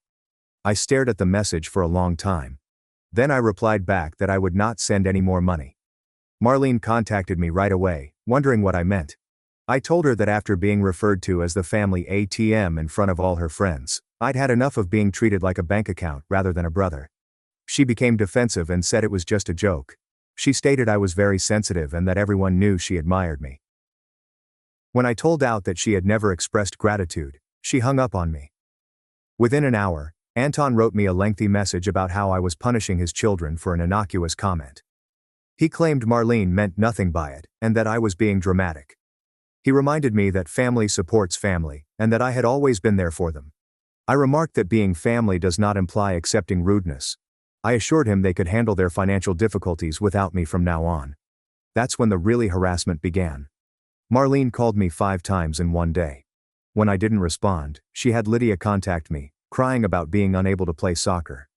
Then Anya texted, saying I was destroying everything with a ridiculous joke. I banned all of their numbers and assumed that was the end of it. 2 days later, my mother called. Marlene had informed her that I was refusing to help with Lydia's soccer due to a misunderstanding at the party. Mom stated she didn't know what happened, but she suggested I work things out with my sister since family is vital. I conveyed to Mom what Marlene had said and how I had been treated like a joke, rather than a person. Mom remained silent for a long before saying that Marlene probably didn't know how it sounded, and that I should give her another chance. Mom became frustrated when I replied no. She claimed I was keeping a grudge, and that Lydia should not suffer because the grown-ups couldn't get along. She reminded me that I am in a better financial situation, and that supporting family is not intended to come with strings. That chat with Mom made me realize that the entire family saw me in the same light as Marlene did, as someone whose only value was financial support. Mom was unconcerned about how Marlene had treated me. She was concerned that the money would stop. It has been 3 weeks now. Marlene has attempted to contact me via Facebook, email, and even showed up at my house once. I did not answer the door. Lydia's soccer registration deadline has passed. Anya's auto insurance payment bounced because it was on my credit card, so I canceled it. Yesterday, I received a call from an unknown number. Marlene was crying, explaining that Anya can't drive to work without insurance, and that Lydia is distraught about missing soccer season. She implored me to reconsider, promising that things would be different. I hung up without responding. Part of me worries if I am being overly harsh. These are my nieces, and they are suffering because of the decisions I made. But another part of me understands that if I give in now, nothing will change. Marlene will continue to treat me like an ATM, and the family will expect me to solve their issues. I am not sure what to do next. Should I try to work things out or remain solid in my decision? Update 1. I wrote about how my sister Marlene used me like an ATM and humiliated me during my niece's birthday celebration. Many folks asked for updates. So what happened after I cut them off financially? The first 2 weeks were peaceful after I ignored Marlene's sobbing phone call. I hoped they had finally understood and would leave me alone. I was mistaken. Things took a surprising turn about a month following my original post. It began when I received a call from my landlord. I own my home, so I was perplexed until he said that someone had called pretending to be me, stating I was late on rent and inquiring about eviction proceedings. When he said he wasn't my landlord, they hung up. The next day my credit card company called to confirm some unusual behavior. Someone attempted to add an authorized user to my account using my social security number but answered the verification questions incorrectly. The person stated that the caller claimed to be my sister, and that it was an emergency. I knew Marlene was behind both calls. She was either trying to ruin my life out of spite, or hoping to find a method to get my money. I videotaped everything and debated calling the cops, but ultimately chose to wait and see if it ended. It did not cease. Over the next week, I received calls from my bank about a loan application that I never completed, from my insurance company about policy modifications that I never requested, and from my credit card company about another failed attempt to add an authorized user. I updated all of my passwords and enabled fraud alerts on my accounts. Then I contacted Marlene using a blocked number. When she answered, I instructed her not to call my financial institutions, or I will file a police case for identity theft. She sprang into tears, claiming she had no idea what I was talking about. She claimed she was desperate because Anya had to quit her work without auto insurance, and Lydia was devastated by missing soccer. She urged me to help one more time, promising to repay me. I assured her that phoning my bank and credit card company would not make me change my mind. It merely demonstrated that I was correct to cut her off. She hung up on me. The pestering subsided for a bit after that. I wondered if she had finally given up. Then my mother called with what she described as critical family news. Mom mentioned that Marlene and Anton were getting divorced. According to Mom, financial stress had produced too many conflicts, so Anton had moved out. Marlene was now a single mother fighting to pay the rent and keep the daughters in school. Mom's tone clearly indicated that she blamed me for the divorce. She added that, if I had just assisted Marlene through this difficult time instead of nursing a grudge, the family may have remained intact. She inquired whether I was truly going to let my nieces lose their father for pride. I asked Mom if Marlene had told her about the attempt to access my bank accounts. Mom became quiet, then explained that desperate people do desperate things, and that Marlene was simply worried about providing for her girls. That chat informed me everything I needed to know about Mom's situation. She was willing to accept Marlene's actions as long as it meant I could access my wallet again. I informed Mom that Marlene's marital troubles had existed long before our disagreement, and that I was not responsible for resolving Anton's commitment concerns or Marlene's financial planning. Mom told me I was being harsh and hung up. 2 weeks later, I learned that Mom had given Marlene my work address. Marlene arrived at my workplace during lunch break, crying and imploring me to talk to her. She stated that the divorce was official and that she was late on rent. She claimed the girls wanted to know why Uncle Stefan no longer loved them. My co-workers saw the entire scene. Marlene made a nuisance of herself in the foyer, shouting about family commitments and how I had abandoned my nieces. Security had to accompany her out because she refused to leave when I declined to engage with her. I felt humiliated and angry. Marlene had crossed a line by bringing her drama into my workplace. I called Mom that night and told her that giving Marlene my work address was not acceptable. Mom stated she was merely trying to assist Marlene find a way to contact me because I had banned her calls. I told Mom that if she continued to enable Marlene's actions, I would block her phone number as well. Mom chastised me of abandoning the entire family and warned me that if something horrible happened, I would regret it.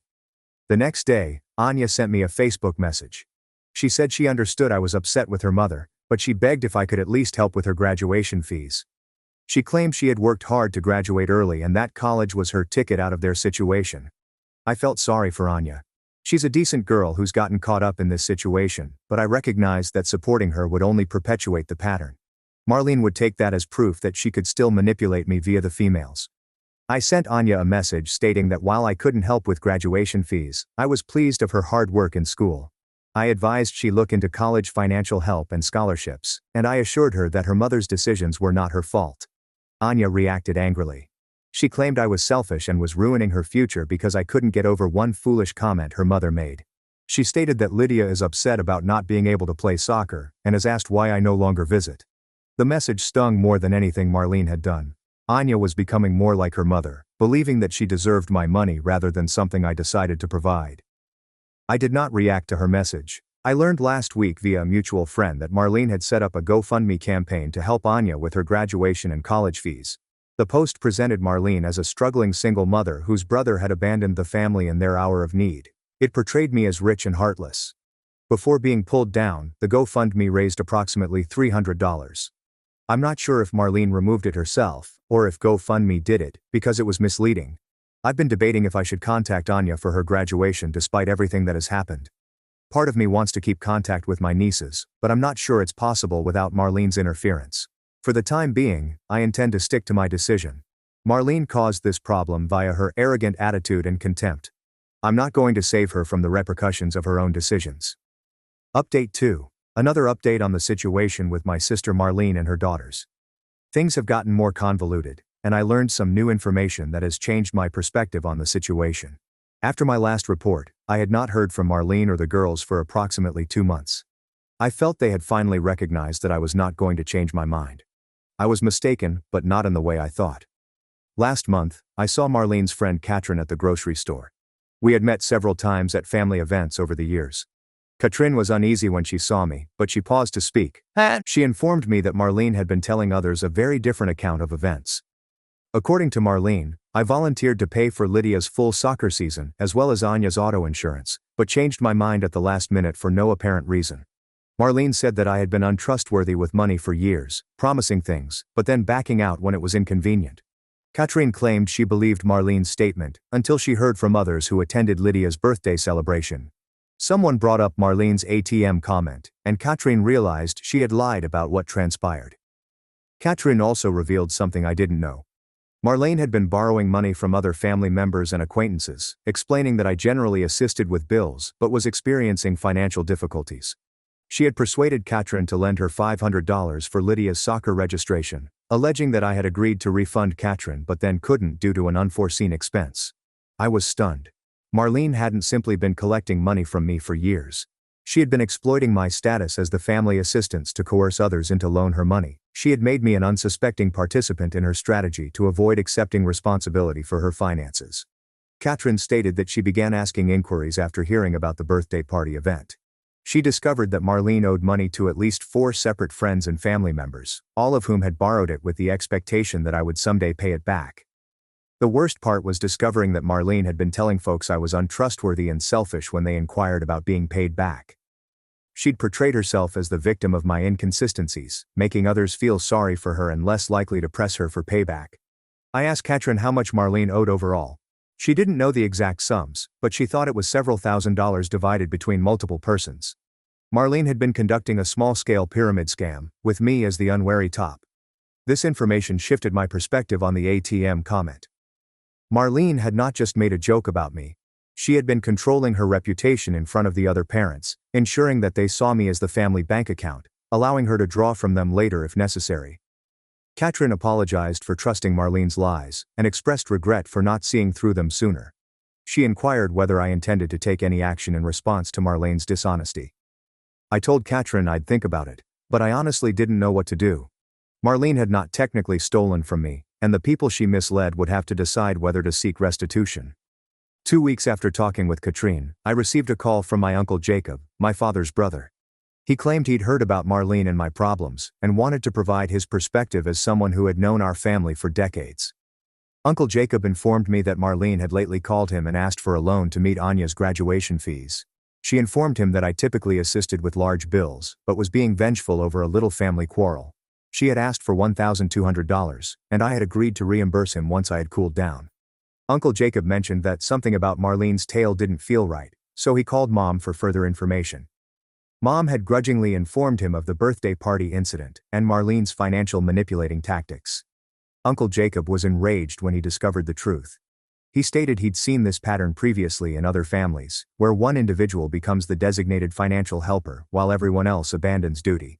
He advised me that separating from Marlene was the proper option, and that I should stick to it no matter how much pressure the family applied. He also mentioned something that surprised me. He stated that our father had been concerned about Marlene's money habits before his death 5 years ago. Dad supposedly told Uncle Jacob that Marlene demanded money from family members as if it was owed to her rather than accepting it as a kind gift. Uncle Jacob explained that Dad was anxious that Marlene would drain my resources if I didn't learn to set boundaries. He had planned to talk to me about it, but he died unexpectedly before he could. Learning that Dad had seen this problem years before confirmed my decision. It also saddened me that he was concerned about Marlene taking advantage of me but hadn't lived long enough to assist me avoid the scenario. Last week, I heard from Anya again. She sent me a long email in which she explained that she had received a partial scholarship to the state university and would begin classes in the fall. She explained that she had discovered that relying on family money was not a reliable approach and that she wanted to be more self-sufficient. Anya apologized for the nasty message she had sent months ago. She explained that she had been frustrated and concerned about her future, but she now understood why I had cut off financial support. She inquired if we could have a relationship without money. I was taken aback by Anya's maturity and responded by telling her how pleased I was of her for earning the scholarship. I stated I'd be delighted to have a connection with her, but it had to be separate from any contact with Marlene. Anya said that she understood and intended to separate herself from her mother's financial issue. She admitted that witnessing Marlene mislead others for money had been embarrassing, and she didn't want to wind herself in the same situation.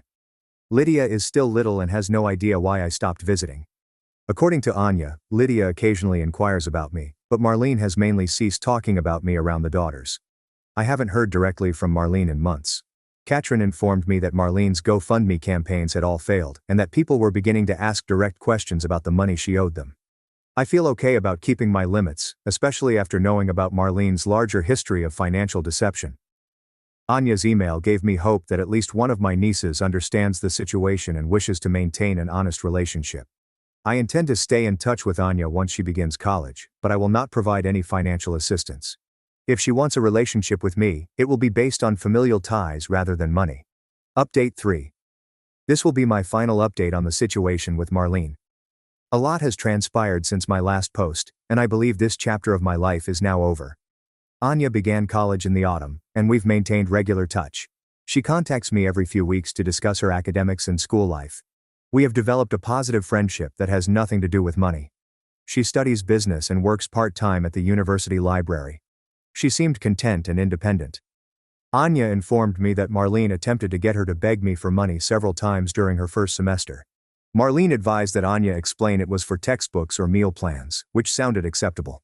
Anya declined, telling Marlene she would not jeopardize her relationship with me for short-term financial benefit.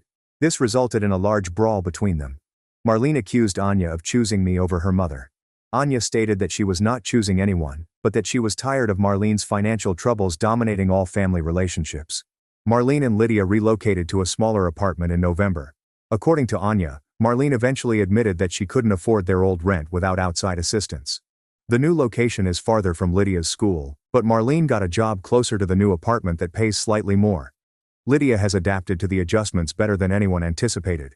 She joined the art club at her new school instead of soccer, and Anya thinks she appears happier than she did when Marlene was constantly concerned about money. The most significant event occurred in December when Mom called me unexpectedly. She stated she wanted to discuss Marlene and that she owed me an apology. Mom stated that various family members had addressed her about Marlene's borrowing tactics. Uncle Jacob had informed the extended family that Marlene used my name to obtain loans from relatives. Cousin Elise had found that Marlene owed money to 3 distinct persons, and had been informing each of them that the others would assist in repayment. Mom admitted that she had been naive to Marlene's manipulation because she had wanted to think that she was simply going through a difficult time. She recognized that she had made a mistake in pressuring me to continue helping, and that she should have supported my decision to set boundaries. The apology felt genuine, but I warned Mom that regaining trust would take time. She said she understood and hoped we could attempt to improve our relationship. Mom also told me that Marlene had lately begged her for money, and that she had declined. When Marlene became furious and accused Mom of siding with me, Mom explained that the problem was Marlene's inability to accept responsibility for her own financial condition. In January, I received an unexpected guest at my home. It was Anton, Marlene's ex-husband. I hadn't seen him since before their divorce, and didn't know what he wanted. Anton apologized for the text messages he sent when I first cut off his financial support. He said he'd been drinking and frustrated, but he shouldn't have pushed me to continue condoning Marlene's spending habits. He explained to me that one of the grounds for their divorce was Marlene's attitude toward money.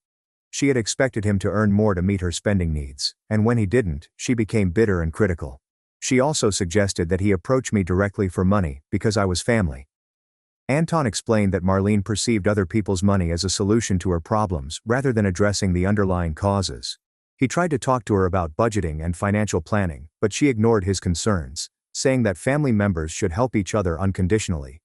He congratulated me for refusing to give in when Marlene used the girls to manipulate me. He claimed that witnessing me stand firm had helped him realize that he did not have to accept Marlene's financial pressure either. Anton has become more active with Anya and Lydia since their divorce.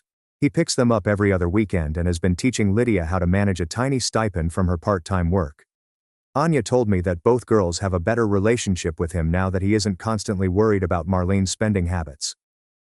The final piece of news came last month, when Katrin called to inform me that Marlene had become engaged to someone she had been dating for several months. Katrin said the guy seemed polite, but she was curious if Marlene had told him about her debt issue. I haven't heard anything directly from Marlene on the engagement. Anya acknowledged it briefly, but didn't seem overjoyed with her mother's dating choices. Looking back on all that has happened, I am convinced that cutting Marlene off financially was the correct move. She never learned to manage her money correctly because there was always someone else to help her out. My refusal to maintain the pattern compelled her to make significant changes in her position. Anya is doing well at college and has learnt important lessons about independence and self-reliance. Lydia appears to be happier in their new living circumstances. Anton has benefited from not feeling pressured to support Marlene's financial practices. Marlene could be angry with me forever, and I've accepted that possibility. Some individuals would never forgive someone for refusing to be taken advantage of. But it is not my responsibility to manage Marlene's emotions or solve her problems. I've retained all of the evidence from Marlene's attempts to access my financial accounts just in case, but I don't anticipate any further issues. She appears to have moved on to other forms of help. My relationship with Mom is gradually improving. We spoke periodically, and she stopped bringing up Marlene's troubles or requesting that I help. Uncle Jacob and I have grown closer, and I appreciate his support during this scenario. The most important lesson I've learned is that family connections should be built on mutual respect, not financial obligations. People who just value you for what you can offer are not truly family in any meaningful way. I intend to stay in touch with Anya throughout college and beyond. Our partnership demonstrates that genuine familial bonds may be formed without relying on money. Lydia will hopefully gain a better understanding of the situation as she grows older. I hope Marlene finds happiness with her new fiancé and learns from the consequences of her conduct. But that is her journey, not mine to manage. This incident taught me the value of setting boundaries early and sticking to them, even when family pressure is high. I am in a better situation now than I was a year ago, and I do not regret any of my actions. My sister raged that I excluded her kids, my parents pressured me, and I uninvited her. Then discovered she planned to hijack my wedding. Hello, I'm 27 and I'm getting married in a year. I sent out the save the dates last week, and since then I've received a lot of backlash from my sister and dad. I'll get to the major problem, but first I need to tell you about what happened in the past. My 32-year-old sister Valerie and I are currently having some issues. She can be quite entitled and harsh, which is a problem I am still dealing with. So I've always wanted to be close to my sister, but she never acknowledged my sentiments. She mainly treated me as an unwelcome pest and avoided me.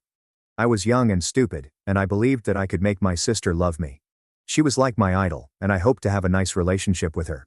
Growing up, my sister was constantly doing things to draw attention to herself. She was like that, and I accepted her just as she was. I may have been a little naive to believe that we might have a close friendship.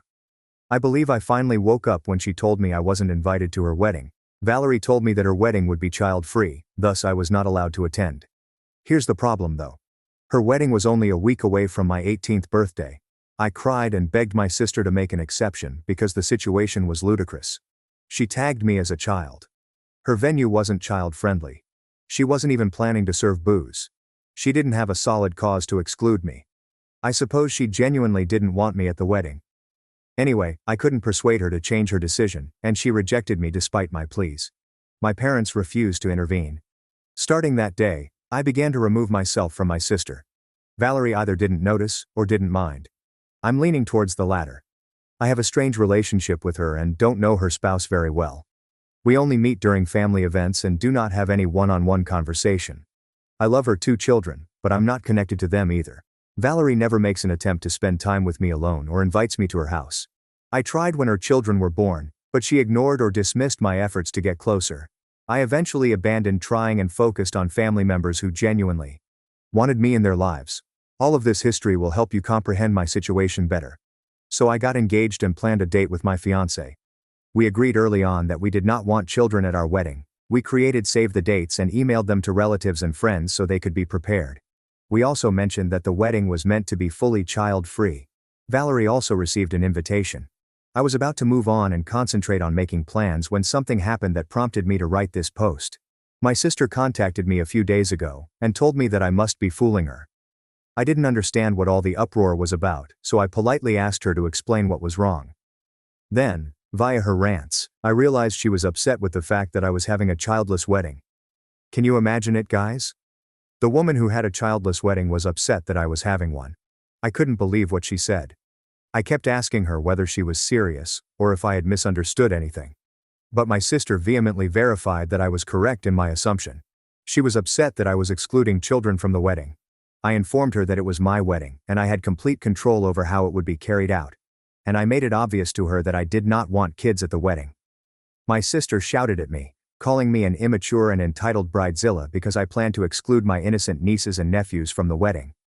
I calmly informed her that the majority of the children are under the age of 5, so they would unlikely miss the wedding. Plus, I didn't want kids running around and accidentally getting into things. Not to add that there will be an open bar with plenty of drinks. Everyone in the family has infants and toddlers, and we all know that little children cannot be disciplined or punished into good behavior. Kids would act like kids, and instead of dealing with the potential disaster, I was simply nipping the problem in the bud. Apparently, that was the wrong thing to say, since my sister went off on me for calling her child difficult and unmanageable. I informed them I had never said anything like that. Valerie responded by saying that they should be invited to the wedding because they will not cause any difficulties like the other youngsters. I informed her that I would not make such an exception since everyone would want to bring their children and accuse me of favoritism. I must admit that I have some very close cousins and friends who would be outraged and saddened if I let dumb Valerie bring her children while they were unable to.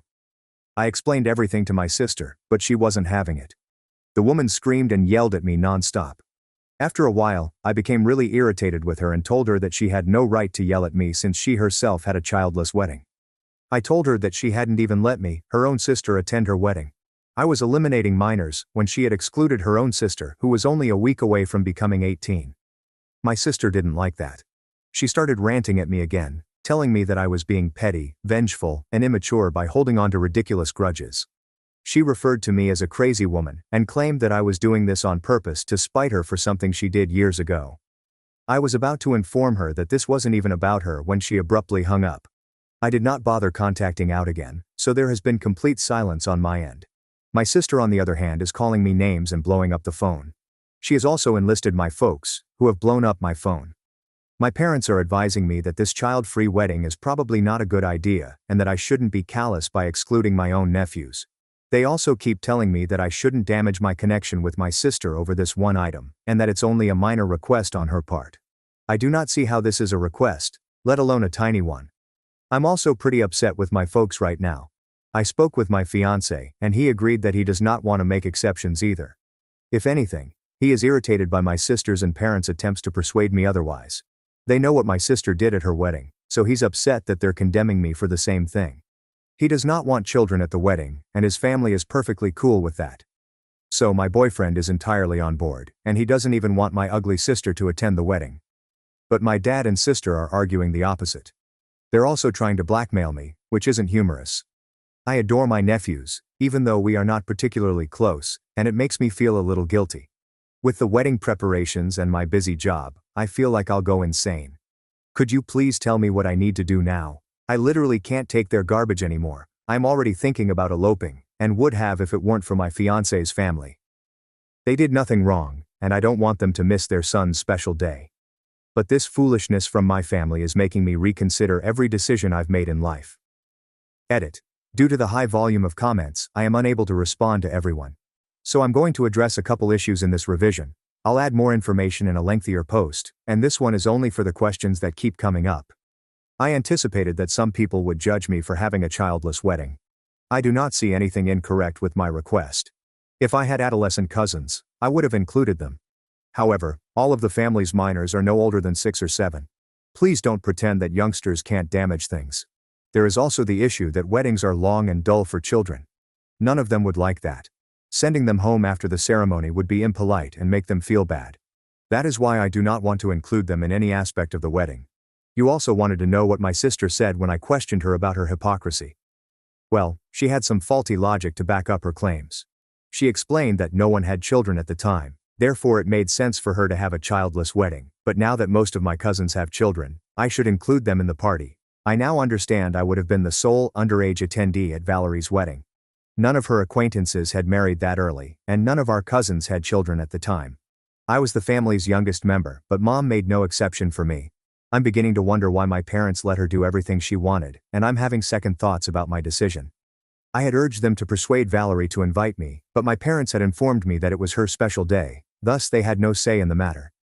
There have also been inquiries regarding what my other relatives and acquaintances think about my childless wedding. Well, they said absolutely nothing. They have all already RSVP'd. Everyone lives nearby and would rely on their family or babysitters to care for their children. I mean, I'm giving them a year's notice, so they'll have plenty of time to make plans.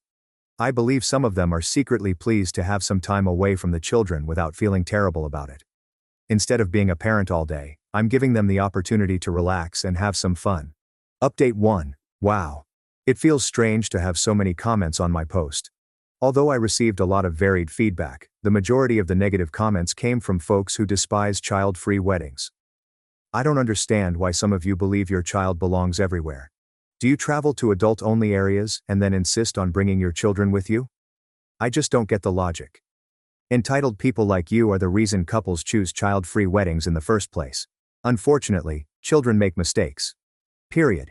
Getting angry at them would be inappropriate because they are youngsters. So the simple approach is to refuse to let them in. Also, listen, that kid will barely remember the wedding and will most likely be bored out of their mind during the ceremony.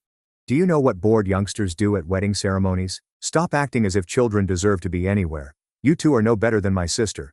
Oh, and some of you tried reverse psychology or something and told me that I shouldn't be moaning about my sister's refusal to invite me to her wedding using the same rationale. I was almost 18 years old and was well familiar with wedding protocol. I have been attending weddings since I was 13. I never acted out or caused difficulties because I was mature enough to have complete control over myself. If there were any teenagers in the household, I would have let them come back. I omitted any children under the age of 6 or 7. I just wanted to share my thoughts because I'm not going to discuss these unpleasant comments again. Everyone else who offered useful advice has been extremely helpful. You guys asked some interesting questions regarding my sister creating drama to be the center of attention. You may not be so far off the mark. My sister dislikes being a sister. She never wanted a sibling and dislikes sharing attention. I guess my parents felt awful about having another child when she wasn't on board. That's why they try to take her side and advise me to compromise. At least that's what I believe. My sister has previously had enormous tantrums on my big days, and I believe she purposefully chose a date close to my 18th birthday so that everyone would focus on her rather than me. In my family, 18th birthdays are celebrated extravagantly. I didn't get to have one because everyone was exhausted from the wedding and my parents were low on cash. I was upset and disappointed at the moment, so I didn't care. My sister received full attention during and leading up to her wedding. She announced her first pregnancy on my 21st birthday, and her second shortly after I started my first real work. So there's certainly a trend there. It hadn't occurred to me, but some of your remarks made me ponder. Maybe my sister is trying to cause difficulty so that at least some of my attention is focused on her. I am tired of her right now, but I don't know what to do. Some of you suggested that I consider not inviting her. Unfortunately, that isn't an option. My parents value the concept of family, hence they will not accept this. It's amusing that even my fiancé Jacob, a 28-year-old male, has been talking about how my sister shouldn't come since she has a major issue with our wedding. But I know that can't happen. Right now my parents are pushing for a family gathering to resolve this issue so that we may move on with our lives. I'm not sure whether it will fix anything, but I might attend regardless. They want me and my sister to accompany them so that we may discuss things as a family and under one roof. They are certain that if we do this, we will reach an acceptable compromise. I seriously doubt it, and I'm not sure what kind of compromise they're looking for on my end. I suppose I'll find out when I do. I am planning to maintain a solid stance and not bend under pressure. I'm not a doormat, so I'm not concerned. I will provide an update to let you know how that conversation went. Update 2. I just got back from a family meeting and still don't know what to do. My parents were sure that we would reach an agreement, but none of that occurred. As expected, neither my sister nor I were willing to compromise. She just kept berating and yelling at me because I dared to omit her beloved children from the wedding. I tried to explain my position to her again, but she wouldn't have it. My parents felt awful for me since I was behaving civilly while my sister was screaming like a banshee. But my sister doesn't listen to them anyway. I informed Valerie unequivocally that no amount of shouting or guilt-tripping would sway me. She then suggested that I find and pay for babysitters because I was determined to be a spoilsport. I vehemently refused it since I do not believe that is my obligation. Except for Valerie, no one else sought recompense or assistance. My sister can comfortably afford childcare.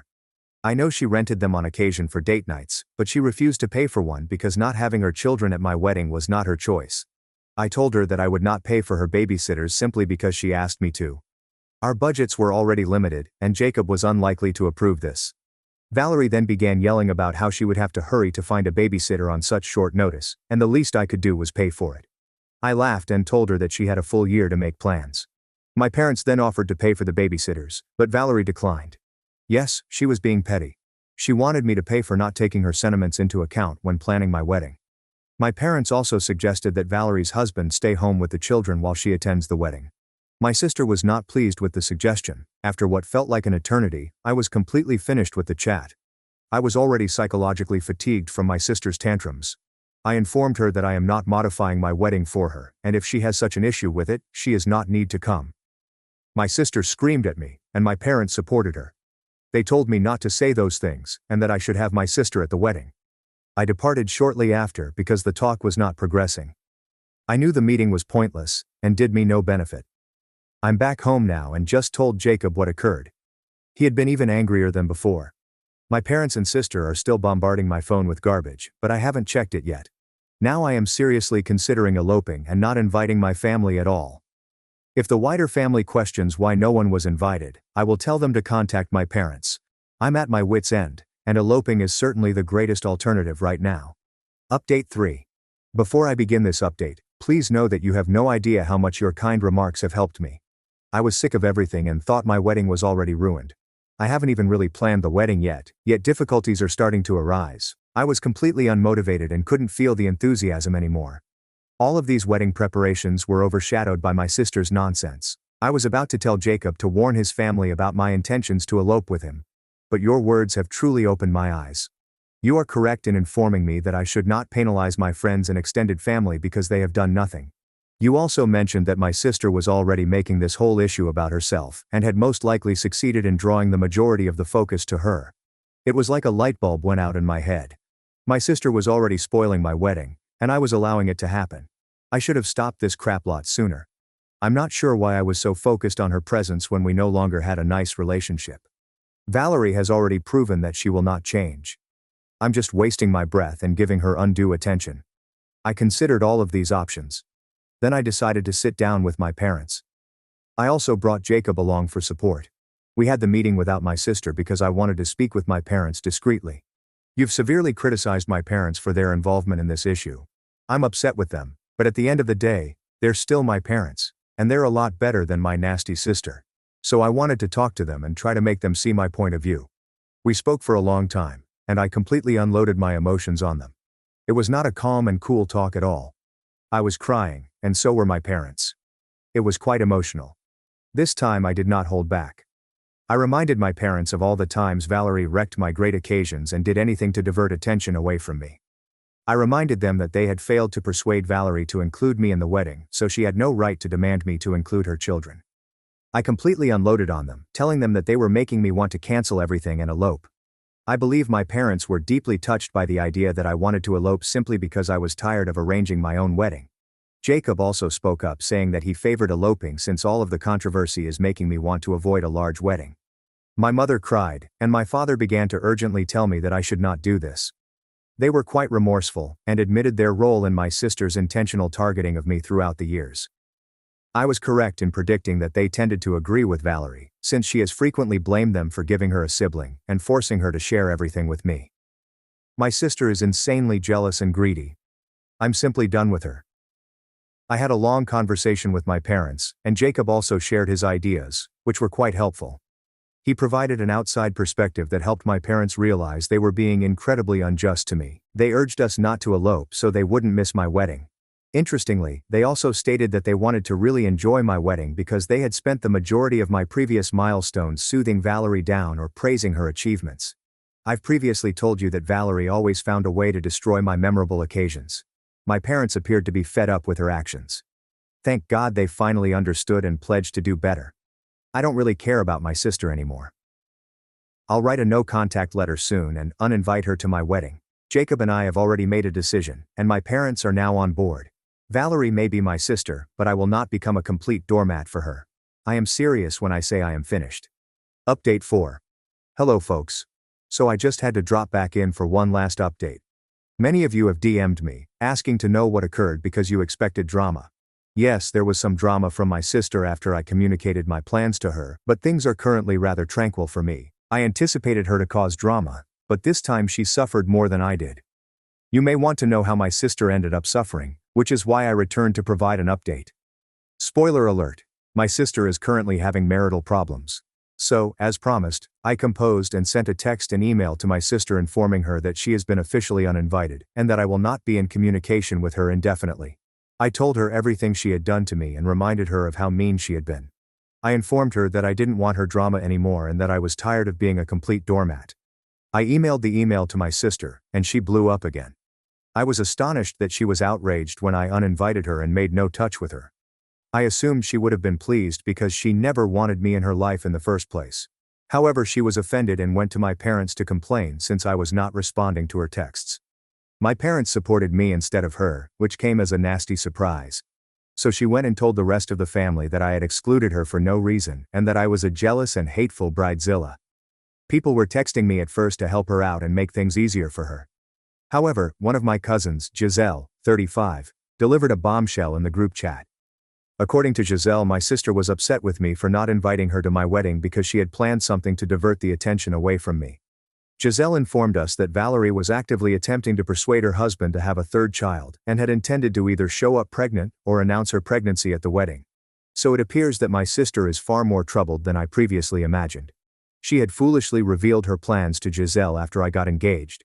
Valerie had even confidently announced to her that she would humble me at my own wedding and dominate the spotlight as usual. I won't go into detail about what else she said, but that just goes to show how concerned Valerie is with our competition. There is no competition on my end, but she has always considered me a rival. She was enraged when she realized she might never get another chance to outshine me since I was avoiding contact with her. You can only imagine how horrible things got for her once Giselle spilled the beans. Long story short, everyone thinks she's insane, and my own parents have been furious with her. Surprisingly, Valerie did not deny anything and attempted to excuse her conduct. I believe it exacerbated the situation because Valerie's husband disliked the way she behaved. According to my parents, Papa was not amused that Valerie wanted a third child to overshadow my wedding. Apparently, she has also shown some competitive behavior with his sister and cousin, so his family is already displeased with her. This was the final straw for him, and he warned her that she needed to seek therapy or they would divorce. Valerie went to our parents, crying and accusing me of breaking her marriage out of jealousy. Yeah, it appears that this is partly my fault. Oh, she tried to call and yell at me from a different phone number, but I hung up as soon as I recognized her voice. Fortunately, she halted her shenanigans after a few days since her husband became quite angry. Currently, they are attending couples counseling while her husband sleeps in another room. I'm very sure the dad is staying because of the kids. He's been frustrated for a while because Valerie's antics have wrecked his relationship with his family members as well. I'm hoping that this time Valerie will take it seriously and actually work on herself. As for me, it appears like I will finally have a tranquil and drama-free wedding,